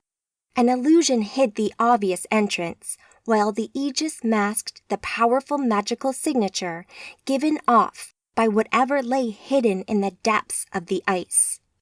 Beyond the shield, magical signatures could be seen everywhere, as well as the distinctive marks of explosions dotted about the camp. Traps, thought Angel. Powerful and dangerous magical traps designed to dissuade people from venturing too close. They weren't hidden, though. These were designed for any mortals who wandered into the area who weren't affected by the aegis. They were obstacles, nothing more. She could see tents set up between the traps and safe areas to walk, marked out by flags. But the real magical power came from deep below the surface, beyond the ice door. Something powerful lay deep underground here. She had no idea what it could be, but the taste of that power now captured her interest. The driver shifted the transport back into gear and continued down the slope on the other side of the ridge, eventually coming to a stop next to a number of other vehicles. Angel jumped out and grabbed her bag from the back of the hag before walking into the compound alone. She followed the path marked out by flags through tents and piles of equipment boxes towards a larger cabin that stood 10 feet above the ground on scaffolding. As she walked forward, she approached a gap in the tents that had been marked off. Flickering lights seemed to be coming from the gap, as well as some strange noises. She rounded the corner to see a bright, glowing point of light that flickered and sparked, throwing off arcs of magical energy like miniature lightning bolts and puffs of fire and smoke. As odd as that might be, it wouldn't have caused the hint of consternation that Angel felt as she looked at whatever this was. As the effect flickered, she could see individual body parts appearing and instantly disappearing, jutting out of the energy, writhing in pain as they appeared. Every few seconds, a screaming face would appear, and for that fleeting moment, the sound of the man's bone-chilling scream of pain could be heard before his head disappeared, and the sound stopped just as abruptly as it started. Angel stood there fascinated by it. "One of the traps," said a voice to her right. She turned to see a man standing nearby, dressed in extreme cold-weather gear, as bulky as her own. "The idiot got too close. One minute he was standing just a little closer than you are now. The next moment, that," he said, pointing at the screaming, flickering light. And you're leaving him like that? Angel said, a little surprised that they wouldn't try to save him. Not that it bothered her, but she always thought of the staff of the syndicate as a little more humane than that. We have our best Magi working on it. They're a little apprehensive to tamper with it while we conduct the dig. Serves the idiot right, though, and it's an effective deterrent for anyone else thinking of being a wise-ass. Anyway, I'm Blake. I was just heading out to meet you. I take it you're Angel. Angel recognized the name. Blake Preston had been placed in charge of the dig and would be the person she would be working with during her stay here. Her job, she now knew, would be to use her magical perception to help them in the dig, to watch out for any magical problems that might rear their head. Angel took the man's hand and shook it. That's right. A pleasure to meet you. Shall we get out of the cold? He asked. Absolutely. Lead the way, she answered, eager to try and get a bit warmer. She followed Blake through the rest of the tents towards the main complex of prefabricated living spaces. To call these oblong gray blocks with a couple of windows and a door buildings would have been a little too generous. Beyond them, the carved rock face rose above her, ominous and forbidding, hiding its secrets away from prying eyes. But not for long. Online chat between Edge and Kronos dated April 19th. Edge. Yes, I've seen them before. It's a while ago now, maybe 20 years. But yes, I've seen something like this before. Kronos. 20 years ago. Edge. I was traveling the Middle East, and it happened while I visited the island of Tarut. Kronos. Tarut? You mean the one that had the earthquake? Edge. That's the one. I was there when it happened. I was in the middle of the earthquake. I thought she was an angel at the time, but maybe she was just one of these Magi. I've lived in a kind of denial for a while over what I saw that day, but recently, I just realized I had to know. I couldn't leave it any longer. I needed to know what I saw, which led to the blog and everything else. Chapter 15. Ritual, Donegal, Ireland. Amanda walked in front of the Catholic convent school that had once been her home. The last time she had been here had been nearly 2 years ago, a few months after becoming a Magi, when she came to visit her old friend Alicia. It had been lovely to catch up with her, but it had also served to highlight the differences in their lives now. She'd left a phone number for Alicia to call should she need contact Amanda, but had not returned to the orphanage since that day. Alicia had seemed happy, and that had been enough for Amanda. She'd not planned on returning to the orphanage again, other than to occasionally check in on her friend. And yet, here she stood, ready to step back into her past once more. There were 2 main front entrances to the complex, one for the school and the other for the orphanage on the same site. Amanda walked into the school entrance, through the large iron-bound oak double doors set deep into the dark, weathered stone in the imposing building. As a child, living here full-time, the whole place had seemed like nothing more than a prison for her, a place to stifle her dreams and ruin her life. She had escaped, though, run away as a teenager, and stowed away on a cargo ship bound for New York. It had been the best decision of her life, even if it had led to a certain amount of pain in the years since then. But she wouldn't change the choice she made to run away. It had been the right thing for her to do. She had dreams to follow, and nothing would stop her from pursuing them. She walked up the front steps, her heels clicking on the stone as she moved. She wondered how the superficial secretary would react to her this time. Last time, she'd worn jeans with holes in them and a fitted top, looking like some student that had escaped the common room, which is how the secretary had treated her. Today, she still wore the outfit from her visit with the coven in D.C., dark top, black skirt, and tights with knee-high boots, finished off with a smart jacket, her long red hair tied back in a ponytail. She looked prim, proper, and well-groomed. The entrance area had not changed, and the same woman sat behind the reception desk as last time, Amanda grinned and walked over to her. The secretary looked up and smiled, her reaction to Amanda this time somewhat more welcoming. "Good morning, miss. How may I help you?" "I'm here to meet Sister Alicia," answered Amanda. "Ah, yes, she said you were coming. Amanda, is it? One moment. If you'd like to take a seat, I will call her down." "Of course," said Amanda, and walked to the nearby sofas, where she sat with her knees crossed. Moments later, the door through to the school opened and Alicia, in full nun's habit, stepped through. Amanda smiled. Alicia had been in training the last time she had visited, and now it seemed like she had passed the test to be a fully fledged nun. Amanda rose from her chair and walked to meet her old friend. "Amanda, God bless you. It's such a pleasure to see you again. Thank you for coming," Alicia said. "Any time. You need only ask." "Come with me. Let's go somewhere we can talk," Alicia said in a slightly quieter tone. "Of course," said Amanda, and followed her friend through the door into the school proper. They walked through several corridors and up some steps before Alicia unlocked a door and ushered Amanda through. "You have an office?" Amanda asked. "I've taken on more responsibility within the school, and this happened to be one of the perks." "Very nice," Amanda said as she admired the room with its wooden bookshelves and desk.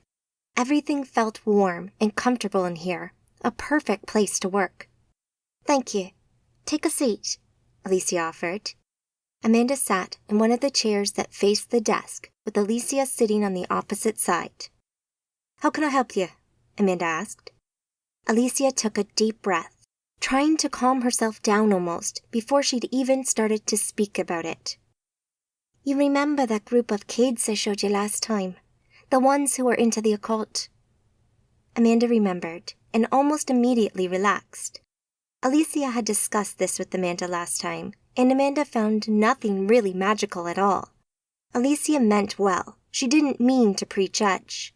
Amanda felt sure of that, but her personal beliefs, in Amanda's view, were coloring her opinions on this matter. These 4 kids were what Amanda thought of as goths. They wore black clothing, they often painted their faces white, and wore black eyeliner, that kind of thing. She also knew from her visit last time that although there had been an interest in some occult stuff from a couple of them, it all looked totally harmless to Amanda. Even with magic being real, and with some real horrors in the shadows, Amanda didn't really worry about these kids, and had tried to get Alicia not to worry either. Even if you were interested in the occult, the chances of you discovering it were almost at 0. For a mortal to discover the Magi and Scions, there had to be a single-minded drive to look for it, and to look in the right places. A few kids playing on a Ouija board would never find anything. "I checked the last time I came. They're just kids, and they certainly aren't worshipping the devil or anything." "I know you did, but they seem much more into it this time. They're much more secretive about it, and they're just looking at the notebooks they have with all the symbols and runes in them. I'm worried, Amanda. I wanted to ask you, because you took me seriously last time. You helped me, and I can talk freely with you. I'm worried the sisterhood might not be so understanding." Amanda nodded. She understood. Alicia really did look worried, and she didn't want to mock her by dismissing her thoughts as silly. "Okay, sure, I'll have a look. Leave it with me. Where are they?" Amanda asked. Alicia checked the time. "They should be in the common room in the 6th form block." "Okay, leave it with me. I'll watch them and see what I can find out." "I can give you access to their rooms again," Alicia said, and passed over a key ring with 4 keys on it. "Same rooms as last time."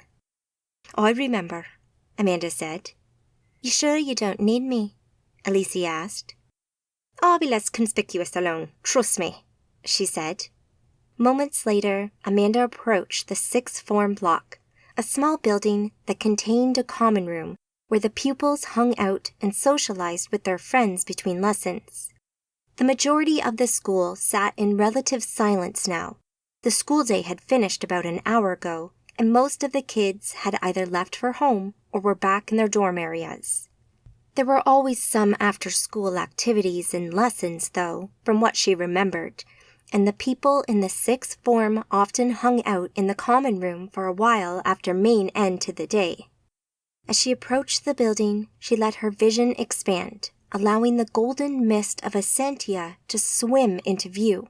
At first glance, everything here seemed in order, no unusual magical signatures. So she found a place to stand out of the way, where she would be unlikely to be disturbed, and sent a second set of senses inside the common room, where, just as Alicia had predicted, the 4 kids, although maybe young adults might be a better term, sat in the corner away from the other pupils in the room.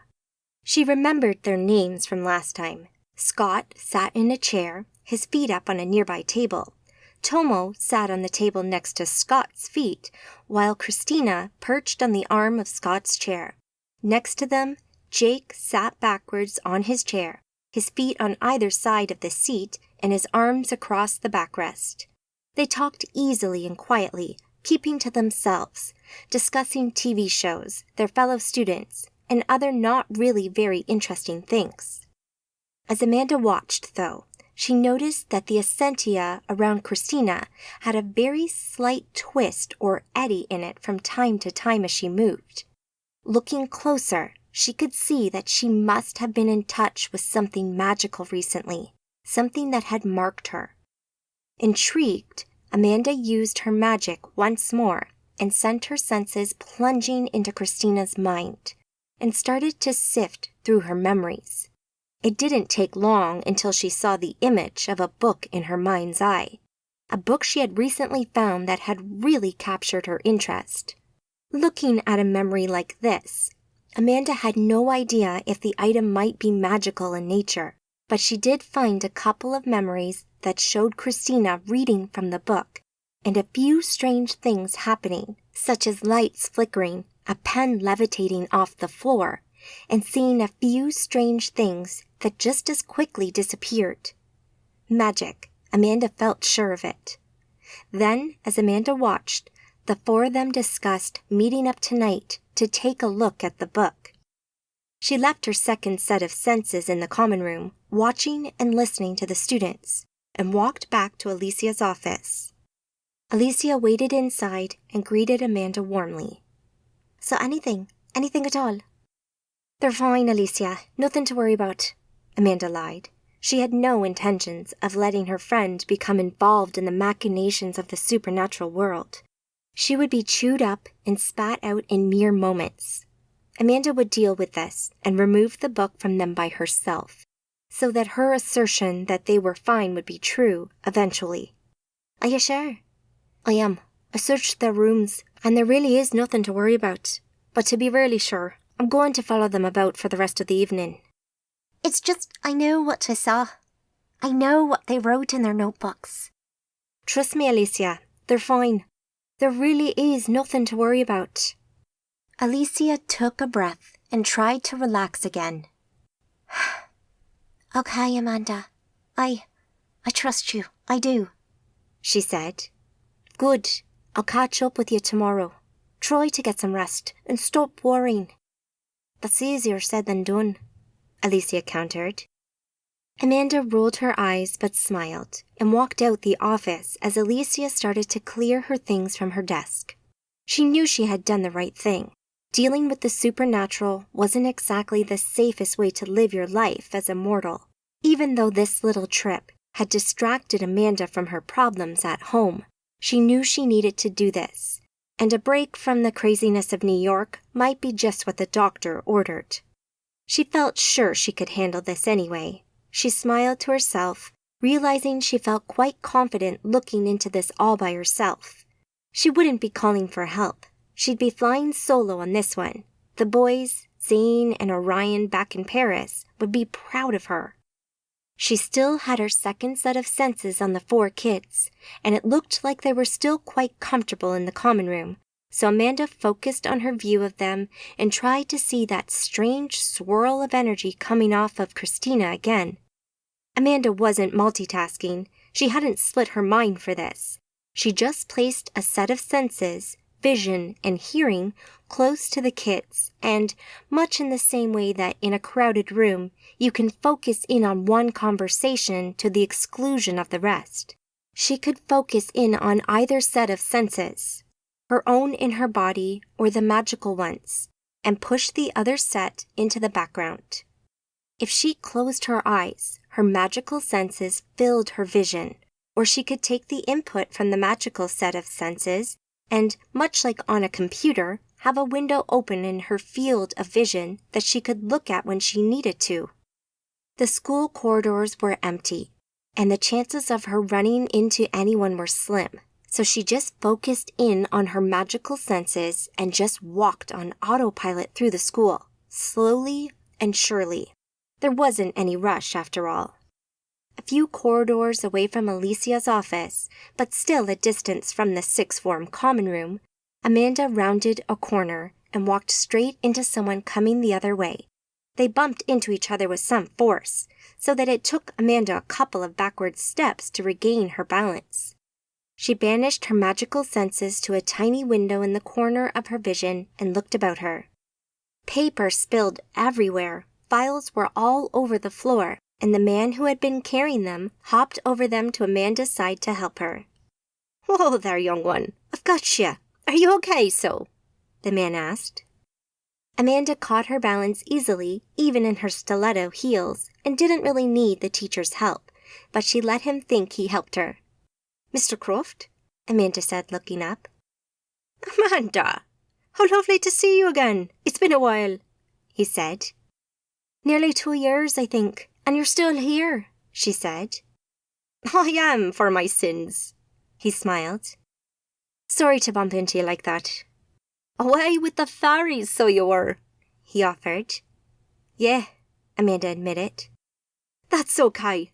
It's lovely to see you back here again. Can I help you with anything?" No, I'm good. I'm helping Alicia with something." "Is she worrying after her students again?" "Something like that," Amanda answered. "I do keep telling her that she needs to back off a bit. Let those kids find their own way. They're all perfectly all right." "I know, I've told her that as well. She does seem to worry, though." "And she always will," he answered as he crouched down to gather up his things. Suddenly remembering what she'd done, she immediately got down on her hands and knees and helped him pick up his stuff, feeling embarrassed once again. "Here you go," she offered as she handed him the last of the documents that she had picked up. "Now the least you can do is come and have a quick drink with me, Amanda. I'd love to hear a bit more about your travels about New York. You disappeared so quickly the last time you were here." Amanda looked up at her former teacher and felt taken aback by the offer, and he just asked her out on a date. "What? To the pub?" she asked. "No, not the pub. Just come to the staff room. Some of your other teachers might be there, and I'm sure they'd be interested in catching up." Amanda relaxed. He hadn't asked her out as she had feared for a moment. He just wanted to catch up. She glanced at the little window in her vision, showing the kids in the common room. Everything seemed okay, and she could excuse herself any time she wanted. "Oh," Mr. Croft said suddenly. "You thought I'd ask you out on a date?" "Well," Amanda said. "I'm flattered, but no." He smiled. "Sorry," Amanda said, feeling a little stupid. She walked with him the short distance to the staff room, helping him carry his stuff, and followed him inside. Only a couple of teachers were in here now, it being the end of the day, and she actually only recognized one of them, but not from her days as a student here. William, the teaching assistant who had greeted her and shown her around the school when she had arrived on her last visit, pottered about at the back of the room. He looked up when they entered, and she noticed his expression go from confusion to recognition over the space of a few seconds. Amanda placed the file she carried for Mr. Croft down where he indicated and stood back. "Wait there a moment," he said as he stepped up to the nearby cupboards and pulled out a few mugs. William skittered over, a large smile on his face. "Hi, wait, I know this," he said as she looked on. She couldn't help but smile at his attempt to impress her by remembering her name.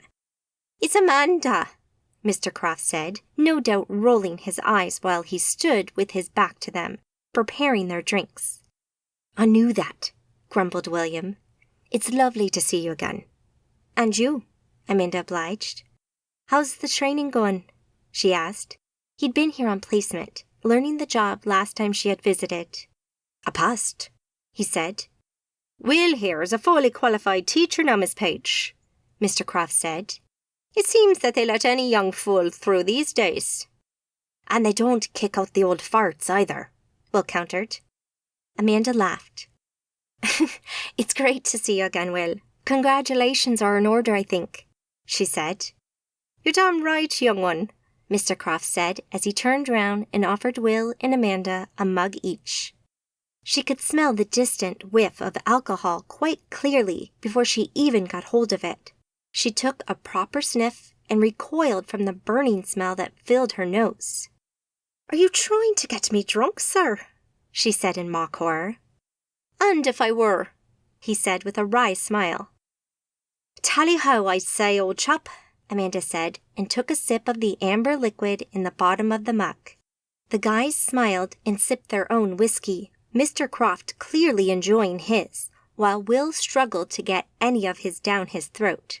Amanda enjoyed the taste, even if it did burn her throat a touch.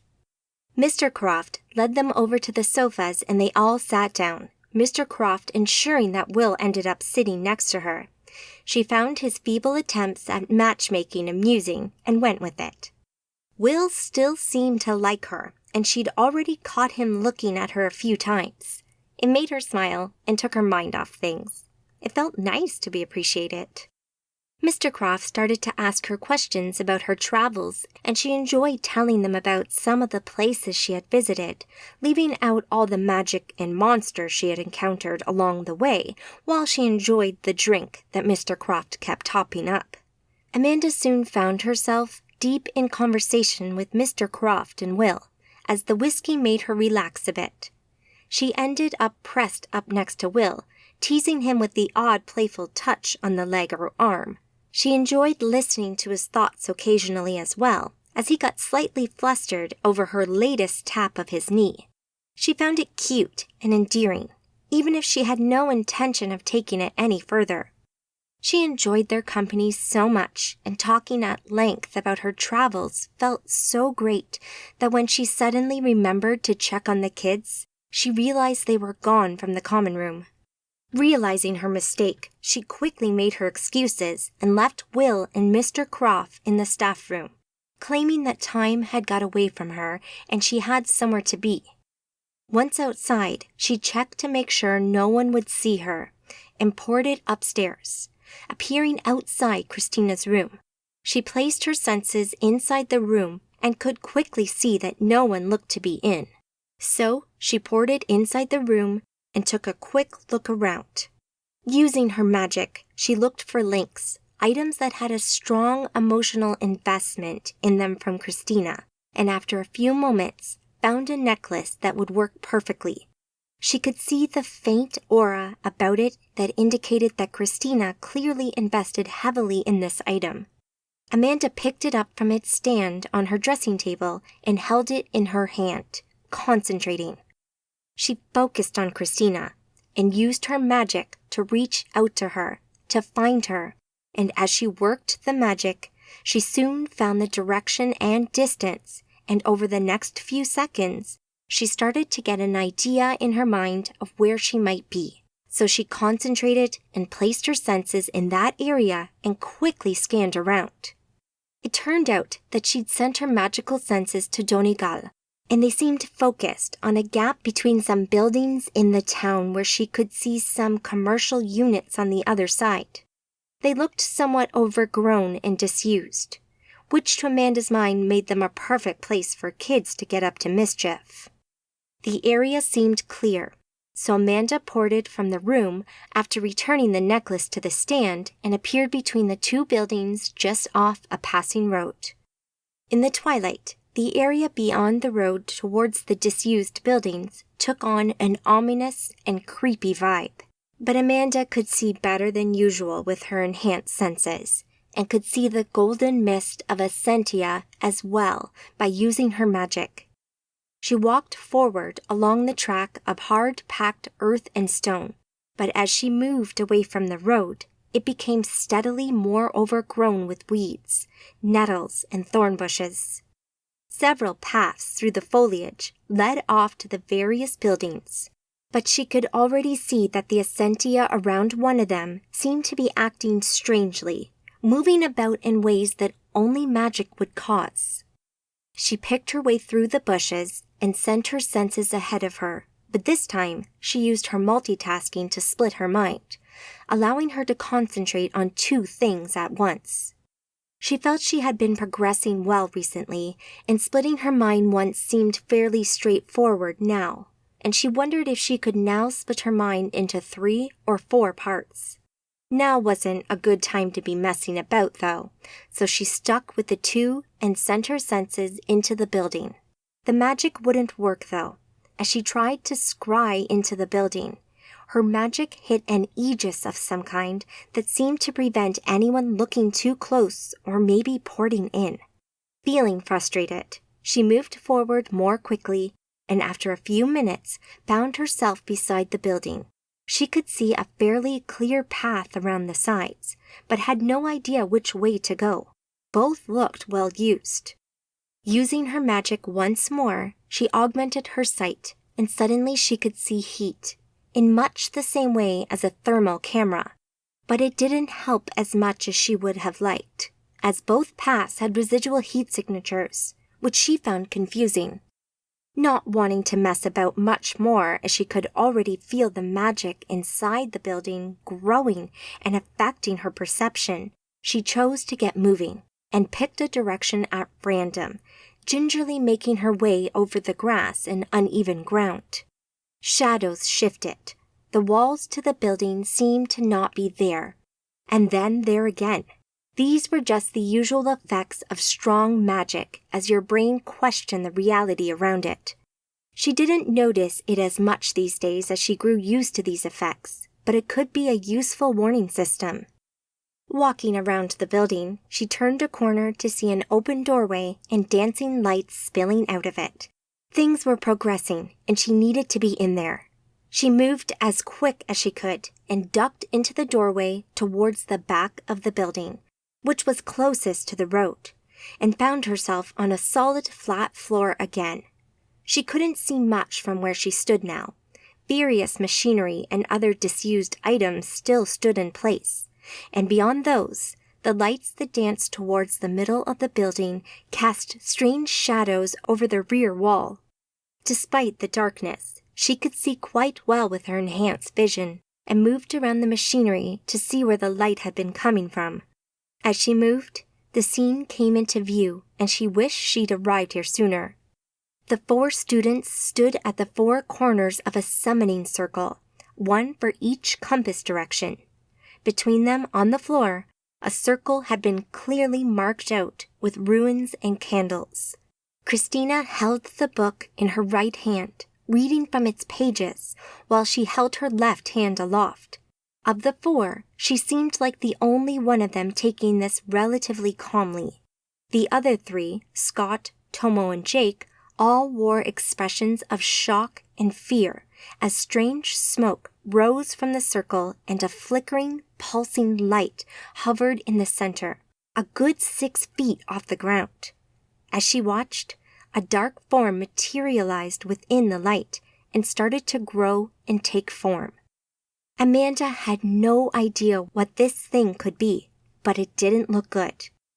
She heard stories of demons and spirits living in the abyss that could be summoned by Magi or those with the right tools, such as this book. Amanda stood and stared for a moment, not really sure what she should do.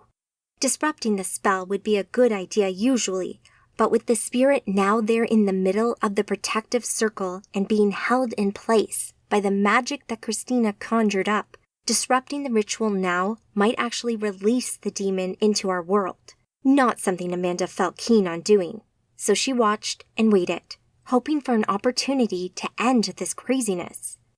Christina finished chanting and looked up. apparently surprising herself by what the book had done. "It worked," she said in a shaky voice. "Shit, yeah, it worked. Now what?" Jake said. Christina said, and opened the book again, flicking through pages as fast as she could. "Oh, great," Scott muttered to himself, no doubt realizing that Christina had no clue what to do next. "Can you send it back?" Tomo asked. I'm looking. Give me a moment." "You're looking. It's looking at us," said Tomo, desperation edging into his voice. Amanda looked, and indeed the thing, which didn't look human at all, seemed to be looking around itself. The thing seemed to be little more than a black shape. The top half kind of looked like a manta ray, smooth and sleek, the top of its body bent over like a head. The bottom half of the thing tapered off and split into black tendrils and tentacles that writhed about like a mass of snakes across the floor. As she and the 4 kids watched, the thing turned on the spot and regarded each of the participants. "I don't like this, Chrissy," said Scott, a bit more worried now. "He's in here. Give me a moment. I can send it back," she replied. "Well, hurry up. I don't want to stay here much longer," Jake said. "Don't you move. If you move or break the circle, then you will set it free. That would not be good," she said sternly. Jake lifted his hands in supplication. "I ain't going anywhere yet." Amanda didn't know a lot about these kinds of things. Summoning creatures like this was not something she had ever really done before. Christina seemed to know what to do, and Amanda had no reason to doubt her, so she fueled her aegis and waited, hoping that Christina would pull this together at the last moment. Amanda then noticed some movement on the other side of the circle, but she found it difficult to make out who or what the new arrival could be through the dancing lights and magical energy. She moved about, trying to get a better look, and saw someone running towards the summoning circle on the far side. But by the time she had realized this, the figure had crossed the edge of the circle and stepped into the same space as the creature. As she moved forward, Amanda could make out this person held out a cross, pointed towards the spirit while she chanted something, a passage from scripture maybe. Amanda got a bad feeling about this and moved forward to get a better look, and as she did so, her stomach sank. Alicia had stepped into the circle with her cross held out, attempting to banish the spirit. "Alicia, no!" shouted Jake, recognizing her suddenly. Amanda suspected that the thing came from the abyss, and a simple nun reciting Bible verses would be about as effective as a broken umbrella in a typhoon. Amanda moved forward quickly and reached the edge of the circle, but as she tried to step into it, she found her passage blocked. An aegis surrounded the creature, a powerful one that kept the thing confined and Magi like Amanda out. Alicia, as a sundred mortal, could cross it without a problem. As she watched, the thing bent low to give Alicia a good long look, and suddenly grabbed her with one of its powerful tentacles. "No!" shouted Amanda at the thing, which turned and regarded Amanda for a moment before looking back at Alicia, who now struggled and had started to shout at the creature. "I found it!" bellowed Christina, and gave her friends a desperate smile. "Then use it! Get rid of it!" Jake shouted. Christina looked down at the book and started to read. Amanda watched as the creature's head snapped up to look at Christina, feeling the change in magical energy and understanding what she had started to do. The spirit moved quickly now, and turning back to Alicia, pounced at her. The whole 8 or 9 foot of black abyssal spirit shot at Alicia's chest, and in a puff of black smoke, passed into her. Alicia staggered backwards as black smoke bubbled around her body, the force of the thing possessing her, making her take a few steps back and drop one knee to the floor. Alicia hadn't worn her nun's habit to come here. She wore a dark hoodie over the top of her gray novitiate outfit. Amanda had seen her in a couple of years before. She twisted and dropped to the floor, ripping her tights as she went. Christina finished her chanting and the barrier dropped. Amanda ran forward and crouched down to Alicia as she tried to sit up. Ali, are you all right? Alicia, talk to me, she pleaded as the 4 students gathered around them. Alicia looked up at Amanda. She looked to be in shock. Her skin looked very pale, but most disturbing of all were her eyes. They were black, a solid, oily, glistening, wet black. She looked up at Amanda and whispered 2 words. "Help me," she said, before going limp and dropping to the floor. Amanda caught her a fraction of a second before her head hit the ground, before pulling her in for a hug. "Alicia," Amanda said quietly to herself. Hi. Can we help?" Jake crouched down next to her, concern filling his face as she reached out and touched Amanda's arm that held Alicia. "Not really, Jake. She needs specialist care now." Amanda placed Alicia on the ground carefully before looking up at the other students from her crouched position. Jake stayed next to Alicia, crouched down. Scott stood behind him looking down at Alicia, also clearly concerned, but not as much as Jake. Straight behind Scott stood Christina, her magic book in hand and a defiant look upon her face, while Tomo stood off to one side, lighting up a cigarette and pacing back and forth, muttering to himself. "What the hell were you thinking, you idiot?" Amanda asked Christina. Christina raised her eyebrows at Amanda. "I don't think you're in any position to question me. Did you see what I just did?" "Oh, really?" Amanda answered. "The power I wield with this book allows me to—" Amanda had raised her hand, and the book shot out from under Christina's arm and stopped dead in Amanda's hand as she caught it. Christina stopped speaking, her mouth left agape. No, please continue. You were saying about power," Amanda said, questioning. That is—" Amanda slowly stood up as Christina struggled to find the words, staring hard into Christina's eyes. "You've played with forces so far beyond your understanding, you have no idea. And now you might have killed someone," she said as she took a couple of steps toward her. "She looks alive to me," Christina said in defiance. "Something is alive in that body, but it might not be Alicia." Amanda held up the book she now had in her hand. "This stays with me," she said, only for her to feel someone behind her grab it and try to pull it from her hand. She knew it was coming, but she let the kid do it in order to teach him a lesson. Amanda twisted, going with the motion, and took hold of Tomo's hand.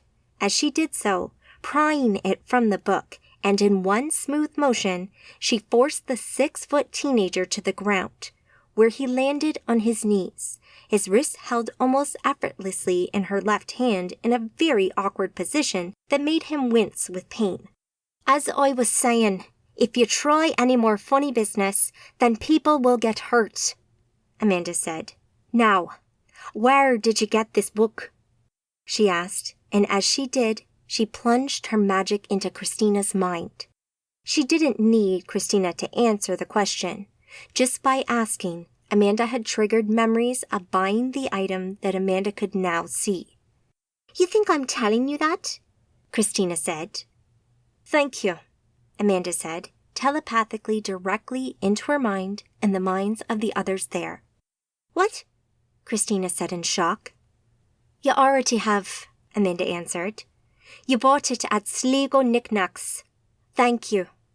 Christina looked utterly bewildered by what Amanda had just done, and stared at this impossible woman.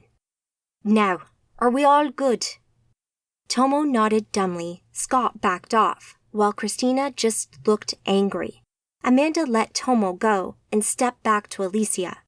Jake still crouched next to her, holding her hand. He looked up at Amanda. "Will she be okay?" "I have no idea, but I will do everything in my power to try and ensure it." "You have my word," she answered quietly. "Now, go back to your dorm rooms and forget this ever happened," she said to the group.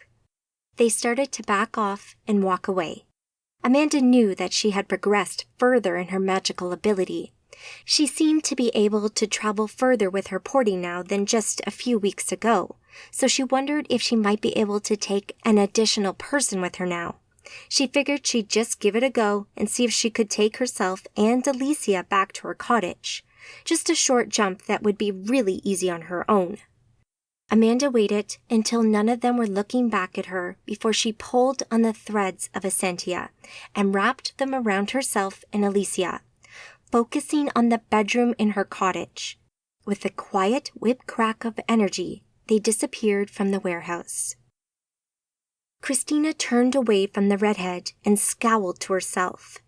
She felt a mix of emotions that only really made her feel frustrated and angry.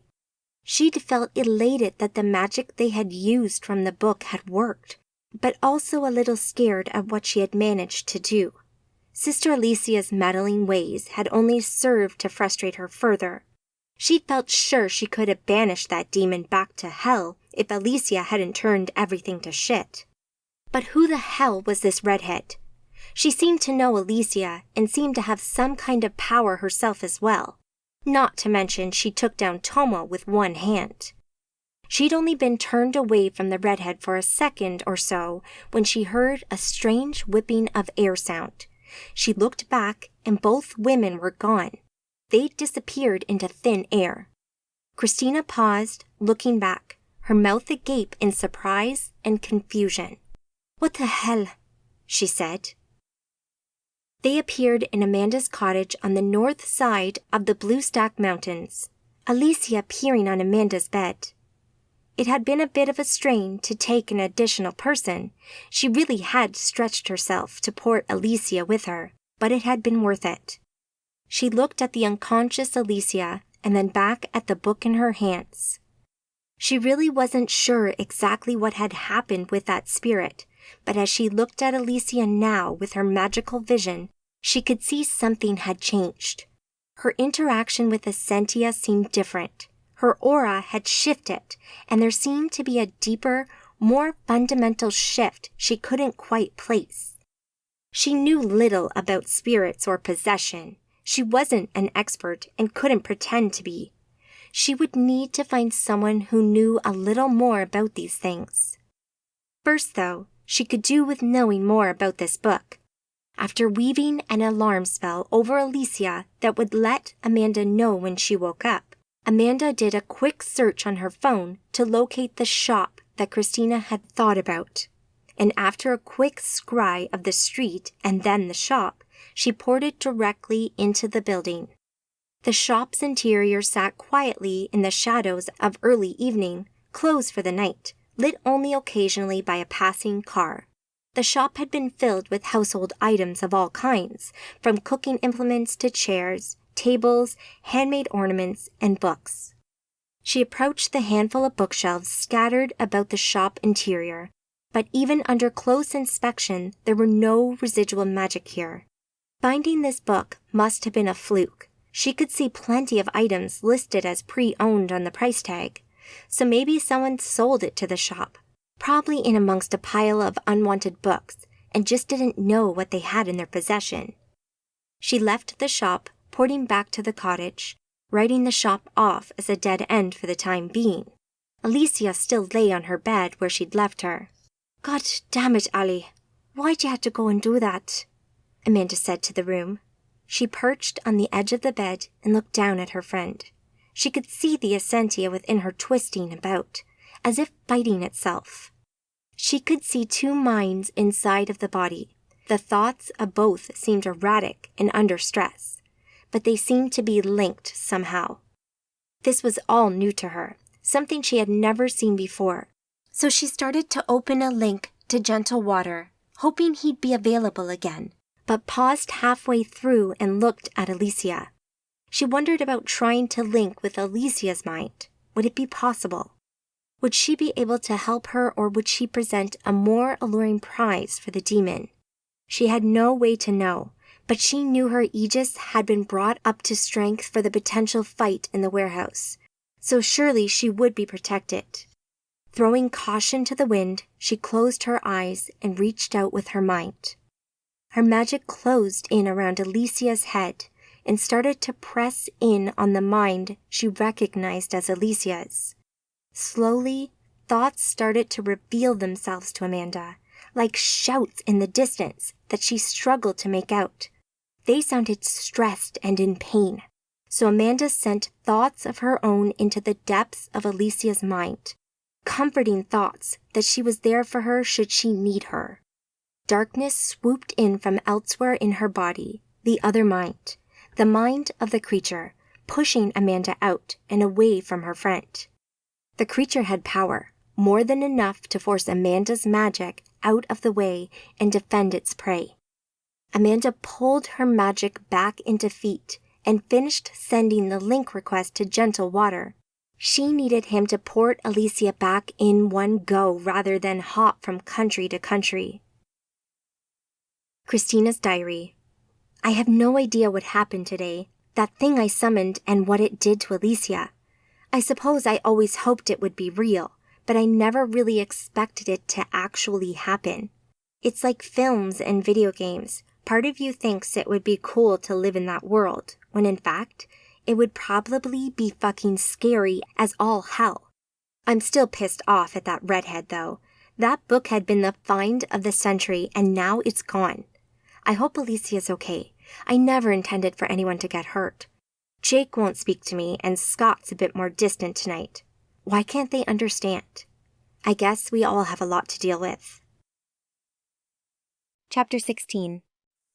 New information. Greenwich Village, New York. Amanda sat back in the chair, then after a few moments sat forward again, her elbows on her knees. She wrung her hands through each other, fiddled with her rings on her fingers, and played with her hair. How are you? You seem worried. A half-smile crossed her features upon hearing Gentle Water's comment, snapping her out of the endless roller coaster of thought that her mind had been strapped to. The endless recriminations and self-doubt swam about her head that sprang from not being there in time to stop Alicia, or not seeing that her headstrong friend might take it upon herself to try and stop the children in her charge from doing something stupid. Had she been there sooner, maybe she would have seen Alicia. Maybe she could have stopped the kids from starting the ritual in the first place. She'd been distracted by old friends and spent too much time with her old teacher drinking and talking about old times. She should have taken Alicia more seriously, followed the kids more diligently, and maybe, just maybe, she wouldn't be sat here next to her friend who had been possessed by who knew what. Gentle Water sat opposite, obviously concerned about her, given how much she had been fidgeting while she sat here in the half-light next to the bed. She couldn't say she blamed him. Alicia had been laid on the bed for a couple of hours now after Gentle Water had ported them both directly into the room from Ireland. On first arrival, both Gentle Water and Raven had stood next to the bed, using their magic to see what they could do. Amanda watched, following what they were doing closely, learning as she observed. Between them, they tried to pull the creature out, to separate its spirit from Alicia's spirit, her anima mundi as the Magi call it. They tried several times, using different methods, but nothing seemed to work. They didn't want to force it, to rip it from her against its will, as that would almost certainly lead to some kind of damage, maybe even death.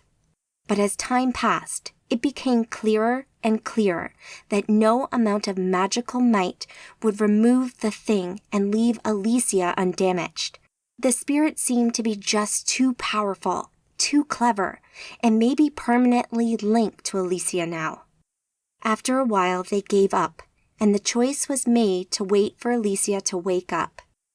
I'm more than a little worried. I have no idea what that thing is inside her, or what it's doing to her. We are here for you, Amanda. We will do anything we can to help. You know that. I know. You've already done so much.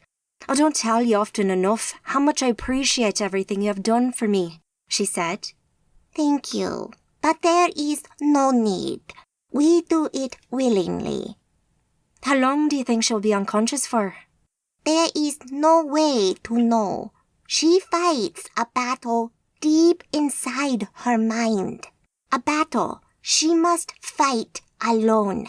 The outcome will be made clear soon enough. I just hate this waiting, not knowing what's going on. She knows you're here.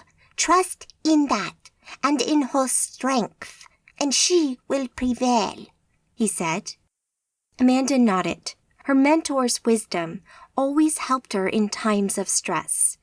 There were times when she didn't know what she would do without him.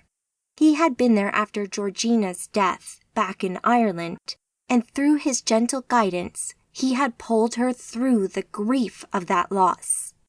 He'd been there for her every day since then, being a mentor, a friend, and in some respects, a surrogate father to her.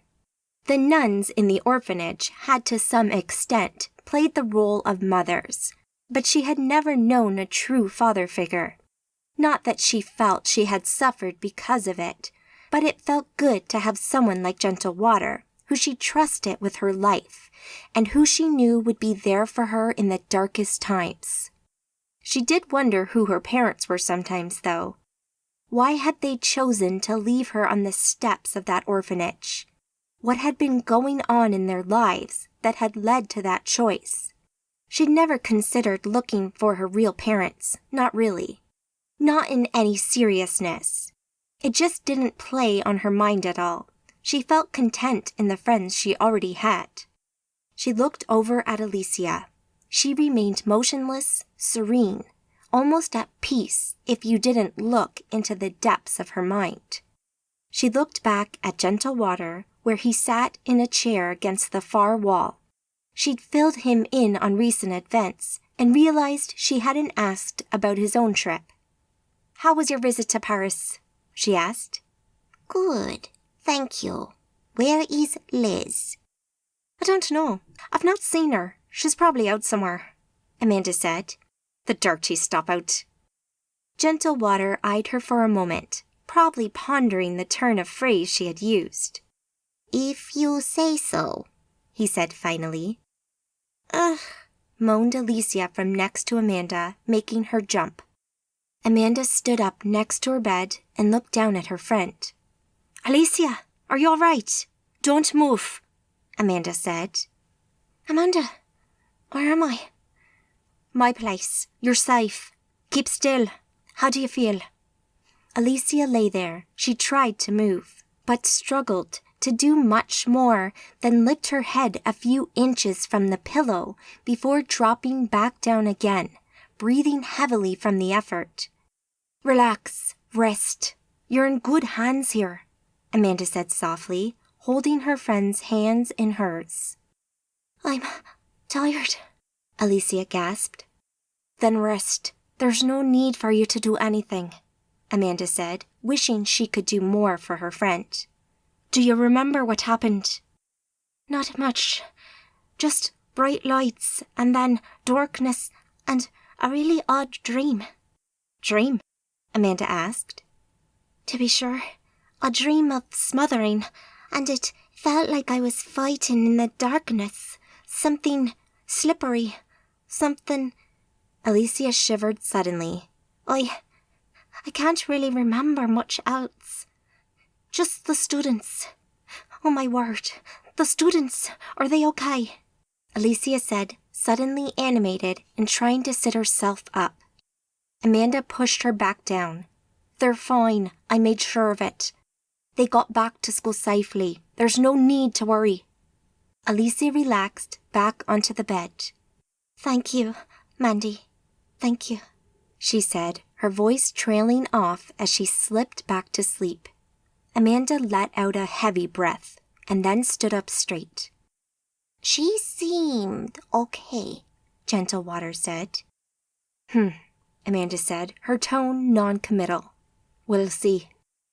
The doorbell rang suddenly, making Amanda look back at Gentle Water in slight confusion. "Did Liz forget her key?" Amanda asked, and walked out the room with Gentle Water not too far behind. The guest bedroom Alicia was in happened to be on the ground floor, only a short distance from the front door. Amanda walked towards the door, looking into the other rooms. From what she could tell, only herself and Gentle Water were in the house at that moment. Raven must have gone out. "It's not like you to forget your key, Liz," Amanda called out as she approached the door. She automatically sent out her senses to check who had rung the bell, a habit she had made a point of getting into since her encounter with Lucian on this very spot. It came as something of a surprise to see Yasmin standing there, looking straight into the magical senses Amanda had just placed outside the door. Amanda froze, stopping mid-walk just a foot from the door, and almost didn't dare move. She sent a lightning-quick thought to Gentle Water to warn him. Just a single word, Yasmin. The message brought Gentle Water to a sudden stop as well. He looked over at Amanda, a look of surprise and fear on his face. "Hello, Amanda," Yasmin said, still looking straight into the senses Amanda had placed outside. "I came here to talk. I have something to tell you. I wish you no harm." Amanda didn't answer. She just listened to Yasmin's voice, biting her lower lip as she thought. Yasmin the Dark, Red Yasmin, one of the most infamous nomads of all time, now stood a few feet from her on her doorstep. Yasmin wore all black, a skin-tight catsuit. It had a wet sheen to it that glistened in the city lights. Falling from her shoulders, down her back and around her legs, inky black smoke fell languidly about her, almost moving in slow motion compared to Yasmin herself and the world about them. Her sharp features and powerful cheekbones stood out proudly, giving her face a cruel countenance, framed by the waves of dark hair that fell about her head like a lion's mane. Amanda couldn't deny it. Yasmin looked stunning, powerful, dangerous, not to be underestimated, but stunningly attractive all the same. "I know you're there, Amanda. There's no need to stand like a statue."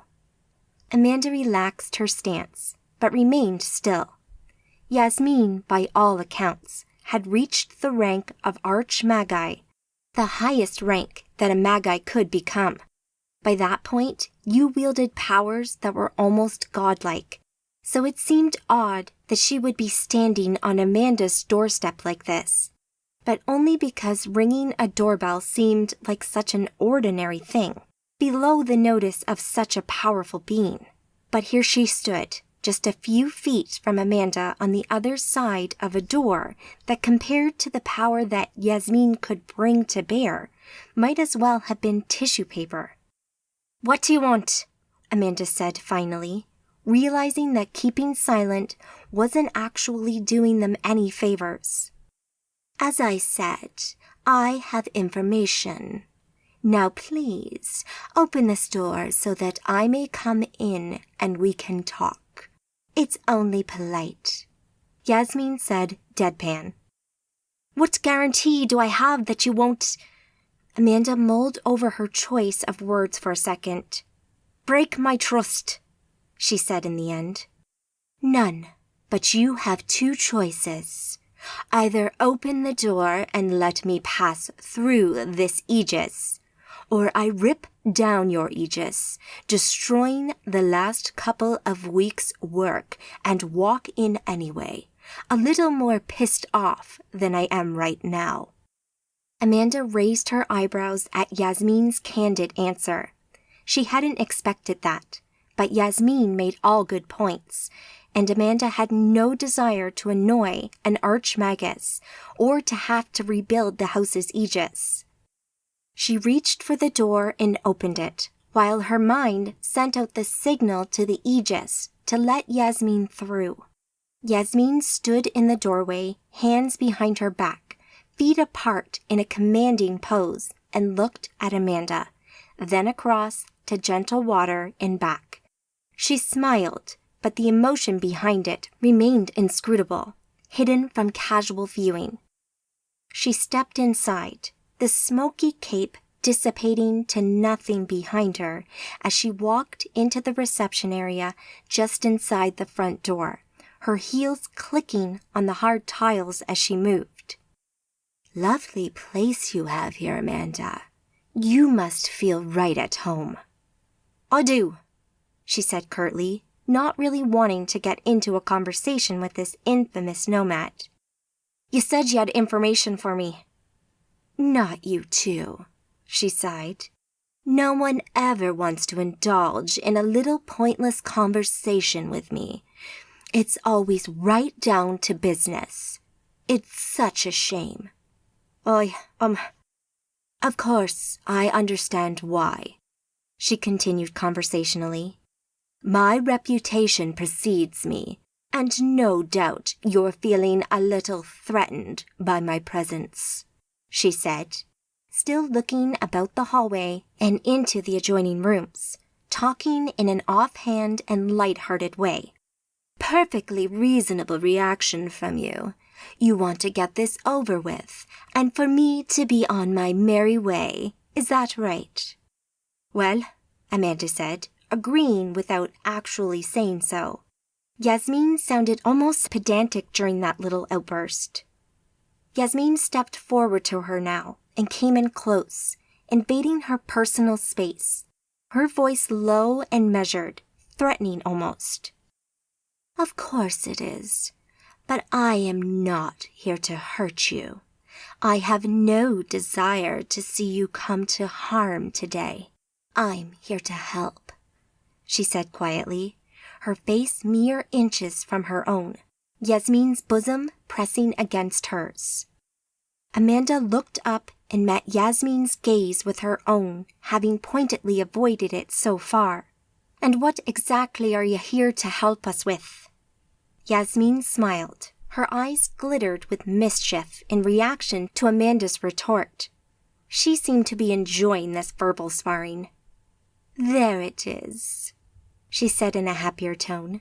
There is a little fire in you. I like it.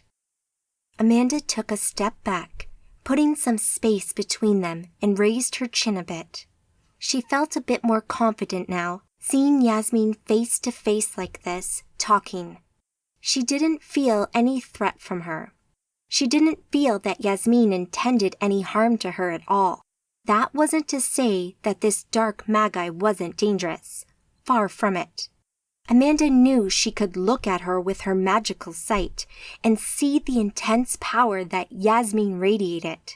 But the truth was that she didn't need to look into the magical spectrum. She could feel the power flowing from this magus a mile away. Even though her confidence had started to grow, that sheer power would always mean she would feel slightly vulnerable around this arch-magus. I'm pleased for you, Amanda said, a little sarcasm creeping into her voice. Yasmin smiled. Of course, I'm stalling. Okay, let's get down to business. Lucian has gotten somewhat more ambitious and has kidnapped your apprentice, Liz Fox. What? Amanda yelped. When? Where? The details of her capture are unimportant. Suffice to say, she's no longer in New York. Amanda turned away and immediately sent out a link to Liz.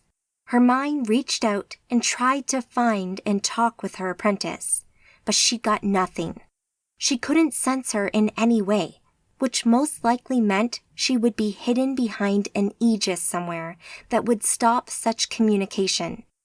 Amanda glanced back at Yasmin, who stood a short distance away, her hands clasped behind her back again and smiling, clearly enjoying the moment.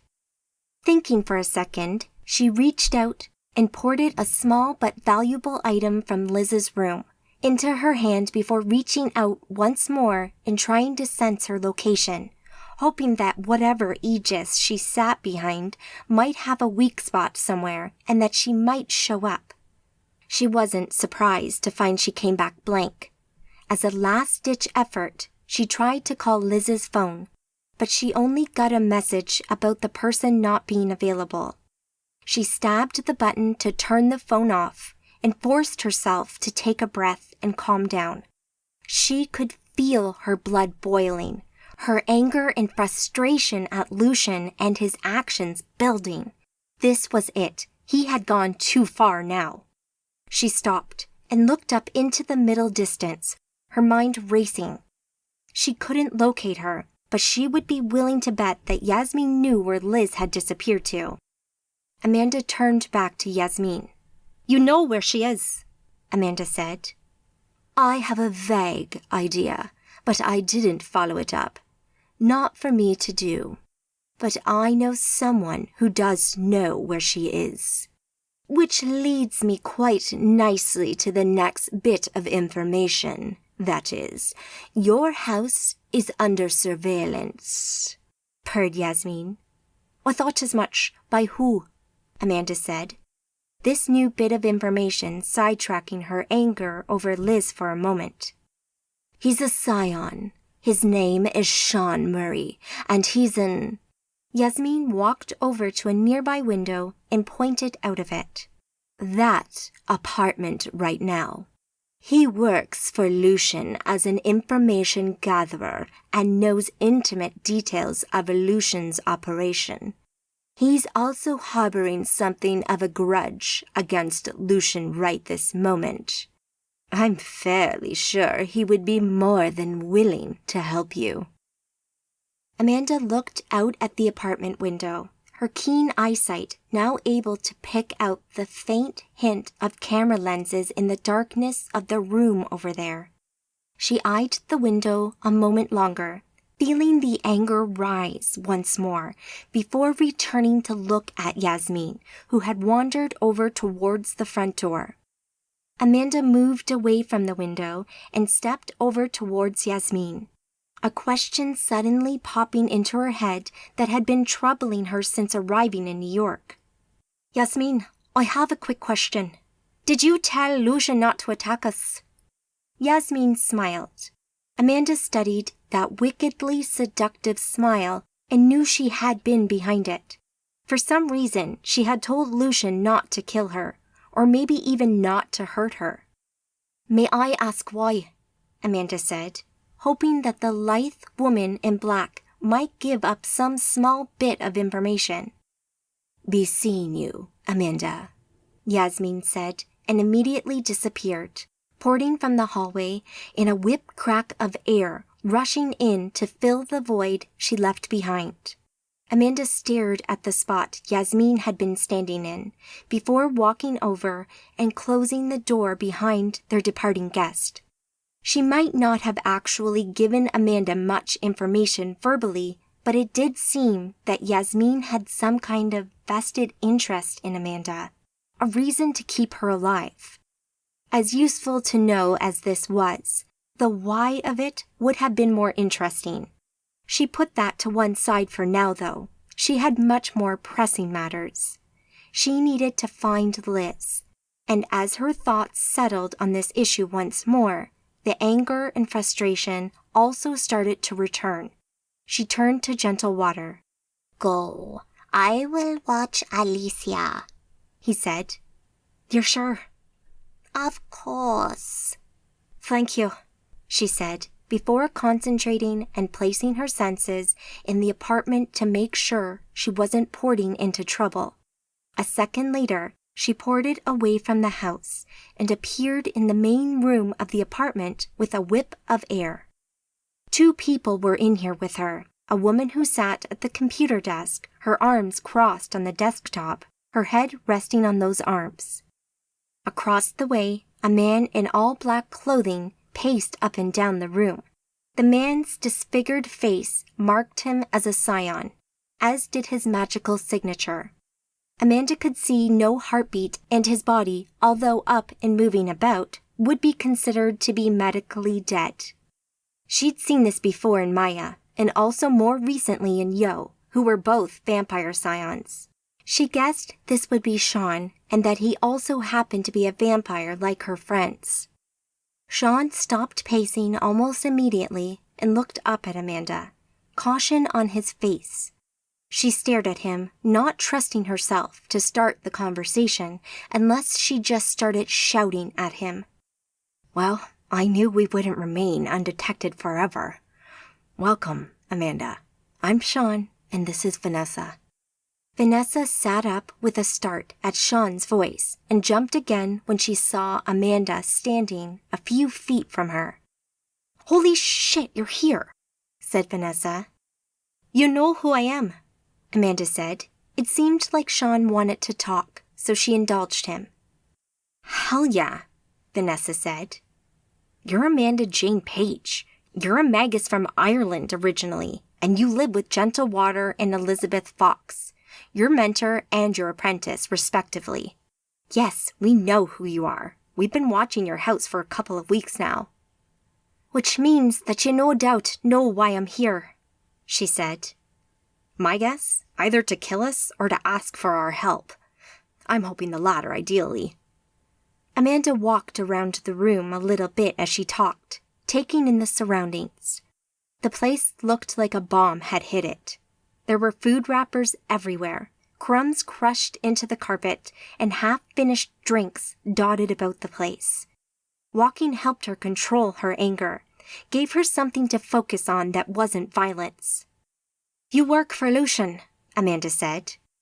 "I do, as well as others occasionally." "And you have intimate knowledge of his operation?" she asked, keeping her voice as level as she could.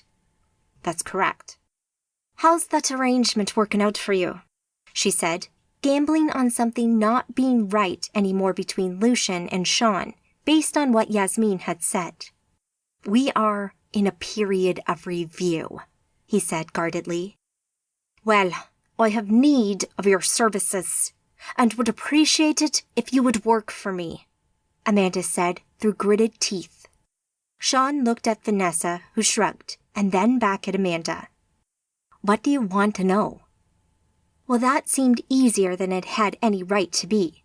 What had Lucian done to Sean that would cause him to turn his back on that partnership so quickly?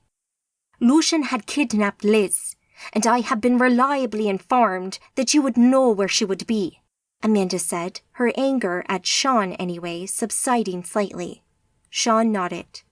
"I think I do," he said, before moving over to a nearby computer.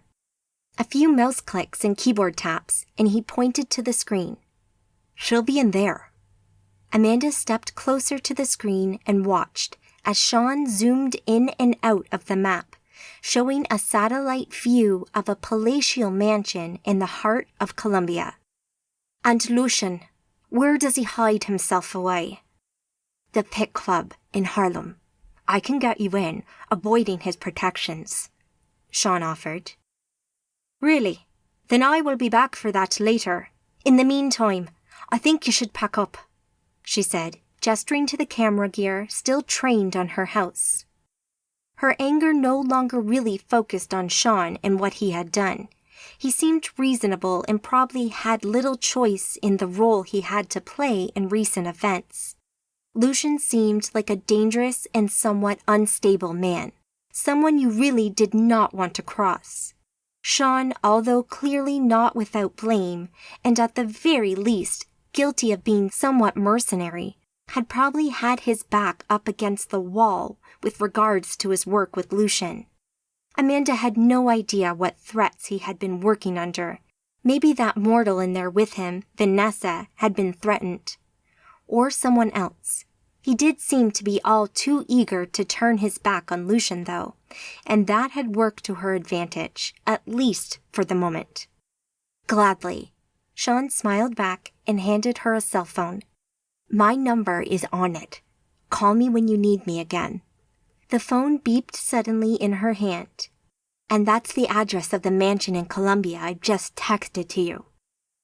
I'll be back, Amanda said, before porting away a heartbeat later.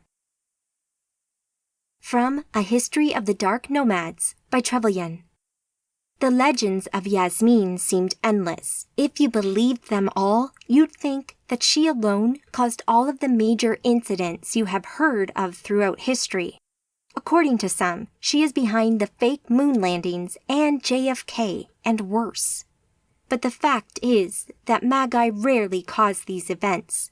They sometimes get caught up in them, but they rarely cause them. With that said, we do have reliable eyewitness testimony that places Yasmin at a few well-known moments in history, such as the Fire of London. Did she cause it?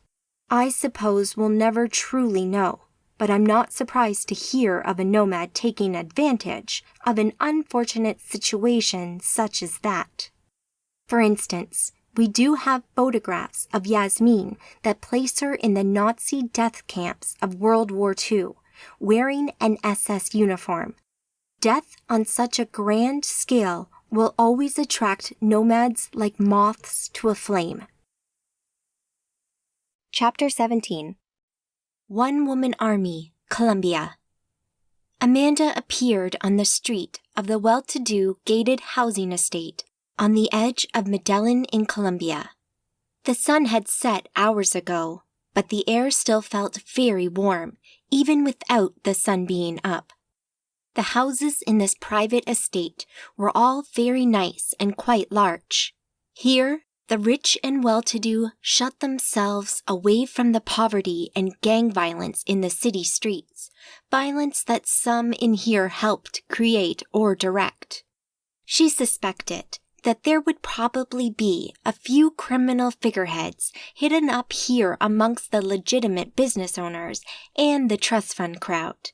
Part of her loved the idea of a one-woman crusade, traveling around the world, righting wrongs, exacting retribution against those who preyed upon the weak. It would no doubt remain merely a fantasy, though. Operating that openly would be frowned upon by the Magi Council. For today, though, she had her eyes on one target only, the house on the other side of the road from her. The whitewashed home sat in a beautifully landscaped garden, surrounded by cruel-looking pointed black railings over 6 feet high.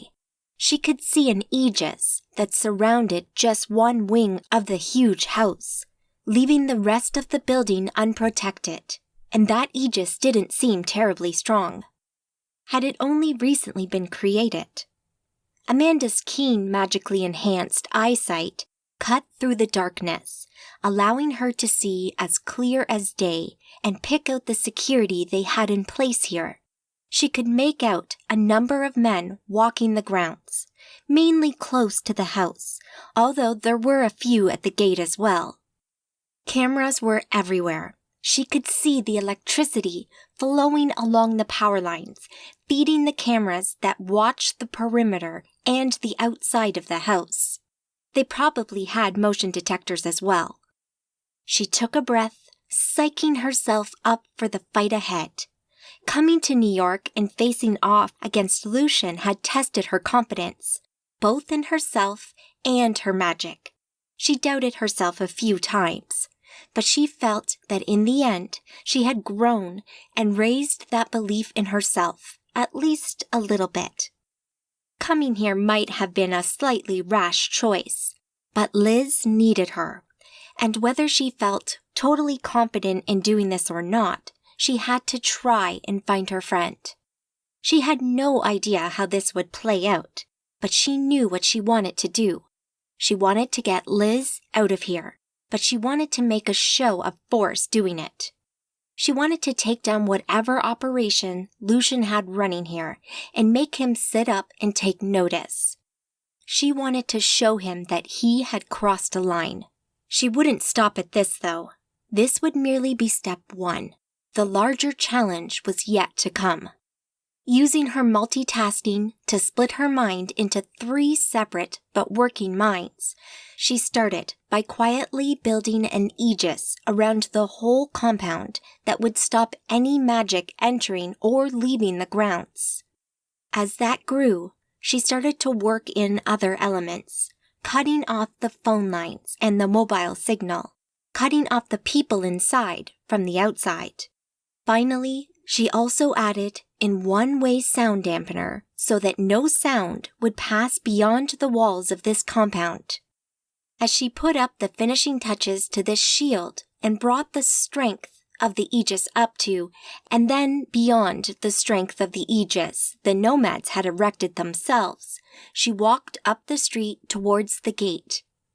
She'd left New York immediately from Sean's apartment, itching to do this herself. She wanted gentle water to look after Alicia, and she didn't want to mess about trying to bring other people in on this mission. She wanted the element of surprise to be on her side. Sure, Lucian almost certainly expected Amanda to react and do something. Maybe he expected her to find him in New York and demand Liz's release. He probably didn't expect Sean to turn his back on him and start to help Amanda.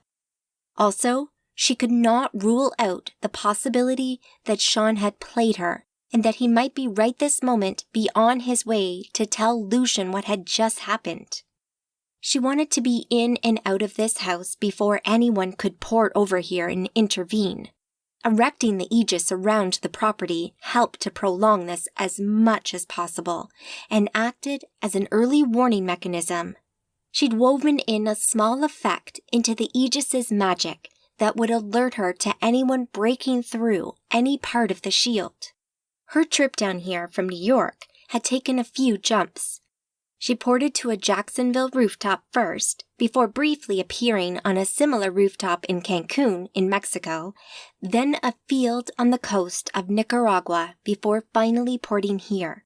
Each time she stopped, she boosted and fine-tuned her own Aegis and force shield, and happy with the shield over the house to her left, she continued to feed her own Aegis and store some Essentia in her own body, ready for the Essentia strikes she would probably need in here. The gate came into view and she could easily make out the 4 or 5 men, all of them carrying submachine guns, quite openly over their suits. She could see one of the men fiddling with his walkie-talkie and getting angry with it as she started to cross the street and walk directly towards the main gate. As she drew nearer, a couple of the men noticed her and alerted the whole crew. A pair of them broke off from the group and approached the gate while the others spread out behind them. Amanda had no desire to talk to these guys. This would be a business trip. There would be no small talk. She called on her magic, and with a judicious use of kinetic energy, the 2 front gates flew off their hinges directly back into the men behind them. The 2 closest men fell to the floor, bloodied and useless. Another man took a blow to the face from one of the flying gates and dropped to the floor, squeezing off a few rounds from his gun that shot up into the night, well away from anyone. The other 2 men wasted no time in opening fire on Amanda, but their guns had no enhancements on them. Their bullets just small slugs of metal traveling at high speed. They bounced harmlessly off of Amanda's force shield with a slight crackle of magical energy, which Amanda ignored as she ran forward, a little too quick for a normal human. Her body, magically enhanced to be permanently stronger and faster than most people could ever hope to be, and further enhanced with the magic she used now, almost became a blur as she closed the gap with the closest guard, punching him in the gut with a force that winded him before kneeing him in the face, crushing his nose as blood exploded from it. The second man adjusted his aim and continued to fire, his shots pinging off of Amanda's shield. A few of them struck the guard Amanda had attacked, killing him as Amanda turned her attention to the last guard left standing and leapt into the air, spinning as she did so and bringing her foot down upon this last guard's head, knocking him off his feet and breaking his jaw. He landed roughly, out cold as a couple of teeth bounced off the concrete beside him. Amanda stood there for a moment and scanned about her. She still wore the same dark outfit of a fitted top and smart skirt that came to above the knee. The skirt had a rip up one side now from her acrobatics, showing more of the black tights she wore. She grabbed each side of the rip and tore it some more, giving her full and free movement of her legs. She spun on the spot and walked towards the house, her bright auburn hair held in a ponytail, flaring out behind her as her stiletto-heeled boots clicked on the paved driveway. She pulled off her coat and flung it to the floor as she moved through the darkness towards the house. As she advanced, she set one of her minds to breaking the aegis that covered the east wing of the building. She hammered it with a sentia at one spot, looking to break through, and then hopefully bringing it down completely. As she neared the house, a couple more guys ran out of the shadows, not noticing Amanda until they were too close. The nearest guy came up short, seeing her at the last moment, and tried to bring his gun to bear, but he never got there.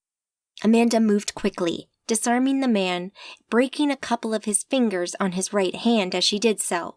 She extracted the clip of bullets from the gun as it dropped to the floor, and in one smooth motion put his arm into a lock. The second guard approached on the other side to Amanda, so that the man she held stood between them. He pointed his machine gun at her, holding it high to sight along the barrel. Amanda moved, spinning with the man she held, and used the momentum to kick out and send the second man's gun flying into the darkness. The sudden movement and spinning motion proved too much for the shoulder and elbow joints of the man she held, which broke and dislocated with a couple of sickening sounds. The man fell to his knees in agony, holding his own arm. Turning to the second man, who now pulled out his pistol, she took hold of his hands and arm and twisted. She forced him to pull the trigger and shoot himself in the leg 3 times. As he screamed, she ripped the gun from his hands, and he fell to his good knee. Flipping the gun, she hit him on the side of the head with it, knocking him out cold, before sliding the barrel on the automatic and taking it apart. The wailing coming from the man behind her with the broken arm annoyed her suddenly, so she span on the spot and kicked the side of his head with her black suede boot. He fell and went quiet. She followed the path where the 2 men had appeared from and walked up some steps surrounded by bushes. She emerged onto the lit front patio of marble flooring and a front door framed with columns of white stone. 2 men waited on either side of the door. One knelt, the other stood, but both with their high-powered MP5s trained on Amanda. They didn't waste any time. They knew she meant business, so they opened fire. Their automatic weapons sprayed her with bullets that ricocheted off her shield, leaving her unharmed, but destroying the foliage and plant pots next to her. Their weapons ran dry of rounds and finished shooting her with the clicking noise of an empty gun. "My turn," Amanda said, and with a quick tug on the magical energy around her, both men were slammed into the walls behind them. They dropped to the floor and went still. As a general rule, Amanda tried to avoid killing whenever she could. Working with Orion and Zane on their missions against the Nomads over the last year, Amanda had been in a few fights for her life, and a few of them ended with her having little choice but to take their lives. It had literally been kill or be killed. She talked at length with Gentlewater and Orion and Zane about this, about dealing with being responsible for the death of someone else, even when the death could not have been better deserved. She'd learned to understand that when it came to Nomads, the horrific stuff they did meant that you were usually saving lives of others by taking that final action. Few people really deserved to have their lives ended, but when it came to the Nomads, the Arcadians were the only ones who could do the job. They were the last defense against the rising darkness. The killing of nomads and their covens, including the initiated humans who served them, had been officially sanctioned by the Magi Council. But even so, Amanda always tried to subdue her foes whenever possible, keeping her conscience as clean as she possibly could. That said, and as much as she hoped she could do this without killing, she knew that if the situation needed it, she wouldn't shy away. Satisfied that these two were no more threat, she walked forward and, purely for dramatic effect, used her magic once again to blow the doors off their hinges. They flew inside and clattered into the hallway, breaking a couple of ornaments as they went. As she walked into the large reception room at the front of the house, with its pair of curved staircases leading up to the second floor, Amanda immediately detected a couple of sources of magic ahead. Looking around, she got barely a second to see that 2 Magi stood at the top of the stairs, one on each flight, both of them carrying automatic weapons. At that moment, a squad of security guards ran into the room from the house on the same level as Amanda. They all pointed their weapons at her and opened fire. Amanda didn't stand there and take it this time, not least because both the guns the 2 Magi were firing had incendium-imbued rounds. Breaking from the doorway at a sprint, she ran to her left and jumped high and fast, going head over heels as she went, and landed on the wall with her feet. The gravity shifted with her as she ran along the wall, the plaster and stone exploding all around her as she sprinted a few steps, moving towards the first of the 2 nomad Magi up the left-hand stairway. The man wore beige trousers, an open black shirt showing off his chest hair, and chewed on a cigar as he gritted his teeth and fired his weapon. "Come to daddy, you bitch. I'm gonna show you how we do things here in Colombia," he raged, but Amanda ignored it. She leapt from the wall, a few of the rounds from the mundane weapons and a couple from the magical ones hitting home. She only cared about the magical rounds as they damaged her aegis, but these were weak, and it would take an awful lot more than that to break down her shield. Spinning and kicking him across the face, he fell back against the banister. As Amanda dropped down in front of him, she hopped and span again, moving quicker than she should have, kicking the gun from his hands. His own aegis sparked at being hit, but held firm. The gunfire from the guards below and the other Magi faltered, stopping in case they hit the Magus she fought. But she kept an eye on them as they started to move to try and get another angle on her. Amanda went in for a punch, but the nomad blocked it with a cruel grin, their aegis flaring as they laced their attacks with essentia. But she backhanded him with her own fist, wiping the smile from his face and sending the cigar flying from his mustached mouth. Moving too quick for him, she punched him in his gut, releasing a powerful essentia strike that pummeled his aegis. The magical shield faltered but held, barely, as she used the same hand to grab his neck, their aegises flaring wildly as she then jumped up the stairs to the balcony at the top, carrying him with her. She landed with her knee on his chest as his aegis finally fell apart and his ribs cracked audibly. Movement to her right caught her attention as the other nomad, a swarthy young woman wearing skin-tight jeans, an overbust corset top with heels, and long flowing black hair, reached the top of the stairs and fired, scattering bullets at Amanda as best she could.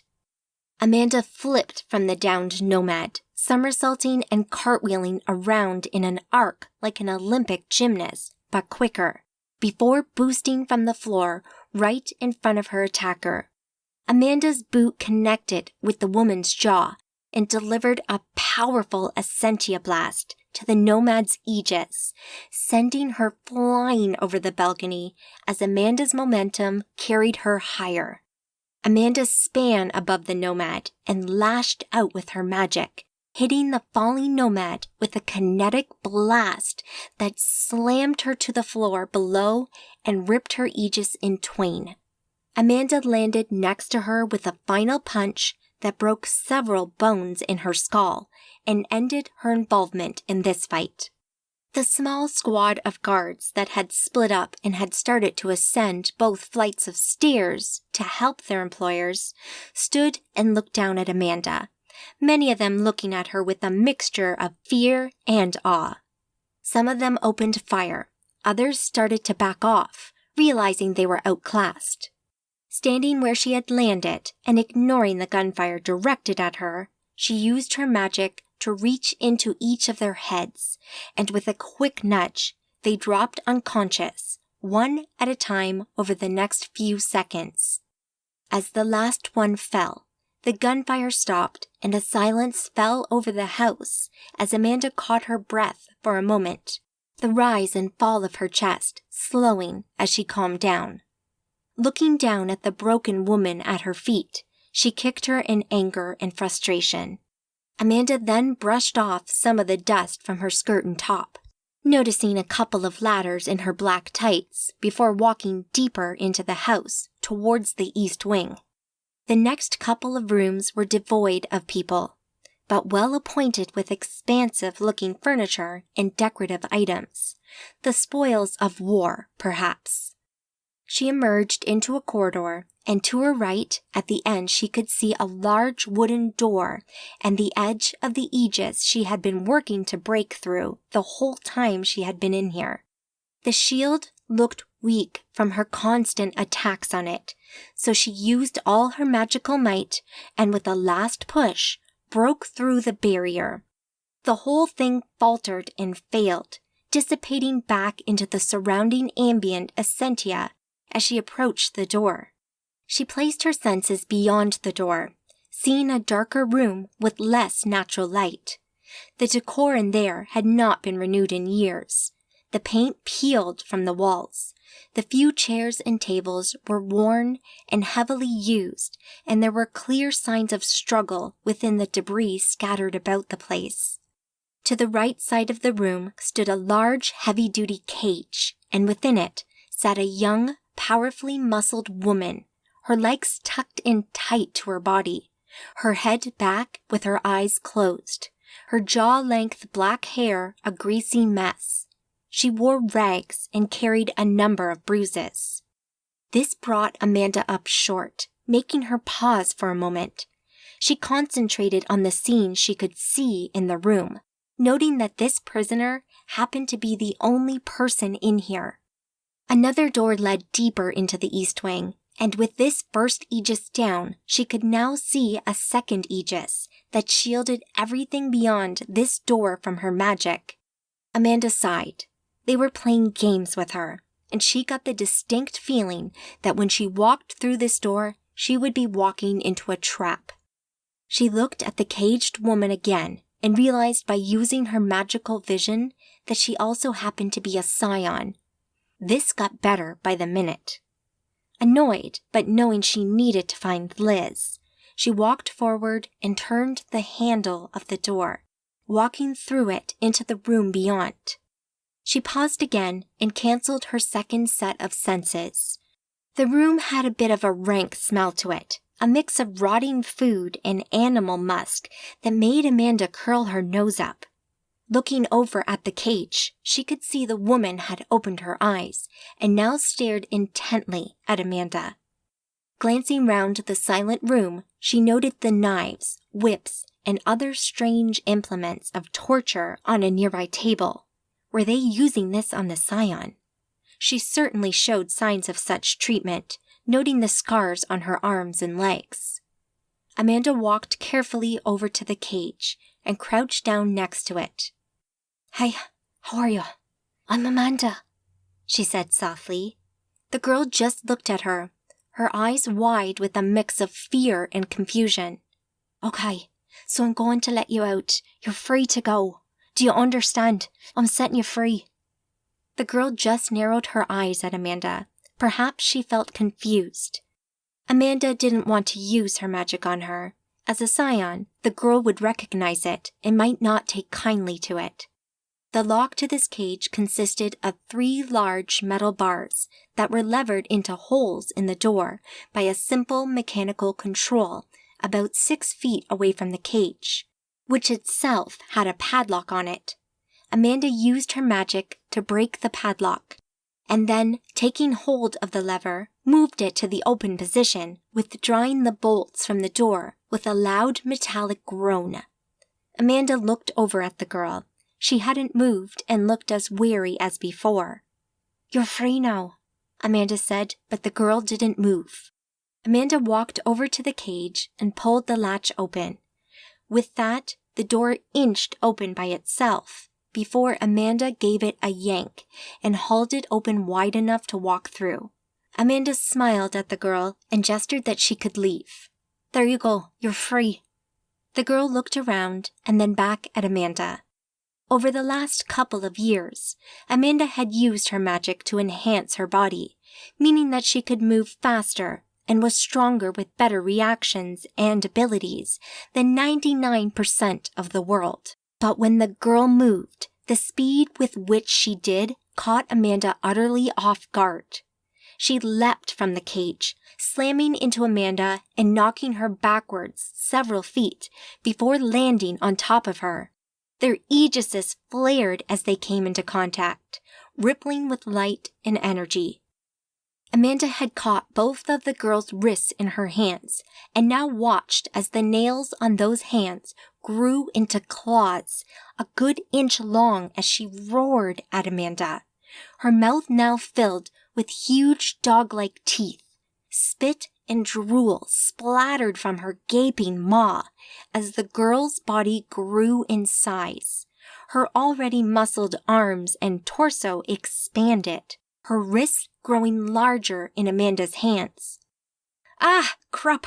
Amanda gasped to herself. Amanda used her magic as a third hand, using it to push the girl's head back and away from her, keeping those wicked-looking teeth from biting her. The aegises of both girls fought against each other, keeping them from truly touching each other for the moment. But if they continued to fight, that might change. Amanda used all her strength to push against the raw power of this girl, who now had maybe doubled the body mass of Amanda and had started to sprout hair from her face and arms, while her nose and mouth started to descend and become more dog or wolf-like. Scions were created by the Archons millennia ago, before recorded history, and they all belonged to one of the bloodlines that stretched back through time to the Archons who created it. This girl clearly belonged to the weird creature bloodline of Scions. A loud bang sounded off to Amanda's left. She turned her head just in time to see 3 men enter the room. 2 of them wore all black Special Forces-style clothing with balaclavas, while the third and last through the door wore light-colored slacks and a shirt, contrasting the guards' dark outfits. He had swarthy skin and dark hair, tied back in a ponytail, and Amanda immediately noticed his strong connection to Essentia, meaning she faced another magus. The men wasted no time. The 2 guards opened fire on Amanda and the Scion the moment they saw them, peppering them with Essentia-infused bullets. The girl took a good share of the initial opening salvo, the slugs hitting home and slamming into her body, while their magical energy started to overload her aegis. The few that hit Amanda bounced off her kinetic shield, but not before damaging her own aegis as well. "Whoa! Fucking hell!" Amanda exclaimed in shock as she braced herself against the attack, rolling away from it. The girl immediately leapt off of Amanda and withdrew into a cowering ball on the far side of the room. The guards didn't follow her. They concentrated on Amanda and continued to spray her with gunfire that hissed and popped off her magical shields, slamming into the concrete, kicking up dust all about her. At the same moment, the man, probably a nomad, Amanda guessed, called on his magic, and a huge kinetic blast slammed Amanda into the ground, winding her as it forced the air from her lungs. Her aegis held, though, as it did her force shield, keeping the worst of the attack from hurting her too much. The tiled floor about her cracked like a spiderweb from the force, though. At the same time, using his multitasking effect, he released a powerful blast of Essentia at her, trying to overload her aegis and open her up to further attack. Amanda rolled onto her side and then knees, moving away from her attackers, using 2 of her minds to bolster her protections, putting some strength and power back into it. She gritted her teeth and attempted to catch her breath after the nomad's first assault.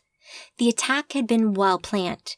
Had she not been as prepared as she had been, things might have gone much worse for her. Amanda lashed out with her magic at the same time as she defended herself, attempting to crush the guns the guards shot at her with.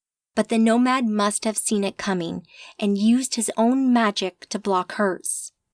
Amanda jumped up, quickly moving into a standing position to face her trio of attackers. Her red hair fell about her in a hellish mess, her dusty and dirty clothes telling the story of her fight so far. The nomad blasted her with a kinetic blast again. Amanda leaned into it as it forced her backwards, her feet skidding over the dusty floor as they lost their grip, forcing her to put a hand to the floor to keep from falling over. But her force shield held, flaring with energy briefly as it washed over her with minimal pain. Amanda jumped forward as the 2 guards closed the gap between them, standing between her and the nomad behind them. Amanda could see Essentia-fueled items all over this pair, but continued forward anyway. They dropped their weapons, which swung on their straps to the guards' hips as they moved to defend themselves. Amanda moved in quick. She lashed out at the man on her left who defended against her well, his wrist guards releasing small Essentia blasts into Amanda's aegis, forcing her to use one of her minds to continually refuel it. Her supernatural speed allowed Amanda to fend off both of these highly trained men, but they distracted her from the concentrated hammer of Essentia that struck from the nomad behind them, weakening her aegis substantially. Engaging in hand-to-hand fighting is all well and good, but when there's a third party who could kill you while you're distracted, then things need to change. She didn't get the chance to do anything, however, as something big and heavy, maybe the metal cage, flew across the room. Lifted by the nomad's magic, it smashed into Amanda and both guards, sending all 3 of them flying across the room and into the furniture on the far side. This whole moment blurred together in a mess of pain as the world tumbled around her and crushed her under the debris of wood and metal until she came to rest, covered by remains of the attack. She lay there in darkness, her aegis flickering and failing under the pressure of the chairs and tables that the tumbling metal cage had smashed into fragments and covered her with.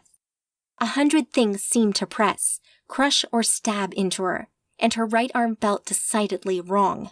She daren't move it for the moment, fearing that the numbness would fade to be replaced with pain.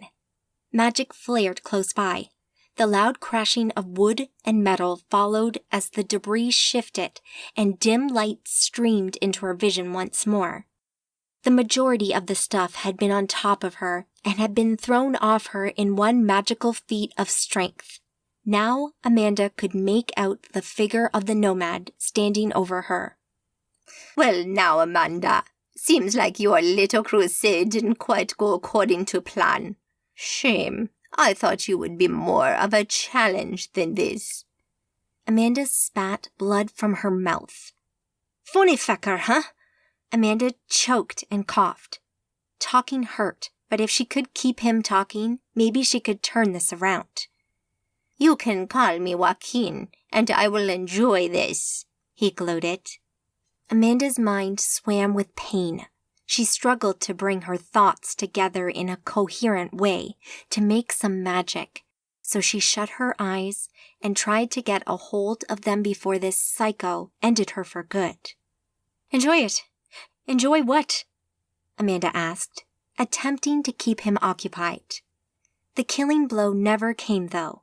Instead, Amanda heard what sounded like a very angry and very large dog growling and barking while things, like maybe bodies, slammed into each other. "Oh, sounds like you might be busy," Amanda joked. Something had happened to distract Joaquin from Amanda, so she took this time to fully concentrate on fixing herself up. As the seconds passed, she pulled her thoughts back together, finally getting control of herself. Quickly, she restarted her multitasking effect, setting one mind to healing her broken body.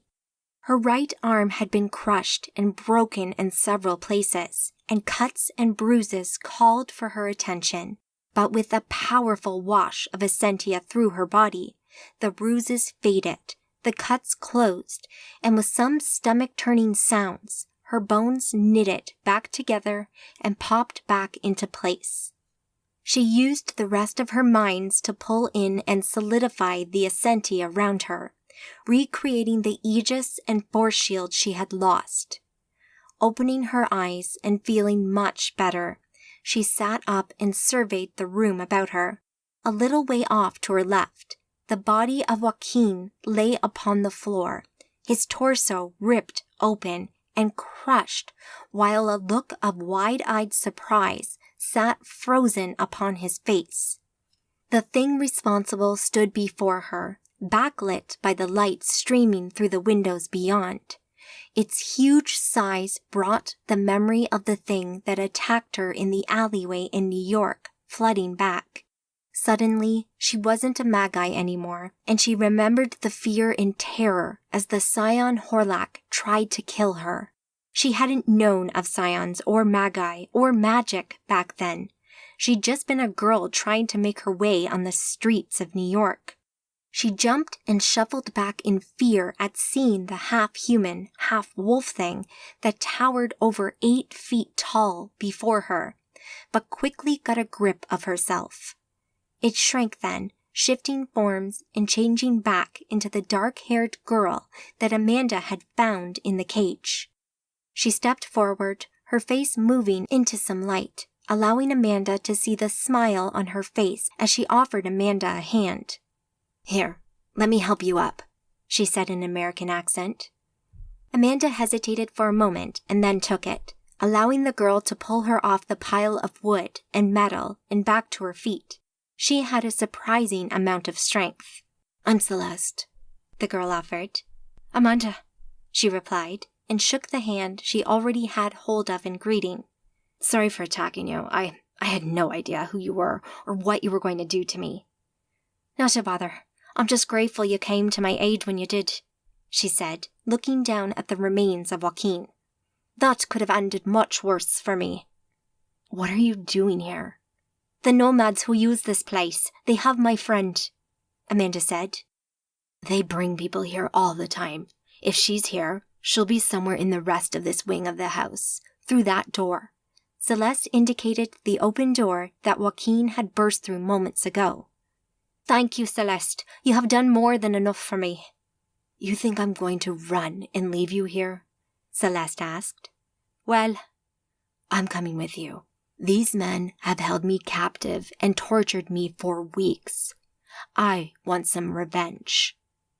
Amanda looked at the heavily muscled girl standing before her. She stood a good half-foot taller than Amanda, making her an imposing opponent, even before she shifted forms. The determination on Celeste's face was enough to show that she knew there would be no changing her mind. Her clothing had been reduced to little more than rags, though, and did nothing to cover her up. "Then may I suggest," Amanda said as she walked to a table, hovered her hand over the top of it, and suddenly a pile of clothes appeared just under her hand. Celeste walked over and smiled. She looked at Amanda and pulled her in for a powerful hug. "Thank you," she said as she pulled off the dirty rags and quickly got dressed in the newly created clothes that fit her perfectly. Moments later, the pair approached the door that led deeper into the east wing. The door stood open, and although the aegis remained in effect, the door created a way through, a portal through the aegis. Beyond the door, they found a long corridor lined with more doors on either side. Each door had a barred window set into it, so Amanda looked through the first one, seeing a small room with a single bed, a basic toilet, and wash basin. They were cells.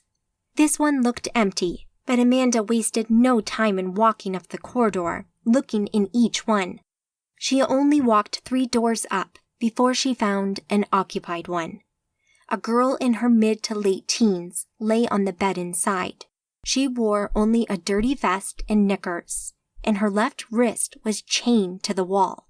She could see marks on her arm where they injected her with drugs, the effects of which were clearly etched on her face.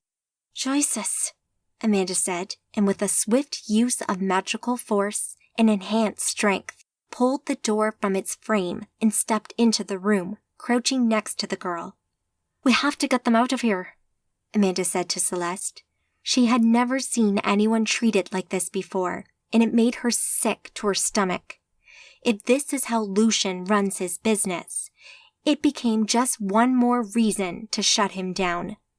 This girl needed their help. She grabbed and pulled the chain from the wall and started to move to lift the girl from the bed. "Amanda, you have a friend here? Probably held by the remains of Joaquin's men." "Yes," Amanda answered. "She and any others in these cells can wait until we have swept the rest of the building and made sure they're safe. We must finish the job first." Amanda deflated slightly, took a breath, and looked up at Celeste. "You're right. Let's finish this," she said. She looked back to the girl on the bed and took her hand in her own. "We'll be back, I promise," she said. The girl's eyes swam about the room, and Amanda wasn't sure she'd heard her. Amanda stood up and concentrated once more. She sent out her senses and counted maybe 6 more girls along this corridor, just like this one. Stairs halfway along led upstairs. The room they led to sat empty of life, just a few bits of furniture scattered about the bare floorboards. Another door up there stood closed, with another aegis surrounding the room it led to, blocking her magical sight. "Upstairs, there's another room that's shielded from me," Amanda said as she walked from the cell and along the corridor. She walked upstairs and caught up with her senses, which she cancelled as she reached the closed floor. Wasting no time, Amanda used her magic to shape and blast the weak and hastily erected aegis with a sentia. It fell in a matter of seconds. Her own aegis made as strong as she could. Amanda stepped forward and kicked open the door. The lock broke as it swung open, slamming into the wall and revealing the room beyond. Beds lined each side of the long room, covered in dirty, unwashed sheets. On each bed, there were anywhere from 1 to 4 children, sitting with their eyes wide with fear, chained to the metal frames. The feeling of horror and sickness that washed over her nearly dropped her to the floor. Young girls was one thing, but kids? Amanda could barely process what she could see before her. Some of these children looked to be as young as 3 or 4 years old. "Amanda!" yelped a voice from the back of the room. Amanda looked up and saw Liz.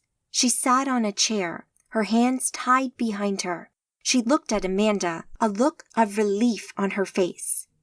The man who stood beside her lashed out and punched her hard across the face. Amanda took a step forward as anger flooded her body. But Liz, her head bowed to her side from the hit, spat blood to the floor and looked back up, looking defiant and strong. Amanda felt proud of her apprentice's defiance. She might be held captive, but she clearly wasn't going to be playing the victim. The man standing beside her looked back at Amanda, his stance ready and waiting for Amanda to act. She'd never seen this man before either, but just like Joaquin, she assumed he worked for Lucian in some capacity. He had black, slicked-back hair, pale skin, and dark eyes. He wore all black, apart from the priestly white dog collar he wore on his neck. He held a young boy of maybe 5 or 6 years old in front of him by the neck, his grip clearly a powerful one. Amanda could see from the essentia he had stored within him that the aegis that protected him and the lifelessness of his body that this man also happened to be a scion, a vampire like Maya and Yo. Amanda, I presume? He asked. It's a pleasure to meet you. Your apprentice here has taught me so much about you. Not least of which that you are coming to save her and kill me. Amanda smiled and worked a bit of magic, creating and then strengthening an aegis around this room. This scion would not be leaving here. Not today. Maybe, Amanda said. I take it from the presence of Celeste that you have dealt with Joaquin. Shame. I did so enjoy my little visits here. He crouched next to the boy while placing his right hand on Liz's leg. Amanda stepped forward. The vampire pulled the boy closer, placing a clawed hand on his neck. Amanda froze, adrenaline pumping through her body. She wanted nothing more than to pummel this pervert into a bloody mess. Careful, ladies. You wouldn't want me to break these precious things, would you? He traced a claw over the boy's skin, making him bleed. The boy winced. Amanda stepped back and took a breath. You're right, Amanda answered. I wouldn't. She worked her magic, making use of the multitasking effect. Amanda grabbed both Liz and the boy in her magical embrace and ported them across the room, next to where she had been standing. Simultaneously, she ported herself directly in front of the vampire and blasted his aegis with a shock of powerful magical and kinetic energy as she tried to break through his aegis. The man dropped to the floor from the force of the attack, a look of shock on his face. Hi there, Amanda said brightly as she stepped forward, relishing this moment of revenge. You were saying. The man moved quickly and sprung to his feet. His body started to shift quickly, growing and bulking out. Seeing this change, and not wanting to fight him in any way fairly, Amanda called on her magic once more and threw him up against the wall.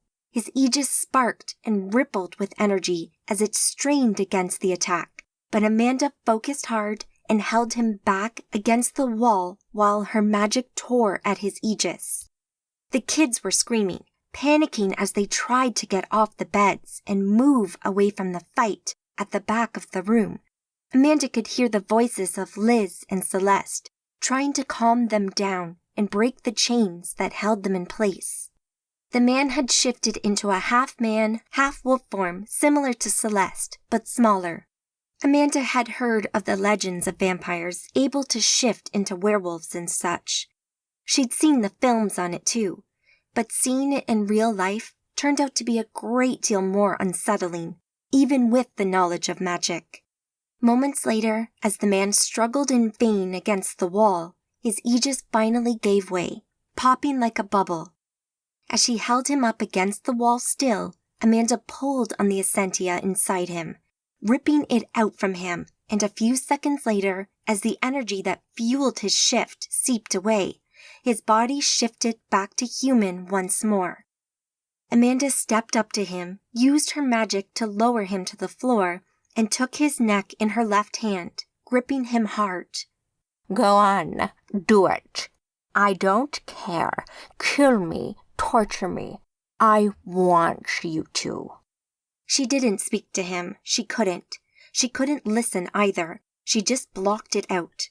That would humanize him, and she didn't want to have any sympathy for this thing. Scion or not, anyone that did that to kids gave up their right to life.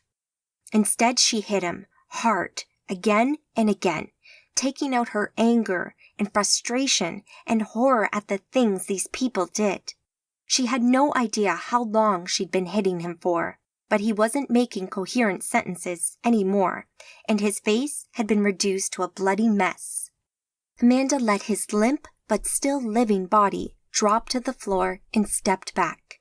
Her fists were grazed and covered in his blood. They hurt a bit as well.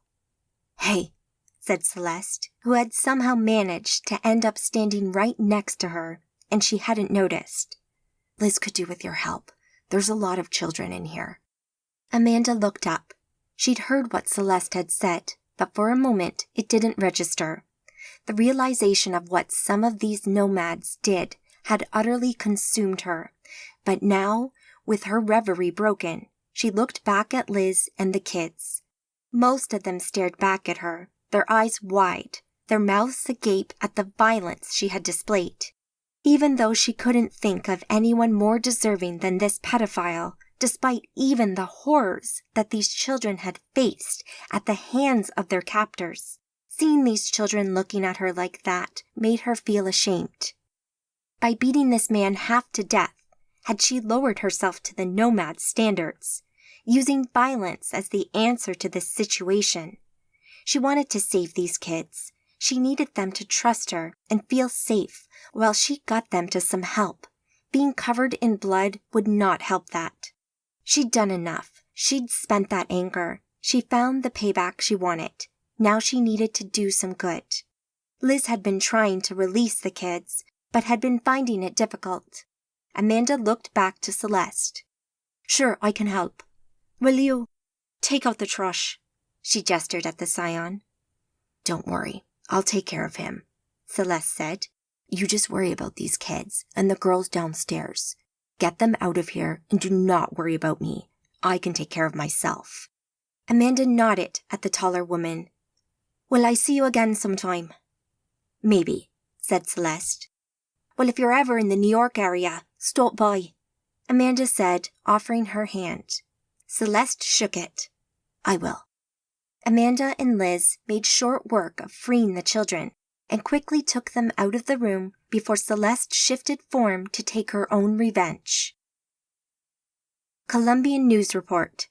It seems that a rival gang raided a house on the outskirts of Medellin last night, killing one of the cartel bosses and freeing more than 20 children and teenagers, effectively ending one of the most shocking cases of human trafficking law enforcement has ever seen. Some local Good Samaritans found the children out on the streets and dropped them off at the local police station. Chapter 18.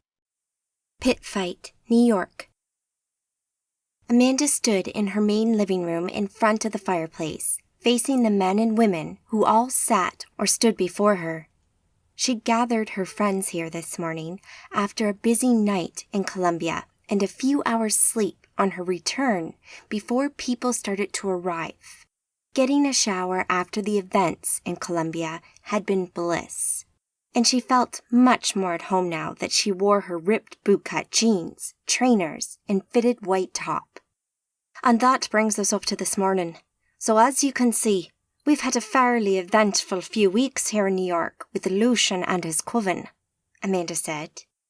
They were all friends in here, and now all of them knew everything that had happened with Lucian while they had been here, as well as any useful background information. Yo and Maya sat next to each other on a sofa to her left. Yo sat forward, his elbows on his knees, looking nervous in his white suit and black shirt, while Maya sat back, relaxed and calm, wearing black jeans and a black turtleneck jumper, her dark hair cascading in waves down over her shoulders, framing her alabaster face and deep, dark eyes. She always looked beautiful to Amanda. She could see why Yo had taken a shine to her recently. Her beauty mixed with her also being a scion had proved compelling to him. Gentle Water stood behind the sofa, directly in front of her in his customary jeans and shirt, his posture formal, but Amanda knew him to be relaxed. In front of him sat Raven, in combats and vest top, his long black hair tied back, looking thoughtful and relaxed.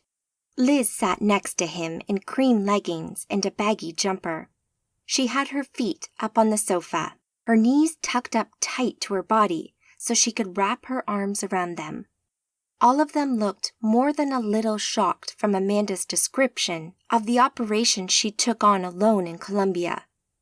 "Are you crazy? You could have gotten yourself killed," said Yo. Amanda acknowledged the comment, giving him a nod and pursing her lips for a moment. Yo spoke the truth, but what's done is done. The mission had been a success, and she stood before them now in the peak of physical health and unscathed, so she didn't feel too bad. "That's great, Mandy. That's a job well done," said Zane from where he sat next to Orion to Amanda's right. Both wore black clothing that wouldn't be out of place on a SWAT officer, and both of them looked quite relaxed as they listened. "Thank you. What I did needed doing, not least because I needed to bring back Liz, but also because I now understand the depths of depravity that Lucian will sink to. I always knew that the nomads were bad news, but these need to be stopped. It has gone on long enough, and if we don't take a stand now, who knows how many more lives they will ruin."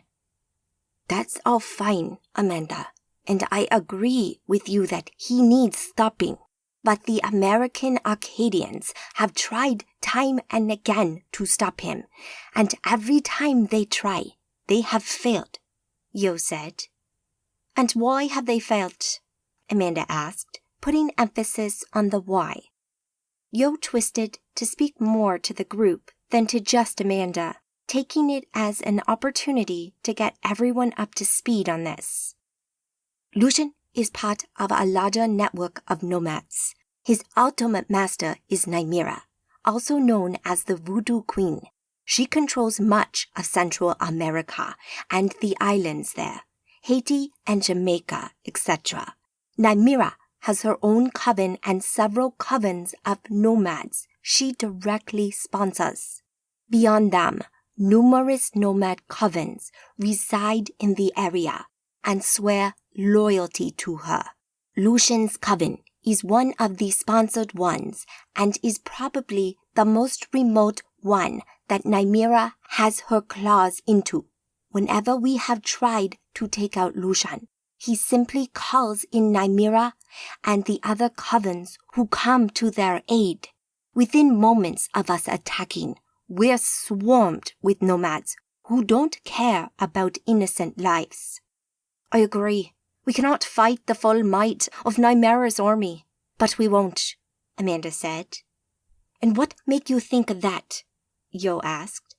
"Look, everything you have said to me since arriving about how he deals with Arcadians has suggested that he's been ruthless with them. He kills them quickly at the first chance he has, right?" "That's right," Yo answered. "So why not me? He's had plenty of chances. I've even tried to provoke him, but he won't do it. He won't hurt me. Why?" "Yasmin," said Gentlewater calmly. "What?" said Liz. "Yasmin," said Yo. "That's right, and yes, I do mean that Yasmin.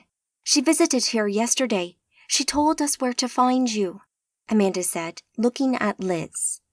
"And as good as confirmed that she was stopping Lucian hurting me." "But why she do that?"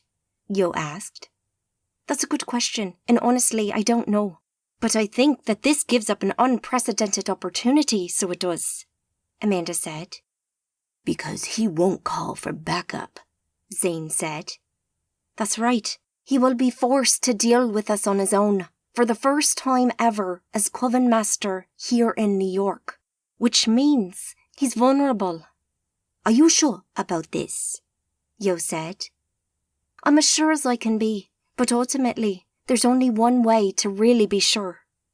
"We're in," said Zane, jumping in. Orion nodded next to him.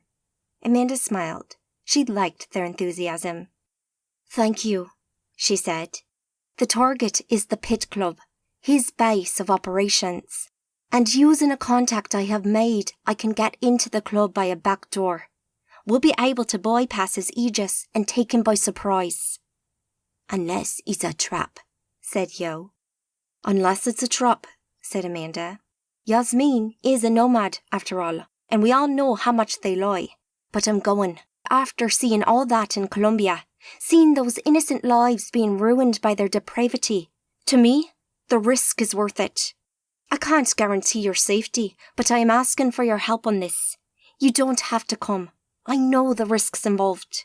This will be a dangerous mission, so please, think about your answer. Who wants to come with me? Orion and Zane raised their hands, to which Amanda nodded, acknowledging them. Yo sat back and looked at everyone else. I'll be there for you, said Gentlewater. I'll do it. Thank you, said Amanda. Me too, said Raven. Count me in, said Liz. Are you sure, Liz? With what you have been through, you might want to... No, I'm going. I need to do this, she said. Amanda looked at her for a moment. She seemed basically unscathed by her kidnapping. In fact, she seemed stronger, more determined than ever before to forge ahead. Amanda felt proud of her. She'd come a long way this past year and a half, and the fact that she wanted to head right back into the lion's den after her kidnapping spoke volumes. Amanda smiled at her apprentice. Then you're in, she said to Liz. Maya raised her hand and nodded, to which Amanda smiled, before her gaze came to rest on Yo.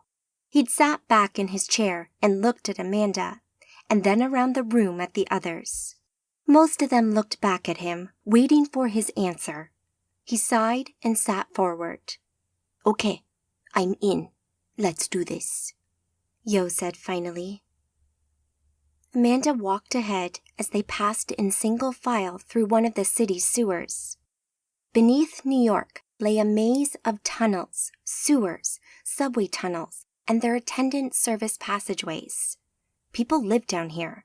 A whole community of the forgotten had found a life and even friends in the darkness, which hadn't existed for them above ground. Over the decades, they had made their own changes and modifications, adding connecting tunnels, walkways, and more. In a world where the supernatural existed, this subterranean world became a natural home. Sean, as disfigured as he was, probably found a better life down here, away from the revealing light of the sun. Sean had given Amanda directions, and they walked along a connecting stretch of sewer with a makeshift walkway that kept them out of the raw sewage that bobbed along beneath them. Had I known we'd be walking through shit, Amanda, I might have had second thoughts about this, said Liz. Well, fair play to you, but I had no idea that the directions would lead through here either. The tunnel stank, nearly making Amanda retch. She'd already heard a couple of the others nearly bringing up their breakfast. Moments later, they stepped through a hole in a brick wall and dropped down into a tunnel that looked like some sunken factory or service tunnel. Amanda walked along here for a little while, with everyone following behind her, before they came to an iron door. She looked at it for a moment, and eventually found the small distinguishing mark that Sean had told her about. "This is it," she said, and stepped up to the door. She knocked a few times and waited. Nearly a minute later, the sound of heavy metal bolts sliding from their locks could be heard as someone unlocked the door.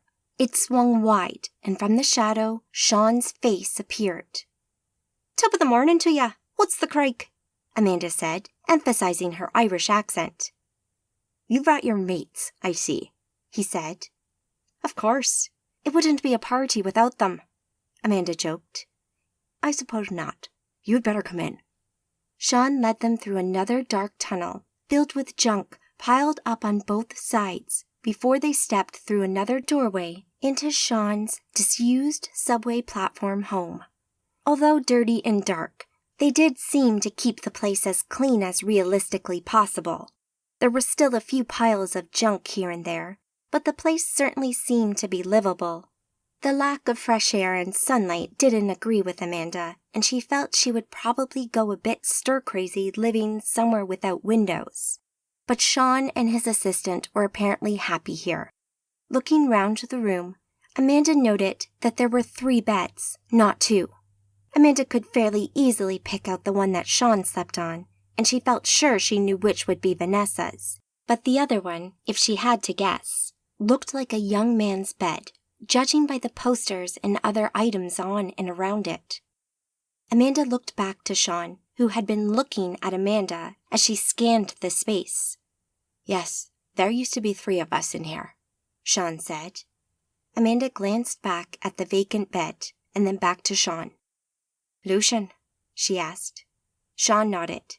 "He shot him, for no other reason than just being angry at you." "Me?" "Your arrival here and Yasmin's ban on him killing you. You've pissed him off," he said. "Bleeding hell, I knew it. I knew she had banned him from hurting me," she said. "Seems our suspicions were correct, Amanda," said Gentlewater. "Apparently so. The mystery deepens," she said. "You want to go into the pit now?" Sean asked. "That would be grand," Amanda said. "This way, then," he said, and led the way towards another doorway. Vanessa watched them go, eyeing Amanda as she passed by her. During the previous 45-minute walk through the tunnels to reach Sean's hideout, Amanda and the others had taken the time to fuel their magical shields and basically get themselves ready for the fight ahead. With Sean taking them through the last stretch of tunnel now towards the Pit Club and its underground complex of rooms and corridors that served as the home of Lucian and his coven, Amanda started to feel a bit nervous. Lucian and his coven were going to be the most dangerous group of Magi she had ever faced. She'd been careless and a little rash during her siege of the mansion in Columbia, and she had nearly paid the price for that when Joaquin surprised her. Luckily, Celeste had been there for her when she had needed it. Taking her friends with her to take on Lucian had been the obvious choice. Storming in there alone after the events in Columbia would have been foolish, to say the least. As they turned another corner, passing through another dark corridor, Amanda could now feel the huge and powerful aegis that surrounded the Pit Club. The huge magical barrier extended underground, all the way around basement floors that they were now approaching, and as they traversed this last stretch of tunnel, Amanda could make out a doorway ahead. Moments later, Sean stopped in front of it and waited for the group to catch up and pull in close. "This is it. This is where I leave you. Beyond this door is the Pit Club. You're on sublevel 3 of 5 that serve as the Coven's sepulchre. You'll have to find your own way from here on in. I wish you the best of luck," Sean said. "Thank you. You're 1 in a million. I won't forget this," said Amanda as he unlocked the deadbolts in the door. "I'll be locking this door. I recommend that you leave through the club above when you have finished," he said as he swung the door wide open. Amanda stood to one side as her friends filed inside. After the last one had passed, Amanda put her hand on his arm. "Thank you, I mean it," she said. "I know," he said, smiling back and closed the door on her. Amanda smiled. He sounded like Han Solo. She turned to her friends, who stood in the short stretch of corridor after the outer door. The inner door stood closed just beyond them. Amanda looked at it and felt that strange feeling of rightness. She knew this is what she had to do. This right here and now called to her, confirming to her that it had to be the right thing to do. That didn't stop the nerves, though, so she checked her aegis, her force shields, and her stored essentia, and took a breath as she did so. She called on her magic and wove it about her, casting the multitasking effect on herself once more, concentrating hard and putting as much power into it as she could to try and split her mind into as many parts as she could. She noticed most of the others casting their own magical effects. "Let's do this," she said, and walked forward. The door opened easily, and they walked into the corridor beyond. A little over 2 meters wide, The bare concrete corridor had the occasional light spaced along its length, casting a dim light into the shadows. Up ahead, they could see doorways and openings branching off into the rest of the club. They also found themselves next to a stairwell just beyond a door to the right. They stopped next to it as Amanda looked from the corridor to the stairs. Okay, as discussed, we split up into groups.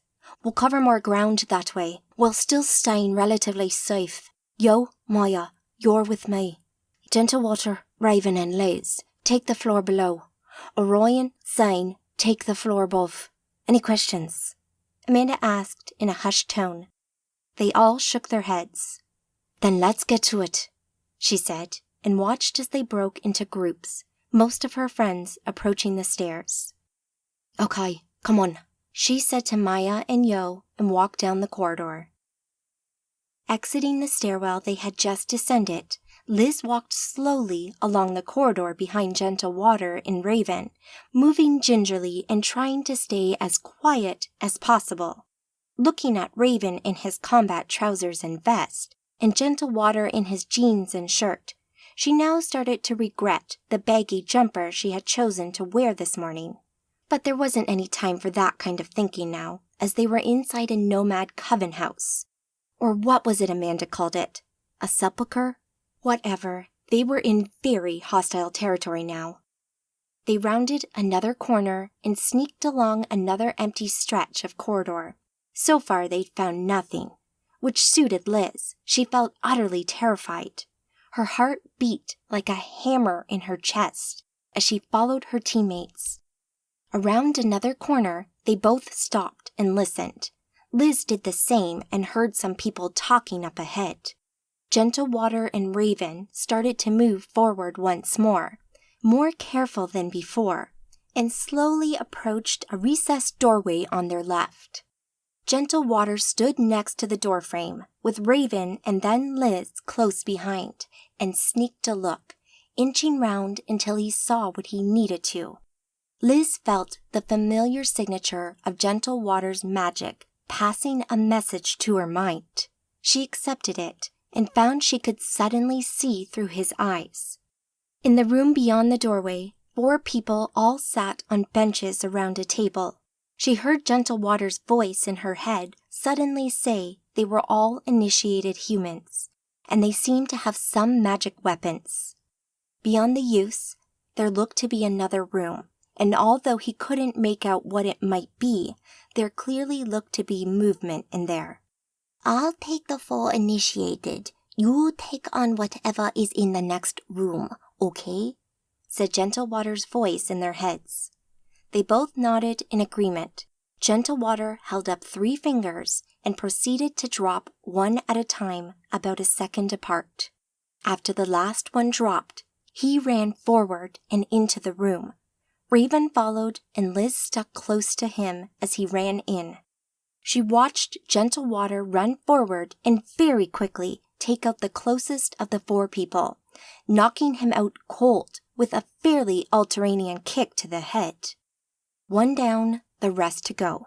Raven drew up short partway through the room and paused as he looked forward, causing Liz to bump into the back of him while her attention remained on Gentlewater. The collision brought her round, though, and she stepped out from behind Raven and looked through to a much larger room beyond this one. Circular from the looks of it, there were caged pens around the edge of the room, all of them open from what she could see. The central area had a thin covering of straw, mud, and other detritus. In the middle of the room stood a short, fat man with a bald head, wearing a rubber apron. He stood there petting and talking with 3 huge beasts. Liz couldn't think of a better term for them than that. They weren't dogs, at least, not any breed she had ever heard of. These things were huge, nearly as tall as the bald man, covered in patches of fur and raw exposed skin that looked like it might be cancerous. As Gentlewater started to fight, the noise attracted the man's attention and he looked round, straight at Raven and Liz.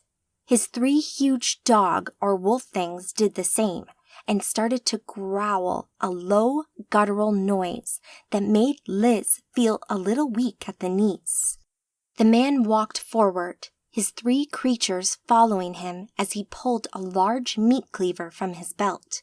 Liz used her magical senses and discovered that these things with the man were actually scions. Could you change dogs into scions? Or were these once humans, maybe? Liz had no idea, but they were very scary, whatever they once were. Raven strode straight toward the man, both of them gathering essentia and starting to work some magic as they went.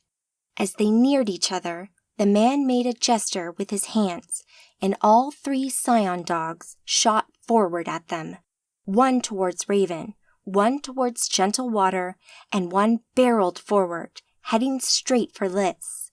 Liz backed up a few steps as the slavering, vicious-looking thing bounded forward. For a moment, she considered turning and running.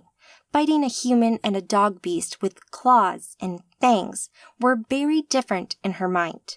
But after that brief moment of fear, she noticed how Raven readied himself for the scion who approached him. He wasn't running. He'd take care of that thing. Liz stopped backing away and dropped into a fighting stance, bending her knees and balling her fists. She watched the thing closely, looking for clues as to its choice of attack. And as it closed the gap, it suddenly leaped through the air, its mouth wide in a roar, its claws splayed and ready for the attack. Liz dropped and rolled under the creature. It landed beyond where she had been standing moments before and skidded as it tried to reorient itself on its prey. Liz crouched with one hand and one knee on the floor, watched it look round in bewilderment, having lost her for a moment.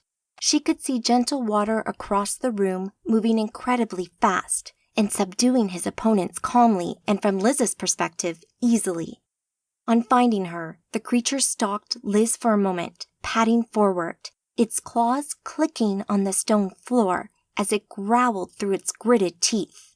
Liz moved, rising from her crouch and readying herself for the coming attack. The thing ran forward, this time staying close to the floor and slashing with its front paws. Liz moved, dodging the attacks and spinning away, but she hadn't been quite quick enough, and on its 3rd slash, the creature's claws caught on her jumper and ripped it open. Liz tried to back away, but the woolen fabric stretched from her body to the nearest front paw of the creature as it landed back on all 4s. The downward pull as it landed yanked Liz off her feet. She landed hard on her bum and yelped. The creature turned and looked at her, then noticed the fabric caught on its claw before returning its even hungrier gaze back to Liz. Panic rose within Liz's chest as she tried to pull the jumper from her body and release herself. Sitting just a couple of meters away, effectively tied to the thing, it suddenly looked much, much bigger to her. She got an arm out, but she couldn't get the damn top over her head. She'd been making panic sounds for a few seconds now as she desperately tried to free herself. The creature suddenly pulled its paw with the wool attached back as hard as it could, which yanked at her waist, tipping Liz onto her back as she skidded towards the open maw of the thing. Reacting rather than thinking, she kicked out, her booted foot connected powerfully with the creature's jaw, which shut hard on its tongue, the end of which dropped off in a spurt of blood. The creature backed away as it reeled from the kick, its paws scrabbling to keep from falling over. Liz quickly got her feet under her and, taking hold of the stretched length of fabric in both hands, gave it a swift pull and released it from the creature's claw. A second later, the thing regained its balance and looked at Liz, opening its mouth to let blood pour from its wounded tongue. Liz gulped and backed away in fear.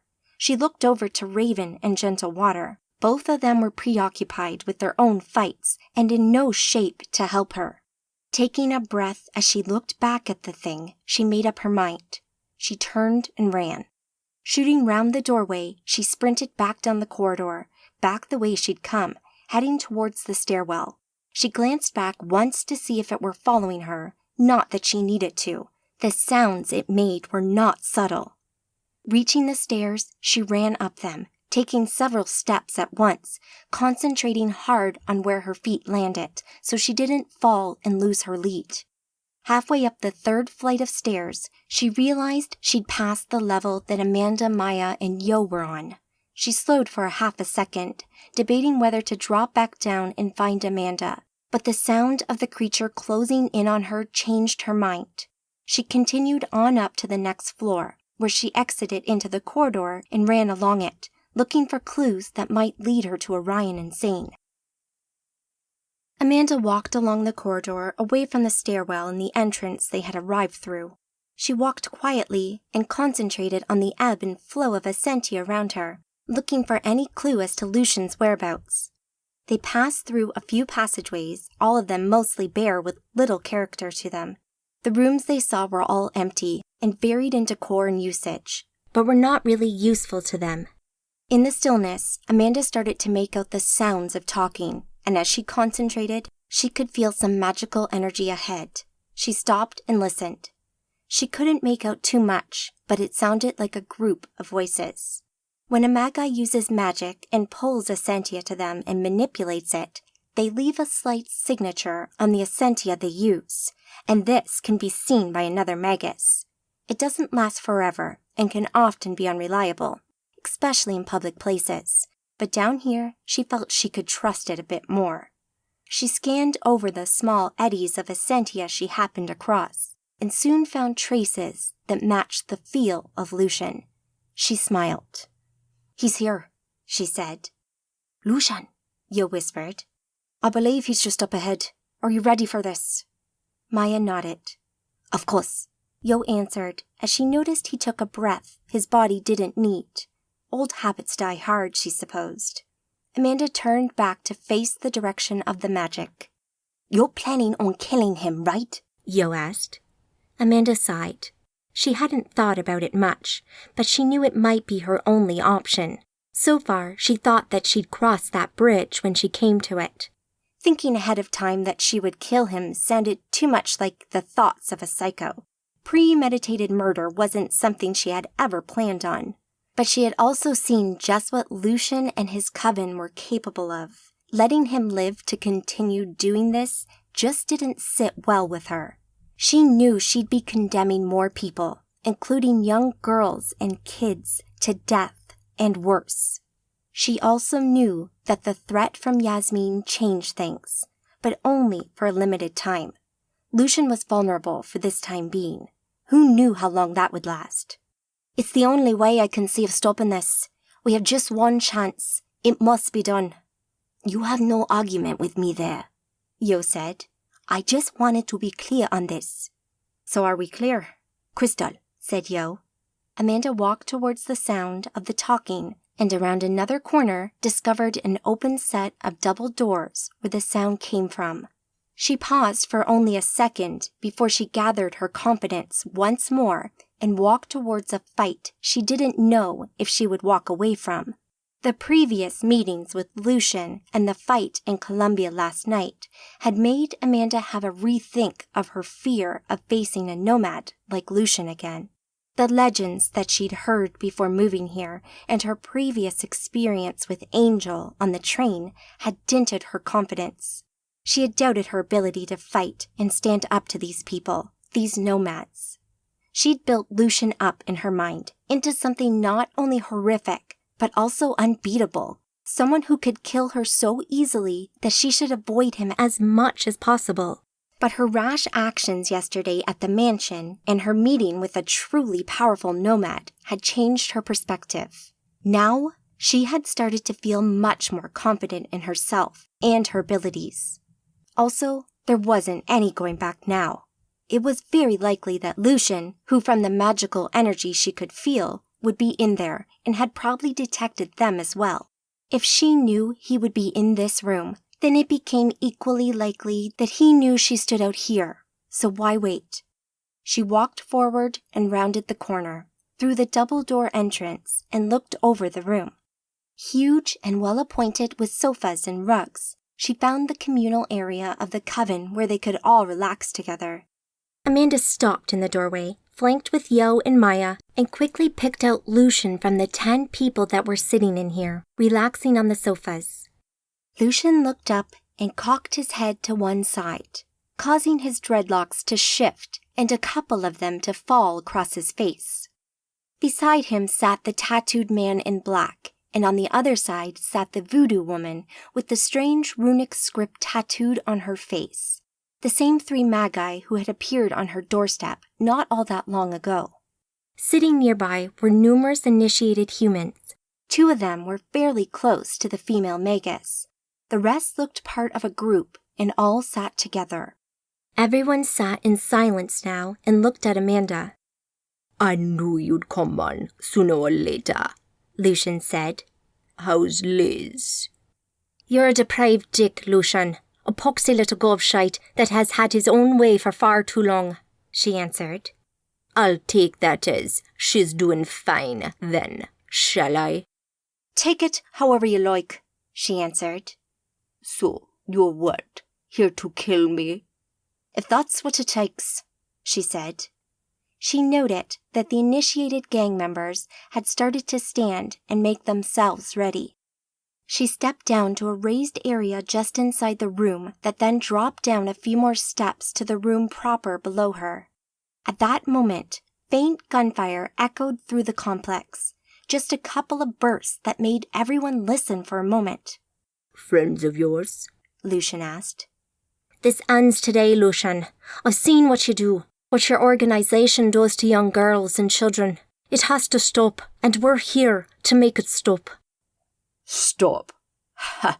It'll never stop, man. You'll take me out. Another Quanga will take my place. Not in New York. You think you can take New York from us?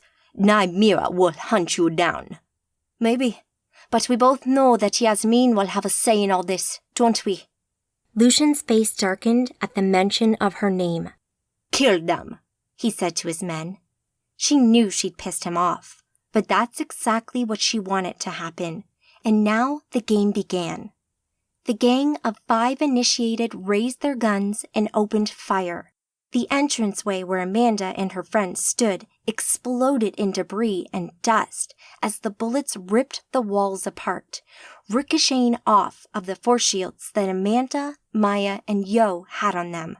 Emptying their clips, the gang dropped their weapons and moved quickly, stepping and jumping over the furniture to head straight for Amanda and her 2 allies, pulling knives and more guns as they came. With a mental link already open to Yo and Maya, Amanda sent them a quick thought. Deal with them, Lucian's mine, she thought to them as she waited for the initiated to get close enough. The voodoo woman also approached with her 2 initiated assistants with her, but Lucian and his tattooed bodyguard didn't approach. But they did stand up. Hey babe, we're gonna fuck you up now, one of the gang members said to her, a wicked smile on his face. She felt sorry for him. He had no idea what he was about to get into. Waiting a second or 2 more until the initiated approached the base of the raised area she stood on, Amanda ran forward and jumped. Taking advantage of the high ceiling in here, she boosted over the top of the approaching initiated, landing behind them on top of a table a few meters away from Lucian. Behind her, Yo and Maya immediately started to attack the gang.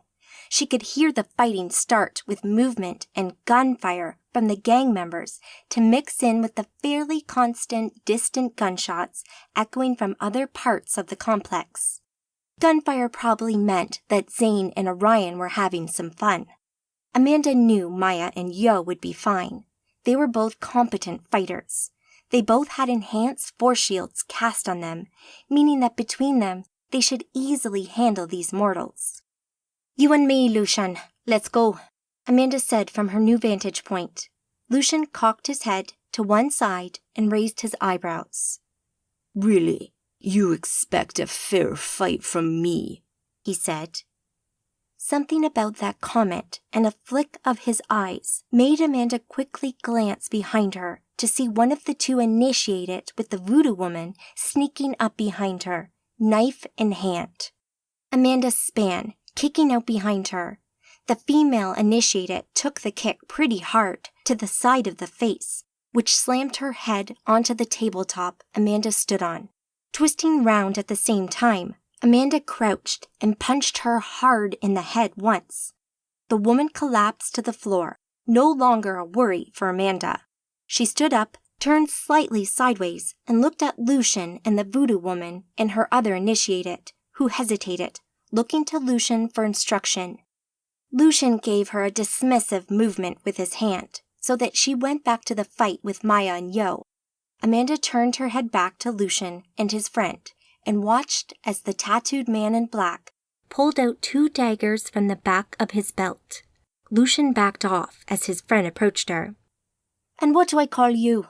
Amanda asked. "The name is Ral, and I'm looking forward to this," he said.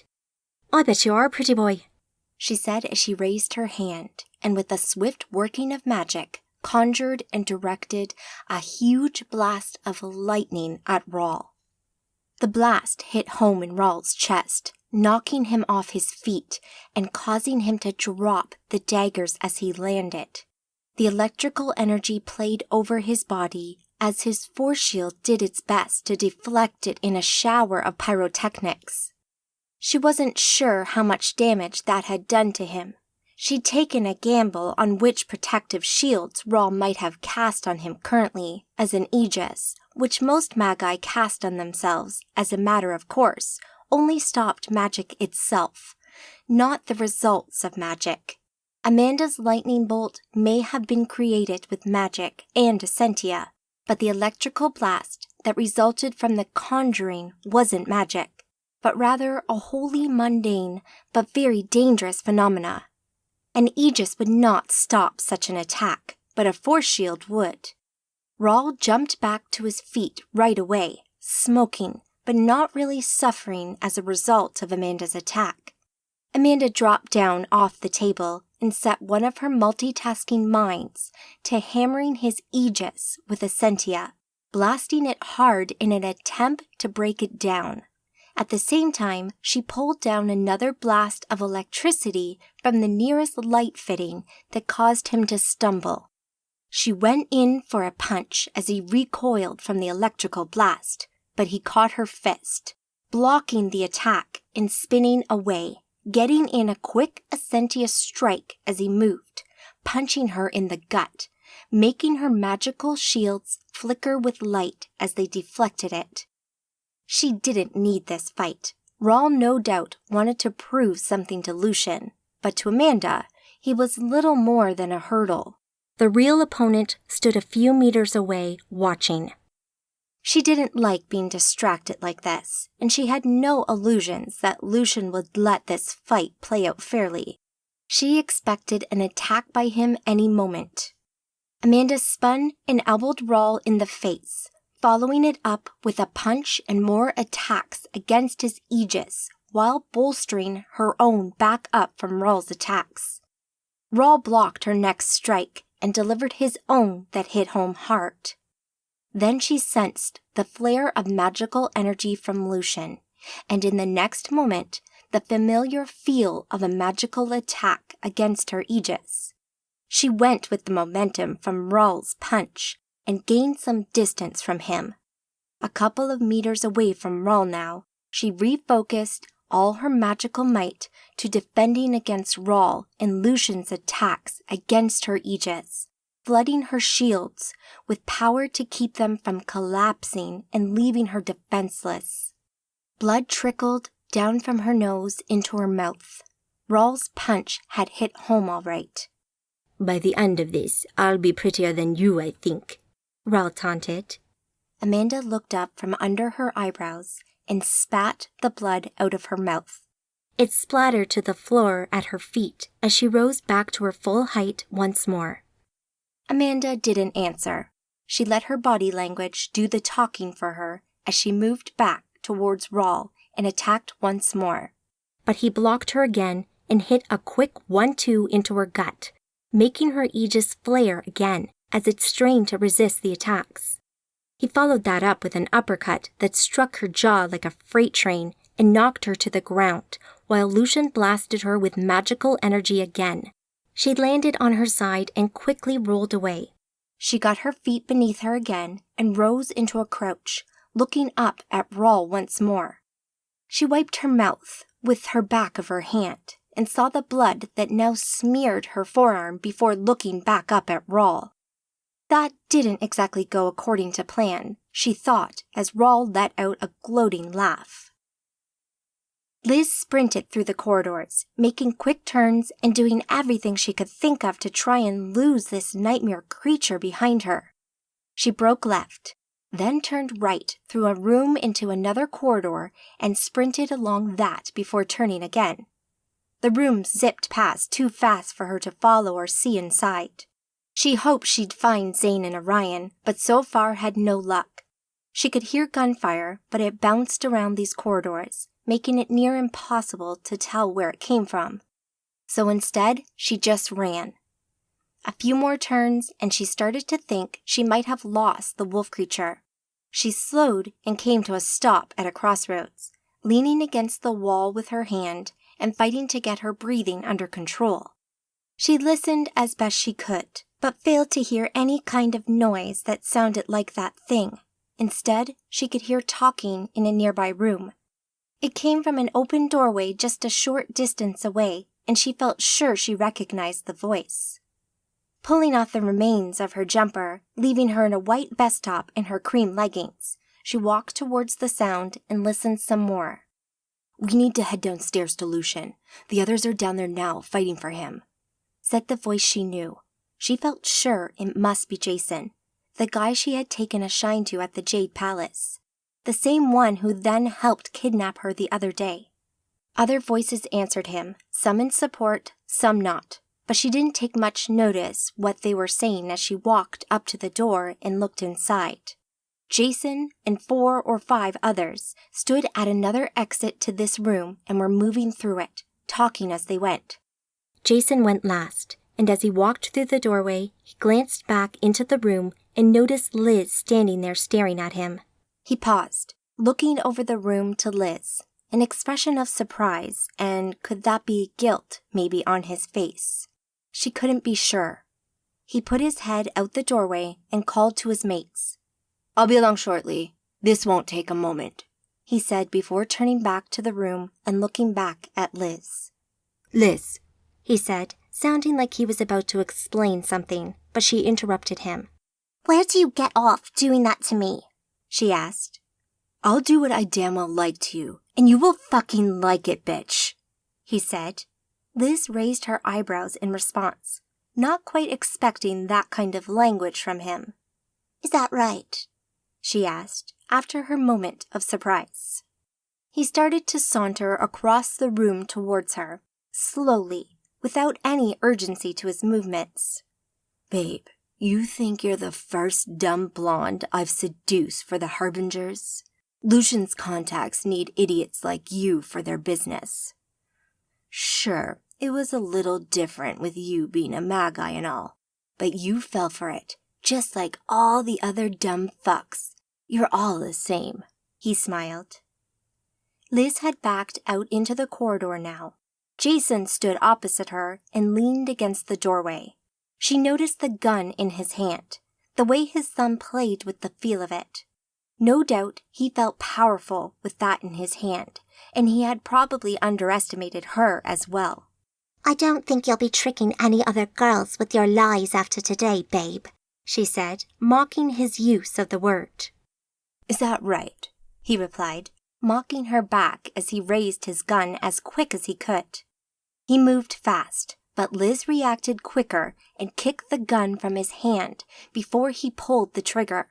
It fell to the floor a short distance away as she kicked again and connected with his face this time, while he stood there in mild bewilderment at losing his weapon. He fell back against the doorframe, holding his mouth as blood poured from his nose. Liz stood tall and took a step towards him. "Damn right, I can take you down," she said. She went in for another punch, but he moved quickly and blocked the punch with his forearm before catching it in his other hand and twisting, forcing her into a crouch. "I think you broke my damn nose," Jason said in anger and shock. He kicked her in the stomach and let her fall to the floor, letting go of her hand in the process as he touched his nose gingerly once more. He winced as he did so, and then returned his angry gaze back to Liz. "Come here," he said, and quickly stepped forward, forcing her to stand up by grabbing her arm and lifting her. "I'm going to have some fun with you," he bellowed, but Liz didn't look at Jason. She didn't really even hear him as she saw the scion wolf round the corner behind him, slavering with blind rage, and then leapt forward. She'd started to try and pull away from him the moment she saw the wolf, pulling him forward between her and the wolf.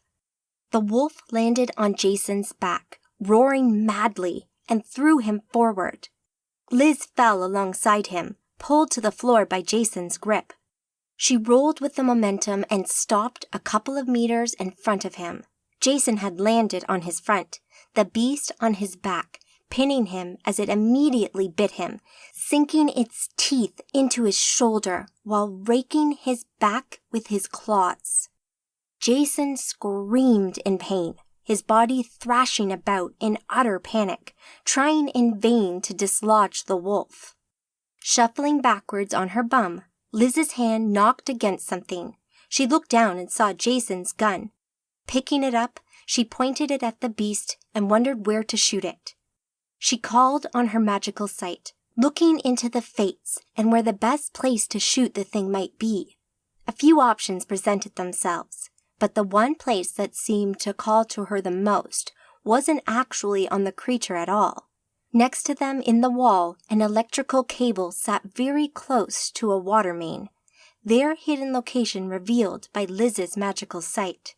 She turned her gun to the wall and opened fire, and after the third bullet, water started to seep from the pipe, but after the fourth, it burst and drenched Jason and the wolf scion in water.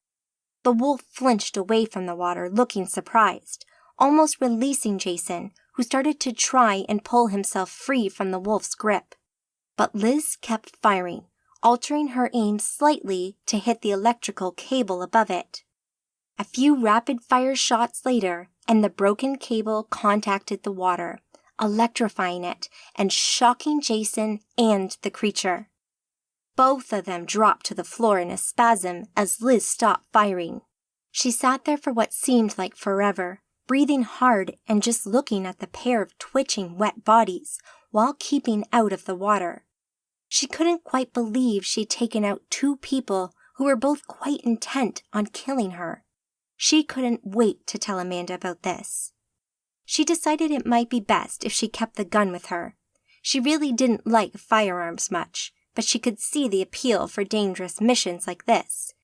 Even with magical abilities, sometimes you just needed to blow them away. Standing up, she listened once more for the staccato gunfire and headed towards it. Amanda threw a couple of punches at Rawl, followed by a swift kick to his ribs, which knocked him sideways. Her Essentia hit sparking, flickering light and energy each time she connected. Rawl staggered to the side, but stayed upright, brandishing his knife as he moved, trying to get in quick as Amanda brought her leg back down from the kick. Amanda saw it coming and caught the attack without too much difficulty.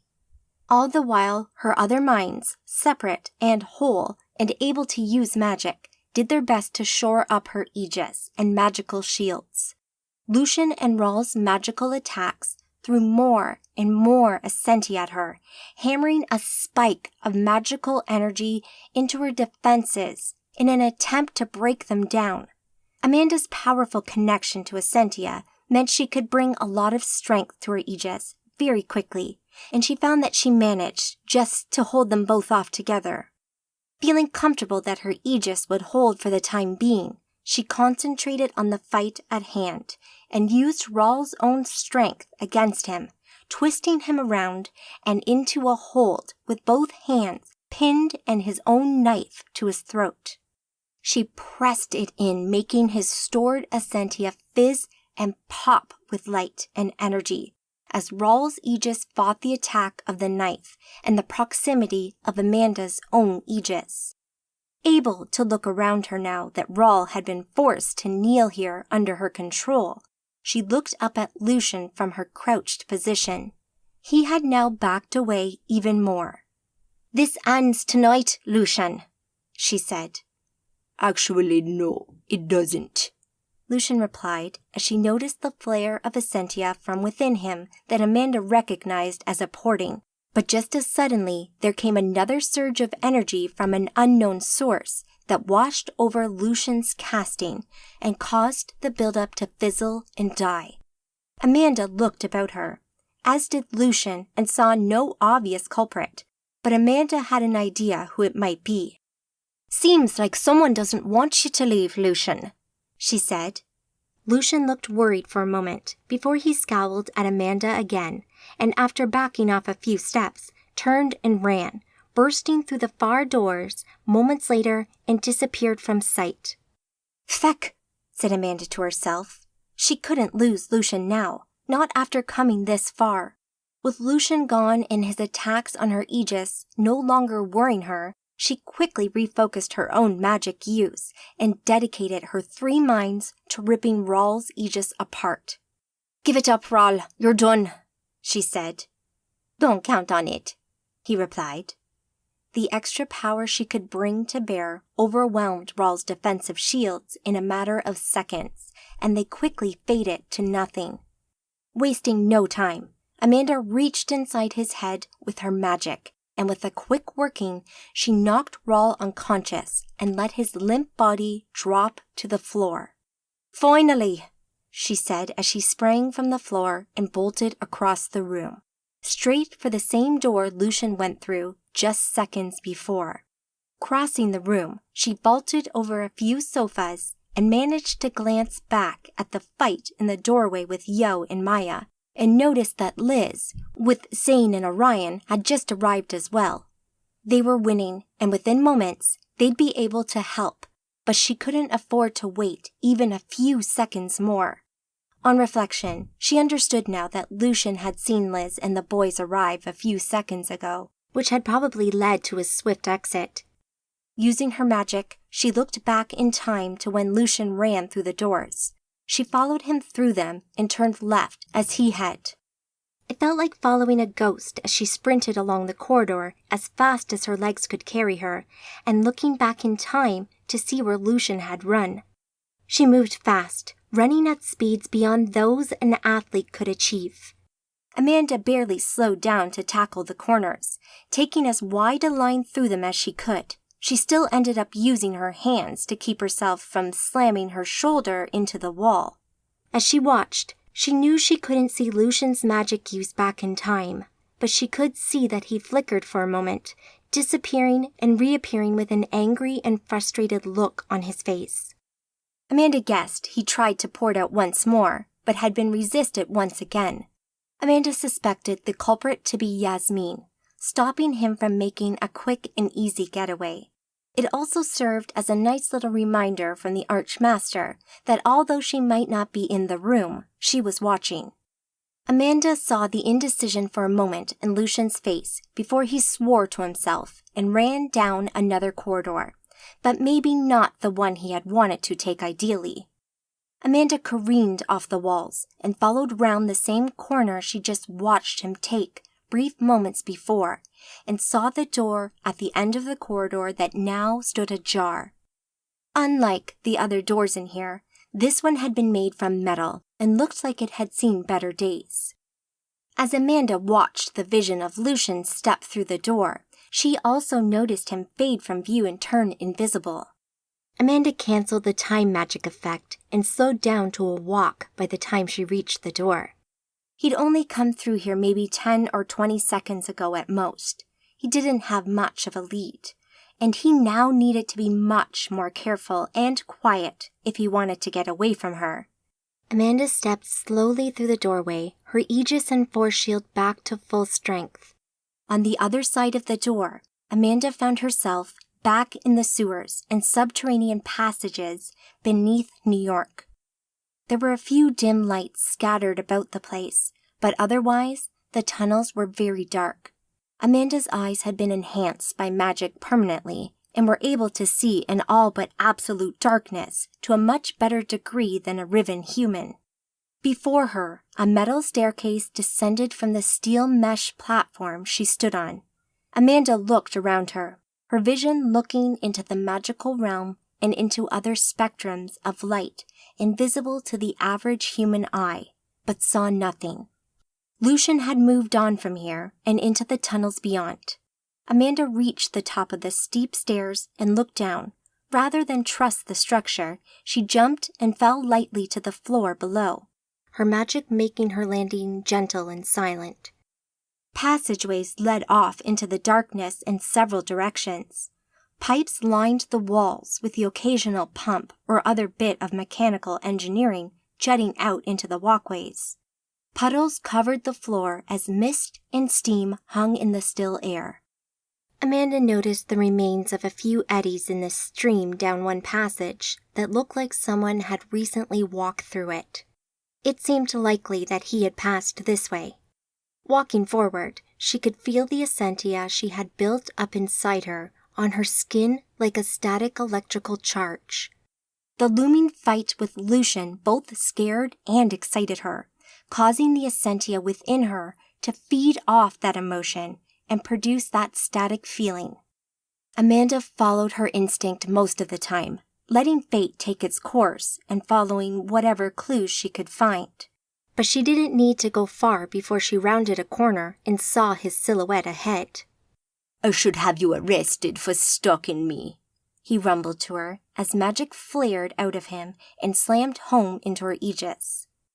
He wasn't holding back anything now, and although Amanda threw up an effect to try and counter his magic, it simply couldn't resist him, his magic hitting Amanda hard. As suddenly as it had appeared, it stopped, and Lucian had gone with it. Amanda span round, looking about, her waiting for the next attack. She stalked forward and into a wider section of tunnel with passages and tunnels leading off from it. She dropped down onto the damp concrete, splashing a puddle as she landed. Moments later, she had a strong feeling of someone being behind her. The magic that blasted her aegis and force shield from the front both confirmed and confused the matter. But the kidney punch that Lucian drove into her back ended that confusion. She staggered as she struggled to remain upright in the immediate aftermath of the attack. But the pain passed, and on looking round, she appeared to be alone in this space once more. Amanda got flashbacks to the fight in Columbia and had no desire to be taken by surprise again, so she quickly gathered her thoughts and looked about her once more, looking for any hint in the surrounding essentia that might give away his position. She couldn't see anything, nothing at all. Lucian had this invisibility effect truly mastered. Suddenly, he appeared, right beside her once more. The second he appeared, two things happened right away. Lucian cast a powerful, kinetic blast that slammed into Amanda and knocked her forward. At exactly the same time, gunfire rang out ahead of her from the darkness of a nearby tunnel. Amanda fell, but used the momentum to roll, ending up on her feet once more. Quickly she looked about to take in the situation and saw that Sean had appeared in the tunnel holding a gun that he pointed over Amanda's head towards Lucian. "Sean?" she asked. "In the flesh," Sean answered. Looking across at Lucian, she saw he dropped to one knee, the last remnants of magical energy from Sean's gunfire dying away as his aegis fought the attack off. Sean had some magic bullets. She looked back to Sean, about to thank him, only to see a bloodied Rawl standing just behind him and looking very upset. "Sean, move!" Amanda yelled before Rawl grabbed his wrist, swiftly disarmed him, and magically shoved him from the tunnel like a rag doll. He landed on the damp stone floor not too far from Amanda and groaned in pain. "God damn it, Sean," she said. Rawl stepped towards Amanda and raised Sean's gun, pointing it at her, but Amanda had already moved. Stepping into Rawl, she caught his gun hand in hers and raised it up, pointing the weapon away from anyone it might harm. Twisting in the opposite direction, she moved around Rawl and once more secured him in a hold, using leverage and his strength against him. By the time she'd finished, his gun ended pointing up beneath his jaw. "For what you and your coven did, you deserve much worse than this," she said, and pulled the trigger. Blood splattered onto her face as the ear-shattering noise of the gun made the other two people in here flinch. She released him from her grip and let Rawl fall to the floor, toppling onto his face. Amanda looked at him for a moment, waiting for something inside her to change, waiting for the massive guilt or horror at what she'd just done. Instead, she felt a sense of relief.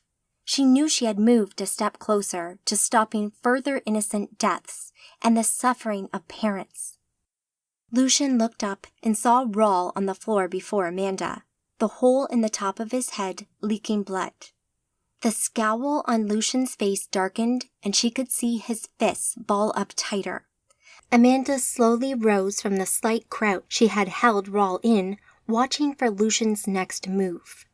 Magic flared suddenly and launched her violently through the air as if a car had hit her at 80 miles an hour from behind. She flew over Lucian and hit the makeshift wooden wall behind him, breaking straight through it in a shower of splinters and pain all through her body. Had it not been for her force shield, she would have broken several bones or worse. She landed halfway through the next room, tumbling and forcing herself to slow and eventually stop the momentum of the kinetic throw, coming to a stop in a crouch after skidding a few meters. Looking up, the rest of the wooden partition wall exploded out into the room as Lucian leapt through the flying debris, landing a few meters from her. "It's all been fun and games so far, bitch, but you going down now. Let me show you what we do to Arcadian scum like you," he scowled. Amanda pulled herself up to her feet. Lucian's throw had been a shock and knocked the wind out of her, but apart from a few minor cuts and her clothes looking worse for wear now, she wasn't seriously hurt. "Bring it," Amanda said as she stood up, preparing herself for the fight to come. She lowered herself into a fighting stance, her feet apart for balance, her knees bent, her fists ready as she watched Lucian drew a knife from his belt as he walked. A few feet from her, he went in for the first stab. She closed the gap, getting in closer to him, and used her forearms to block his swings, knocking his attacks away from her and countering with an attack of her own. The whole time they fought, Amanda's aegis flared with golden energy as Lucian's multitasking mind sent attack after magical attack at her, wanting to break down her mystical defenses. Amanda had both her extra minds working double time to bolster her shield and keep Lucian's magical attacks at bay. Amanda felt she could hold her own against him quite well, and if he would just make a mistake, she could take advantage of it. But he suddenly changed tactics and hit her with another kinetic force attack, knocking her backwards and for a moment off balance. She wondered then where she might be going with this. This fight could go on for a while if all she did was defend herself. But that might work to her advantage. Her coven mates had seen her leave the room. It wouldn't take much investigation to find her. She didn't want to be safe, though. She wanted to be able to deal with this depraved monster herself, to prove to herself that she could do it. So as she closed the gap between them once more and went in with a kick, she watched him closely, looking for a weakness, a hesitation, something she could use to turn the tide of the fight. "You're good at this, Amanda. A regular Bruce Lee. You should consider joining us. We could use you, girl," he said. "Thanks for the offer, but I'm afraid I have issues with torturing children. So," she said in disgust. Lucian punched as he listened, and let his arm hesitate a moment too long. Amanda saw it and hoped she had an opportunity. She grabbed his arm and with as much leverage as she could muster and twisted it into a lock. Both their shields flared as they came into contact, throwing multicolored lights out as they reacted to each other. For the briefest of moments, Amanda thought she had taken the upper hand in the fight, until another of Lucian's kinetic force blasts hit her in the chest and threw her backwards. She hit the floor on her back and skidded over the old worn concrete to a stop. Surrounded by the dust she had kicked up, she could feel several cuts through the shredded back of her top. For crucial seconds, she sat there winded, fighting for air until she finally caught her breath and sucked in a lungful. Lucian turned and took a few steps toward her, stopping a few meters away. "I have you now," he said as he reached up and grasped at nothing, and then swung his fist down as his magic surged once more, bringing another force blast down upon her. Amanda raised her arm to protect herself, flooding her shield with energy as the attack stuck home, hitting her and the ground around her. The old weak floor couldn't take such punishment, though, and with the latest hit, the whole floor gave way in a violent disintegration, taking Amanda and Lucian with it. Amanda had that sudden feeling of weightlessness until gravity took hold of her and pulled her down, the stone breaking apart all around her and pelting her with stones and rocks, while dry, bitter particles of stone floating on the air filled her nose and mouth. She landed on the pile of stone that had fallen away beneath her. Jagged edges stabbed into her back, making her wince with pain. She rolled off onto her front and climbed down the rubble, dodging the occasional falling rock as she peered through the dust cloud, wondering where Lucian might be. She didn't want to get caught off guard, so she made her way towards where she thought he had landed. The rocks made the going difficult. She had to pick her way over them on all fours, using her hands for balance to keep from twisting her ankle on the way. She suddenly made out movement through the haze and headed towards it, quickly seeing that Lucian had been making his way off the rock pile too. She jumped the last few meters and landed on a more even surface and walked with purpose towards the nomad, refueling her aegis and force shield the whole time. The fall must have broken Lucian's concentration as he stopped attacking her aegis during the fall. The dust cloud faded, and Amanda slowed as she saw Lucian looking around. Eventually, his gaze fixing on her.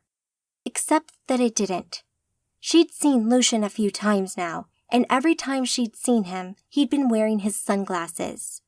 They were deep black wrap-around shades, and she'd taken it for granted this time, not even really noticing them. But the fall had knocked them off him. Seeing his face without them might have been interesting enough under normal circumstances, but seeing what they were hiding changed everything. Lucian didn't have any eyes. The inside of his eye sockets were sunken and scarred, and his eyelids were sewn shut. She'd noticed the hint of scarification on his skin around his shades before, but hadn't thought much about it. The revelation stopped Amanda in her tracks, and she stared at him for a moment, reevaluating everything she thought she'd known about him. So if he had no eyes, how did he see? She took a quick step back as Lucian stepped forward, making his way towards her. "Getting scared, are we?" he taunted, but Amanda didn't listen. Quickly, she scanned the Ascenti around him and easily found the magical set of senses that hovered just in front of his face, and crucially outside his aegis.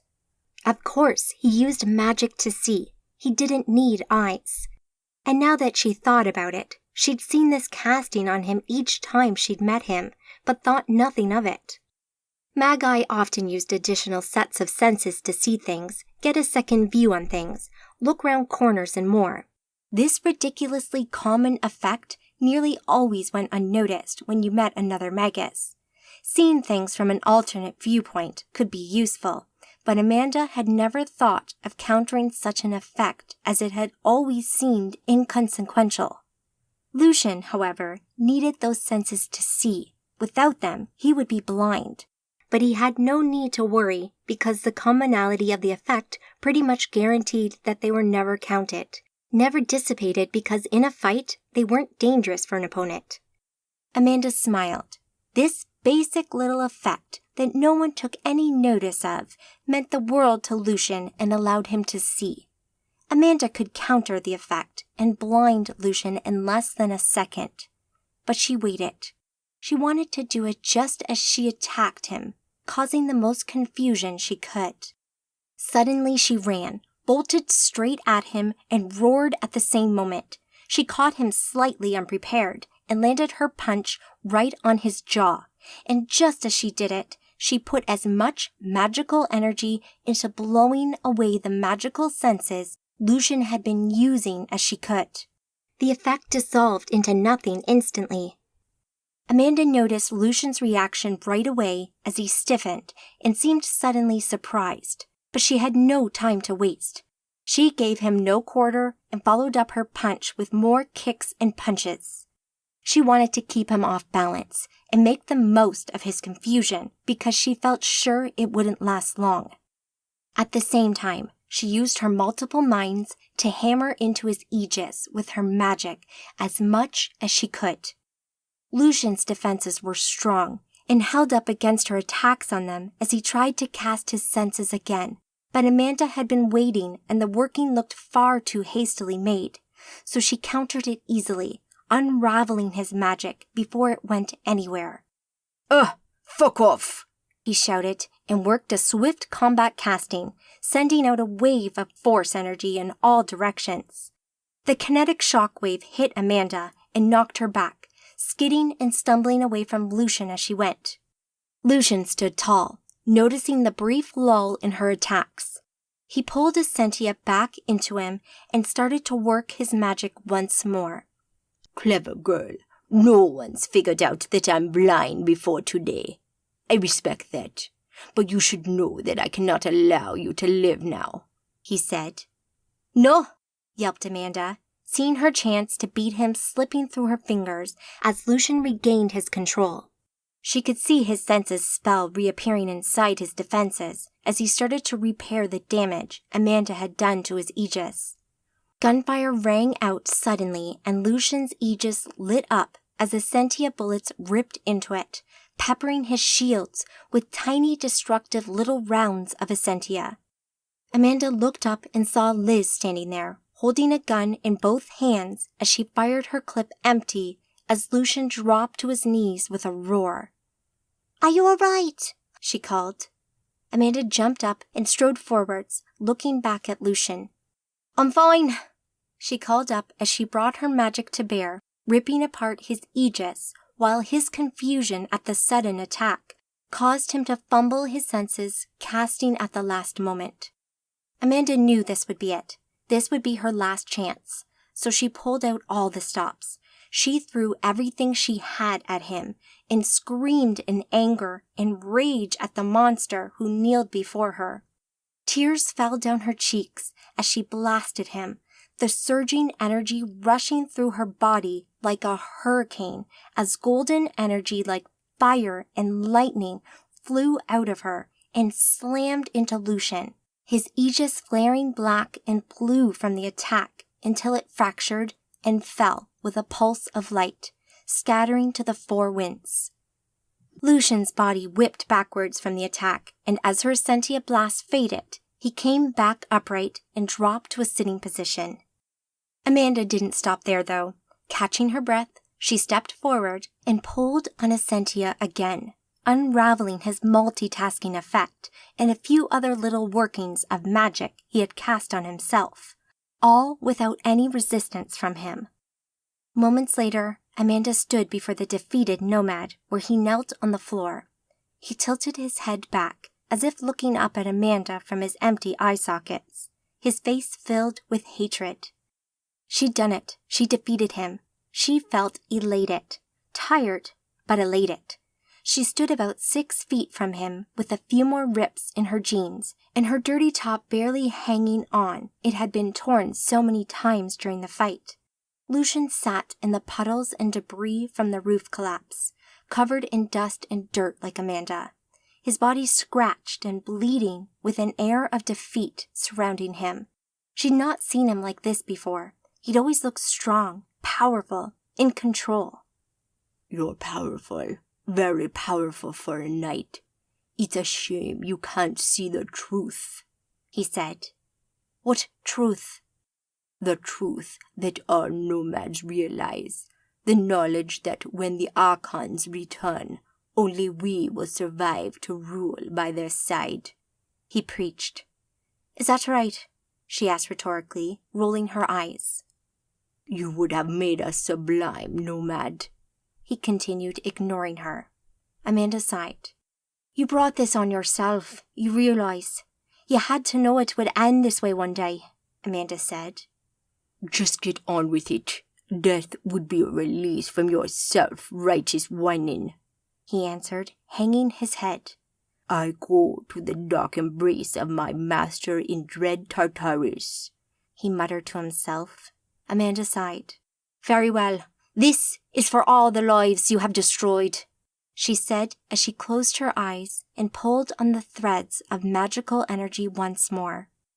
It looked like Lucian had been placed into a vacuum as his body suddenly pulled apart, ripped into shreds, and splattered across the floor in front of Amanda. Even though she had been the one to do it, the effects on Lucian's body grossed Amanda out all the same. She looked away, up to Liz, who stood above her on the edge of the hole looking down. Zane, Orion, and Sean had joined her now. Ew, that's gross, Liz called out and moved away from the hole, the sounds of vomiting coming from her. You okay, Amanda? Zane said. Amanda walked round the remains of Lucian to the edge of the pile of rubble. I am now, she said as she jumped the 30 feet up to the edge of the hole, as if it were nothing with a little magical help. Are you just going to leave him there like that? Sean asked. Amanda looked down at the crimson stain on the dirty concrete below her. She thought about it for a moment, before working some magic once more and pulling down another section of floor from the level they stood on to land on top of the remains of Lucian. That'll do, she said. Zane raised his eyebrows. I suppose it will, he said. Rest in pieces, Lucian, he quipped. She turned and saw Yo, Maya, Raven, and Gentle Water all approaching from the tunnels, and all looking a little battle-scarred, but otherwise relatively unharmed. Amanda looked down at herself, covered in dirt and flecks of blood, the hem of her ripped top and battered jeans that had soaked up water from some of the puddles she'd been standing in. Her hair was probably a big wet mess as well, but she didn't care. Instead, she just felt tired and really didn't want to be in here for much longer. Wiping her mouth after being sick from seeing Lucian die, Liz ran over and gave Amanda a hug. Are you all right? Amanda asked her. I'm fine. I'm just glad we found you when we did, Liz said. I would have been grand, don't worry. It's over now. Gentle Water walked up to her. Lucian is finished, he asked. Dead, Amanda confirmed. Excellent. Then we're done here. I believe we clear this place out. We should give it one last sweep before we leave, Zane said. To be sure, wouldn't want to leave a nomad hidden here somewhere. Sounds good. Let's go, Raven said. He walked over to Amanda and put his hand on her back. Well done. Another nomad gone for good. No bother, Amanda said, and pulled him in for a brief hug. He hugged her back, but then they soon separated with a smile. She looked around for Yo. He and Maya walked a few paces behind her. She let go of Liz's hand and moved in next to Yo. He looked a little bewildered. You okay? You look like you're in shock, Amanda said. I'm all right. I just can't believe we did it.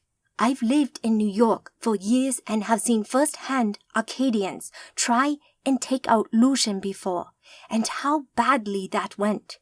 It doesn't feel real yet, you know? Kinda. Yo smiled at her. You've not lived here as long as I have. What doesn't feel real to me is that it was me that killed him, and his lapdog Roll. That doesn't feel at all real to me. I feel like there should be some big change in me. What you did for all the right reasons, and you have undoubtedly saved lives because of it. There should be no stain on your conscience for this at all. We are Magi. We don't have a police force. We can't ask the mortal authorities to deal with the nomads. They're our problem, so it's down to us to deal with them, Yo said. Will the Magi Council feel the same way? She asked. Gentlewater looked back at her. I believe so. I feel sure they will be interested in events here. They will contact you, I have no doubt, he said. I suppose this changes everything here in New York then, with Lucian gone, Amanda said. That's right, Yo answered. It does, Gentlewater said. I will contact the council later. They know way forward for us. Victoria will want to know as well, I bet, Amanda said. And the Legion. I don't think they will be at all pleased, Yo said. Well, I ain't leaving, Amanda said. This is my home. I'm staying, so I am. Mexico. Celeste walked along the dusty desert highway. The relatively flat land gave way to mountains in the distance to her left, but Celeste continued to walk north. She carried little with her, just a backpack with some essentials inside and the clothes she wore. She'd torn the legs off the trousers Amanda had created for her and wore them as short shorts now. She wiped the sweat from her forehead as a car passed by and pulled in a short distance ahead. She hadn't flagged it down, which gave her a moment's pause, but she couldn't smell anything untoward. She walked to the door and bent down to look in and saw a woman in her 40s maybe. Can I help you? Celeste asked. You out here on your own? The woman asked. Sure am. Where you headed? North, into the States. Maybe L.A., Celeste said.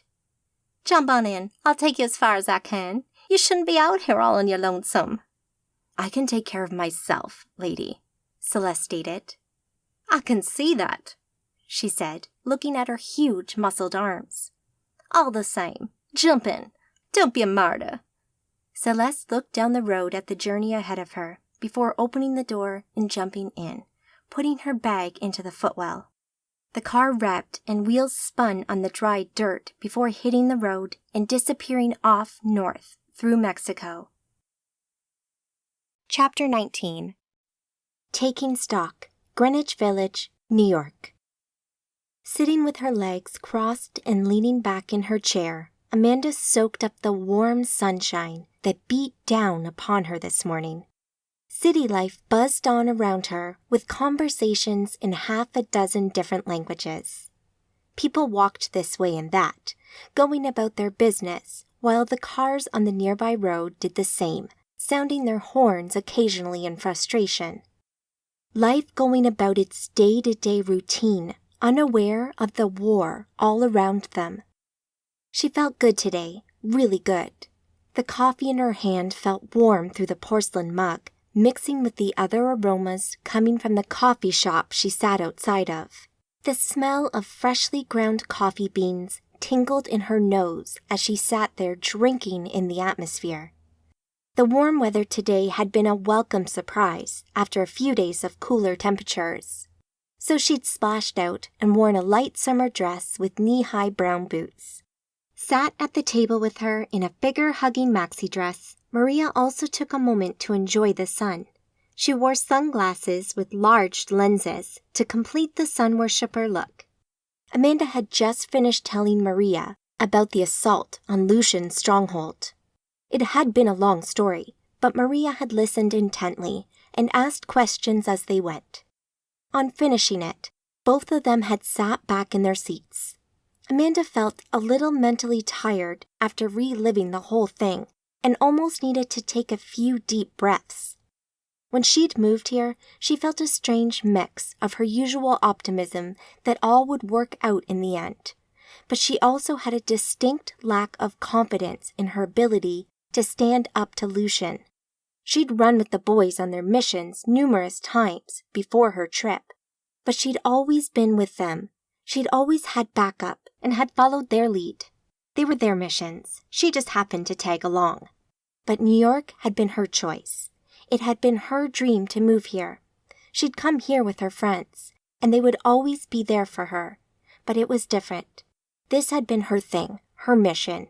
And although she knew she'd done the right thing coming here at the time, facing Lucian was something else entirely. Thinking back, she knew she'd almost just ignored it. She knew it might become a thing, that she might have to stand up to him one day, but she hoped it would be somewhere off in the future, and she'd deal with it then. As it turned out, that wasn't to be, and she had to find her confidence to face him sooner than she had expected. As it turned out, it had been the actions of others that had given her that confidence to act rather than react. If she'd acted earlier in Ireland, she might have prevented Alicia from being possessed. If she'd acted earlier with Lucian, she might have prevented Liz's kidnapping and maybe saved more of the kids in that hellhole in Colombia. But it went back earlier than that. She remembered that after her epiphany, when she had full use of magic, that she didn't pursue it. She didn't embrace it or act on it, meaning she might have been able to save her friend. She made a promise to herself and to Georgina back then to always act and be proactive. These memories and events had caused her to rethink, to find her confidence, and to finally act. So there wasn't anyone else in Lucian's sepulchre? Maria asked. Not really. No Magi anyway. There were a few initiated mortals who we kicked out and told to leave New York, but that's all really. We disposed of the bodies of the nomads. Well, Zane and Orion did, and we headed home. And the club has remained closed? So far. I think it will get bought by someone one day, but we sealed up the entrances to the nomad tunnels beneath it. Far too dangerous for mortals to go down there. So how's Alicia now then? Amanda raised her eyebrows at the comment. Well, that's a bit of a mystery, she said. On our return, she'd gone. She'd still been sleepy, and when I had told her we were going out for a while, she mumbled something, but hadn't showed any sign of not being happy here. I have no idea what happened to her, other than the note she left us saying she didn't like New York and wanted to be somewhere quieter. I've followed up with the orphanage, but they have no idea where she is either. I'll keep looking, but even my magic has turned up nothing. Let me know if you need any help with that. I might know a few tricks that can help, Maria said, her voice sympathetic. Thanks, that would be grand. So everything's calmed down a bit now? Pretty much. Gentlewater was right. The council turned out to be very interested in all this, and I had a visit from one of their representatives. A guy by the name of Trevelyan, English bloke. He seemed nice. I know him. He's a friend to the legacy, which is probably why they sent him. Well, he thanked us for what we did, but told us to keep things quiet. They needed to see how the nomads Lucian worked with would react. So far nothing, but maybe they don't know he's gone yet. They'll realize something is up pretty soon, and I doubt they will let it go. Nymira isn't known to be terribly forgiving. Depends on Lucian's standing within the group, I suppose. If he wasn't liked, maybe they won't bother you. Yeah, well, we'll see. Time will tell, Amanda said. How's Liz after all that? She's been through a lot by the sound of things, Maria asked. I'm so proud of her, said Amanda, smiling as she spoke about her apprentice. She's been amazing. She seems to have found a strength inside her that I never knew was there. None of this seems to have bothered her at all. She even took out one of the Scion wolves and an initiated single-handedly. Wow, that's great. I know. She's even asked Zane and Orion for some training. She wants to go on some missions against some nomads with them. Is she up to that? I'll let the boys decide on that. I think she needs some magical training first, but in a few months, maybe. Sure. Best to leave it to them. Those boys will look after her and make sure she doesn't get herself in over her head. I know. They were invaluable on the ride.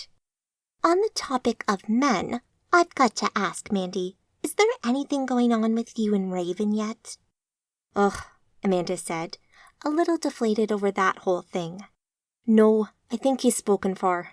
I went to speak with him one night, and someone, a woman, I think, was in his room with him. Any idea who? None. I have no idea. And frankly, it's none of my business, really. I suppose I'd love to know, but I'm sure he'll tell me one day. So no one else, then? I had a one-night stand with Yo, Amanda admitted. It came out before she'd really thought about what she was saying. Really? You little rascal. It didn't come to anything, though. That was just before he was attacked at the house. He's been distant ever since he changed into a Scion. Oh, shame. Yeah, well, he seems closer to Maya now, so I suppose that's something. Is she nice? Maria asked. I think so. She's a little aloof and doesn't say much, but she's always been friendly to me. I like her, actually. We seem to get on. You like her?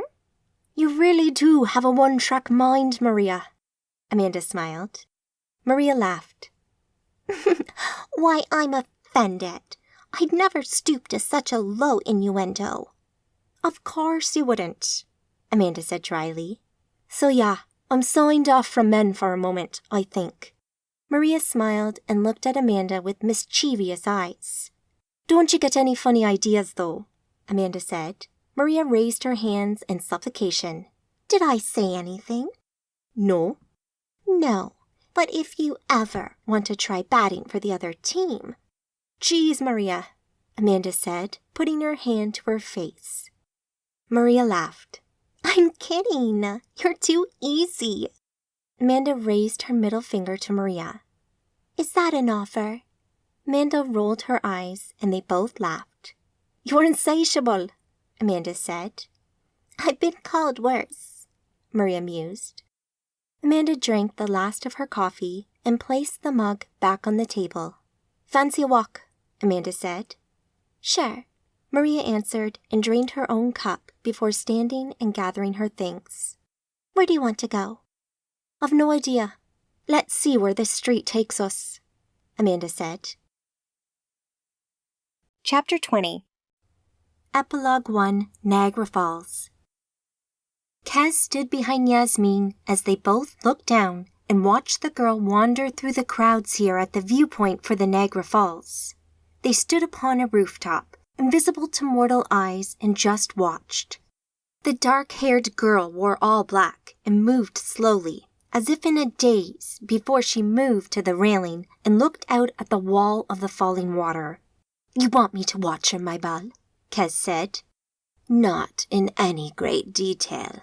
Just monitor her. I want to know where she is. May I ask who she is? Her name's Alicia. She's a childhood friend of Amanda's. It all started to make a little more sense to Kaz now as she looked down at the girl again. She hadn't moved from the railing. I have some ideas for her. Nothing concrete yet, but she might be useful, Yasmin finished. Of course, my belle. I'll make sure she's watched, Kaz said. Yasmin turned back to Kaz, and something approaching a smile crossed her face. She reached up and touched Kez's face gently with her hand. What would I do without you, Kez? Thank you.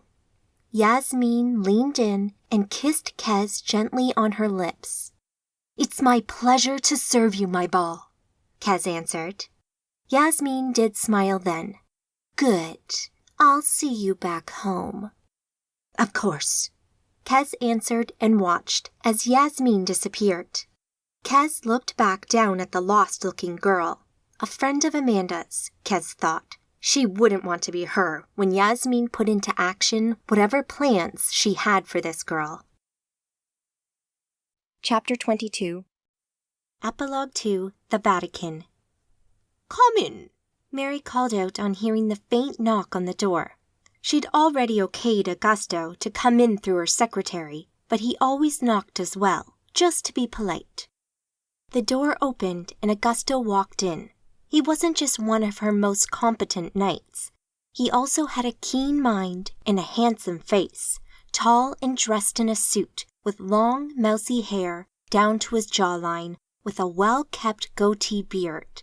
He walked across the room, his long legs carrying him quickly to Mary's desk. "Good morning, Grand Inquisitor," he said. "Morning, Augusto. What can I do for you today?" she said, eyeing the folder he held in his hands. "I have news of a witch you have been after for a while. Amanda. It seems she's turned up in New York."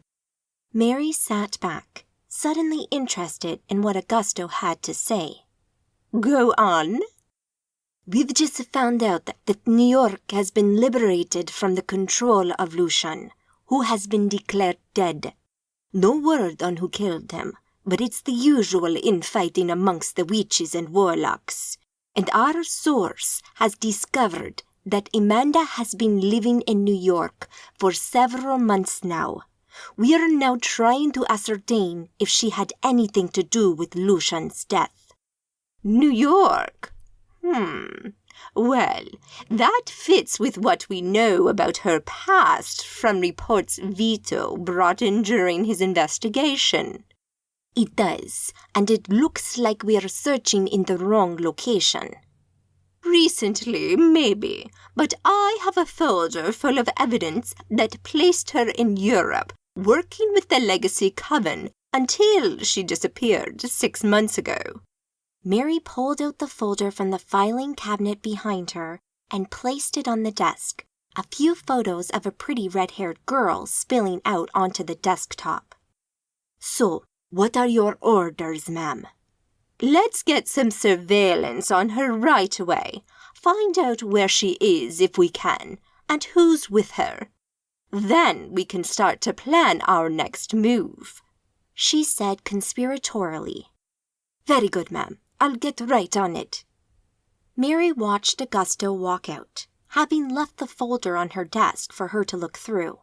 She opened it up and looked at the photo of Amanda clipped to the front page. She pulled it off and held it up, recognizing the scarlet-haired girl in the image from the past 2 years of hunting for her. Every time they thought they got close, she disappeared again. She thought back to the investigation she had sent Vito on over 2 years ago that had him jet-setting to America, Egypt, and Europe after a tip-off from someone who saw a demon in a New York alleyway with a certain redhead. That led to the discovery of a powerful magical artifact that Mary wanted to get her hands on, but which slipped through her fingers at the last moment because of Amanda and her friends. She'd lost a loyal and devout inquisitor that day, and Vito had been tough to replace. She had had a couple of capable and trusted inquisitors now in Augusto and Assunta, but she still missed Vito. It had just served as a timely reminder of just how dangerous these so-called Magi were. They could call themselves whatever they liked. Magi, Arcadian, Nomad, it didn't matter. As far as she was concerned, they were witches and warlocks, in league with Satan and a very real and very big danger to mankind. She had pledged to hunt them down and purge the earth of their kind. And Amanda was next on that list, because she had made this personal. Mary placed the photo on the desk, whipped out her knife in a blur of movement, and stabbed the picture, bearing the point of the dagger into the oak desk top, right through Amanda's head. This has been Magi Rising, Book 2 of the Magi Saga, performed by Vicky Ring. Copyright 2018 by Andrew Dobell. Audio copyright 2018 by Andrew Dobell. You can find more books by Andrew Dobell by visiting andrewdobellauthor.com.